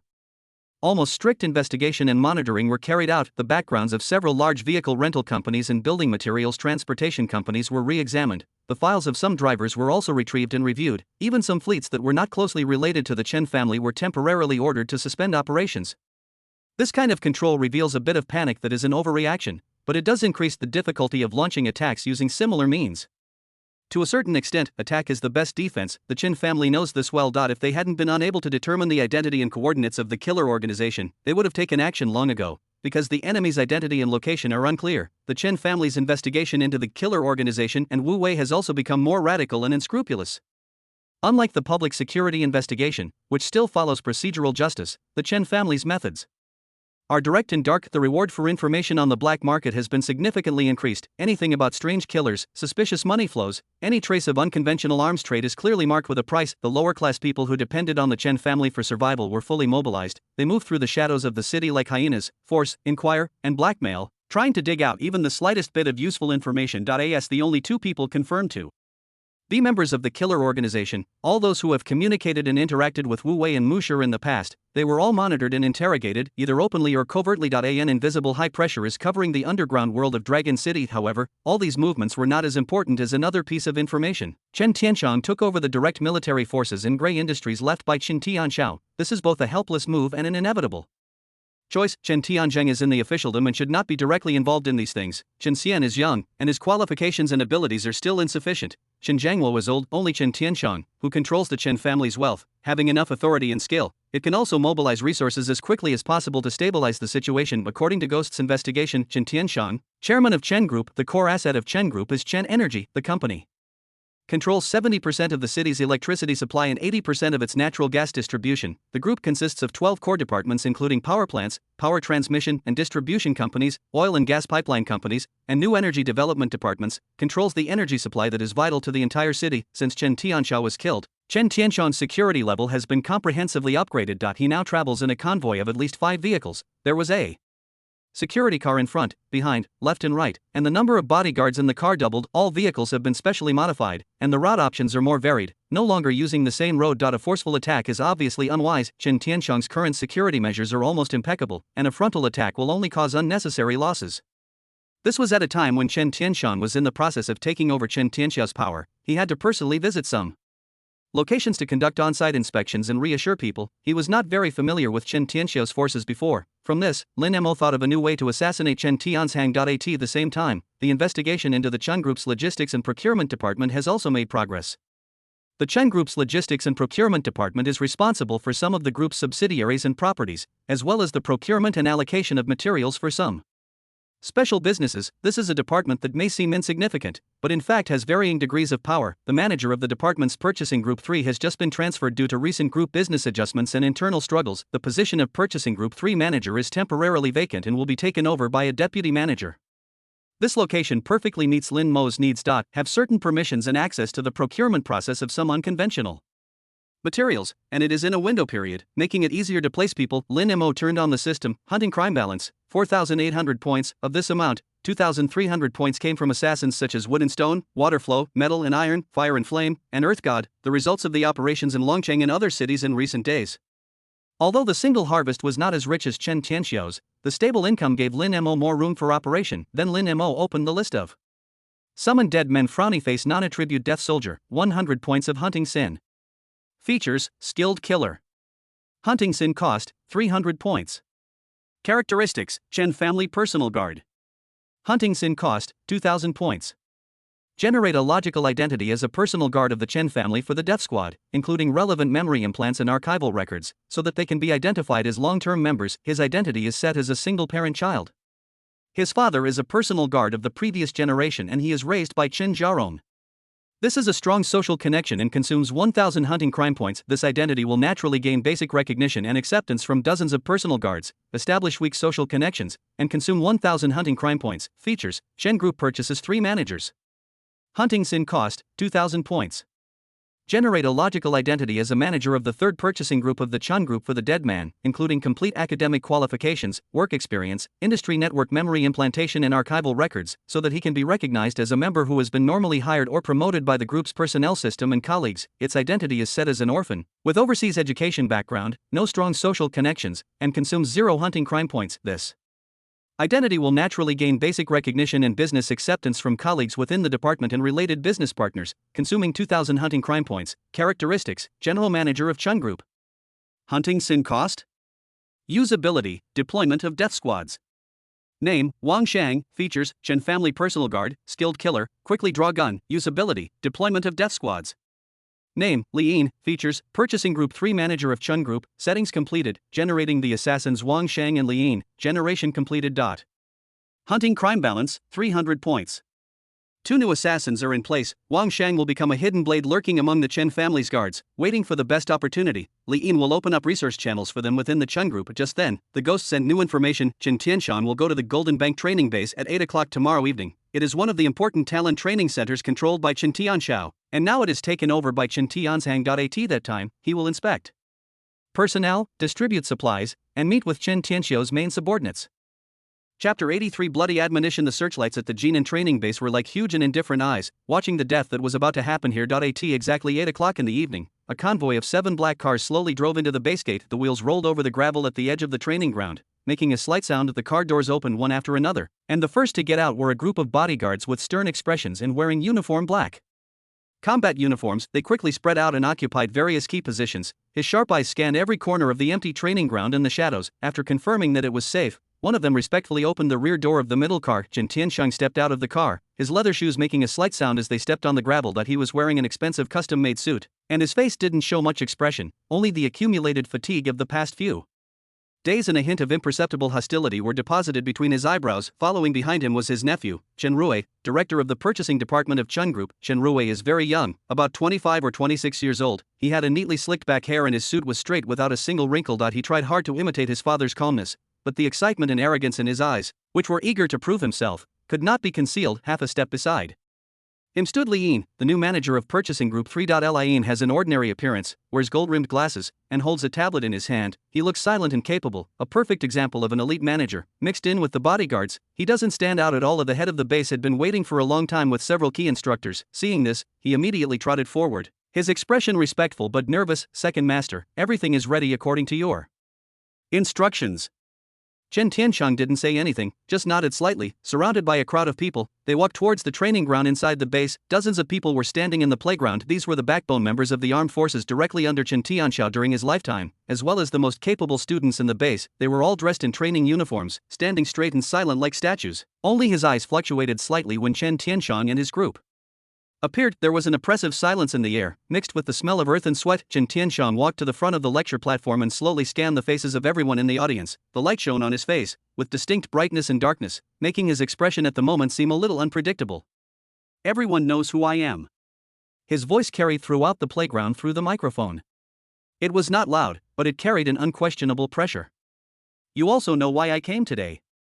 No one in the audience responded, and everyone's eyes were focused on him. Tian Xiao is gone. Chen Tianxiang paused, and this sentence made many people in the audience breathe slightly. It's an undignified departure. Not only is he gone, but none of the brothers we took away have returned. His tone was calm, as if he was stating something that had nothing to do with him, but the more this happened, the heavier the invisible pressure became. It's being said outside that our Chen family is scared. They say that the people Tian Xiao raised are all trash. I can't even protect my own master. His voice suddenly rose, carrying a chilling chill. Tell me, won't you? The audience remained silent, but some people subconsciously clenched their fists. Humiliation, anger, and a hint of irrefutable shame intertwined in the eyes of these course students. Many of them were not present at the time, but they understand the principle that the master should humiliate the minister and the minister should die. What's more, Chen Tianxiao does have his own way of treating his subordinates. Don't speak? Chen Tianxiang sneered. Okay, then I'll help you. He waved his hand violently. Several of Chen Tianxiang's own confidants were on standby. He immediately rushed into the ranks like a wolf, accurately dragged 5 people out of the crowd. These 5 people were the personal guards who were on standby at the training base at the time but did not go out with Chen Tianxiao.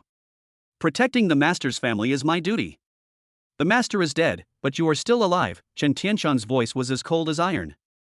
This is dereliction of duty. It's a shame. The 5 men were forced to lie down in front of the podium, facing all the team members. One of them struggled to raise his head, his lips moving. He seemed to want to argue that he didn't want to protect Xiaogu. It was Brother Xiao who didn't point him out, but he ended up saying nothing. Sometimes you don't need the truth, you just need an excuse. Considering that you have shed blood for the Chen family. Chen Tianxiang ordered indifferently, give each of them 30 lashes as a warning to others. The leader, Tian Xiao, is gone. There's no need for him to live anymore. The whip was specially made and dipped in salt water. The sound of breaking air and the dull thud of whipping flesh were accompanied by the muffled groan of pain that could not be suppressed. It was particularly clear and pungent in the silent playground. The smell of blood began to spread, mixing with the smell of earth. The pupils of the students standing below the stage contracted, their bodies tense like fully drawn bows, but no one dared to move, no one dared to make a sound. In absolute fear that penetrates into everyone's bones. This is the effect Chen Tianxiang wants. Use absolute authority to crush any potential dissent. This power was completely marked with the mark of Chen Tianxiang. The flogging was over quickly, and the 5 people, their backs already bloody, were dragged aside like dead dogs. The final highlight is here. The small leader who was deemed to be must die was dragged to the center of the venue alone and made to kneel on the ground. He seemed to have accepted his fate. Staring at the ground with empty eyes, Chen Tianxiang turned his gaze to Chen Rui beside him, and said in an unquestionable tone, Rui, you go. Let everyone see that the next generation of the Chen family is not a soft-hearted person. Seeing blood will make it easier for you to take over some things in the future. Chen Rui felt nervous that he had evidently seldom, if ever, done this sort of thing himself, but I also felt a sense of excitement. This may be the bloodline of the Chen family. He took a deep breath and took the pistol handed to him by the bodyguard beside him. The pistol is heavy. Chen Rui's fingers turned a little white. He walked towards the kneeling person in the field step by step, his steps excited and even a little shaky. Everyone's eyes were focused on him and the black muzzle of the gun. He raised the gun, his arm trembling slightly, and aimed at the back of the man's head. In this dead moment, bang. A gunshot suddenly exploded, but the bullet was not fired from the gun in Chen Rui's hand. The kneeling man was safe and sound. Chen Tianxiang, who was standing next to the podium, suddenly stopped. A glaring blood flower suddenly bloomed on the expensive suit on his chest. The expression of control on his face froze, replaced by an expression of extreme astonishment. He lowered his head, looked at his chest where blood was gushing out, and then looked at Chen Rui with difficulty. Chapter 84. The blood of the Chen family is nothing special. Chen Tianxiang wanted to open his mouth to say something to his nephew, but the severe pain came like a tide, and his consciousness began to blur. Time seemed to be stretched infinitely, and every second felt like a century. All the thoughts were compressed in an instant, and flashed through his mind like lightning. You are just a student. Your life and your family are controlled by my Chen family. How dare you shoot me? He has been entrenched in Longqing for many years, treating these lower-class people like ants and manipulating their lives and deaths at will. But now, an ant that he thought he had tamed long ago, but he used the most brutal way to tear open the defenses of his life. He is Chen Tianxiang, the helmsman of Chen Group and the controller of Longqing Energy. How could he fall into the hands of an unknown person? Core members of the Chen family have died one after another. The Chen family is doomed. Tianzhao's tragic death was still fresh in his mind, and the car had been smashed into scrap metal. That blurry pool of flesh and blood now overlaps with his own situation. A chill and despair that came from his bones swept over him. This city ruled by the Chen family, this dragon city which they regarded as an ironclad kingdom, is it really going to collapse in the hands of their generation? Those enemies hiding in the darkness are like maggots on the tarsal bones. They were eroding the Chen family's foundation, but they couldn't even find where the enemy was. What should my nephews and nieces do? The voice, appearance, and smile of his son Chen Feng overlap with the faces of his nephews Chen Rui and Chen Xian. He poured the love he had for his son into these younger generations, but now, he can't even save his own life. How can he protect them? Chen Rui is still young, and although Chen Xian is calm and steady, he can't handle it alone. The future of the Chen family seemed to become extremely bleak at this moment. These thoughts gnawed at his consciousness like poisonous snakes. A sarcastic remark, like a poisoned needle, pierced his ears. There's nothing special about the Chen family's blood. This sentence was like the last straw that broke the camel's back, crushing Chen Tianxiang's last consciousness. His eyes were wide open, filled with endless resentment. He fell heavily to the ground and took his last breath. It all happened extremely quickly. From the gunshot to Chen Tianxiang falling to the ground, it was only half a second. It was not until Chen Tianxiang's body hit the ground with a dull thud that everyone present woke up from their dream without any hesitation. Wang Shang turned the gun and pointed it at Chen Rui, who was still in a daze. He turned the gun, aimed, and pulled the trigger with astonishing speed. It is precisely because of his experienced killer, quick draw, characteristic. As a peripheral security guard who was subdued in advance by Chen Tianxiang, the fact that he was able to carry a gun did not arouse suspicion, which gave him an opportunity. At this critical moment, Li Yin on the side suddenly pulled Chen Rui. Bang! Another gunshot, the bullet grazed Chen Rui's cheek and he staggered and fell to the ground. Wang Shang was not discouraged at all. His finger was on the trigger again, obviously wanting to shoot again. Protect young Master Rui. The trusted bodyguards brought by Chen Tianxiang finally reacted. Countless gun muzzles were pointed at Wang Shang from all directions. Intensive gunfire rang out, and bullets poured down on Wang Shang like a rainstorm. His body was instantly beaten into a sieve, and blood stained his black combat uniform red. The impact of the bullet made his body sway continuously, like a leaf in the wind. Wang Shang's body fell straight down without a sound. The gunfire stopped and the scene fell into dead silence. Only the wind blew across the training ground, picking up the gravel on the ground. Make a whimpering sound. Chen Tianxiang's henchmen had red eyes and pointed their guns at the heads of all those who were not their own people. He shouted sternly, "Don't move. Anyone who moves will be beaten to death." The trainees at the training base and Chen Tianxiao's former subordinates, shocked by the bloody slaughter and the cold muzzle of the gun, everyone was silent, their faces pale, and they didn't dare to breathe. The air was thick with the smell of blood and gunpowder. The smell, a mixture of dirt and sweat, was nauseating. In the chaos, Chen Rui struggled to get up from the ground. His suit was covered in dust and blood from an unknown source. His hair was also disheveled, with a few strands sticking to his sweaty forehead. Chen Rui stared blankly at his second uncle's body. He touched the bloody mark on his cheek caused by the bullet and trembled all over. Suddenly, he rushed forward as if mad. He picked up the dropped pistol and fired repeatedly at Wang Shang's body. Ants. Low-class people. Die. All of you die.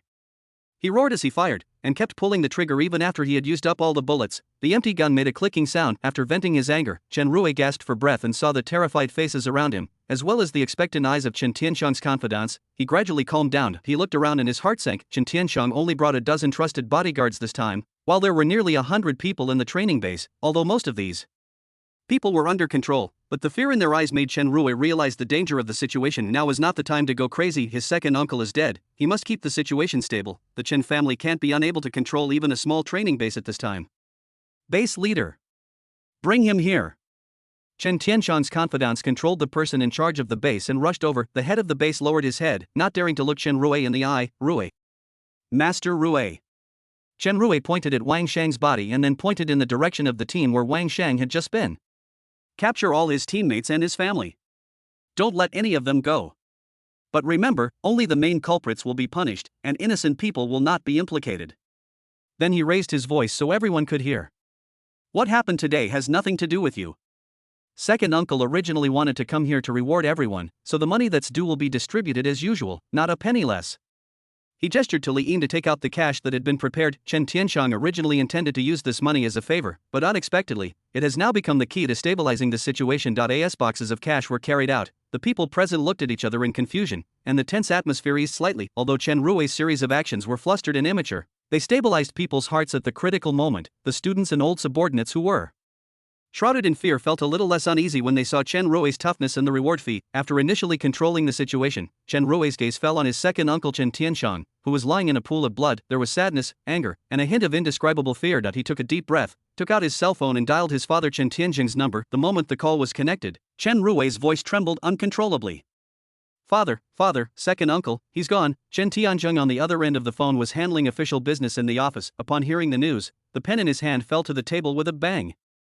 Chapter 85. The Tenacious Old Wolf. There was silence on the other end of the line for 3 full seconds before Chen Tianjing's voice rang out again, with a suppressed calmness. Tell me clearly, what's going on?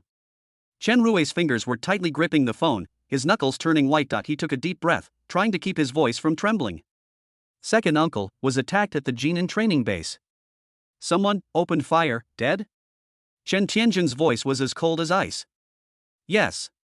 There was a crisp sound like a pen being broken from the other end of the phone, followed by a longer silence. Chen Rui could even hear his father's suppressed breathing, like a wounded wolf. Is the scene under control? When he spoke again, there was no emotion in Chen Tianjing's voice. The assailant was shot dead on the spot. It was Wang Shang. Chen Tianjing interrupted him. I'm asking, are all the people in the base under control? Has the news been blocked? Chen Rui replied, it's under control for now, and the money has been sent out. The news probably hasn't spread yet. Well done. There was no praise in Chen Tianjing's tone, only cold instructions. Listen, Rui, from now on, you are the person in charge on the scene. I don't care what method you use, just hold him down tightly and don't let even a fly escape. At the same time, block the news. No word can leak out until we make a decision. Most importantly, protect yourself. Well, father. There was a subtle hint of dependence and fragility in Chen Rui's voice. You have grown up, Chen Rui. Chen Tianjing's voice suddenly became stern. The blood of the Chen family flows in your veins. Even if the sky falls, we have to hold it up with our shoulders. This is your responsibility, understand? Understood.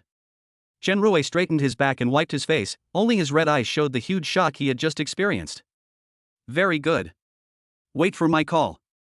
The phone was hung up. Chen Rui stood there, still tightly holding the already hot cell phone in his hand. The wind from the training ground blew through, carrying the smell of blood, and he felt a chill running through his bones, but his father's words were like an invisible whip, forcing him to stand firm. He turned to Li Yin, his voice hoarse. Managerly, please come and count the number of people and make sure everyone is under control.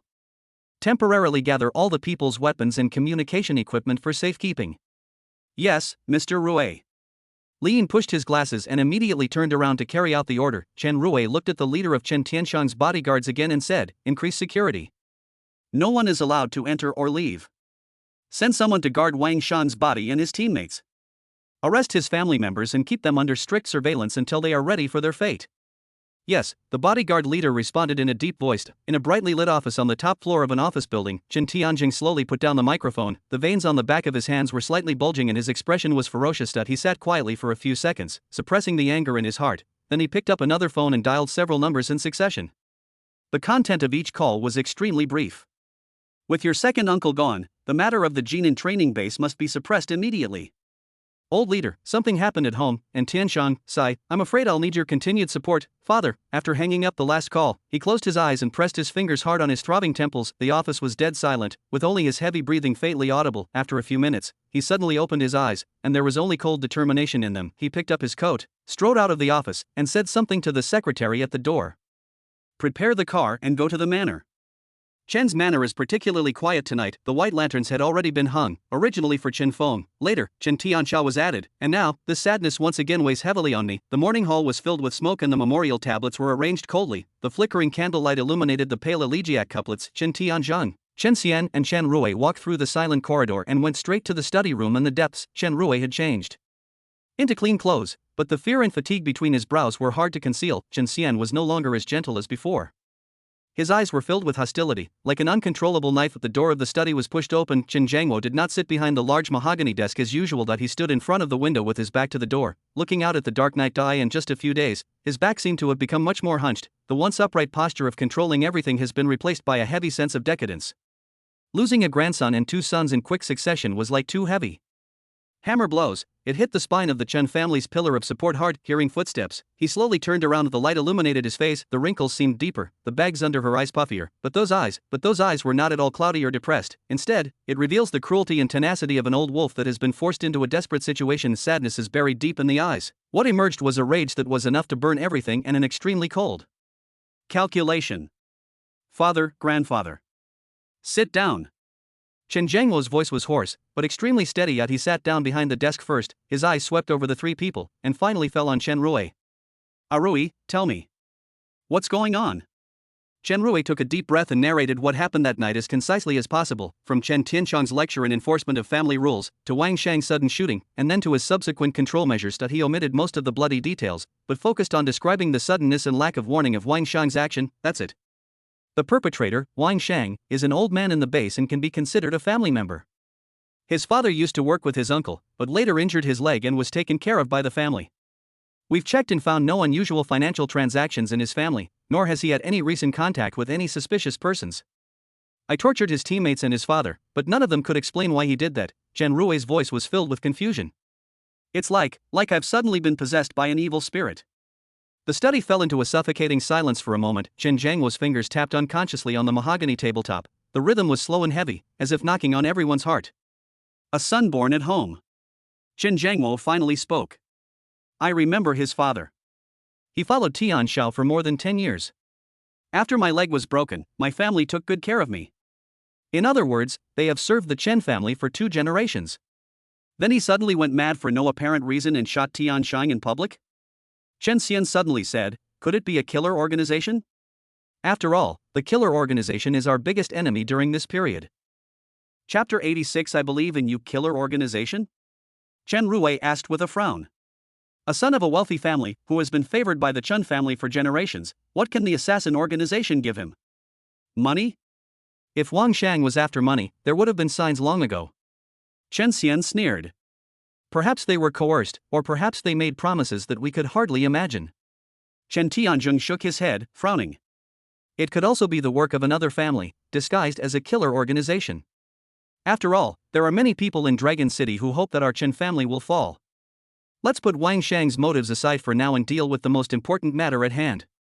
Chen Jiangwo finally spoke, his tone firm and unquestionable. Wang Shang's father and teammates will be dealt with according to the strictest family rules. Chen Rui was slightly shocked. Grandpa, those people, it must be done. Chen Jiangwo interrupted him, his eyes as sharp as a knife.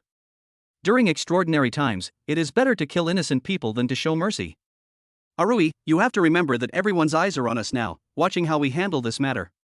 Chen Tianzheng nodded in agreement. Father is right. Wang Shang is a family-born child. His betrayal will plant a thorn in everyone's heart. If we don't take decisive action, others will soon follow suit. Chen Jiangwo said in a deep voice, corresponding measures must be taken for others as well. The general principle is, be lenient on the outside and cautious on the inside, he said word by word. To the outside world, we must show that we trust our people more than ever before. The rewards will be more generous than before, and the attitude will be more relaxed than before. But internally, his eyes suddenly turned fierce. Every core position must be monitored by at least 2 pairs of eyes. All matters involving security are handled by absolutely reliable people. Tianzheng, you are responsible for drawing up a list. The core guard force will be reorganized to only retain family members and elderly people who have passed 3 generations of review. Chen Tianzheng solemnly agreed, understood, I will handle it myself. Chen Jiangwo continued, Afeng, Tianxiao, and Tianchong all got into trouble one after another. Nowadays, there are fewer and fewer people who can take charge of the family. Chen Jianghuo's gaze fell on Chen Rui and Chen Xian. So, Rui, starting tomorrow, you will take over the Chen group left by your second uncle. Especially the energy sector, which is the foundation of our business. We cannot afford any disruption. Chen Rui took a deep breath and nodded heavily. Yes, Grandpa. I won't let you down. Xian, Chen Jianghuo continued. You and a few of the younger ones will be in charge of the training base for the time being. I want you to bring them out in a short time. Chen Xian responded firmly, yes, Grandpa.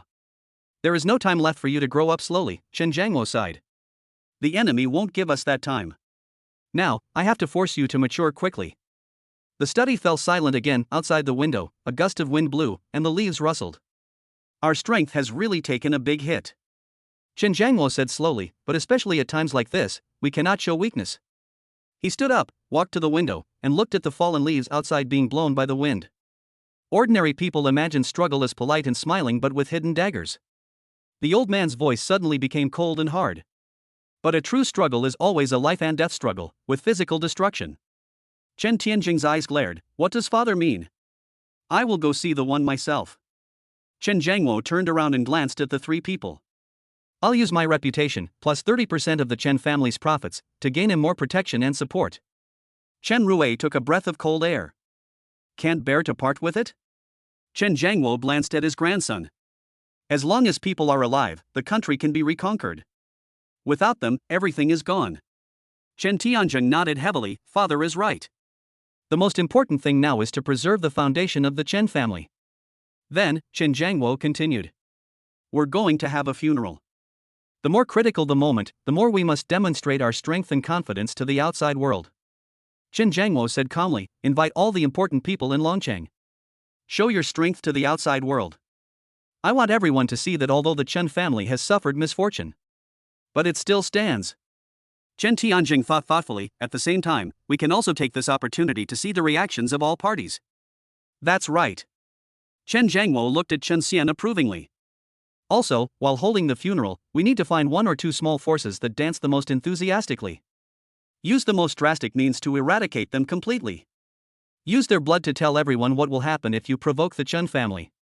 The next day, on the top floor of the Chen Group headquarters building, the huge chairman's office still bears traces of the previous owner, but many personal belongings have been cleared out, making it look a bit empty. Chen Rui stood in front of the floor-to-ceiling window, looking at the bustling city below. He changed into a tailored dark suit and combed his hair meticulously, but the dark circles under his eyes and his slightly pursed lips still revealed the fatigue and tension from a sleepless night. The young man who needed his father's stern encouragement to stand firm yesterday seemed to have been forced to mature overnight. The immense grief and pressure did not crush him, but in a cruel way, it has tempered the coldness and hardness that belonged to the Chen family. There was a knock on the door. Enter. Li Ying pushed the door open and walked in, holding a folder in his hand, looking respectful and capable. Chairman, you are looking for me.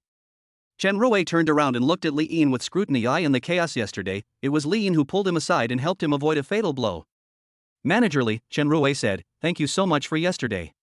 Chairman, you are too kind. This is my job.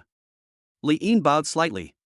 The position of director of the purchasing department will be yours from now on. Chen Rui walked to the desk and sat down, his tone leaving no room for doubt. In this position, ability is secondary, the most important thing is trust. Now, I believe you. Li Ying pushed his glasses and said solemnly. I thank the chairman for his trust. I will do my best to live up to his trust. Very good. Chen Rui nodded with satisfaction. Now I have an important matter for you to do. The family is about to hold a funeral and needs to purchase a large amount of related supplies. You will assist the manor in coordinating the procurement, allocation, and transportation of all supplies. The list and specific requirements will be sent to you by the manor's steward later. I want you to follow up personally and make sure every step is foolproof. Don't let me down, understand? Chen Rui looked at Li Ying with a meaningful look. Understood, Chairman. Li Ying answered without hesitation. I will contact you immediately and personally take charge of all the processes. Very good. Go ahead. Chapter 87. The confidence that was grinded away. The Sheriff's Bureau's task force office was filled with smoke. Sun Mingyuan put out the cigarette in his hand. This was the seventh cigarette he had smoked today. The ashtray was filled with cigarette butts, like a small grave. Buried were the boasts and promises he had made. A thick investigation report was spread out on the table, and every page recorded failure. We will make every effort to investigate and give you an explanation. I will never let that one down.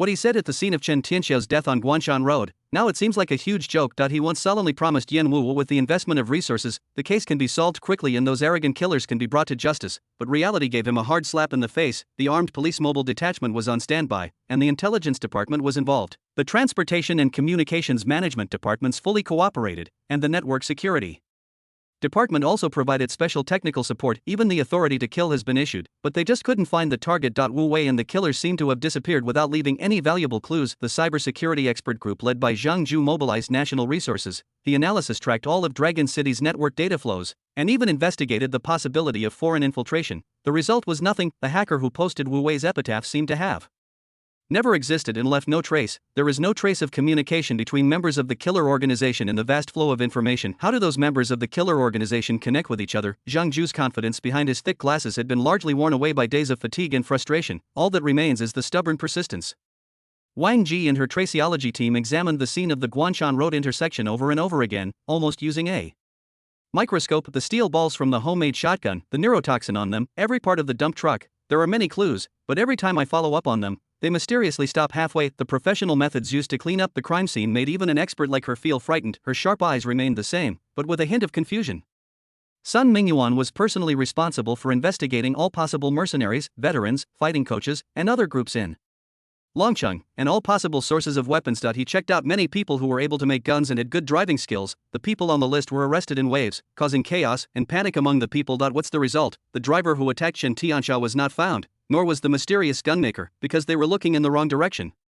The scope of their investigation always revolves around small businesses, workshops, and individuals that are on the fringes of order. They subconsciously thought that where such crude and effective weapons could be made, it must be those underground dens that are hidden from the light. They never thought about, or dared not think about, the targets they were pursuing. For example, Ban, a skilled mechanic who can modify weapons, and Zhao Gao, who has superb driving skills. At this moment, it is safely hidden under the wings of a giant that they will never and dare not touch easily, the logistics department of Chen Group. In Liyin, the purchasing director personally promoted and trusted by the new chairman Chen Rui, under his clever arrangement and protection, Ban obtained a legitimate identity as a mechanical engineer, responsible for maintaining the group's large transport fleet. Zhao Gao became a skilled driver in the fleet. Their talents are hidden under the cumbersome flow of group business. Although all procurement records and personnel files are not perfect, but does Sun Mingyuan dare to investigate? Does he dare to conduct a detailed investigation? This is undoubtedly a wonderful irony. The security forces put all their efforts into searching the perimeter, and the person they most wanted to find was in the core fortress of their allies, enjoying the highest level of protection. When the news of Chen Tianxiang's death reached the task force, the sense of frustration in the meeting room became increasingly heavy. Sun Mingyuan held the phone, his fingers pinched until they turned white, listening to Yan Wu's calm yet weighty announcement. My back was instantly soaked in cold sweat. He could even imagine the cold disappointment in Mr. Yan Wu's deep eyes. On the other end of the phone, Zhang Zhu suddenly took off his glasses and rubbed his eyebrows hard. Wang Ji stopped writing on the whiteboard, and the chalk broke into two pieces with a snappy. Gao Feng still had no expression. Confidence?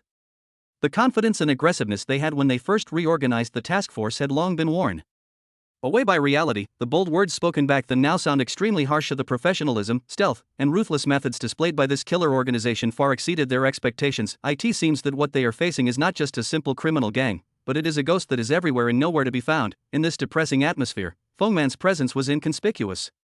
She is just an ordinary member of the cybersecurity expert group, sitting in front of the computer in the corner, fingers tapping the keyboard rapidly, following some invalid clues that seem useful but have actually been dealt with by ghosts. She is silent and low-key, occasionally pushing her glasses on the bridge of her nose, which completely fits the image of a technology geek. But her existence is Lin Mo's only eyes and ears to peek into this impenetrable wall. Li Mu sat alone at the task force's desk with a thick stack of files spread out in front of him. He took off his glasses and pressed hard on his swollen temples. After a day of intense work, the criminal psychology expert's eyes were bloodshot.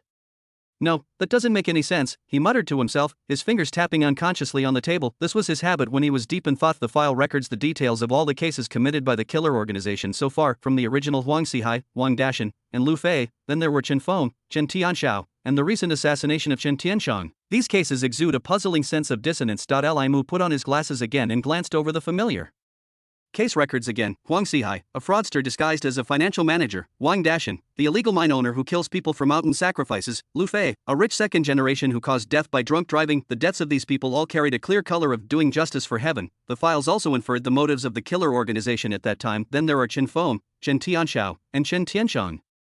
The core members of the Chen family were assassinated one after another, which was obviously a targeted revenge, but that's where the problem lies. Limu picked up a red pen and drew 2 circles on the whiteboard. Carry out justice on behalf of heaven was written in a circle, and below it were the names of Huang Xihai, Wang Dashan, Lu Fei, and others.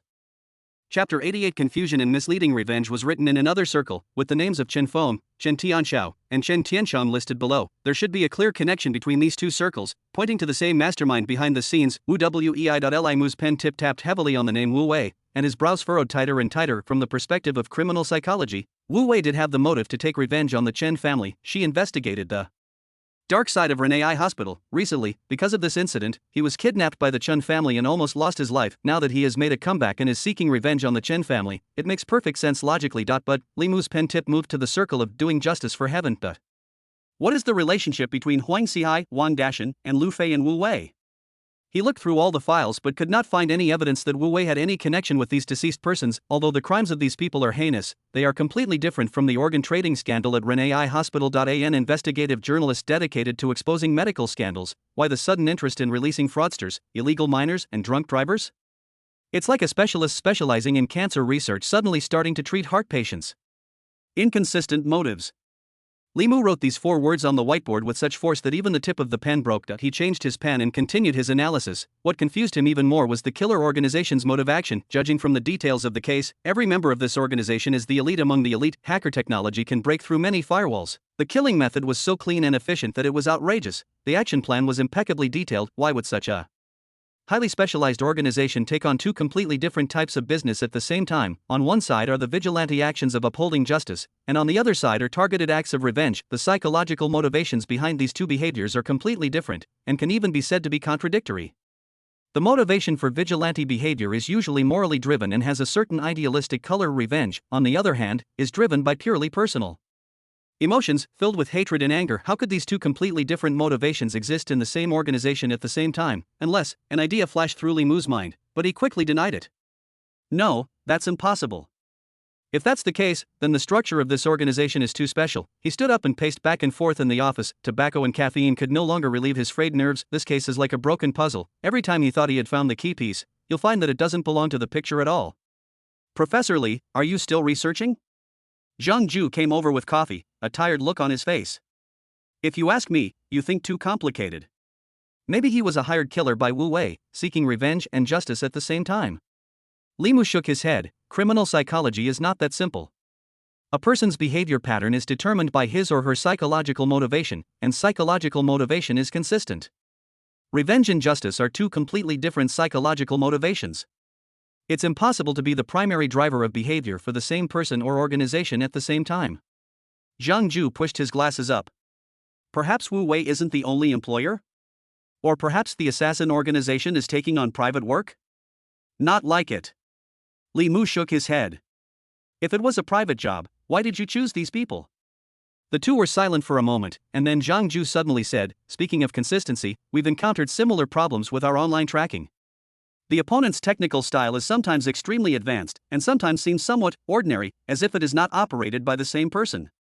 Limu narrowed his eyes slightly. Interesting. It was already dark outside the window, and only a few people were left in the task force's office still working overtime. Limu stood up and decided to go to the cafeteria to eat something. Hours of intense thinking had left him dizzy. The question about the killer organization's motives was like a thorn stuck in my mind, causing a dull pain. The task force's cafeteria is located on the basement floor of the Public Security Bureau building. And there are not many people there at this time. Limu took the dinner plate and sat down in a corner, mechanically putting the slightly cold food into his mouth. At this moment, the sound of conversation coming from not far away caught his attention. They were the people from the cybersecurity expert group, sitting 2 tables away. Zhang Ju was not there, and several young technicians were eating and chatting. The expert team member named Fengman pushed his glasses and spoke in a calm tone. So, sometimes seemingly complex problems may actually have simple answers. A young male colleague next to him swallowed the food in his mouth and asked curiously, what do you mean? Fengman gently scratched the plate with his chopsticks, just like the hacker we are tracking down. The technology is so elusive that there are no flaws at all. But there are some strange traces left in some places, and the style is not very unified. She paused, as if organizing her words. I saw a case last time. A hacker group doesn't have a unified leader, but rather several people with different technical preferences working together. Some are good at breaking through firewalls, some are good at covering their tracks, and some are responsible for creating interference. Li Mu's chopsticks stopped in midair as he listened carefully to every word Feng Man said. They each have their own goals, but they help each other. So to outsiders, the behavior of this organization is very strange. Sometimes extremely brilliant, sometimes somewhat ordinary, and the motives seem inconsistent. Oh. The male colleague suddenly realized. That is to say, there may not be one person or a unified will in command, but rather, multiple independent individuals temporarily collaborating for their own purposes? Feng Man nodded. That's understandable. That would explain the change in style, because it's simply being done by different people. Li Mu felt his heartbeat suddenly speed up. Multiple independent entities, each with their own purpose, helping each other. These words echoed over and over in his mind, resonating strangely with his previous confusion. He put down his chopsticks abruptly, not bothering to clear his plate. He hurriedly got up and left the cafeteria, walking quickly towards the task force office. The problem that had been bothering him now seemed to have a reasonable explanation. Back in his office, he walked straight to the whiteboard and picked up a red marker. Not one person, not a unified organization, he muttered, his eyes gleaming with excitement. He drew 2 circles on the whiteboard and labeled them Wu Wei and question mark respectively. Chapter 89 New Direction of Investigation. If we assume that the entire killer organization, it is not a cohesive whole, but a relatively independent individual, he drew a double-headed arrow between the 2 circles. They each have their own goals, but they work together, help each other achieve their respective goals. Li Mu's pen tip-tapped heavily on the circle of Wu Wei. Revenge against the Chen family is Wu Wei's personal goal, but those cases of enforcing justice may be the targets of other members. Perhaps it was a killer who wanted to punish evil, or perhaps it was a hacker with his own sense of justice. This makes sense of the issue of misaligned motivations, because it is not the same motivation that drives all actions. He wrote his conclusion on the whiteboard. The killer organization is not a strict organization. It's a coalition of high-level professionals. Every member has their own expertise and goals, but they work together. This explanation perfectly resolves all the contradictions. Li Mu breathed a sigh of relief, feeling more relaxed than ever before. The question that had been bothering him finally had a reasonable answer. Li Mu almost rushed into the meeting room, pushing a whiteboard filled with inferences. The fatigue from deep thinking was completely masked by the excitement in his eyes. After receiving his notice, the core members of the task force, Sun Mingyuan, Chen Xian, Gao Feng, Zhang Zhu, Zhao Ming, and Wang Ji, they were all seated, and the air was thick with anxiety. Everyone, Li Mu's voice trembled with excitement. He placed the whiteboard filled with inferences in front of the long table. I think I've found a key that explains all the contradictions. Sun Mingyuan raised his eyelids, his bloodshot eyes full of fatigue. Professor Li, I hope this isn't another psychology maze. We don't have time to beat around the bush.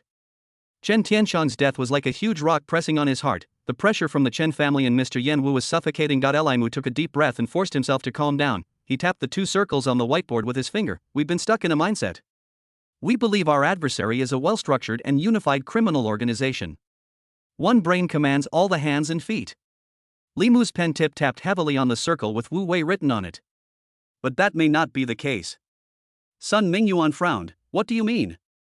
Isn't Wu Wei the mastermind behind this? Wu Wei may be one of them, but not all. Li Mu's voice gradually rose. I suspect this organization is more like a coalition of high-level professionals. Every member has their own expertise and goals, but they work collaboratively. He drew a double-headed arrow between the 2 circles. Revenge against the Chen family is most likely Wu Wei's personal goal. But those cases of enforcing justice may be the targets of other members. Perhaps a killer wants to punish evil, or perhaps the hacker has his own sense of justice. Wang Ji suddenly interrupted, but this doesn't explain the high degree of coordination of their actions. The assassination of Chen Tianxiao and Chen Tianshan was meticulously planned and executed with precision, which required a highly unified command. Not necessarily. Li Mu shook his head. Collaboration among high-level professionals does not require a single leader to direct everything. They may each have their own expertise and help each other when needed. He turned to Zhang Zhu and said, just like what your network security team discovered. The opponent's technical style is sometimes extremely brilliant, and sometimes seems a bit ordinary. It's like they're not operated by the same person. Zhang Zhu nodded thoughtfully. Indeed, this change in technical style has always been very confusing to us. That's right. Li Mu's eyes flashed with excitement. If we assume that there are multiple people operating the system, each with different expertise, then it makes sense that their styles are not unified. Sun Mingyuan tapped his fingers lightly on the table, lost in thought. After a moment, he looked up and asked. So, according to your theory, how should we adjust the direction of our investigation? Li Mu's spirits brightened. First of all, we should stop looking for that unified leader that doesn't exist. Instead, we should analyze the characteristics of each case and try to distinguish the styles and habits of different members. Secondly, since this is a relatively loose alliance, there must be channels of communication between members. We should increase monitoring of all possible communication methods to look for patterns in their connections. Finally, Lee Moo emphasized, I speculate. This alliance may not be as united as we think. The bonds between members may be fragile, which gives us an opportunity to fragment and disintegrate. The conference room was silent as everyone was digesting Lee Moo's new theory. Sun Mingyuan leaned back in his chair, his fingers tapping the table unconsciously. This inference still sounds a bit far-fetched, but it is indeed the only theory that can explain all the strange phenomena. It's better to try it than to die. Okay, he finally decided. Professor Lee, I'll follow your lead and come up with a detailed profile and investigation plan as soon as possible. Zhang Ju, your cybersecurity team will re-examine all the digital traces of the case. Use the model of multiple technical individuals collaborating to see if there are any new discoveries. Wang Ji, Zhao Ming, please go over the traces again. The focus is on finding any differences in behavioral habits between different cases that we may have overlooked. Gao Feng, you need to cooperate with Professor Lee. The meeting ended in an atmosphere of doubt, but having to give it a try, and new lines of investigation were established. Find and separate the possible alliance of professionals, the killer organization. Blackstone Prison. Let's go back to when Lee Moo was confused. In Lin Mo's danger perception field of view, suddenly, an extremely faint, almost transparent, light gray line appeared, pointing in the direction of Longqing City Public Security Bureau. Threat source, Lee Moo, location, Longqing Public Security Bureau. This is the extremely weak malice emanating from Lee Moo's thinking activities. It wasn't an intention to kill Lin Mo personally, but when his reasoning process was infinitely close to the core truth that there is a unified will within the killer organization that is not led by Wu Wei, the alarm triggered. The threat level is low, but cannot be ignored. Like a wisp of black smoke appearing on the distant horizon, although it may not be a raging fire, it does indicate that there are sparks there. Smart psychologists, he can't go any further. The command was issued instantly, and the target was the beacon hidden within the task force, Fengman. Fengman, mislead Lee Moo's cognition and weaken his suspicion of the potential unified will. Be careful not to make your intentions too obvious. Yes. Chapter 90. The shadow behind the resume. The subsequent developments were completely within Lin Mo's expectations. Fengman's accidental conversation in the cafeteria successfully guided Lee Moo's thinking towards the direction of professional alliance. Seeing Lee Moo excitedly rushing into the meeting room pushing a whiteboard, Lin Mo knew that it was a success. The smart psychologist eventually fell into the trap of thinking. The threat disappeared, and the light gray line completely dissipated from the danger perception field of view, but Lin Mo did not let his guard down. Although Lee Moo's suspicion was misguided, it also gave him a revelation. Since the law enforcement authorities have begun to suspect that the killer organization is a professional alliance, it would be better to just go with the flow and make it even more difficult for them to tell the truth. Lin Mo was silently planning his next move in his mind. He can arrange death squads to help professionals who have been oppressed and have nowhere else to go. This made the law enforcement more convinced that the killer organization was an alliance composed of multiple independent individuals. This can not only confuse the enemy, but also hide yourself deeper. Longqing City Public Security Bureau Task Force Office. Fengman sat in front of the computer in the corner, his fingers tapping rapidly on the keyboard. Serves as Ghost's beacon within the task force, her presence gives Ghost access to information. Within the Sheriff's Department, it has become much simpler than before. Although core confidential meetings are still physically isolated, but a large amount of peripheral information, personnel file access records, and even some casual conversation fragments, being efficiently captured, categorized, and aggregated by Ghosts. At this moment, a detailed file about Sun Mingyuan was being analyzed and appeared deep in Lin Mo's consciousness. Sun Mingyuan, 52 years old, is the captain of the criminal investigation brigade of the Longqing Public Security Bureau. In his youth he served in border areas, he has participated in many major cases and made many contributions. At the age of 30, he was transferred back to Longqing and started as a grassroots criminal police officer. There was silence for a while at first, later he was promoted and advanced rapidly. The types of cases he handled were diverse, from theft and robbery to murder and kidnapping, almost everything is included. He has been awarded many honors, and his crime-solving rate is clearly marked as 100%. An old security officer who has been working in the front line of criminal investigation for nearly 30 years has a 100% crime-solving rate. Lin Mo sensed something was wrong. This doesn't make sense. Even the best police officers cannot guarantee that they can solve every case they encounter in their career. This is not a sign of ability, but a symptom of a deeper darkness. Ghost marked several perfect records in the archives that would not withstand further investigation. The July 15 vicious robbery and murder case was solved in 3 days. The main suspect accidentally fell to his death. The remaining suspects confessed to the crime, but after being imprisoned, they retracted their confessions, which were not accepted. The December 3 kidnapping and murder of a wealthy businessman was solved within a week. The leader of the kidnapping gang resisted arrest and was shot dead. The whereabouts of the huge ransom are unknown. In the 3.22 intercity homicide case, the principal offender tried to snatch his service gun while being escorted, but was decisively shot dead by Sun Mingyuan. The case is now closed. One by one, behind the seemingly brilliant achievements, there was a sense of weirdness in all of them, as if the clues had been forcibly cut off, those doubts that could have been further explored, those main culprits who should have been brought to justice. In the end, they all shut up completely in the form of various accidents or rebellions. The flame of revenge quietly rose in Lin Mo's heart. This Sun Mingyuan has his hands stained with dirty blood, probably not much less than Chen Tianxiao's. He was not just the commander who had been violently arrested and thrown into the abyss, it is also a violent machine carefully built to remove obstacles and safeguard the interests of certain people. Another part of the information in the file attracted Lin Mo's deeper attention. Among Sun Mingyuan's social relationships, the person who had the greatest influence on him was his master Chen Tai. Chen Tai, former deputy director of the Longqing Public Security Bureau, is now retired. After retiring, Chen Tai followed his son Chen Zhengyue to Fuqing and no longer cared about the affairs of Longqing, but his influence in Longqing still exists, especially through his disciple Sun Mingyuan. According to his resume, Chen Tai has been a police officer for more than 40 years and is a legend in Longqing's public security system. He took the lead in investigating and handling many major cases with a tough style. Chen Tai's background seems to be very unusual, although it is not clearly shown in public information. Many clues point to this. Among the cases handled by Chen Tai, some were solved quickly. In other cases, investigations always come to nothing. This model is exactly the same as Sun Mingyuan's. Chen Tai had a huge influence on Sun Mingyuan's career and could be regarded as his guide and protector. Behind many of the major cases that Sun Mingyuan solved, there was Chen Tai's shadow or direct guidance. The last case before Chen Tai retired was Lin Mo's case. He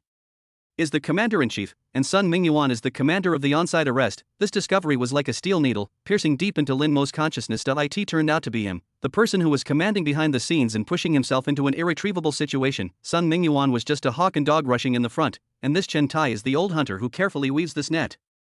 Lin Mo could almost hear the sound of his blood rushing. It was the roar of long suppressed hatred. How to start? Sun Mingyuan holds a public office and is currently the head of a special task force.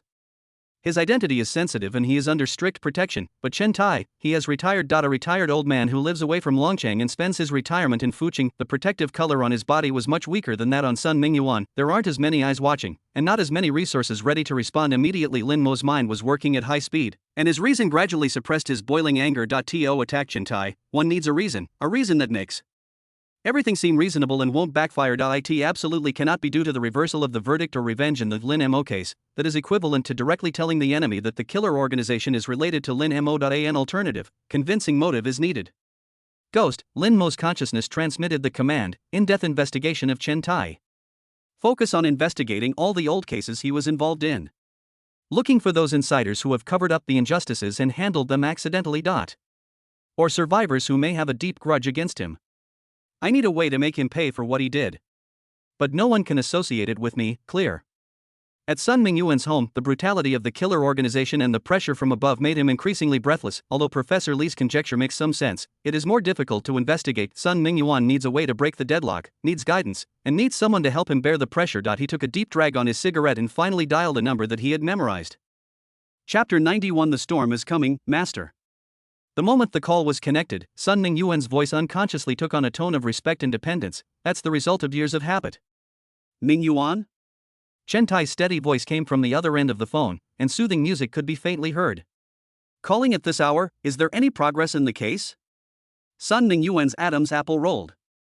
Progress, all he had were piles of reports filled with failures and increasing pressure. Master, he paused, not knowing where to begin. For a moment, frustration surged up like a tide. He took a deep breath and forced it down. It's very stressful. Chen Tianxiang is gone too. I heard about it. Chen Tai's voice was calm. It was an ugly scene, and the higher-ups were very dissatisfied. I know. Sun Mingyuan tightened his fingers. Mr. Yan Wu sighed, puts the pressure directly on me. The task force invested so many resources, but couldn't even catch the enemy's tail. I'm worried. He paused, and the following words were a little difficult to say, but he had to say them. The next person to be pushed out to take the blame will be me, Sun Mingyuan. There was silence on the other end of the phone for a moment, and then Chen Tai's voice came. Mingyuan, solving a case is like hunting. Impatience is the biggest enemy. When you were at the border, you were keeping an eye on a prisoner. You were able to lie in ambush for 3 days and 3 nights without moving, so why are you losing your patience now? But I can't find the direction, Master. Sun Mingyuan said with a wry smile. Li Mu proposed a new hypothesis, saying that the killer organization might not be a strict entity. It's a loose alliance of multiple masters. But this line of thought is even harder to investigate, and it's hard to find the focus. I feel like they are everywhere and nowhere to be found. Alliance? Chen Tai snorted lightly, seemingly non-committal about the statement. It sounds more like an excuse for not being able to figure things out. However, this is also an idea. What you need is time and to calm down. Sun Mingyuan took a deep breath. I understand, master. It's just the pressure from above. I'll ask Zheng to say hello to Yen Wu. Chen Tai said lightly. Just focus on solving the case and don't worry too much about anything else. Hearing the name Zhengyue, Sun Mingyuan's tense nerves relaxed a little. Chen Zhengyue is Chen Tai's only son. He now holds an important position under that person and his words carry a lot of weight. With him stepping in to negotiate, the task force can indeed get more breathing room. Thank you, master. Sun Mingyuan said sincerely. Focus on your work. If anything happens, feel free to contact me. Chen Tai gave some instructions and hung up the phone. Listening to the busy tone on the phone, Sun Mingyuan slowly leaned back in his chair. He let out a long breath of foul air that he had been holding for a long time. That he felt a little more at ease. At least, not alone. In Fucheng, in a quiet villa facing the lake, Chen Tai put down the phone and looked at the water on the lake in the distance. The door to the room was gently pushed open. A man in his 40s, with a capable and steady temperament, walked in with a cup of tea. He was Chen Zhengyue, Chen Tai's son, and there was a questioning look on his face. Father, is this a call from Longcheng? Is the situation with senior brother's son not good?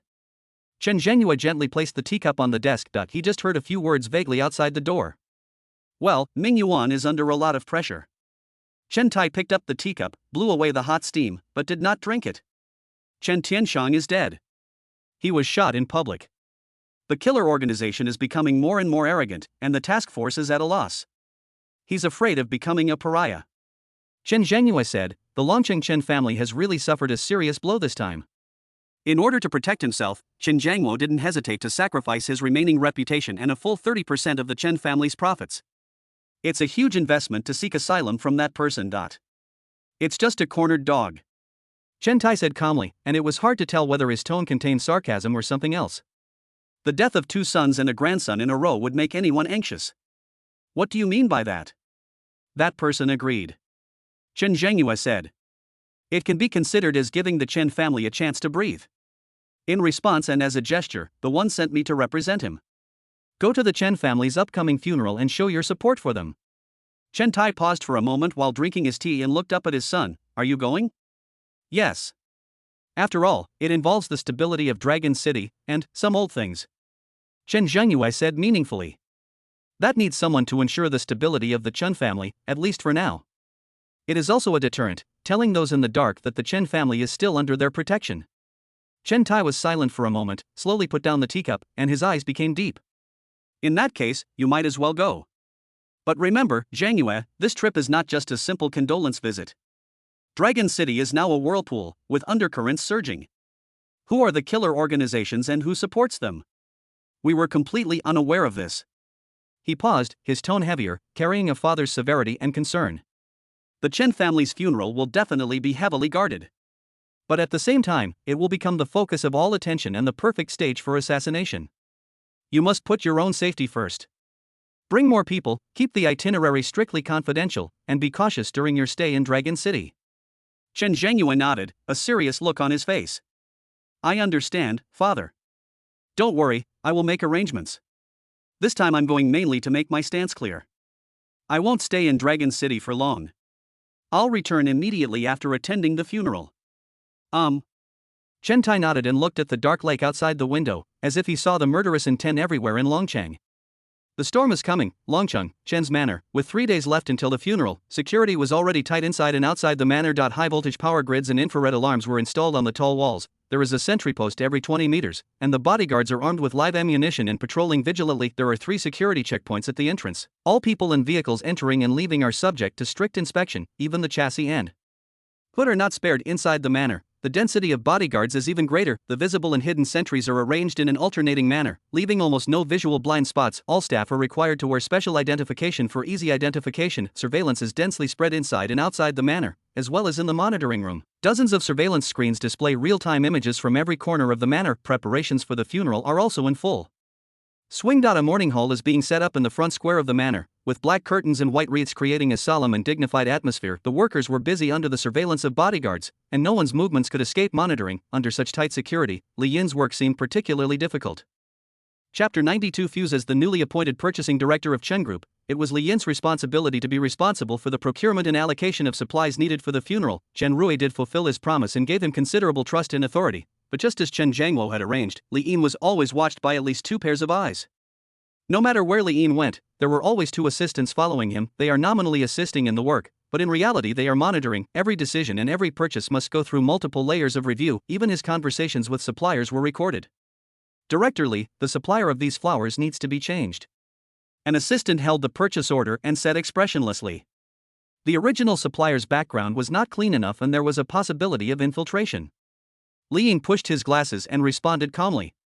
But time is tight, and temporarily changing suppliers may not be enough to prepare enough high-quality flowers. This is a safety requirement, please understand. The assistant's tone was unquestionable. Li Yin nodded and stopped arguing. He had expected this to happen. The Chen family was in danger and had extreme distrust of everyone. Even Li Yin, who saved Chen Rui's life, was no exception. In the afternoon, Li Yin went to the warehouse to check the funeral supplies that had just arrived: coffin, urn, mourning clothes, incense, candles, paper money. Various items were piled up like mountains. He carefully counted the quantity and checked the quality, with two assistants following closely behind him. Have the sizes of these mourning clothes been checked? Li Yin asked the warehouse manager. Everything has been checked, Director Li. It was made to order according to the list and measurements provided, nothing more, nothing less.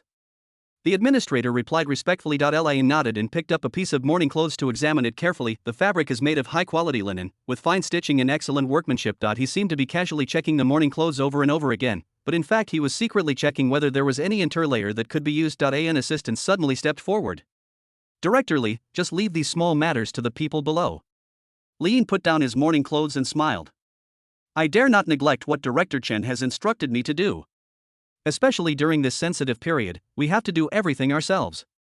The assistant stopped talking, but the vigilance in his eyes decreased slightly. After inspecting the warehouse, Li Yin went to check the food and beverage reserves. The thank you banquet after the funeral requires a large amount of catering, which is also the focus of safety work. All ingredients must undergo 3 inspections, the catering manager introduced. There are inspections by the security department, inspections by third-party professional organizations, and our own inspections. Make sure everything is safe. Li Yin looked at the boxes of sealed food and nodded thoughtfully. Where's the wine? Here. The person in charge led him to another area. All are purchased from designated suppliers, and each bottle is scanned and inspected. Li Yin picked up a bottle of high-end liquor and looked at the packaging carefully. His eyes lingered on the bottle cap for a moment, then returned to their original position as if nothing had happened. Well done, he praised. This is a special period and we must not make any mistakes. When we walked out of the warehouse, the sun had already set. Li Yin looked up at the sky and said to his 2 assistants. That's enough for today, let's go back. We also need to check on the guest reception preparations tomorrow. Sitting in the special car, Li Yin leaned back in the chair and closed his eyes as if he was taking a rest, but in reality, his mind was racing. These days, he seems to be working step by step, but in fact he is constantly looking for loopholes in the security system. The Chen family's defenses were indeed tight, but no matter how tight a system was, it always had its weaknesses. After careful observation and analysis, he finally found a loophole that could be exploited. Li Yin recalled Chen Rui's reception of a certain important figure. The black luxury car drove into the Chen family manor, and although the security personnel checked it carefully, but there is a subconscious awe in it, which is completely different from the harshness when treating ordinary vehicles. Privilege, in the face of fear, still retains its channel. His fingertips lightly slid across the guest list, choosing the lucky one. Li Yin suddenly opened his eyes and realized that he had been thinking too deeply. He glanced at the driver in the driver's seat and the assistant in the passenger seat. They all had blank expressions on their faces, seemingly oblivious to his distraction. He closed his eyes again and buried the thought deep in his heart. Now is not the time to make specific plans. He needs more time to observe and choose. Blackrock Prison, Cell 2203. Through Li Yin's perspective, Lin Mo was observing the security preparations for the Chen family's funeral. Sensing Li Yin's thoughts, Lin Mo began to cooperate with Li Yin to do some preparatory work. Deep in his consciousness, the system's light screen was suspended. Hunting crime balance, 6,200 points. Chen Tianxiang's trial brought rich rewards. 0.4000 hunting crime points, more than Chen Tianxiao. This is not surprising, although Chen Tianxiang rarely kills people himself. As the helmsman of the Chen Group, the systematic plundering he led infringed upon the interests of ordinary people in the city. Behind those seemingly legal business operations are countless broken families and lost lives. The remaining hunting crime value comes from the simultaneous crimes committed by other idle Assassins, they are like tireless hounds, constantly hunting down targets tainted with sin value. Lin Mo's consciousness sank into the system and called up the list of summoning death squads. Non-attribute death soldier, 100 points of hunting sin. Characteristics, intelligence. Hunting sin consumption, 250 points. Features, skilled demolitionist. Hunting sin cost, 300 points. Infuse the Suicide Squad with comprehensive blasting knowledge and skills. He is skilled in preparing various explosives and designing blasting plans, calculate explosive yield and range, and understand how to conceal explosive devices. Features, Master Demolition Expert. Hunting sin cost, 3,000 points. He will become the master of the art of explosion. Ordinary chemicals and metal components can be transformed into incredible masterpieces through his hands. In his hands, dynamite takes on life and will, whether it's hiding the explosives under a fallen leaf, or letting the blast wave precisely bypass the area where teammates are. It was as natural to him as breathing. Explosion is art. Prerequisites for exchange: the assassin must possess the intelligence trait without the slightest hesitation. Usability: deployment of death squads. Name, UD. Features, intelligent, master demolitionist. Settings completed, generating the assassin UD, generation completed. Hunting crime balance, 2,850 points. Chapter 93 Coincidence, a new death squad is about to be activated. YUD, a master demolition expert, he will be the key chef for the funeral feast. Lin Mo's thinking did not stop. As more and more assassins were summoned, he felt that his energy was being dispersed. The assassins that have been summoned so far include Wood and Stone's skilled killer, Ballpoint Pen, Waterstreamed skilled killer, Poison, Jean Tai skilled killer, Shortblade, Flame skilled killer, Tu Chom skilled killer, Wei Hu Strong, skilled killer, barehanded, Wushu Strong, skilled killer, firearms, Li No Strong, skilled killer, firearms, Zheng Tu Strong, skilled killer, firearms, Wang Shan Chin Family Guard, skilled killer, quickly draws gun, died. This does not include non-combat death squads. Aaron Strong, a prisoner in Blackstone Prison. Wu Zuid Blackstone Prison Guard, currently the captain of the second prison area. Ghost, intelligent, master hacker. Chiban, skilled mechanic. Zhao Gao, skilled driving phone man, skilled hacker, member of the task force's cybersecurity expert team. Lead purchasing group 3 manager of Chun Group, currently director of purchasing department. UD, intelligent, master demolition man. Each of these assassins required him to distract himself and give orders, which was a huge drain on Lin Mo's energy. He needed an assistant, a commander who could help him manage these death squads. The system interface reappeared, and Lin Mo browsed through the optional features. Non-attribute death soldier, 100 points of hunting sin. Features, primary death squad operations commander. Hunting sin cost, 2,000 points. Give the death squad basic tactical command and situation analysis capabilities, ability to analyze on-site situations and make favorable decisions. You can mentally link and command up to 5 death warriors to act in coordination. Features, intermediate death squad operation commander.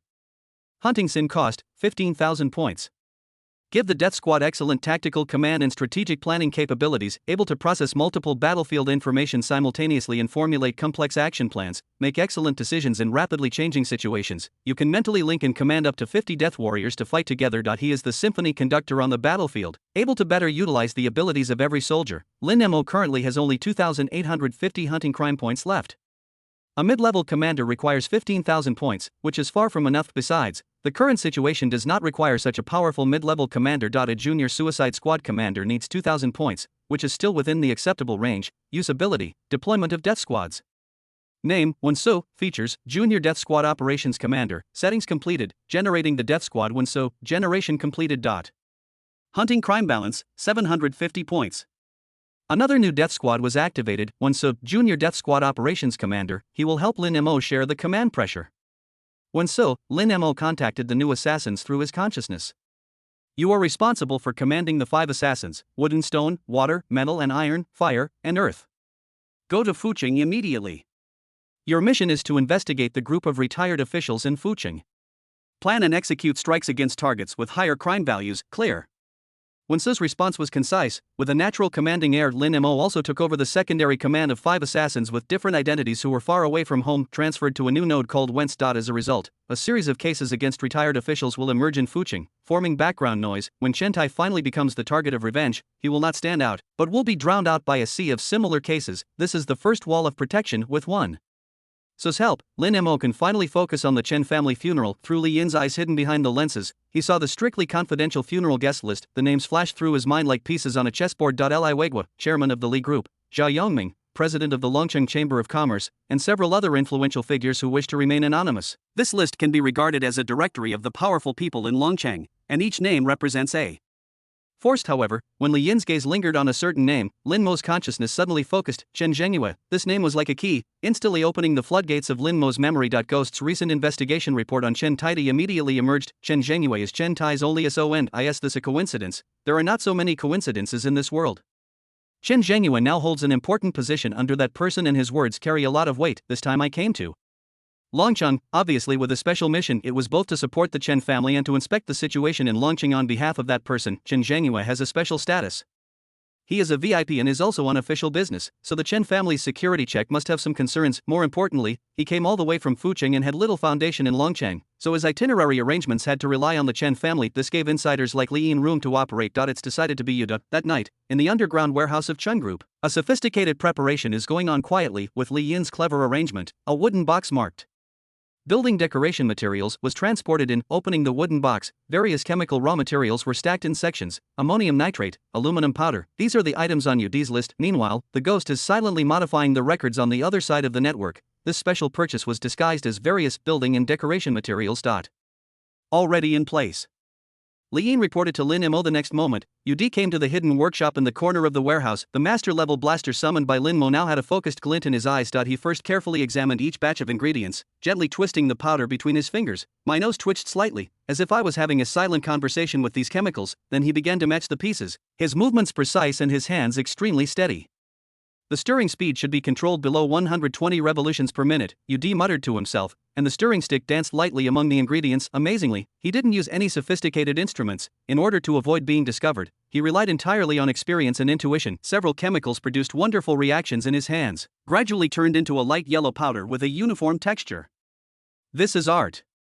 Yudi murmured to himself. Next is the shell production. He took out an ordinary pen and took it apart skillfully. The pen barrel was cleverly transformed into an explosive container, and the internal spring mechanism was redesigned. It not only retains the writing function, but can also trigger the detonator when receiving a signal. Chapter 94. Switching special explosives are injected into the pen tube, with the amount accurate to milligrams. Even more ingenious is the detonation system. Yud designed a special chemical delay device. The explosion time is controlled by using a common chemical to slowly corrode the metal wire. He also designed and installed an anti-detection system. Detectors for conventional explosives would be blocked by the pen's anti-detection system, unless the pen is disassembled for inspection. The integrity of the anti-detection system is compromised. Finally, he implanted a tiny receiver inside the pen cap. It can receive electromagnetic waves of specific wavelengths and perform remote detonation. Perfect. The bomb pen's explosion time can be accurate to the second, and the detonation distance can reach 5 kilometers. The effective explosion range can be controlled within 10 meters, and the power is enough to be fatal. Yud gently turned the finished bomb pen, his eyes flashing with the light of an artist completing a masterpiece. The afternoon before the funeral. Outside the VIP channel of Longcheng International Airport, 3 black bulletproof cars were parked quietly in a dedicated area. Chen Tianjing stood at the front, wearing a neatly tailored suit, his expression solemn and respectful. Chen Rui lagged behind by half a step, his expression slightly tense. Lian stood behind Chen Rui, holding Chen Rui's briefcase, which contained a pen. Brother Zheng Yue's flight arrived on time. Chen Tianjing glanced at his watch and spoke in a steady voice. Arui, remember the etiquette I taught you. Brother Zheng Yue represents that person and must not be neglected. Chen Rui nodded, his fingers unconsciously rubbing his cuffs. I understand, father. Li Yin turned slightly and casually transferred the briefcase to his other hand. The subtle movement briefly shifted Chen Rui's attention to the briefcase, and then quickly moved away. The flight information board showed that the special plane from Busan had landed. 10 minutes later, a group of 7 people appeared at the end of the passage. Chen Zhengyue was walking in front, about 40 years old. He was wearing a well-tailored dark gray suit and walked with steady steps. He was followed by 5 followers, 4 of whom were obviously bodyguards, their eyes scanning the surroundings sharply. The other person was carrying a briefcase and should be Chen Zhengyue's trusted secretary. Brother Zheng Yue, thank you for your hard work along the way. Chen Tianjing stepped forward with a polite smile. Chen Zhengyue shook hands with him. Brother Tianjing, I express my condolences. That person is very concerned about the Chen family's affairs. He specifically asked me to express his condolences to Mr. Chen on his behalf. During the greetings, Chen Rui took a step forward. Uncle Chen, welcome to Dragon City. Chen Zhengyue looked at Chen Rui with a scrutinizing look in his eyes. A Rui, right? I heard that you recently took over the job at Tianshang. It's a heavy responsibility for young people. I still need Uncle Chen's guidance. Chen Rui behaved appropriately and stepped aside to make way. The car is ready. In this fleeting moment, Li Yin unintentionally took a half step to the side. He happened to pass by Chen Jingyue's trusted secretary who was carrying a briefcase. The leather briefcase in the civil servant's hand collided slightly with the briefcase in Li Yin's hand. Sorry. Li Yin nodded slightly, with a hint of panic in his voice. The civilian nodded expressionlessly and continued on his way. Chen Tianzheng glanced at this little episode, and seeing that it was nothing serious, he continued to lead the way. Brother Zhangyue, please.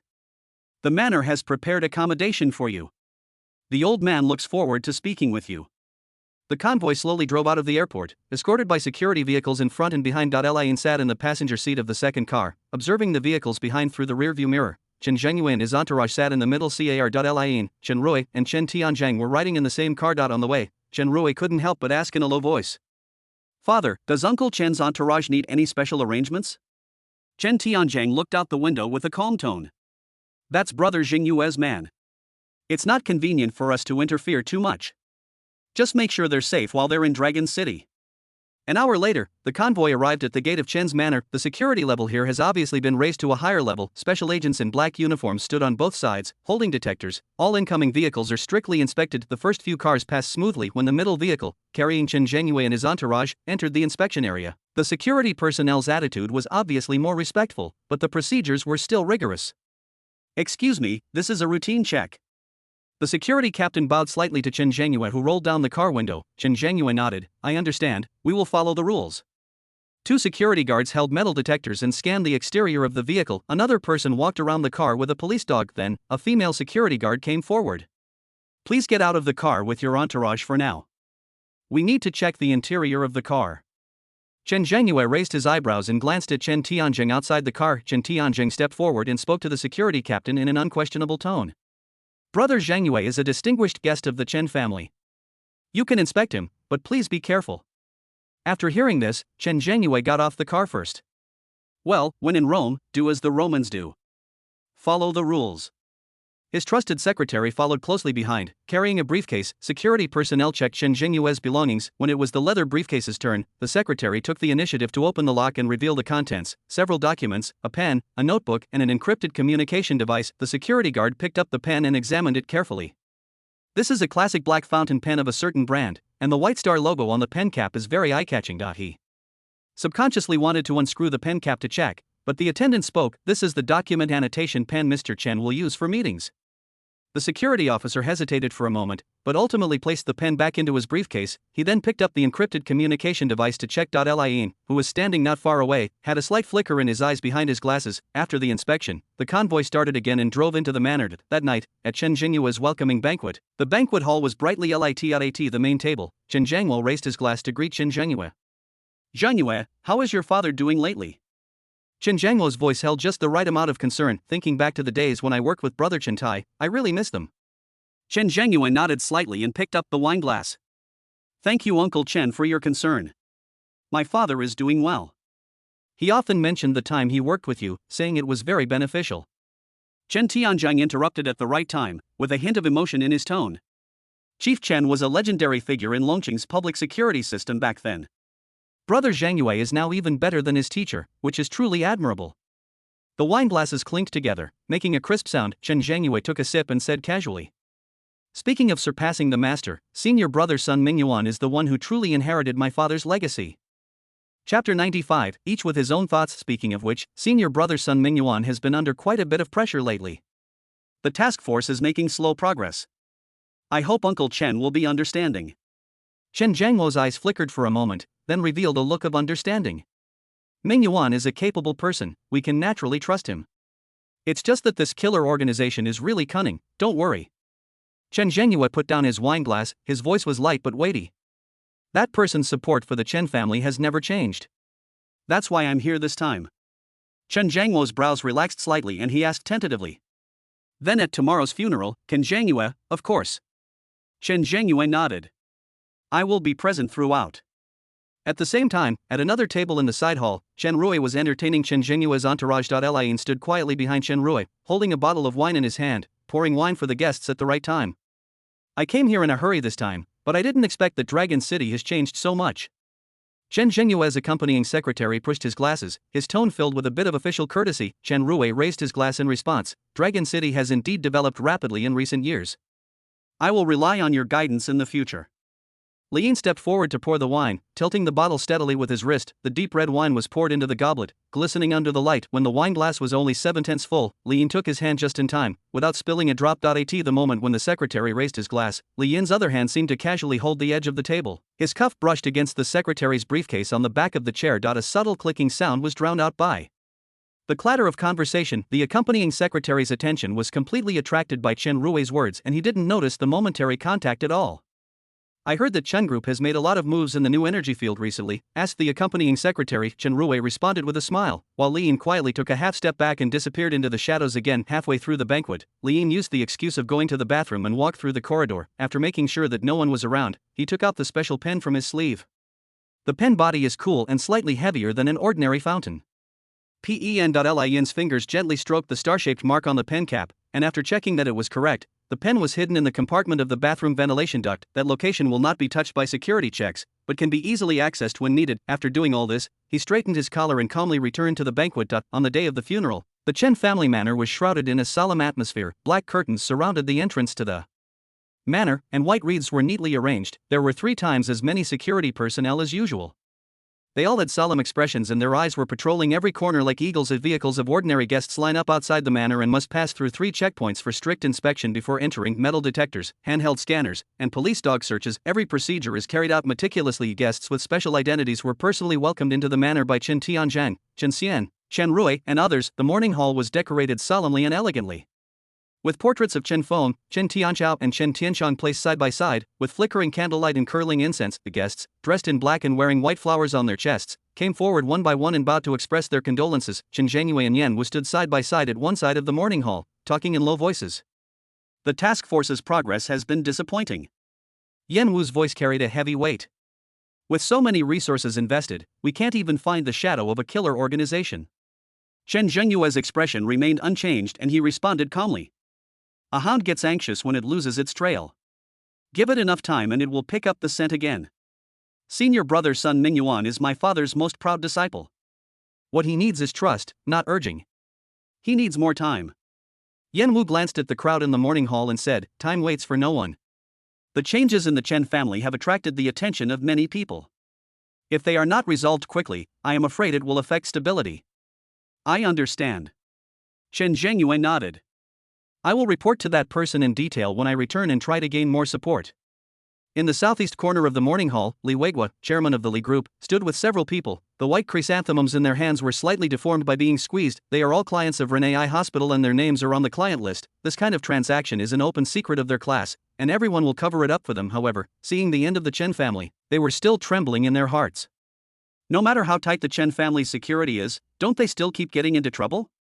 A bald businessman lowered his voice and said that Wu Wei and the assassin organization are simply crazy.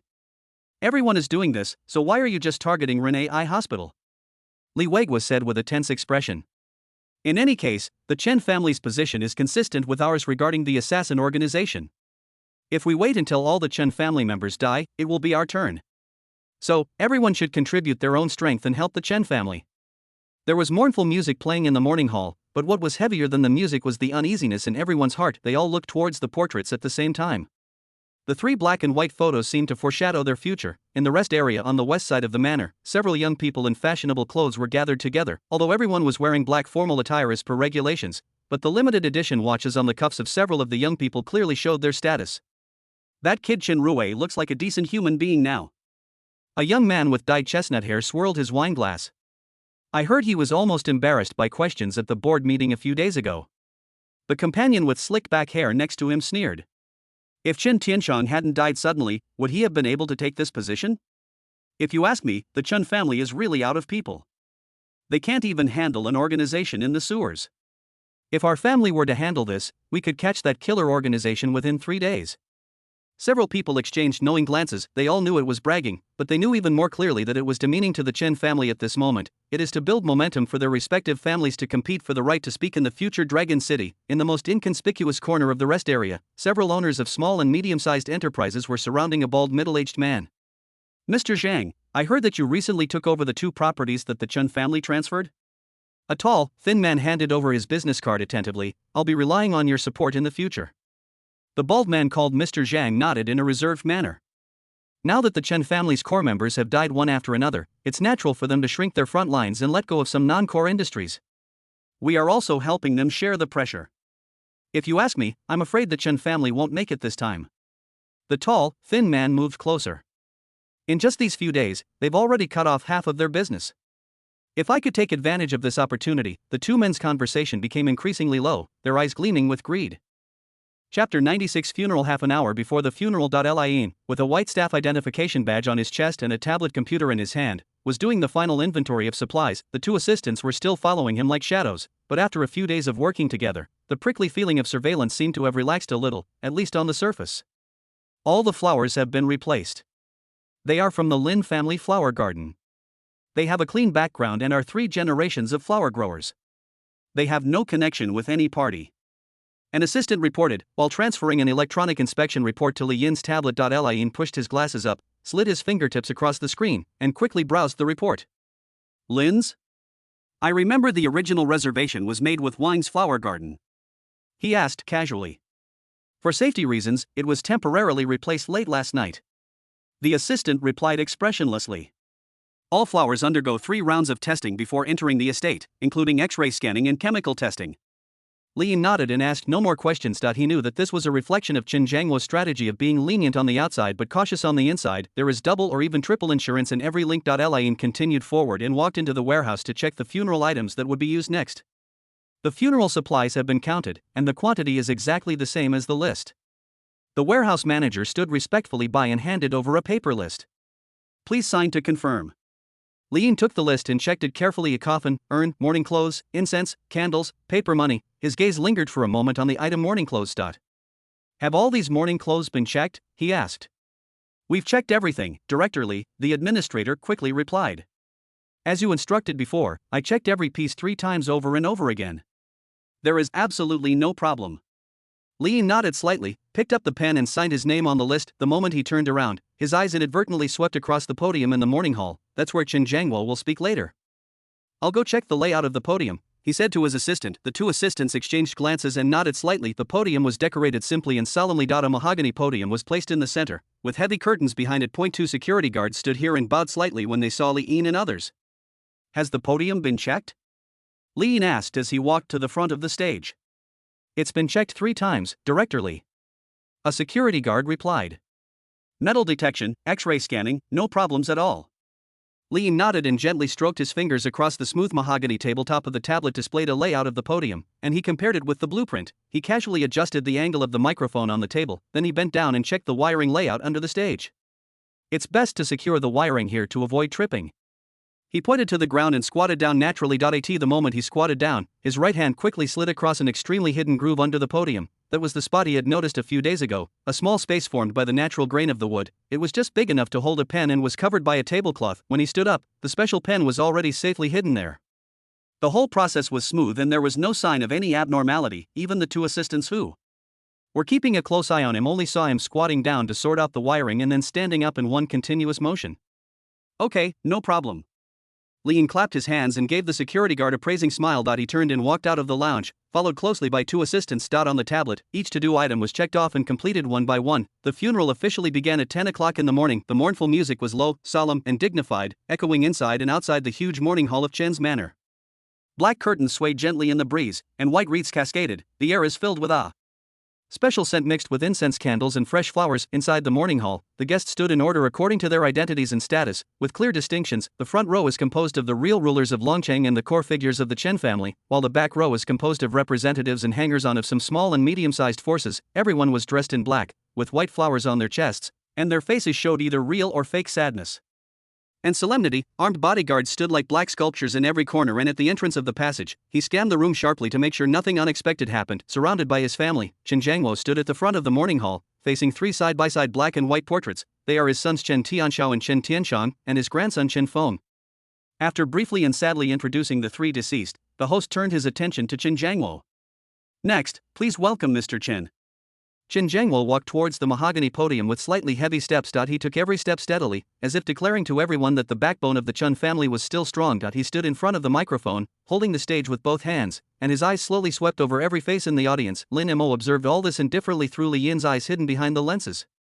The ghost has already collected the information of important figures in the audience, especially the dirt hidden behind their brilliant resumes. It was synchronously transmitted to Lin Mo's consciousness. Chen Jiangwo cleared his hoarse throat, and his voice spread throughout the morning hall through the loudspeaker. Thank you to all my friends, family, and colleagues. I am glad to be here today to see Tian Shan, Tian Xiao, and Afoma for the last time. His opening remarks were filled with sadness, and his eyes first turned to the middle-aged man with extraordinary demeanor in the middle of the front row. First of all, I would like to thank Commander Lu for taking time out of his busy schedule to come here. Chen Jiangwo nodded slightly, his tone respectful. Commander Lu has been in charge of Longqing's economic development for many years, working tirelessly and making outstanding contributions. In particular, the several major public welfare projects promoted in recent years have deeply rooted in the hearts of the people and are exemplary. Below the stage, Commander Lu nodded slightly in response with a heavy expression. However, in the message sent by the ghost, this meritorious officer, he allowed many family businesses, including the Chen Group, to take advantage of his power, the frantic profiteering in those people-benefiting projects, the forced demolition of houses and the exploitation of migrant workers are behind the blood and tears of countless families. Chen Jiangwo's gaze shifted to Chen Jiangyue and Yan Wu, who were standing beside Commander Lu. I would also like to thank my nephew Zhengyue and Mr. Yan Wu for coming in person to offer condolences on behalf of the province. His voice rose a little, and there was a hint of intimidation in his tone. My nephew Zhengyue is young and promising, selfless and dedicated to public service, and works diligently in an important position. Being honest and upright is a model for us to emulate. Mr. Yan Wu coordinated all parties and worked hard to ensure the overall stability of Longqing. His contribution is enormous. Chen Zhengyue's face was calm, while Yan Wu just nodded slightly.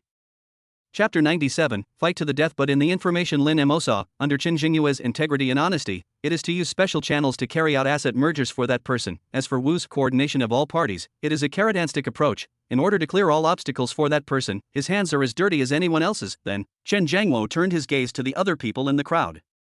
Thank you, Mr. Li Weigua, chairman of the Li Group. Chen Jiangwo looked at the slightly wealthy man.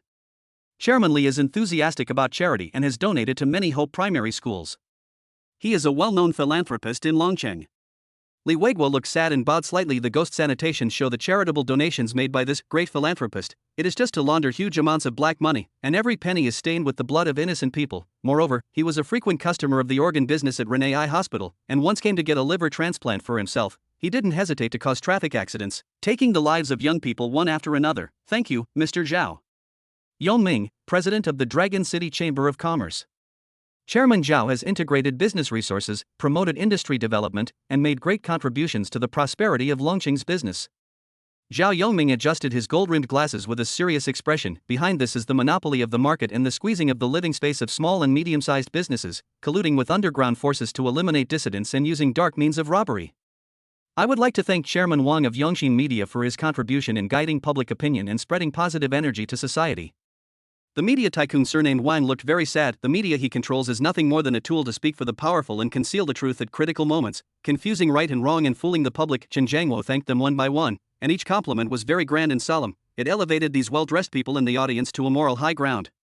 Each of them had an expression of either reserve or satisfaction on their face, enjoying this kind of public recognition and flattery. It is as if the blood and sin never existed. Lin Mo watched this hypocritical performance indifferently through Li Yin's vision. The message from the ghost formed a sharp and ironic contrast with the praise from Chen Jiangwo. The glory and enjoyment of these people are built on the blood, tears, and misfortune of countless ordinary people in Longqing. Their merits and charity are nothing but fig leaves to cover up their crimes. Finally, the thank you session came to an end. Chen Jiangwo's tone suddenly changed, and his voice became passionate and inspiring. Dear friends, dear colleagues. He slammed the podium hard, making a dull sound. Over the years, we have worked tirelessly for the development of Dragon City. We create jobs, pay taxes, and support public welfare. He waved his arms and spoke passionately. And certain groups, hiding their true identities and not daring to show themselves, call themselves killer organizations. They are brutal and despicable, disregarding the law and committing murder after murder, harming my loved ones. It has disturbed the peace of Dragon City. They are trying to use violence and terror to destroy the order we have worked so hard to establish. The crowd in the audience began to stir, and many people nodded in agreement. They claim to be righteous, but in fact they are a group of lawless thugs. Chen Jiangwo's voice became more hoarse and high-pitched. They killed my son, my grandson, and they threatened everyone in this room. If they can attack the Chen family today, they can attack any of you tomorrow. Their existence is a provocation to all of us. Their evil aims to subvert the order and prosperity we all maintain. The expressions of many people in the audience grew solemn, especially those on the client list of Renai Hospital. They felt the same way, as if they saw their own future ending. At this time, Chen Zhangwo suddenly stretched out his hand and invited Chen Zhangyue to the stage. And today, my nephew Zhangyue is here to represent the province's support for us. Chen Zhangwo held Chen Zhangyue's hand tightly and faced the crowd. This fully demonstrates that justice is on our side. Order is on our side. Chen Zhangyue nodded slightly, his expression solemn. The Chen family is an important pillar of Longcheng. The province has always been concerned about the stability and development of Longcheng. Any attempt to disrupt order will be severely punished. The audience was shocked by this sudden and fierce declaration. Many people looked astonished, and then their faces turned into a look of shared hatred against the enemy. No matter what little thoughts these guests had in their minds before they came, they could not go against the trend at this moment. Seeing this, Chen Zhangwo became even more passionate. So, today I am calling on you to unite. We can't sit still and wait. We can't let fear spread. Today, in front of the spirits of my children and grandchildren, I, Chen Zhangwo, represent the Chen family. And on behalf of all upright people who desire peace, he took a deep breath, used all his strength, and shouted to this group of lawless lunatics, "We must not give up until they are dead." Boom. An extremely loud explosion suddenly exploded from under the mahogany podium in front of Chen Zhangwo. That huge impact force did not spread outward, but contracted inward. It was as if an invisible giant mouth had opened up under the podium, swallowing up everything on the stage. The mahogany podium shattered like confetti, and the heavy curtain was torn into pieces in an instant. The impact of the explosion was like an invisible hammer. It hit Chen Zhangwo's chest and abdomen hard as he stood close to the podium. Time seemed to freeze at this moment. The passionate expression on Chen Zhangwo's face, a mixture of grief and anger, froze instantly. Instead, there was an extreme astonishment. The pupils of his eyes, which had been burning with flames, suddenly dilated. Countless equally horrified faces of the audience were reflected inside. He opened his mouth as if he wanted to say something. The body was engulfed in flames within a thousandth of a second. Standing next to him, Chen Zhangyue, who represented the will and authority of a higher level, suffered an even more tragic end. The explosion completely obliterated most of his body, leaving only some tattered clothing and unrecognizable tissue. They splashed onto the elegiac couplet at the back, dyeing the pale word, dedication, into a shocking dark red.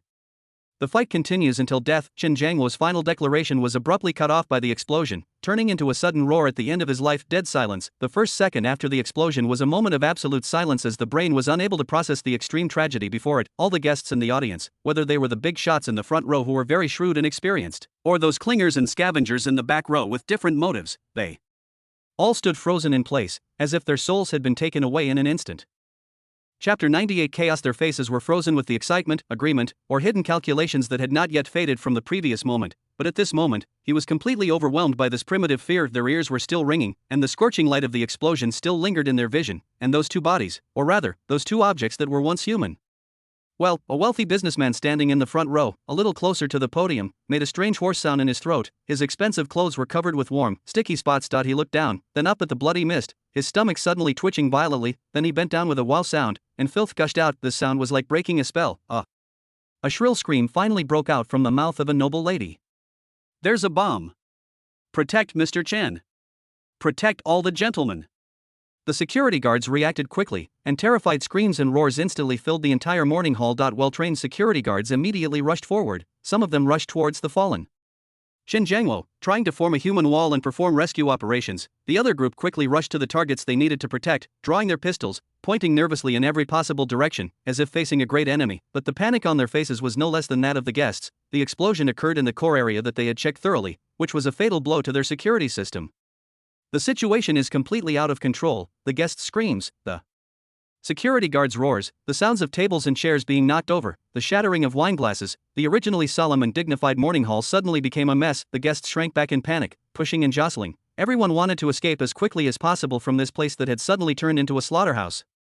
Those bigwigs who were well-dressed and righteous before now felt the most instinctive fear. In the front row, the outstanding Commander Liu, who is in charge of the economy, before the expression of approval on his face had completely faded, he was splashed with warm and sticky liquid. He subconsciously raised his hand to wipe it, and the glaring scarlet that caught his eyes made a strange gurgling sound in his throat. The obese body shuddered, fell limply backward, and landed on the ground in a mess. His whole body was shaking like a sieve, and he no longer had any of the dignity of a commander. The reaction of Chairman Li Weigua, who was enthusiastic about charity and was standing next to him, was even worse. The blast brought a sharp piece of mahogany, which flew past like a knife and directly cut off half of his ear. He howled like a slaughtered pig, covering his bleeding face with both hands, his face full of horror. The little thoughts he had previously been thinking about how to remove himself from the incident at the Ren AI hospital were now completely replaced by the most primitive fear. He then frantically sought cover and retreated hastily, surrounded by security. Jia Yongming, president of the Longcheng Chamber of Commerce, had his glasses blown off and the lenses shattered. The world before his eyes became blurry and blood red. He groped around on the ground in vain, but his fingers were pierced by flying splinters, and he gasped in pain. The ease with which one could integrate commerce and call the shots is gone. All that was left was a panicked blind man who couldn't see the direction. Chairman Wang of Yongxin Media, a media tycoon who excels at controlling the direction of public opinion, he was screaming at the top of his lungs, his clothes covered with pieces of flesh and stains from someone unknown. He tried to hide, but bumped into other people who were panicking and fell to the ground. Several pairs of leather shoes stepped on the back of his hands, causing even more shrill screams. The power to control public opinion is useless at this moment. He, like everyone else, is just the humblest survivor. Those dandy young men who were previously discussing the Chen family's lack of resources and boasting about their own abilities in the corner now looked pale. The chestnut-haired young man slumped to the ground, a dark stain quickly spreading on his crotch, emitting a fishy smell. The companion with slicked back hair hugged his head and huddled up into a ball. He kept retching and could no longer boast about catching the killer organization in 3 days, and those small and medium-sized bosses who were sniffing blood like sharks and preparing to divide up the Chen family's assets. At this moment, he was really covered in blood. The bald Mr. Zhang was hit on the forehead by a flying redwood splinter, and blood was flowing out. He covered the wound. Like everyone else, he was tumbling and crawling, wanting only to escape immediately. No matter what real estate project or ambition to replace the Chen family, they are not as important as your own life. The big men who usually acted righteous and high and mighty at this moment completely exposed their biological instinct for survival, etiquette, manners, class. Everything was torn to shreds by naked fear. The Chen family members on the side of the podium were also in chaos and grief at this moment. Chen Xian reacted the fastest. At the moment of the explosion, he almost instinctively rushed forward, but was pushed back by the airwave. He looked at the bloody scene on the stage, and his eyes instantly turned red, veins popped out on his forehead, and he roared like a wild animal, "Grandpa!" He suddenly pulled out the weapon of the security guard beside him and pointed it at the chaotic crowd around him like a mad wolf. "Who is it? Get out here! I'll kill you!" The security guards around him were so scared that they quickly hugged him tightly, fearing that he would lose control and cause greater chaos. Chen Rui was standing at a slightly later position, and the blast wave was mainly blocked by the people in front of him, but he still had ringing in his ears and staggered back several steps. "Grandfather!" Chen Rui's face was as pale as paper and his body was shaking violently. He watched helplessly as his grandfather and Chen Zhengyue were blown to pieces before his eyes. He wanted to rush forward, but was held back by Li Yin, who was quick-eyed and quick-handed. "Chairman! You can't go over there. It's dangerous." Li Yin's voice was trembling, but his hands were extremely strong, and his eyes behind the lenses were full of horror. Chen Tianjing behaved much calmer than his son, but that calmness was like the fragile thin ice in early winter, with turbulent waves underneath. His cheek muscles twitched uncontrollably. Deep in his eyes was an expression of incredible shock and a kind of despair. A father, the pillar of the Chen family, was right in front of him, gone, together with Chen Zhengyue, who represented the will of that person. They were blown to pieces. The Chen family is really finished this time. He didn't dare to look at the horrific scene on the stage, but turned his head sharply, like a ferocious wolf about to die. His eyes frantically scanned the chaotic crowd, scanning every face that might be hiding the killer. His fingers were clenched so tightly that his nails almost dug into his palms. "Who is it? Is it a killer organization? It must be them. How dare they? How could they achieve this? Someone must be helping them. Who is helping them? Are you dissatisfied with the fact that my Chen family has controlled Longqing for so long?